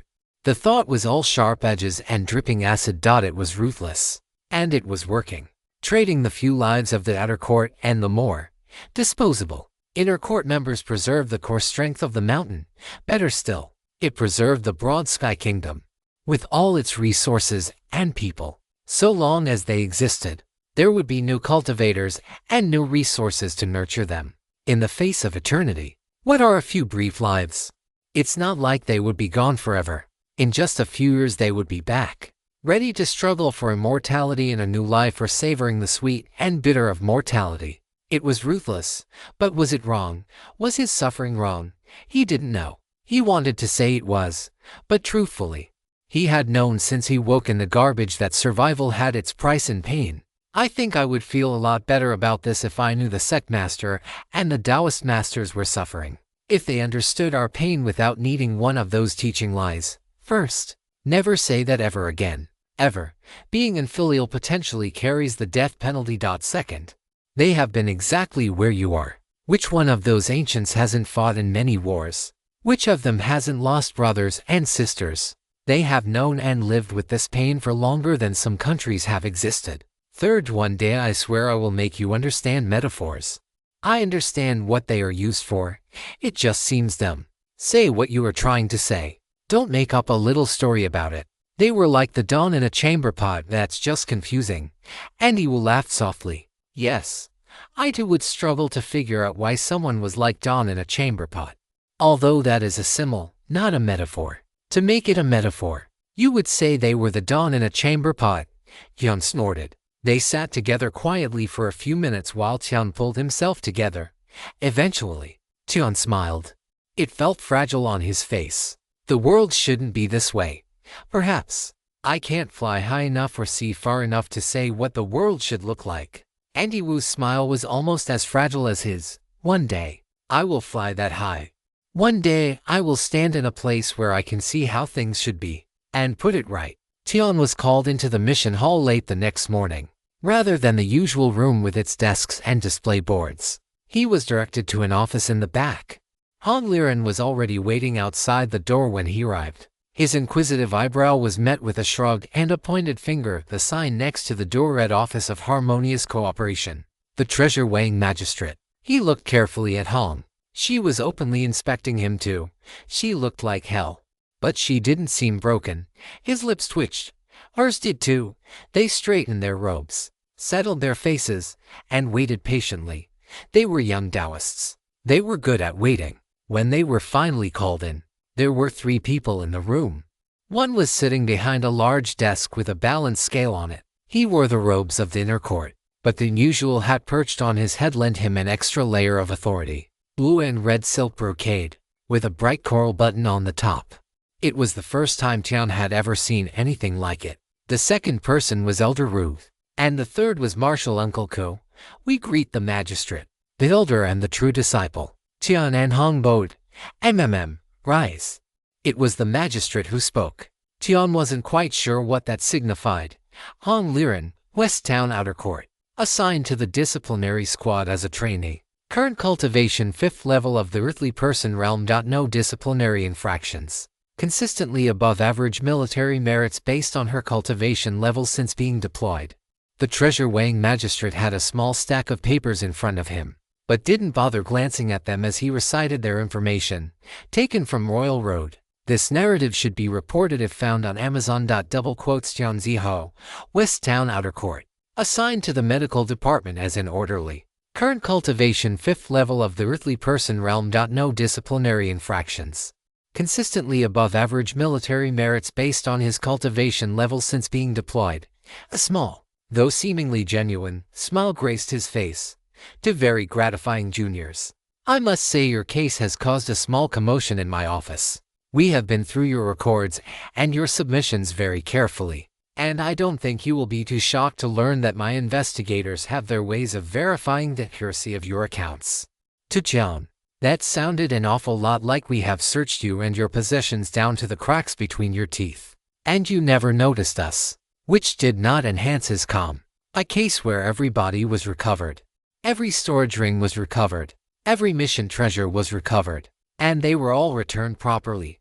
Well, it's not unique, but it's the first time this seat has seen it in the present war. Combined with the significant success of the mission, and in consultation with the Outer Court's supervising elder. He nodded politely towards Elder Ruth. This office is granting the two of you a special reward in addition to the mission awards you are entitled to. Uncle Ku nodded, a slight smile on his face. Elder Ruth was looking mild as milk, yet somehow radiating an air of almost physical smugness. It seemed that this was not simply the magistrate's office acting out of their own good wishes. The first, and least, of your rewards is that both of you will receive a 3-striped steel heart shield mirror. The magistrate pushed over 2 small velvet boxes. Bind them with a drop of your blood. The 2 youngsters reached out and opened the boxes. For such grand-sounding devices, the mirrors were quite small and plain-looking. They were a dull silver, hardly reflective, and they did indeed have 3 faint white stripes running through them. The mirrors didn't even fill the palm of their hands. A quick prick with his new dart, and Tian bound it. The mirror seemed to dissolve, vanishing from his hand. Good. You can consider it a sort of enchantment, or an enchanted item. It will stop one fatal blow for you, up to the 3rd level of the heavenly person realm. I don't think I need to tell you how precious such an item is. To my knowledge, less than 50 of them have been granted to members of the Outer Court in the last century. Tian and Hong bowed and murmured their gratitude. Tian had never even heard of such life-saving treasures. Hong had, but only in the same sense that she had heard of the monastery. Neither she, nor anyone she knew, had ever seen it themselves. Next is 5,000 military merits apiece. Before you get too excited, you are losing them immediately to pay for a trip to the 6 Turns Cavern. Be clear about this, the merits cover your trip and the time off. Access to the 6 Turns Cavern is by Elder Rui's arrangement. What you can earn there is up to you, but if you wash out early, you can consider this life a waste and know that your cultivation journey will be pathetic. The magistrate took a moment to let his words sink in, then continued. Lastly, your names have been recorded on the responsible list. Tian didn't blink. Hong nearly fell over. Yes, I can see who's on the disciplinary squad quite clearly, Junior Tian. The responsible list is an internal document the sect administrators use to record disciples who display a serious and trustworthy character suitable for undertaking tasks of significant responsibility. This is distinct from capability. One might be a superb fighter or doctor, but can't be trusted with the petty cash. Tian bowed to show he understood, not really understanding. The magistrate laughed lightly. If we have jobs that we don't feel comfortable entrusting to just anyone, we see who's available on the responsible list. Sometimes those jobs involve fighting. More often, they are jobs like managing temples or acting as an emissary. When you rise to the inner court, you will find that some of the available masters will only accept disciples who are on the list. Of course, they don't publicize that little fact. Character being what you do when you think no one is watching. The treasure-weighing magistrate tapped the papers in front of him. Juniors Hong and Tian, we expected great things of you both, and so far you have truly not let us down. Well done. Your portions of the treasure are here. He tossed them to bags the size of coin purses, both plainly spatial items. Return the bags to the desk downstairs once you have transferred the contents to your rings. Junior Tian, your share is considerably less to offset the value of the myriad tormenting worms dagger in your possession. The what now? Is that what the dagger is called?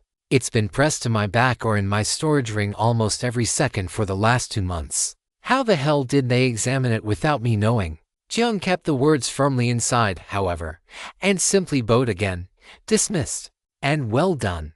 I'll see the two of you out. Elder Ru ushered the two out the door, but instead of heading back out to the main hall, he led them towards the back of the building. The caves open in 8 months. You will be on base until then, continuing your current duties. The distinguished elder steered them down an empty hallway. You both understand the principle of not displaying your treasures, so I think you know not to mention your additional rewards to anyone. Good. I have been following you two with great interest. My initial investments in you have clearly been worthwhile. Consider this my hope that one day soon, you will both rise to the monastery and bring honor to this old man's name. Elder Ru smiled slightly. I will escort both of you to the cavern when the time comes. Don't try to ask around about them. Nobody here will be able to tell you anything that will help, and it will make people wonder why you want to know. Lastly, the elder stopped by the back door and turned to face them both. You have made me proud, both of you. I know you took this mission hard. I know you took the aftermath hard. And watching true disciple being fated was damn hard. But you both still have your honest hearts. Battered, scuffed, far from dustless. Still true. I am immensely proud of you both. They bowed and walked back out into the sunlight. They stood outside the door, looking lost. Eventually, Tian stirred. Want to try that plum blossom tea? Hong snorted. Yeah. By the way, when's your birthday, Dano? When's yours? They wandered over towards the awning out back of the hospital, quietly bickering over nothing much, trying to figure out what they were feeling but not wanting to feel it alone. Tian decided he was 14. It had been a month since Martial Uncle Ku had returned, and in another month it would be Hong Liren's birthday. To maintain orthodoxy and obeying the will of the heavens, he could only reluctantly accept the title of older brother. That the young Liren violently disagreed was more proof of her hooligan nature, entirely unsuited to being the older sister. Tian stroked his non-existent beard in precisely the same way Brother Fu stroked his very existent beard. He felt that his father would be proud of both his virtue and his rigorous logic. Now, he simply had to suppress the rebellious and establish his authority with his righteous or beatings. It depended on which of those damnable history books he was forced to read. The thought made him pause a second, and he quickly pulled out the vermilion word upon the yellow land. MMM. Overcome with remorse. Kotoed 999 times. Incense rose across the central plains like wildfire. To maintain orthodoxy and obeying the will of the heavens, the newly crowned emperor reluctantly, with great pain in his heart, bore the people's suffering as his own and exterminated all his male relatives and their descendants, confining the late emperor's harem to the cold palace to practice their weaving and poetry until they perished of old age. He closed the book with a decisive snap. And if it's good enough for the emperor of supreme virtue, ancestor of moral clarity Watsishnam, it's probably good enough for me. Tian carefully noted some useful-sounding phrases, tidied his robe, and left the barracks. He was off to meditate at his usual spot. Shifts at the hospital had fallen into a regular routine. Martial Uncle Ku had shone like the sun at noon, but like the noon sun, his time passed. Auntie Wu had been right. In a war, a single achievement isn't all that memorable, even if the giant bug outside the base was a very tangible reminder. It was a not-so-minor mercy for Tian. He had reminders enough of the raid. The nightmares had gotten worse. He had started slipping into waking nightmares during the day, particularly if there were sudden loud noises, or if he felt trapped in a small space. He also was getting mad often, even slight disrespect or, worse, aggression, sparking a consuming fury. He hadn't yet fully lost his temper with someone, but he could tell it was going to happen, and soon. Not wanting to spend time facing a wall in the depot jail, he spoke to Brother Su about it. Brother Su, that trick where you yell awaken, and I snap out of those waking nightmares, could you teach me how to do that? Unfortunately, it's one of those things you learn to do with experience. What you are currently suffering, not everyone goes through it, but it's common. Very common. So common, in fact, that we have a half-dozen different names for it, and argue over what symptoms are, and aren't, lumped together under a specific name. That's not particularly useful. Brother Su, no, It isn't. I can recommend a few things that can help generally, but nothing is going to cure it by themselves. Avoid alcohol and any sort of narcotic. Exercise often, though I would recommend you stop sparring for a while and focus on body conditioning.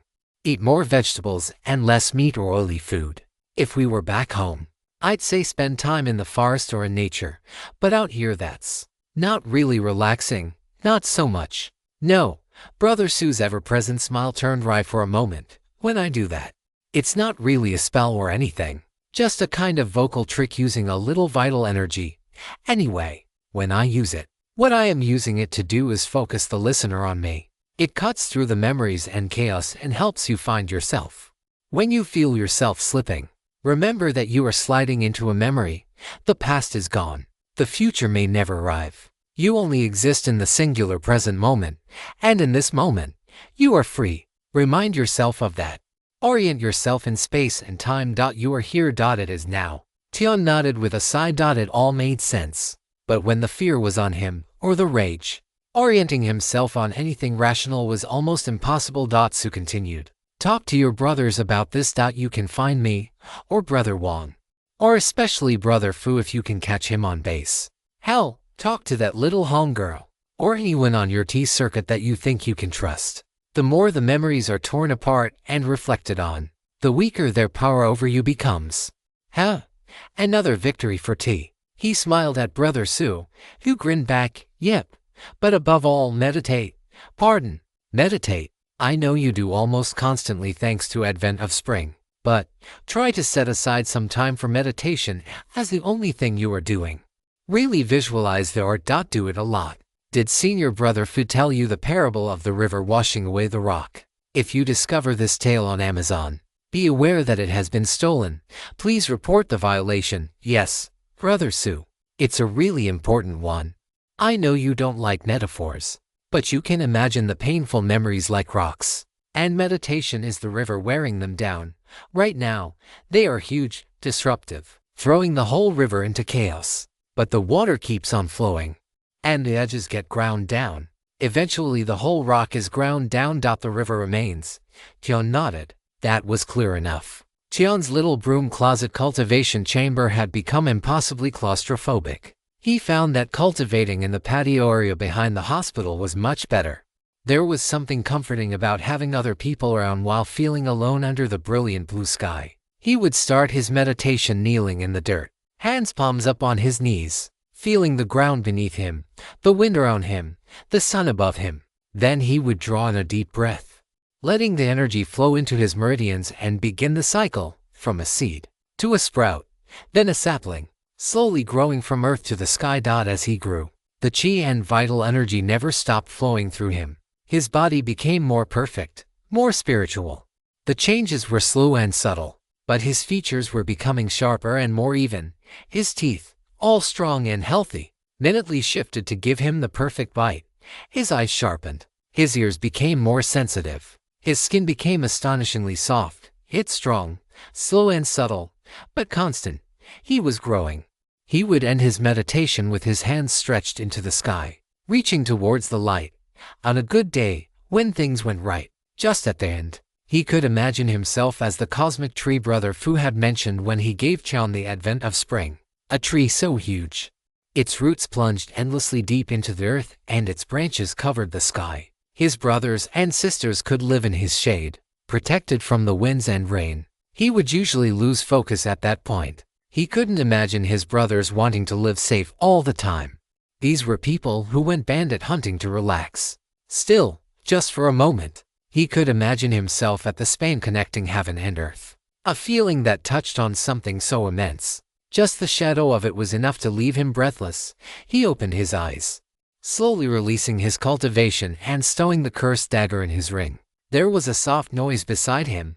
He glanced over. While he had been meditating, Hong Liren had turned up. It looked like she, too, was emerging from cultivation. Didn't know you also meditated here. Good session, he asked. Pretty good. I'll be level 6 soon. Don't worry. I will carefully look after my little brother. She smiled. Far too smugly for her own good, Qian felt. He thoughtfully didn't mention that his own cultivation pace was rocketing forward. As his body became more spiritual, his ability to pull in, refine, and retain chi improved. His coming breakthrough would no doubt be a delightful surprise for her. Then he frowned. Hong shouldn't be progressing this fast. You aren't eating any weird treasures, are you? Or pills? I know you have survived eating trash before, little sister, but really though, shut up. I'm an earth fire physique, practicing a metal body cultivation art. We are in a place with stupid amounts of earth and fire chi, which generates metal, excessive amounts. Even, what would I use drugs for? She gave him a cranky look, which he figured was probably fair, but decided he would be damned before he admitted it. And I'm running an experiment. Hong grinned slightly. No results yet, but I'm hopeful. Oh, what experiment? Does someone who cultivates a wood-aligned art start leaking with chi? Grandpa Jun started coughing and sputtering in Tian's mind, but he had no idea why. I don't think I do, but maybe. So far no. But there is hope for the future. She waved him away. Work hard. Your wood chi will fuel my fire chi. Go, practice. Become fuel for the furnace. This time the dreaded choking disease had reached Grandpa. Even ghosts weren't immune. Terrifying. Tian tried to remember what physique he had. It was a dustless body. He remembered that. With lotus root meridians and python flesh. Or something like that at any rate. When he was tested at the sect, his two most dominant elements were wood followed by water, which made sense, as water generated wood and lotuses rooted in ponds. As for his body cultivation, it was a yin-yang art. Yin-yang gave birth to the 5 elements, and the elements ultimately returned to them. Tian figured he was well ahead there. The thought made him laugh. What are you laughing about? Tian pointed at Hong's earth, fire, metal. Then he pointed at himself, wood, water, yang. He pointed back at Hong, yin. We are a cultivation diagram. Hong snorted and looked away. Funny. And both of us are from West Town too. Feels like one of those destiny things. Don't know about destiny. Who does? She shrugged. I have just enough time to grab a late lunch then get over to the discipline squad. Same. Come on. I'll buy you something at the mess hall. The food is free in the mess hall. Yes, I am broke. But I'm still buying because I am the big brother. And yet you never say thank you. Shameful. Unfil. You aren't broke. You aren't broke at all. You just got paid, you cheap bum. And who's a big brother? Why haven't I met them? They can't be hiding behind a shorty like you.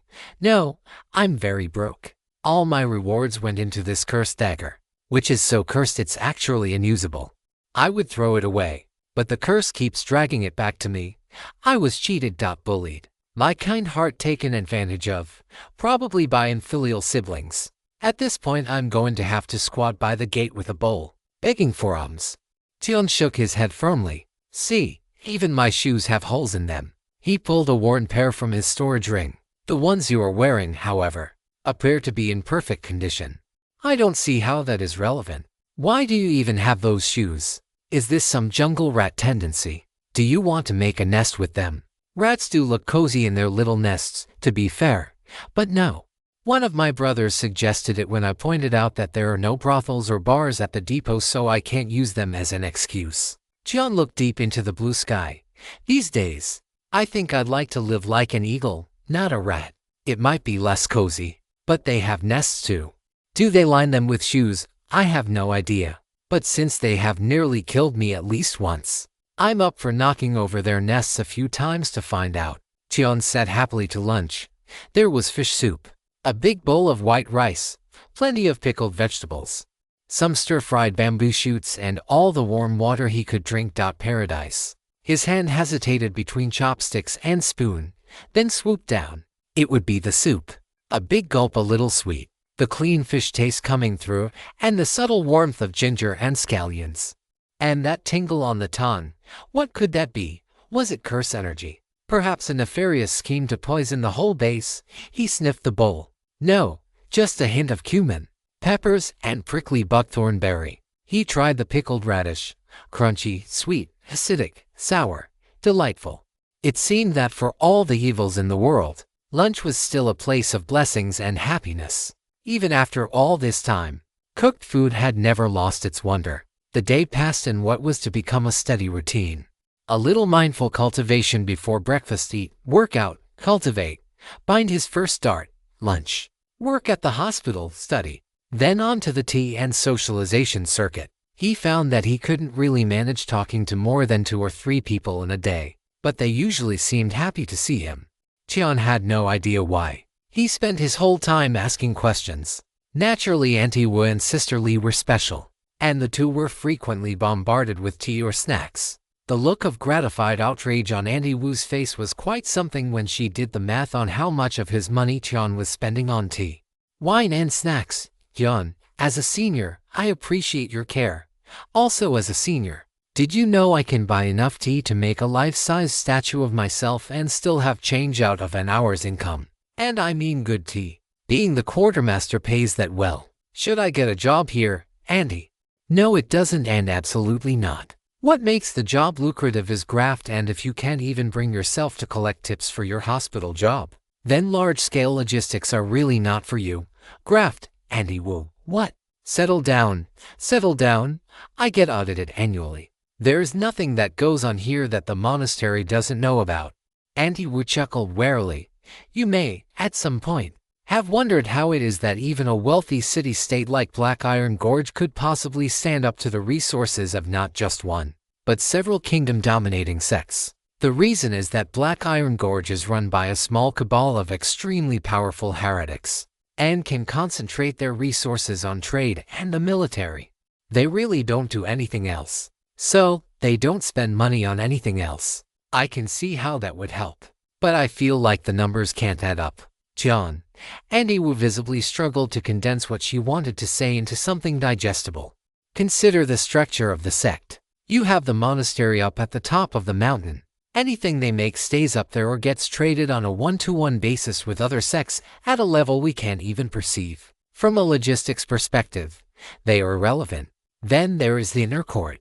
She tapped her nose. We are the actual infrastructure backbone. We provide the overwhelming majority of the weapons, clothes and other supplies for the war. But how do we do it? Some of it comes from farms and traders owned directly by the sect, but far more of it comes from those mortal or earthly realm, families of inner court disciples, all those family businesses, and then below that, we have what we get in rents and the like from the mortals, collected by the various temples and convents across the broad Sky Kingdom. This includes the incense money offered every year by the kingdom itself. Alright, does that sound complicated? Lots of places for things to get lost, orders to be misinterpreted or ignored, theft, rat infestation, rot, landslides washing away roads, intrafamilial wars, inconvenient pregnancies, bankruptcies, famines, mites, blights, rots, rests, hoof disease, river blockages, banditry, theft by officials disguised as banditry, embezzlement, inefficiency and incompetence. Yes, Auntie Wu. And that's just off the top of my head. Ensuring a timely delivery of replacement protective suits by awarding the production contract to one consortium, and the delivery contract to another consortium, and the escort work to a third consortium, and each of them offers me a percentage kickback and better rate to land the contract. Well, as long as the monastery is getting what it needs at the quality it requires at the price it is willing to pay, then there is no problem. That seems like another point of inefficiency. Auntie. Sorry, I'm not trying to be rude, I just don't understand. It is inefficient. It's not at all how things should be done, but it's how things have been done for tens of thousands of years. So here we all are. Go study, Tian, and keep some more of your money in your pocket. You are definitely going to want it down the road. Evenings were the always delightful dinner, then more studying, more cultivation, and sleep. The meditation helped. He didn't wake up in the night quite so often. It still happened, though. Despite that, he found he was fairly content. The number of his brothers getting hurt dropped significantly, and the number who died hit 0 for months on end. The warfront really had shifted away from Depot 4. Help support creative writers by finding and reading their stories on the original site. Cultivating his darts was a real exercise in patience. The problem wasn't that he had to bind his first dart at the exact same time every day. The problem was that Imperial Heavenly Swallows would flat out stop working if you tried to push it longer than the allotted time. The manual was very clear: push it too far, and you would break the developing bond in the dart, forcing you to restart. In the worst case, you might even destroy your treasured dart. Cheon spent each practice session carefully running through the cycle, and once he got nicely settled into the groove, it was time to stop. Over and over, get into the rhythm, feel the circulating energy. The blood stops feeling so weird between his hands and stop. Time to rinse off the blood. That was merely the prelude. A round of snacks before the full meal of frustration that was the second stage of binding the dart. Cheon got Brother Wong's assistance in finding the exact spot marked on the diagram. It was considered one of the easier darts to bind. One of the later ones had him stab himself in an acupoint at almost the exact same spot, but in the back. How he was going to manage that without two mirrors and detachable arms, Cheon didn't know. Under Wong's careful supervision, Cheon pushed the dart all the way inside his flesh, completely hiding it under his skin. His beating heart just barely tapped the softly rounded side of the dart. Not daring to hesitate for even a second, he started circulating his vital energy according to the energy map provided by Imperial Heavenly Swallows. 66 minutes of highly focused effort later, the dart popped out of his chest of its own initiative. Here, drink some water. You are sweating like crazy. Brother Wong handed him a cup, and Cheon drank it in a single gulp. Wong refilled it and Cheon drank it again. How did it go? No problems. Exactly. It's just hard. And feeling the dart tapping against the side of my heart was different. You have to focus like crazy. I've never seen something so complicated. Heh, sounds like good training to me, Junior. But since I have you here, and since it's relevant, why don't you run me through each acupoint on each of the 12 primary and 8 extraordinary meridians, starting with the life gate and working your way around. Cheon gasped on the floor for a moment, drank a third cup of water. There were hundreds of acupoints. Yes, Brother Wong, don't fret too much. This is just the basics of the basics. Wait until you start learning about the disagreements. Disagreements, Brother Wong. Our bodies were made by nature. Medicine is made by humans trying to understand nature. We generally are some degree of wrong, even when we are mostly right. So I can tell you what I believe the life gate is for, and what it does. And I can tell you what the doctors here generally believe. And I can show you some books that say similar things to what we believe that you can study with the happy certain knowledge that what you are learning is just the tiniest piece of a vast puzzle, and you will spend the rest of your life finding out how incomplete your understanding is. Brother Wong smiled down on him. Double quotes. Yes, Brother Wong. Brother Wong, sorry. Cheon, I can't have you posted to the front lines. From the life gate and working all the way around. Quick. I haven't got all day.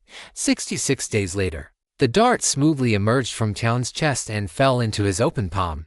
It looked the same as it had 99 days before, but there was no chance Cheon could ever possibly lose it or mistake one dart for another. It would be like mistaking your finger and a stick.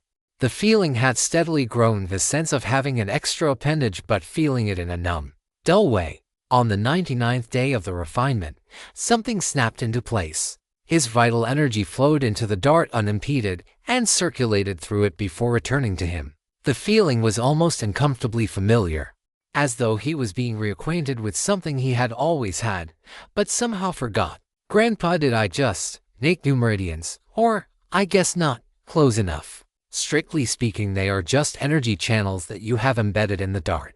They went through the structure of it on a microscopic level. That is, the channels are so small, you couldn't possibly see them with your eyes. You can only feel them with vital energy and chi. And speaking of feeling it, that one pockmark in the brick over there has been looking at you very disrespectfully for months now. Grandson, how long will you endure this humiliation? Cheon saw the brick Grandpa was talking about. It looked like the back wall of the hospital had been damaged at some point, but the damage was too small to be worth repairing. It was about 20 feet away. He had to squint a bit to really see the spot. Well, as a proud son of, no, this kind of thing needs momentum. I Cheon-ziho, am not one mere ants can gaze upon. Leave your offending eye, and I may let you crawl away with your dog life. I'm not saying that. Grandpa, no respect for the classics. Cheon whipped his arm forward. He immediately knew he would miss. As heavenly swallows circulated, he could feel the dart's path through the air. He could sense where it was going to land. Even the timing was perfectly grasped. Shame to miss his first throw.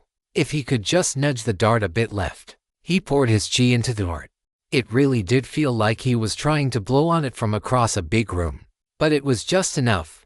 The dart curved left and buried itself in the middle of the hole in the brick. Tian fell onto his back, looking up at the blue sky and fighting the urge to giggle wildly. Just that little nudge took most of his vital energy, but that was fine. He definitely wasn't using it well. It didn't matter. He had a new capability, a new weapon, a new proof of strength, something that wasn't gifted to him, something he earned through his own merits and his own work. He flexed his will, trying to call the dart back to his hand. It didn't so much as wiggle. He laughed, walked over and ripped it out of the wall. You would never spot it if you didn't already know it was there. A quick wipe with his fingers, and it was immaculate once more. Still chuckling, Tian knelt down to cultivate. It had been a good day so far. 2 hours later, when he broke through to level 6, he was prepared to call it a great one. Tian still had a little time before bed. Tian knew what would help him sleep, telling Han that he had broken through to level 6 before her. It had been worryingly close. Han said she could break through any day now. And from what Tian could feel of her vital energy, she wasn't lying. She generally cultivated next to him on the back patio of the hospital.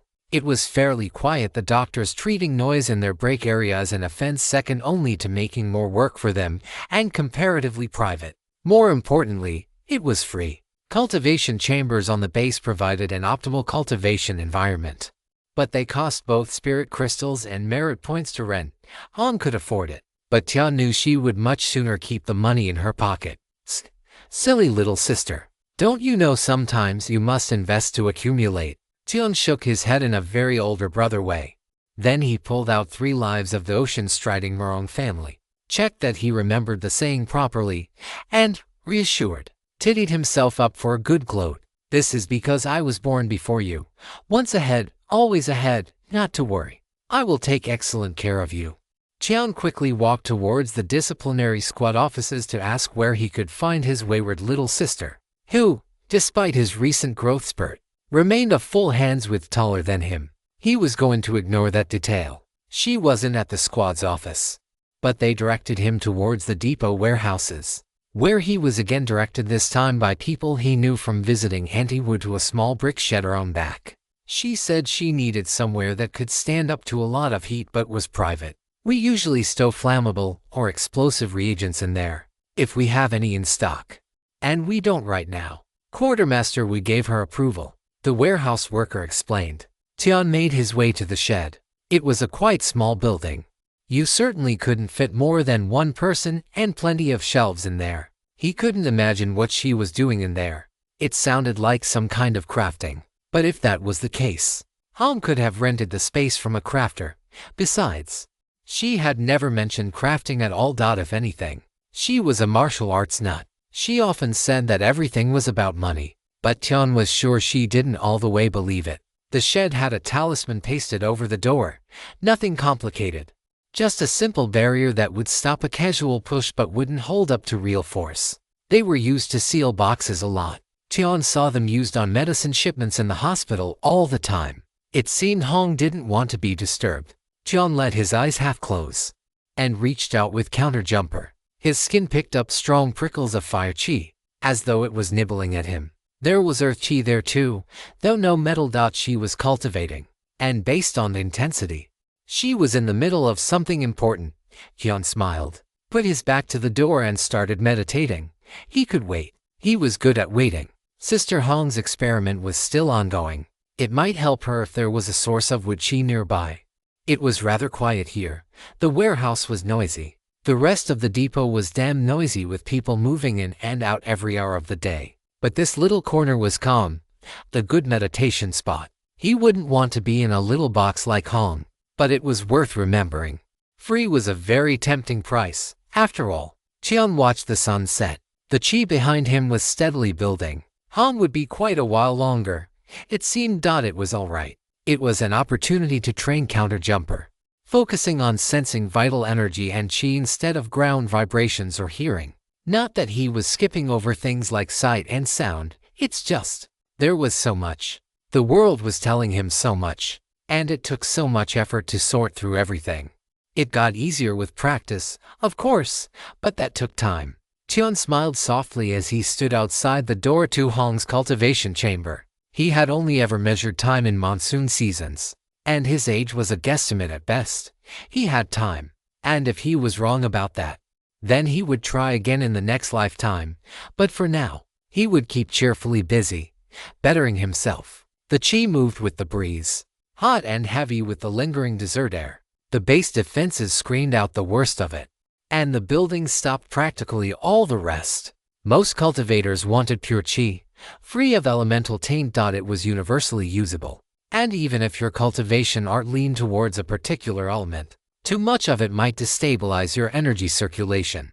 Tian and Hong were quite fortunate that Wei Qian's art was very steady, and while he didn't know what Hong's cultivation art was like, it was clearly perfectly suited for the redstone wastes. The shed didn't feel well shielded to Tian. It was a bare 20 feet from the wall of the depot. From what he was sensing, Hong was pulling in a bare trickle of the elemental qi along with the purified stuff. A remarkably well thought out cultivation spot. A case of theft. This story is not rightfully on Amazon. If you spot it, report the violation. Breathing in and out, steadily feeling the qi, feeling the furnace of Hong's cultivation, and the faint tremors of the wall behind them. The great barrier of the base shimmering and flexing with each passing breeze. He started to feel a little tingle along the edges of his skin, a faint prickling sensation. He focused on it, trying to identify what it could be. It was slightly familiar, but very faint. Faint prickles, getting stronger, like something gently tapping at his skin with individual, and quite stiff, hairs. It reminded him of goo, of curses and goo. He focused on the feeling. It was coming from straight ahead, the warehouse, and it was getting closer. Tian opened his eyes slightly. Nothing. Even with counterjumper running, he didn't see anything. He closed his eyes again. The curse energy was closer now. Much closer. Close enough that he could get a feel of where it was. There was an area roughly the size of a dog in front of him that seemed to radiate prickles. Tian reached up to scratch his head, leaning back against the shed. His hand flicked down sharply, but his hand was empty. There was a sudden muffled screech, and the sand in front of him twisted. Shimmering like a heat haze, he launched forward, whipping his rope dart around and smashing down on the haze. Blood, black and steaming, sprayed across the sands. The stink was unreal, almost burning his sinuses as the head of the rope dart came back towards him. He made sure it didn't pass over him. The blood was etching holes in the dirt. It looked like either a cut-down centipede or a stretched-out tailless scorpion. He could see twisting patterns running the length of the body, a seamless network of curves and flickering lines, until they were smashed apart by the heavy head of the rope dart. Tian had a momentary flash. The whole thing looked like a sort of paper talisman, except somehow, the inscription on it was written in the pigment in the insect's shell. The goo was shifting around frantically. It tried to run away, but it kept swinging back towards the shed. It wasn't very fast or particularly agile. It had been designed for stealth and little else, it seemed. Enchanted and compelled. Or it's being directly puppeted. Either way, I can see it now. Tian smashed it again, and a third time. It stopped moving. He hit it a fourth time, just to be sure. Tian tried his luck summoning the dart back to his hand. Not a wiggle. Again. He snorted and carefully pulled the dart out. There was very little blood on it. A quick flick, and there was none. He still carefully wiped it with a rag from his storage ring. It would be silly to let it get ruined out of laziness. He ran his energy through the dart, cycling Imperial Heavenly Swallows. Not a hint of damage. Sister Li did good work. It seemed Sister Hong had invited enmity from someone. Tian wondered if there wasn't something nastier on the back patio of the hospital. He rather doubted it. The doctors liked to rest out there too, and many of them were at the heavenly person level. The smart thing to do would be to raise the alarm. But it might affect Sister Hong's breakthrough. He could feel the growing speed of the qi pouring in. She was building up to something. Such breakthroughs, if his senior brothers were to be believed, relied as much on fortune and timing as prior accumulation. Once the moment was lost, it might be lost forever. But it would be monumentally irresponsible to not alert the depot to infiltrating goo. There was clearly a gap in the defenses, and he really didn't want to see any of his brothers dying. Sighing, he cupped his hands around his mouth and inhaled deeply, then slowly exhaled and lowered his hands. The goo came from the direction of the warehouse. Auntie Wu was the quartermaster. If it came from the warehouse, she would be held responsible, even if it wasn't her fault. Tian dithered for a moment, quickly checked for any more Gucci, then rushed into the warehouse. Auntie Wu was in her office, but an officious clerk informed him sternly that she was unavailable. Is there someone in there with her? I don't see how that is any. Then she is available and needed immediately. So get her, or I will go through you. Get her, and then deliver myself to the disciplinary squad while writing the apology letter to the hospital for making them more work. You dare? Jian looked calmly into the blustering clerk's eyes. I do not do you. Auntie Wu came out a few seconds later, her face like a thundercloud. Surname Tian. I may have allowed some excessive familiarity. I will be sure to not make that mistake again. True disciple may hang me from the rafters for a beating should she wish. But before she does, I would urgently and strongly encourage her to look around back of her warehouse. Auntie Wu frowned at him, then vanished. Tian barely caught the blur as she left the warehouse floor. It seemed she cultivated a light body art. He never did find out how far her cultivation had reached. Given that she had studied under senior sister Bai, he had always assumed she was in the first level of the heavenly person realm. But being the quartermaster for a frontline base was a heavy responsibility. She could be stronger than he thought. We are back on friendly terms. You haven't sounded the alarm. She appeared in front of him again. Her face was quite calm, but he could hear the creak of tendons in the fists. He was sure she was clenching behind her back. I did. I told the nearest true disciple. As the nearest disciplinary squad member was indisposed, she grinned fiercely. Our West Town outer court really does make heroes with brains. I assume you were acting as Hong's Dao protector. Go resume your post. I have it from here. Expect the disciplinary squad in a few minutes, and cooperate with them, Tian bowed, and did just that, taking only a moment to fix the clerk with a look before he left, putting Tian's auntie and sister in danger. The little coward was courting death. Tian stood straight with his hands loosely clasped behind his back. It was the pose he had seen some of the more senior brothers adopting when they were supervising his martial arts practice, and he thought it looked very fine. It seemed to have the air of an expert about it. Hopefully, it would lend weight to his dignity as he held the important job of Dao Protector.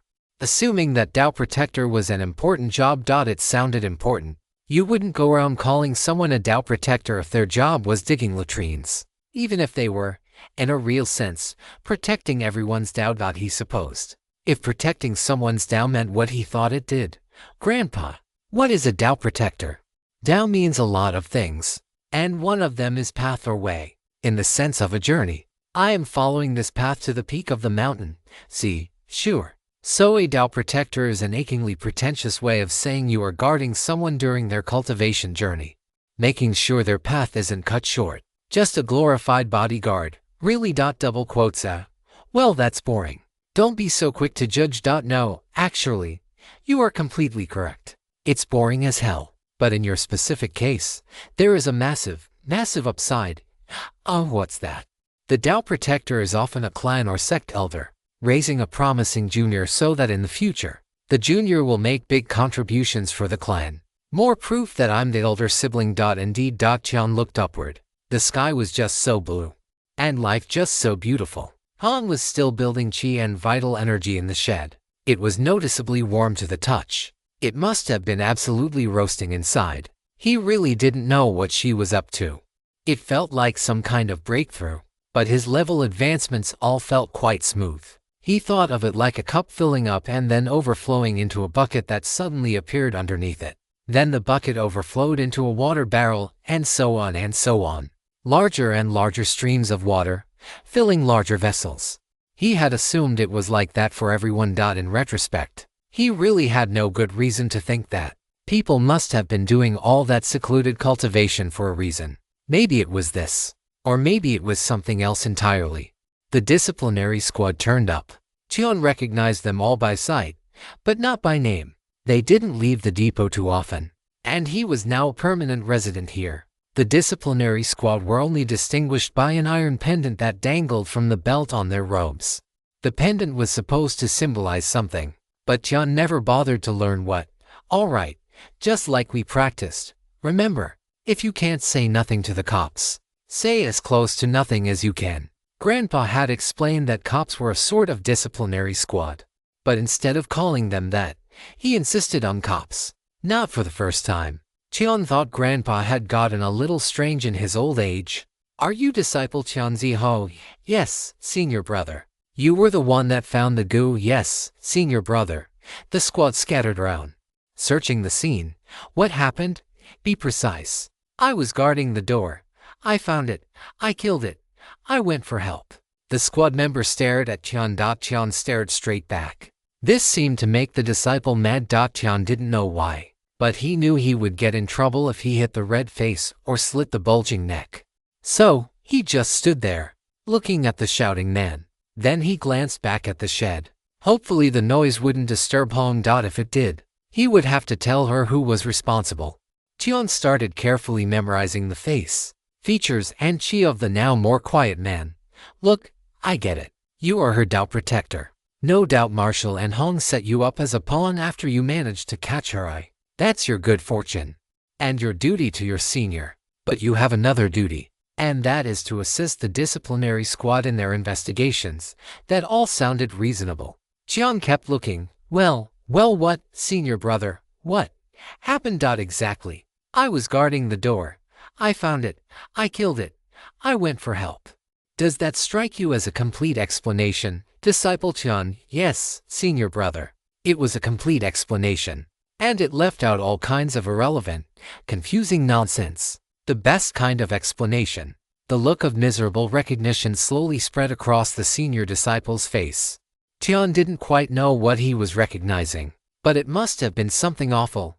"You are an ascetic, aren't you?" "I don't know what that is, senior brother."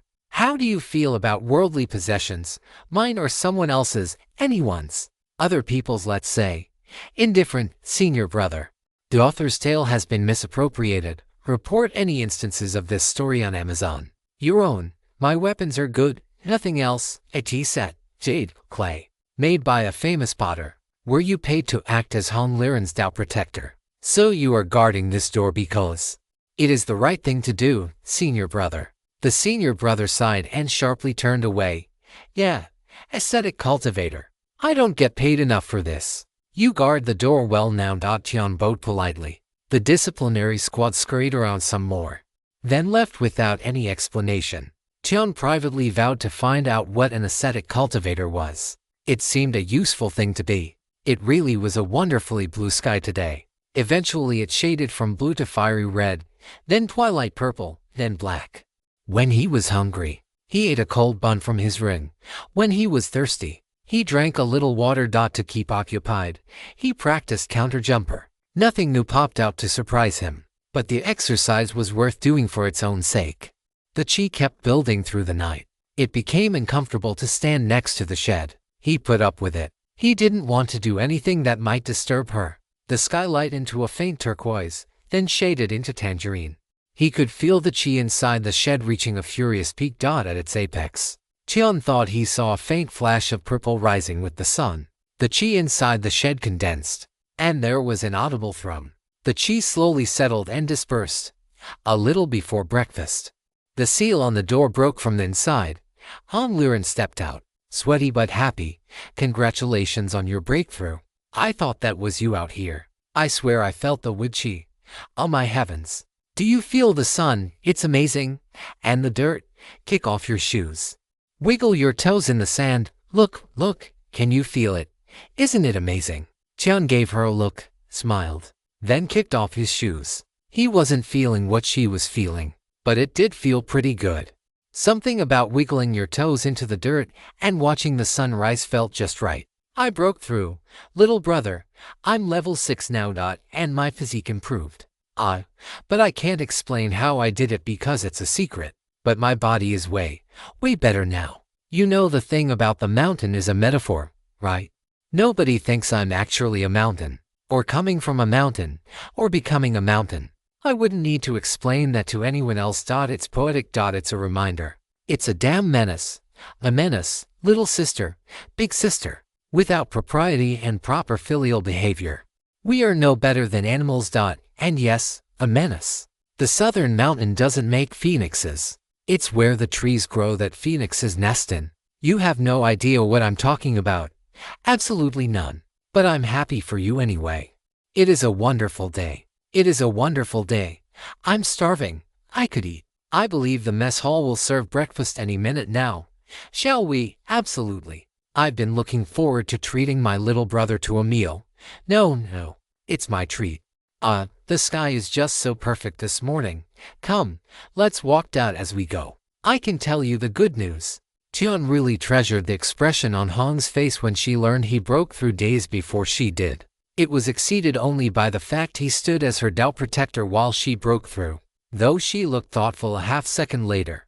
There might be something to that, actually. Yes, as seniors care for their junior. She gave him a black look. Oh ho, no, I mean the doubt protector thing.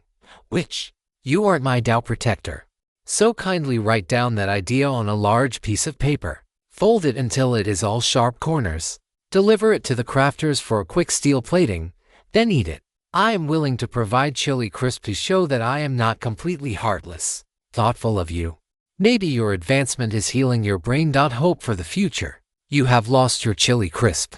Do you think a spicy oil might work? Some of the brothers swear by it. Up to you. She waved her hand. The mess hall was coming up, and he could see his fellow cultivators queuing outside. No, I mean the fact that, by my count, you have directly saved my life at least 3 times. And, I know you don't think about relations this way, and I kind of feel like a jerk saying this out loud. But you know your life is massively easier because we are friends, right? Well, I know people are doing favors for your grandma. Even if she doesn't know or care about them, she knows, she cares. She has a whole team of people whose job it is to know and care. It's how our bases get made and kept. Her people get good jobs in the lower court, and they don't get pushed out of those jobs. You might not be willing to take tips or steal medicine as an orderly, but other people are. You know Gonson Fei, the orderly who works overnights 3 days a week, slightly. Want to guess his weekly earnings? If he is paid the same as me, 12 merit points and 3 spirit crystals. 12 merit points, 400 spirit crystals. Tian managed to trip over nothing and was only saved by his excellent reflexes. He makes how much a week? Oh yes. Hong's smile was flinty. I know. Because he's been pushing it a bit too far. He won't be at work today, as he will be joining Uncle Chen for a cup of wine and an opportunity for some secluded meditation. He has made the low-paying, but very safe, sec job hospital orderly a high-paying one. Others would do the same. If there was a job vacancy, your grandmother's network has been protecting me. Yes, people have been looking menacingly at you for loans and gifts, but they don't dare act. Not because they are scared of you, or even the disciplinary squad, because it's not worth fighting with all of Grandma's people. I'm not even talking about beatings. Just mission rewards that are suddenly slow to come, or don't come at all. Missions that are suddenly not available. Crafters who won't take your jobs, or charge 10 times more than they should, or do crap work. There are lots of ways a network of petty people can ruin a life. Tian smiled slightly. They were keeping very quiet, but there were an awful lot of sharp ears and eyes in the queue. It's about money. It's always about money. Exactly. Hong nodded. No. Maybe you are the one who needs your brain fixed. Tian just shook his head. Brother Fu had a few books on his shelf, a painting of a crane on his wall, and nothing else in his house. Even his tea set was ordinary, very good quality, but ordinary, clearly. It wasn't all about money for the old man. And if it was good enough for his father, it was good enough for Tian. It was still a good breakfast. It might be a little low on the gloating and smugness compared to what he had planned. But he was warmed by something else. He was pretty sure this was the first time Hong had said they were friends. He hadn't seriously thought about networks before. But of course he was in several. There was the West Town Temple, the West Town Outer Court, the Inner Court members who came up from the West Town Outer Court like Antiwa and the Godly Owl whatever his name. He's up in the monastery. There was a hospital network, Auntie Wu's own network, Grandma Han's network. Even Sister Lee mentioned her network and the relationship she had with the senior in the inner court, stretching a point. His tea circuit and his games of Go with Brother Long could be considered a fragile sort of network too. Funny to think, he always considered himself to be very independent and self-reliant, but here he was, supported by a web of connections. Grandpa had told him years ago land, law, money, people. And here was the proof of it. Han Liren probably was able to secure that chant for her breakthrough because of her connection to Auntie Wu through the West Town Convent. Auntie Wu would have been in a very nasty fix if anything had happened to Senior Han's granddaughter while she was under her protection.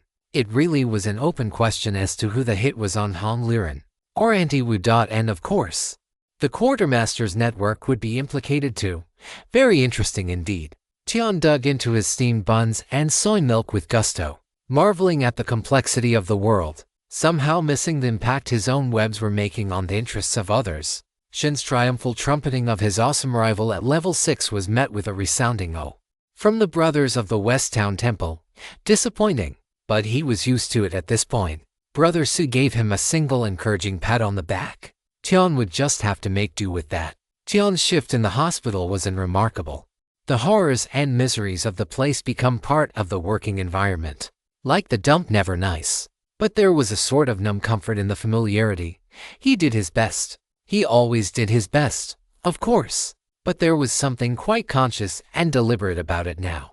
When he had to shift someone between beds, he lifted them very carefully, minimizing their pain. He focused on shaping his voice, trying to sound soothing and authoritative. It wasn't very good, but it was the best he could do.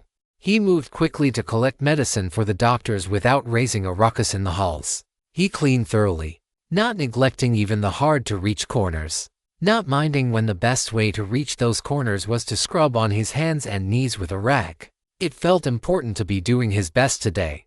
He could do more today than he could yesterday, so he should do more. He couldn't wrap words around it beyond it's the right thing to do. Also, for some reason, it really exhausted that disciplinary squad member.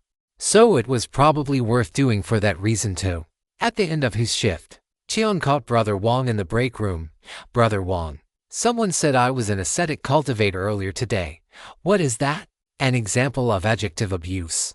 Tian gave Brother Wong a look of bewilderment. His senior relented and elaborated. An ascetic is someone who lives according to very strict discipline and self-denial. Off the top of my head, I'd say no wealth in any form. No food beyond the absolute bare minimum to sustain life. Definitely no alcohol or meat. Probably no flesh of any sort. No sex certainly, and very likely no contact with the opposite gender whatsoever. Strict schedules of prayer and meditation. Ritual self-abuse in the form of whippings, ordeals, fasts, carrying heavy weights. The list is endless. So while you may be one of the less materially motivated cultivators in the depot, calling you an ascetic is an example of adjective abuse. Brother Wong, exactly. You take after Brother Fu more than you do most of the rest of us frugal. Not ascetic, Tian frowned. The word frugal nudged a memory, but he couldn't bring it to mind. So what does frugal mean? I'm pretty sure you have heard someone mention this in a lecture. The three treasures of the Tao are compassion, frugality and humility. Yes, that was it. That exact phrase. It had been Grandpa Jun that had told him that. But Tian was used to leaving those sorts of details out. Right. And the first of those virtues is compassion. So, what is compassion? Tian was starting to feel a bit adrift. Compassion is the recognition that we all share a common origin. Every single thing in the universe is interconnected with every other thing. Your suffering is my suffering. Your triumph is my triumph. If you eat well, my belly is full. Although you can see how this would quickly become ridiculous if taken to an extreme. My starving to feed you would be considered compassionate, certainly, and quite in keeping with filial virtue. But it would also result in you starving because I am starving, leaving us no better than we were to begin with. Or someone refusing to feed someone else for that same reason. You don't need food. I'm eating for all of us. Double quotes right. Though that would lead to virtues to end 3 of frugality and humility. Well, I still don't know what frugality really means. Tian scratched the back of his neck. Frugality means only taking what you need, and nothing in excess. That can be monetarily, but in other senses too. For example, eating just enough rice to fill your belly, but not so much that you feel bloated. That leaves enough for other people to eat. Wearing solid, long-lasting clothes made out of cheap fabrics rather than easily damaged, but beautiful and expensive, silked out again. That way, everyone can wear decent clothes. Using a sect-made weapon rather than questing around for the legendary hook swords of kingmen. Kind of thing, yes. Though again, all within reason. If the hook swords are exactly what you need, and no more than you need, it would be perfectly reasonable for you to go and get them. It's just that. Are there really no alternatives? Brother Wong's pointy smile seemed to be aimed at the entire inner court. Right. Which would also extend to humility, I guess. Yep. The ancients described it as not needing to be first under heaven, or words to that effect. You are no better than anyone else, and no worse either. It flows back into frugality. You don't need more than others. So you take only what you need. You leave the rest for everyone else, not just your friends, everyone. Which rolls back into compassion. Everyone is worthy of your care. Everyone is worthy of your empathy, as you are worthy of theirs. If you spot this narrative on Amazon, know that it has been stolen. Report the violation. Wong spoke in a calm voice, but they both heard the fishhooks hanging off those words. They were in a hospital, and not one person had ever come here for maternity care. Each and every patient had been hurt in the field. Everyone, Brother Wong. Yes, even the heretics. You can say we are bad Taoists, or hypocrites. Or you could finesse it with some sort of being kind to the enemy is cruel to ourselves. But the plain fact is that I hate heretics. I hate them with every fiber of my being. And I know you do too. There isn't a doctor in this building that would piss down a heretic's throat if their lungs were on fire. Not one of us would risk saving that life. And yet, compassion truly is the first virtue of the Tao. And we all struggle with it. Every cultivator struggles with it, as we do with frugality and humility. Tian opened his mouth. He definitely had opinions about this, but soon closed it again. He quickly found his thoughts twisting around and around. To be compassionate to the enemy, to see the heretic not as an enemy but as a brother, would no doubt doom the mortals in the nearby kingdoms. Nobody who cultivates by means of human sacrifice is capable of being compassionate to others. So would compassion to the heretics be cruelty to the mortals who look to ancient Crane Mountain for protection. But in the face of the eternity and totality of existence that was the Tao, was one life really worth more than another? He instinctively felt that absolutely some lives were worth more than others. But he kept finding himself back in front of the Tao. Something so big and so comprehensive. There was no escaping it. In the beginning there was primal chaos, which gave rise to yin and yang, which gave rise to the five elements, which gave rise to all things, Hyun murmured, trying to wrap his feelings around something his mind struggled to grasp. And one day, it will all flow in reverse, everything reuniting into primal chaos and the Tao. One day, today, I spent 4 hours trying to stop a cursed acid compound from destroying even more of a good sister's internal organs. With rare, powerful medicine and careful cultivation, over decades, she may regain the ability to eat and excrete without special tools and medicine. Having children would be even more unlikely, though not completely impossible. And it would only take a medium-sized miracle for her to regain the use of her legs and her right arm. We stabilized her. With constant care and medical attention, she could live for quite a long time. I think she is going to commit suicide before the dawn. I am so sorry, Brother Wong. For me or for her, both of you. But, truly, Hyun looked away. Mostly for me. Because my pain is real to you.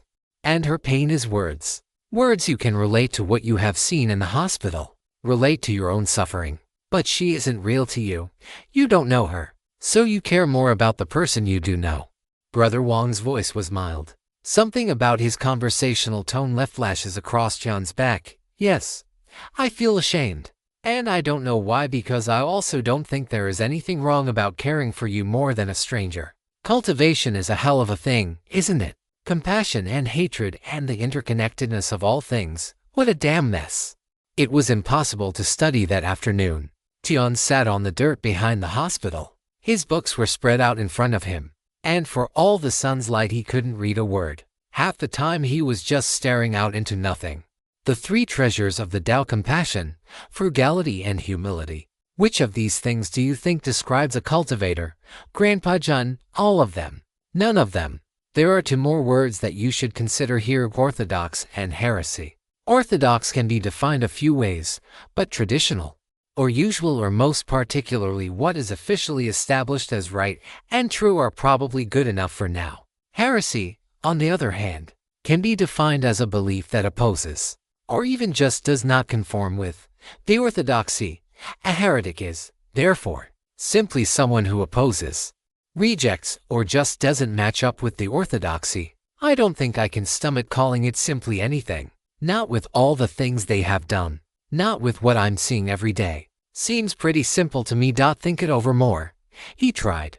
But he kept coming back to that disastrous commerce raid. Where was the compassion there? Where was the compassion for his earthly realm brothers and sisters? When he sat with Brother Long through his last night, perhaps that was compassion.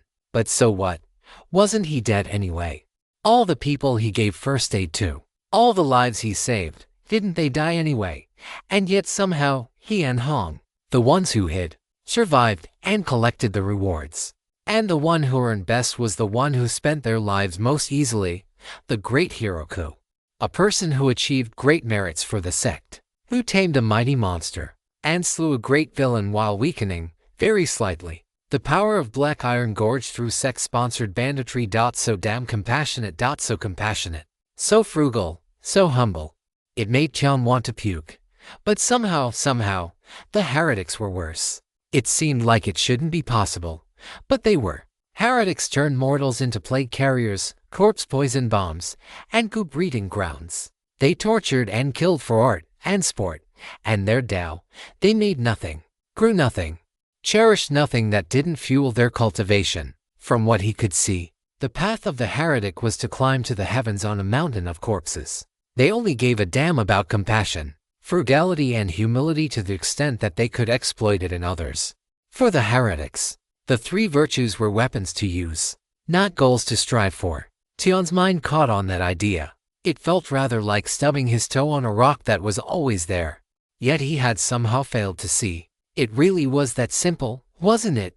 The orthodox cultivators, ancient Crane Monastery very much included, genuinely believed in the three supreme virtues. They considered them the essence of morality, traits to be cultivated. They looked at the whole messed up state of the world, realized that compassion for one was often cruelty to another, and they just did their best. Tian buried his face in his hands. Even he didn't know if he was laughing or crying. Tian could feel himself creaking. His body had never been better, but inside, he was fraying and brittle. He had always known the world was a cruel place. He had known that his brothers were treated far, far too poorly. Their lives were spent far too cheaply. But the monastery had been, and questionably, good to him. Just the existence of the West Town Temple was a great kindness to him, and from what he could see, a great kindness to the nearby villages. It provided security and comfort in a world that had precious little of either, but not for free. The villagers spent their lives in the rice paddies serving the temple, and the lay brothers spent their lives on the battlefield serving the monastery. It wasn't fair. It shouldn't be this way, but it was the best they could do, given everything. And since they had been around for thousands of years, the everything under consideration was enormous. All those webs of interests, all those generations of families, and the accumulated wealth and status. They all had to be balanced. They all had to be weighed against pursuing the virtues. It was all well and good to say that frugality was a treasure of the Tao, but no merchant empire was ever built on moderation. At least not that Tian had ever heard of. And without all those merchants, without those constant streams of supplies, how could the monastery still stand? How could it supply its people with weapons and equipment and all the tools needed to make arrays or enchantments? Or just dinner? Humility. How humble was someone claiming to grasp immortality? Auntie Wu had said it herself, it was sheer arrogance. It wasn't like the direct disciples were less arrogant either. They won their positions by grasping more of heaven's secrets in a moment of revelation. Not exactly humble, debatably frugal. And compassion simply didn't factor into it. The Taoist masters knew what was right and virtuous. and also knew that they couldn't run a large, powerful organization by insisting everyone strictly adhere to those principles. So they did their best. And their best saw his brothers and sisters dying in the desert for what? Maybe finding a new direct disciple, thwarting the goals of the Vol Beasts in Black Iron Gorge, whatever they were. He didn't give a damn. He really didn't give a single damn. He hated the heretics for hurting his brothers, for their cruelty. But why exactly should he care about them interfering with what? The business interests of the nearby kingdoms? Were they launching massive slaving raids, trying to divert rivers to starve others and turn the redstone wastes green? He didn't know, and he largely didn't care. His compassion didn't reach quite that far. Auntie Wu had told him directly, at the heavenly person level, if you weren't a core disciple, your loyalty to the sect got a lot more conditional. There were a lot of fond feelings. The resources and security provided by the sect were impossible to discount. Just having people around you could ask questions to if you had cultivation problems was monumentally important. But loyalty, the monastery considered them, ultimately, to be expendable. You could see the whole vast apparatus of the ancient Crane Mountain as a giant funnel gushing upwards. All those lives, all that effort, to lift up a monastery that most of the sect would never see. Nobody was stupid. If the monastery's loyalty to them was conditional, why shouldn't their loyalty to the monastery be conditional too? The old monsters up on the mountain understood all that. Of course, they had spent ages and ages considering it. They decided it was good enough. The best they could do, all things considered. Tian crouched in the dirt, drawing circles and squiggles, not really seeing what his hands were doing, just trying to breathe through the contradictions. He loved his temple. He loved his brothers and sisters. He loved his cell, and the silent meals where food was flicked from bowl to bowl and laughter was hidden behind glares. He loved their heroism, their chivalry as they roamed the broad sky kingdom. When he grew up, he wanted to be just like them, and they served the monastery. With all that implied, a monastery that wasn't evil, wasn't deliberately cruel for cruelty's sake. But the difference was pretty hard to spot, down in the dirt. Around. His brothers knew, of course. If he could figure it out at a whopping 14 years old, they definitely knew. But they all turned up on the muster ground. Not a single one of them tried to run from the war. Brother Fu, the kindest, most compassionate person Tian knew, was in the field so much. His bed might as well not exist. The old man had lived a bloody life. He shouldn't have to get his knives wet anymore. He should be allowed to live in his courtyard, watching the birds squabble in the parasol trees and practicing his handwriting to the sounds of a happy temple. Brother Fu gave up 20 years of merits just to get Tian advent of spring. 20 years. Tian could feel what those 20 years were like. Now, he could feel the weight of that time, the cost of it. 20 years. For a boy he hardly knew, but was willing to love. Compassion. Frugality. Humility. Didn't Brother Fu live those principles? Didn't he deserve his rest? A scumbag like Ku could get a revelation and ascend. But Brother Fu somehow didn't. A mad god. Grandpa Jen was right. There could only be a mad god. Elevating the wicked and punishing the virtuous, it was too big. Too much to wrap his head around. The circles and squiggles had turned into an array diagram of staggering complexity. Or perhaps a mandala only comprehensible to the most supremely enlightened monks. He stood and dusted himself off. He didn't understand. It wasn't right. And he didn't understand why his brothers accepted it. So there was really only one thing to do: grow, get stronger, learn more, and one day, change things. Help support creative writers by finding and reading their stories on the original site. Simple. Really hard, but simple. He had been meaning to work on his young energy. This seemed just right. It wasn't hard to see the change in Tian. The doctors were the first to notice it. He had always been diligent and hard-working, but there was a particular thoughtfulness to him now. If it had just been one day, they might have missed it, but it was every shift for weeks, then months. He still had all the conversational grace of a collapsing wall, but they could see him trying to do better. He figured out better ways to move people gently from bed to bed. He always fluffed pillows thoughtfully, and made sure they were positioned just how the patient liked them. And when someone was dying, or convalescing in pain, Tian would be there, asking them about happier times, asking them about trivial problems they could advise him on. letting them tell their stories, or just complain. Nobody told him to. He just did it. Some days, he even came in when it wasn't his shift, just to sit with the wounded and the dying. Tian didn't neglect his studies either. The doctors were observed with forensic care. So too were the patients. Even the books weren't spared his obsessive attention. Tian dissected them, tracking the steps of diseases and cures through every winding twist of literary intestine. When the doctors asked him why he was going so hard and taking so much care, he said spite, mostly. Then he looked confused when they didn't understand. It seemed quite obvious to him. His martial arts practice got considerably more intense. Tian began every practice by reminding himself that since Snakehead Vine Body was a respected art, it was yang, and should therefore be treated as such. Same with Thunderous Palm Vei Yin Yang art. He had plenty of yin. Time to lean into yang. Even Imperial Heavenly Swallows, with its metal alignment, was solidly yang, even if metal was often categorized as minor yin. There seemed to be some debate there. The problem wasn't the arts. It was his mindset. Time to stop thinking like a sick, weak child. Time to start fighting like his brothers. Tian started to consciously mimic their posture and mindset. The brothers from West Town who saw him doing it thought it was hilarious. Others, less so. He did it anyway. Senior brother has a direct and ferocious martial air. I think I can learn a lot by imitating you. Tian wasn't trying to flatter them, but it seemed to smooth things over. Think of the world as a battlefield. Anywhere outside your control is a place the enemy can strike from. You must therefore maximize your area of control, and limit the enemy to places where they cannot strike you.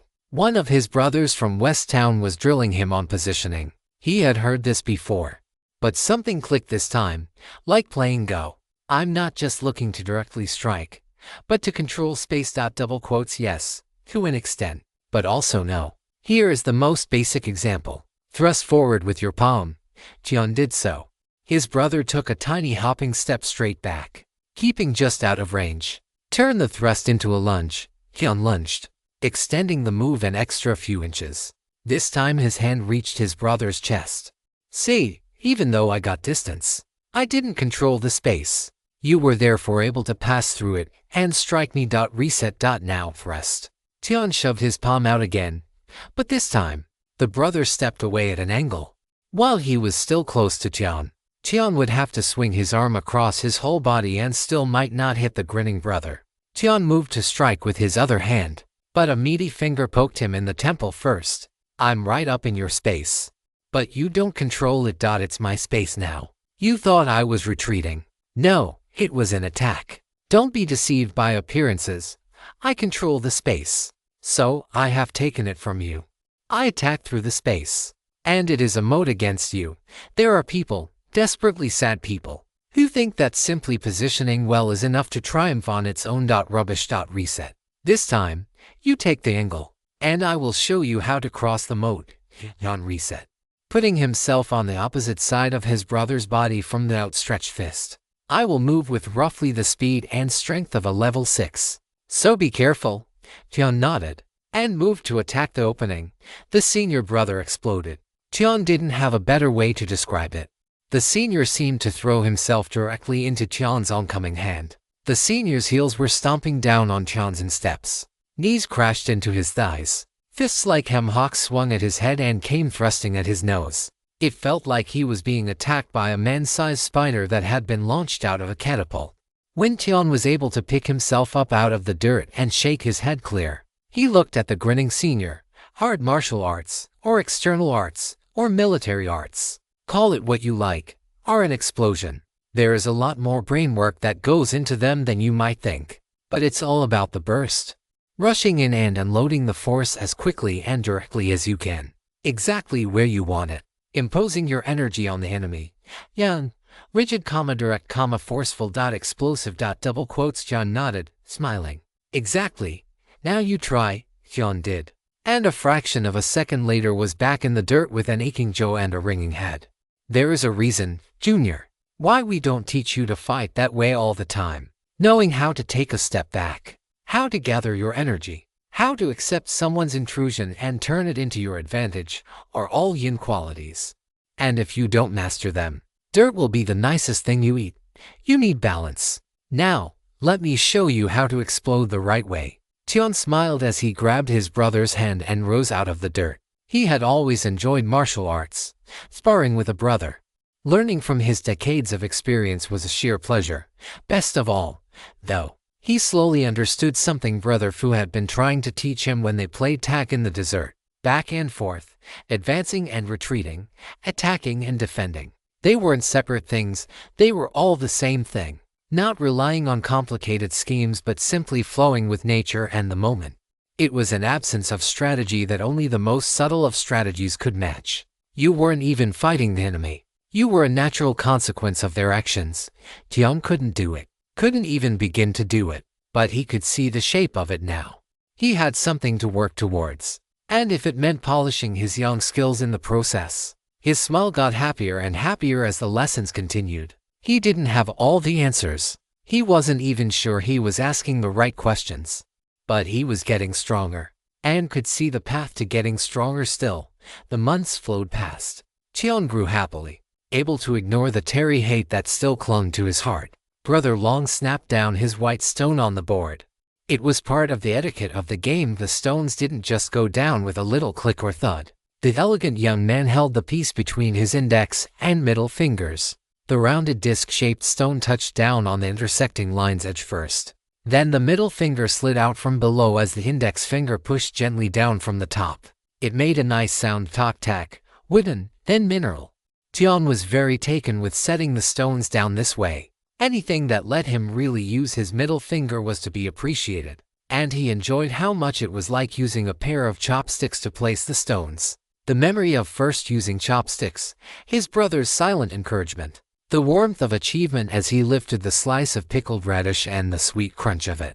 The lifetime joy of that moment, the memory never dulled, never tarnished. Tian happily lifted his black stone and carefully snapped it down. He was moving to cut off an infiltrating column but, sneakily, the stone would form the cornerstone of a whole defensive bastion in this quadrant of the board. Brother Long sighed softly. Tian had a momentary inflation of smugness. The feeling was ruthlessly popped by the clack of a single white stone. The infiltrating column was no such thing. It was nothing less than an iron wall pinning down 10 of his pieces. Worse, that whole section of the board was now sealed off. His supply line was cut. The war was lost. Looking at the board, he had no idea how he had missed it. It was glaringly obvious. I concede. Also, on a totally unrelated matter, I think there is a matter that urgently requires our attention in the martial practice courtyards. No time to wait, Brother Long.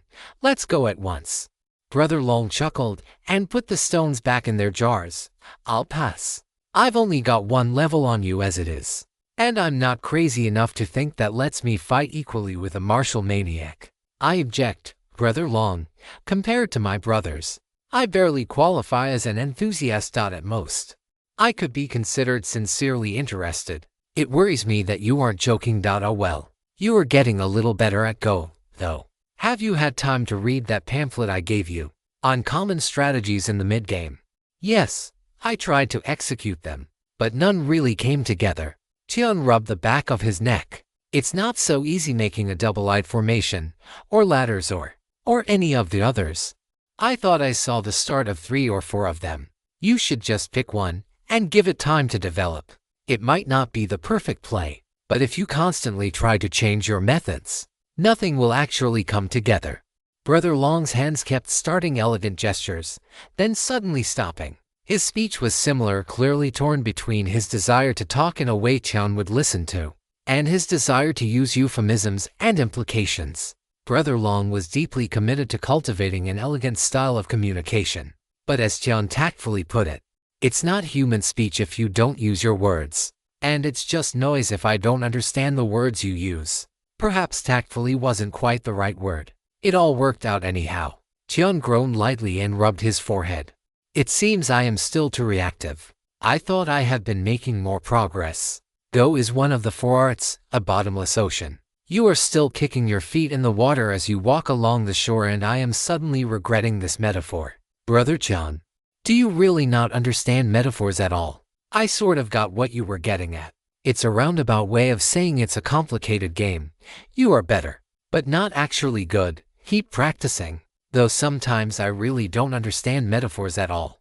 I wish people just spoke plainly. Some people will take offense if you are too direct. Brother John, the young master of a merchant family, would probably know. John shrugged anyway.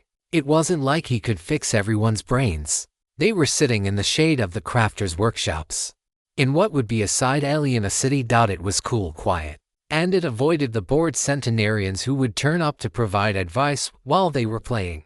Out of curiosity, Brother Long, why do you keep using all these flowery turns of speech? It seems inconvenient. Aside from it being the mark of a cultured gentleman and good etiquette, fun. The cultured gentleman nodded enthusiastically. Fun, like the ocean metaphor. I was going to cap it off with an allusion to the 36 Odes of the Phoebe Wood Pavilion, which, as a fellow cultured gentleman, you would have read. It would convey our shared interests, and invite you to make your own allusions, or a pithy quotation, or play with a well-known turn of phrase. It would let us add meaning to the conversation we were already having, letting us grow closer. That seems incredibly awkward. John scratched his head. Like, does it really tell you anything if I compare the game to Duke Jin of Wu playing 3 games with Prince Chen of Han over the course of his life? Brother John, you read The Wisdom of Mountain and Valley. I had no idea. Well, Brother Fu insisted I read all these books on history and ethics. John shifted awkwardly. Brother Long seemed excessively excited. But that's so interesting. Don't you see, brother? If you worked it in, we would have more meaning in our conversation, not less. You need to practice more and get better. Is direct. But perhaps you could master the stratagem of the river blocking chain. Says the same thing and tells you that I have studied classics of literature. We have something in common to talk about. Beyond the game, it sounds exhausting. Don't you get tired? Brother Long chuckled and shook his head. Brother, you are cultivating. Even as we speak, you are cultivating. I don't think I have ever seen you not cultivating. But talking is exhausting. The narrative has been taken without permission. Report any sightings. Well, yes, cultivating is fun. Don't you agree? Brother Long did not, in fact, agree. It was just a necessary chore, apparently. Chion walked back towards the mess hall, looking forward to supper. Sima was there, just a few people ahead of him in the queue. Chion's feelings about the man had become a bit more complicated over the last year. He was still quite certain Sima would kill him if the opportunity presented itself. Even Auntie Wu thought it was a certainty. Brother Fu never even bothered commenting on the feud. Chion would kill Sima if he could, if only to resolve future problems. But the plain fact was that neither of them were particularly trying to kill each other. It was damned awkward. Chion quietly sat at the table next to some brothers and sisters he knew from the hospital. There were a few polite smiles. A moment for the senior sister at the head of the hall to recite a prayer. Then they started filling their bowls. There was a mix of vegetables today, with some lovely sautéed greens with garlic and a clear sauce Chion was never quite able to identify. Stock of some kind, but it seemed to coat the vegetables in a delicate sheen of soft, rich flavor. The eggplant was another familiar dish and always delightful. The long, thin eggplants were scored, salted, roasted on a hot flame, then coated with a rich fermented soybean paste and topped with sesame. The savory, smoky, salty flavors all worked together to make something unforgettable. Each bite of eggplant was chased with 2 mouthfuls of rice and a cup of warm water to clear the salt and refresh the palate. Then the chopsticks dove back in for more. He didn't really want to kill Sima. He still couldn't think of the man as a brother, but the bubbling hate in him had shrunk. It seemed to become more stable. Chion hated the heretics, and he despised so much of how ancient Crane Monastery operated. But that was the extent of it. He kept coming back to something Auntie Wu had said. Could you face eternity knowing how much it would cost in pain? Could you see how much it would hurt and still press forward? He thought the pain was just about losing good brothers, and sisters thought it wasn't. It was everything. It was the price of existence. He would bear the pain of killing Sima even though he didn't want to. Even though he thought it was pointless and morally wrong. He would much rather endure that pain than endure the pain of being killed and suffering through hell and reincarnation. But the question still haunted him. Could he accept that the immortal cultivation he was working towards would be defined by pain? Or was he still missing something? He had missed something. The soup. A clear broth. dotted with pretty golden oil and filled with more vegetables and little cubes of tofu. Not his favorite, but still delicious. There was the faintest aroma of scallions coming from it. Just a touch of freshness to brighten the mellow broth. There were even lotus roots for a bit of crunch. Existence had some things going for it. It was all too much to big. He didn't understand it. All this virtue and ethics and culture. And underneath it was brothers killing brothers over the possibility of treasure. Not even actual treasure, just the possibility. All he could do was keep learning and growing, getting strong enough to do something about it all. After dinner he was approached by a senior brother he didn't know. "You are junior brother Chan." "Yes, brother. Tomorrow the Li clan young master is arriving at the depot. You will show him around." "Will I, brother?" "Yes, you will. And you will be rewarded." "How nice." "Brother, who exactly are you?" The older man rolled his eyes. "Black River Valley Outer Court, Gosung-sen. I heard you are an ascetic. If you won't do it for the money or the connections or fear of retaliation from the Li clan, do it because technically he is your junior and as his senior, you should introduce him to the depot. He will feel more comfortable talking to someone roughly his own age." Cheon cocked his head to one side, looking at the older man. Sister Hong seemed like a much more sensible choice, but he had been looked for specifically. There were probably politics involved. Just to be on the safe side, he memorized the older man's face, how he held his hands, noted the red tasseled saber hanging at his waist. He tried to remember the feeling of him, the leaking chi and vital energy from his body. Well, what, senior brother Gosun? What's your answer? What's your question, senior brother Gosun? The older man growled. "At the gate, tomorrow, at the hour of the rabbit." Then he turned and stalked off. Cheon's shift started during the hour of the snake. He could meet the youngster and give him a quick tour. It would be a little inconvenient, but such was the duty of a senior. The next morning. "What the hell is that? Why is my guide missing fingers? Mortal realm, really, this is too much. Where is Uncle Shen? You boy, take me to him." Now, the explosion of sonic violence came from a narrow-eyed child. He had hopped off the back of a giant hawk which immediately flew off again. Apparently its heavenly person master saw no need to stick around. "Those are particularly handsome robes you are wearing, Junior." Cheon's voice was quite mild. "They look like the sect uniform, but I can see they are made of a very fine silk. More than an Ike like you can afford. Nor can you afford to delay my business. Take me to Uncle Shen or fetch him here before I have you whipped, Junior. I don't even know you. Are you worthy to know my name? Or shall I give you something to scream as you beg for the whipping to stop?" "Hop to it." "No, junior brother, I will not." "You dare?" "Yes." Hyun nodded. He stood with his hands clasped behind his back, just like the senior brothers did when they supervised his practice. It added dignity and reserve, he felt. The boy didn't agree. The slap was obvious. Cheon could have dodged it in his sleep. There was no power behind it. The boy, and he was just a boy, was barely level for with no boxing skills to speak of. There was something about this child that was just too strange. The circumstances felt wrong. Forced. The whole situation felt like a trap. Even the boy seemed to have been tampered with. There was an insanity in him that Cheon could smell. Cheon couldn't understand it at all.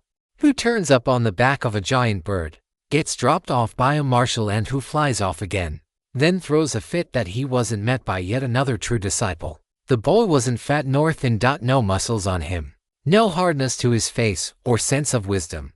Just the madness in his eyes. Like he couldn't stand others existing before him. Like a child without compassion, frugality, or humility. A child that knew he was the first under the heavens, and rising. Cheon watched the slap come in, then made eye contact with the disciplinary squad disciple at the gate. He recognized the guards too. They had been in the hospital just a week ago. None of them looked reassured at his slight smile. The slap landed on the side of his face. It was quite loud. To Cheon's mild surprise, it stung a bit. More interestingly, he had a sudden powerful urge to kill this little idiot. "Brother Cheon, stay your hand." The disciplinary squad came rushing in, forcefully getting between the gloating boy and Cheon. Cheon hadn't moved. He still had his hands clasped behind his back. "Be about your business, Brother Cheon. The disciplinary squad will take care of this." "Yes, you will, because I will be mentioning this to Alder Ru, who I am seeing in a week." Or perhaps I should pass it along to some other seniors of my acquaintance. I believe the treasure-weighing magistrate would see me. Quartermaster Wu certainly will. The air got tense. Brother John, I understand you are angry, but sometimes I won't push it too far. He can spend some time facing the wall in the cells. The disciplined squad disciples subtly reached for their weapons. Tian couldn't imagine why. His hands were still behind his back, and he was smiling. Or we can settle this here. It would be very stupid, but we could. And I must say the idea is growing on me. The little animal doesn't need all his teeth. I really have to wonder who is setting up whom. Tian kept his faint smile on. He didn't know why, but for some reason it was making people nervous. I am told. Not asked but told. By one Black River Valley Outer Court Gosung sent to escort the Li clan's young master who would be arriving today. Despite the fact that I have never met such a person. Then this promising junior gets dropped off by a martial ant at the gate and she flies off with not even a backward look. Then he starts screeching about being taken to an Uncle Shen, who I am assuming is his martial uncle. But I really don't know. But I do know I have never met that senior, nor is he present. He made eye contact with the most senior of the disciplinary squad members. Incidentally, did you ever find out who set that gu on Sister Hong? It's been a long time now, and nobody has told me about any progress on that. The disciplinary squad member suddenly looked very awkward. He could see some of the others looking thoughtful. And then this plainly insane and attended child attacks me. Incidentally, brother, if you haven't called for Marshal Uncle Chen to come and take charge of the situation, do you really want to escalate it that high? The consequences. I want to beat this child until he is quite funny to look at. However, I really want to beat up the people setting me up, along with the people around me. I assure you I am utterly furious and ready to just flood the sands with blood. He really was too. For some reason his smile kept getting wider and wider. It was so strange. The place he was slapped seemed to be burning. The boy plainly didn't know a palm art, yet somehow, the pain of the slap kept increasing. It was really interesting. He wanted to slap the boy a few dozen times to see if he could pull it off too. He wanted to smash him onto the ground and keep slapping the little shit until his hands got tired. Meditate, then start all over again. I suppose I could call for the supervisor. When then? Because if you don't, I swear the lot of you won't be enough to stop me. You won't even slow me down. The disciplinary squad and the guards, or at least the ones present, were all level 9. They were absolutely enough to stop him. More than enough. One of them went running deeper into the depot anyway. It was all so strange. Everything had a shiny, almost unreal feel to it. Somehow he was back in the desert and the Go Masters were around. It made sense. It would all make sense if everyone was cursed. Yes, they were cursed and the only way to bring them back was to beat the actual shit out of everyone. You have a big mouth. You have a very big mouth. I would love to know just how an ant like you dares, a junior brother Lee. I must remind you that the rules of filial respect apply to everyone.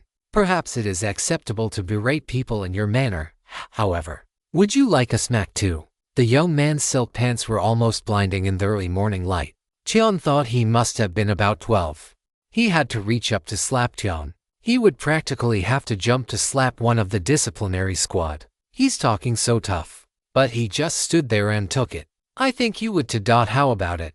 Your cheeks feeling itchy from all that flapping? Yes, are they? I'm curious to see what you do too.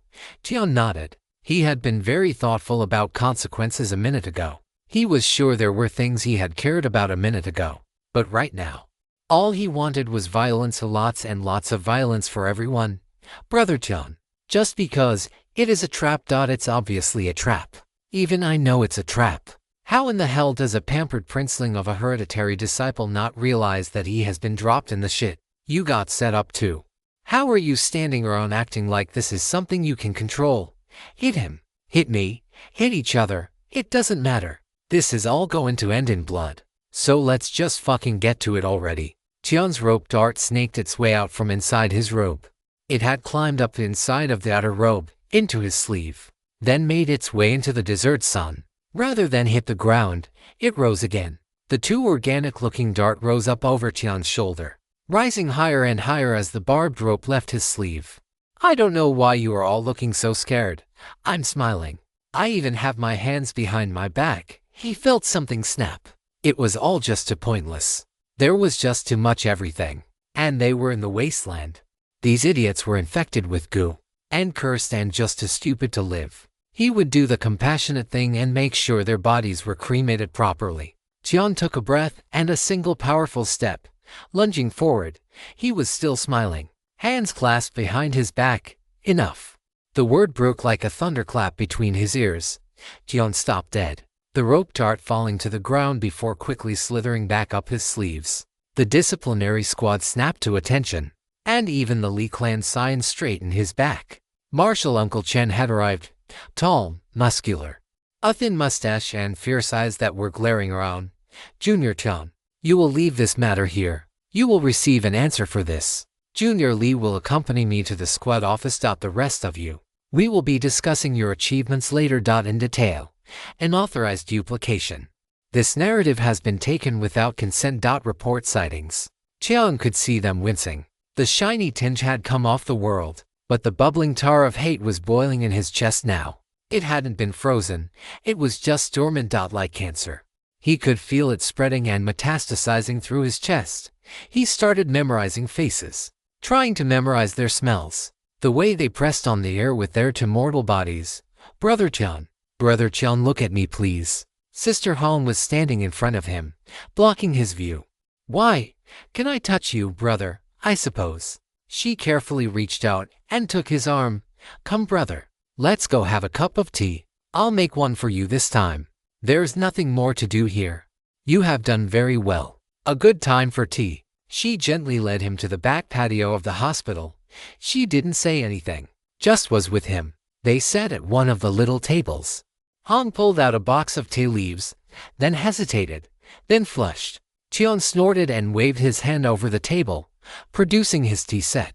Did you know, Brother Qian, that you give the disciplinary squad a headache? I am incredibly well behaved. Yes, that's the problem, really. If you had even a few criminal tendencies, you would be used to dealing with the squad, but you don't. You simply consider them a threat, and you have never learned to hide your feelings. Everyone can see you memorizing faces.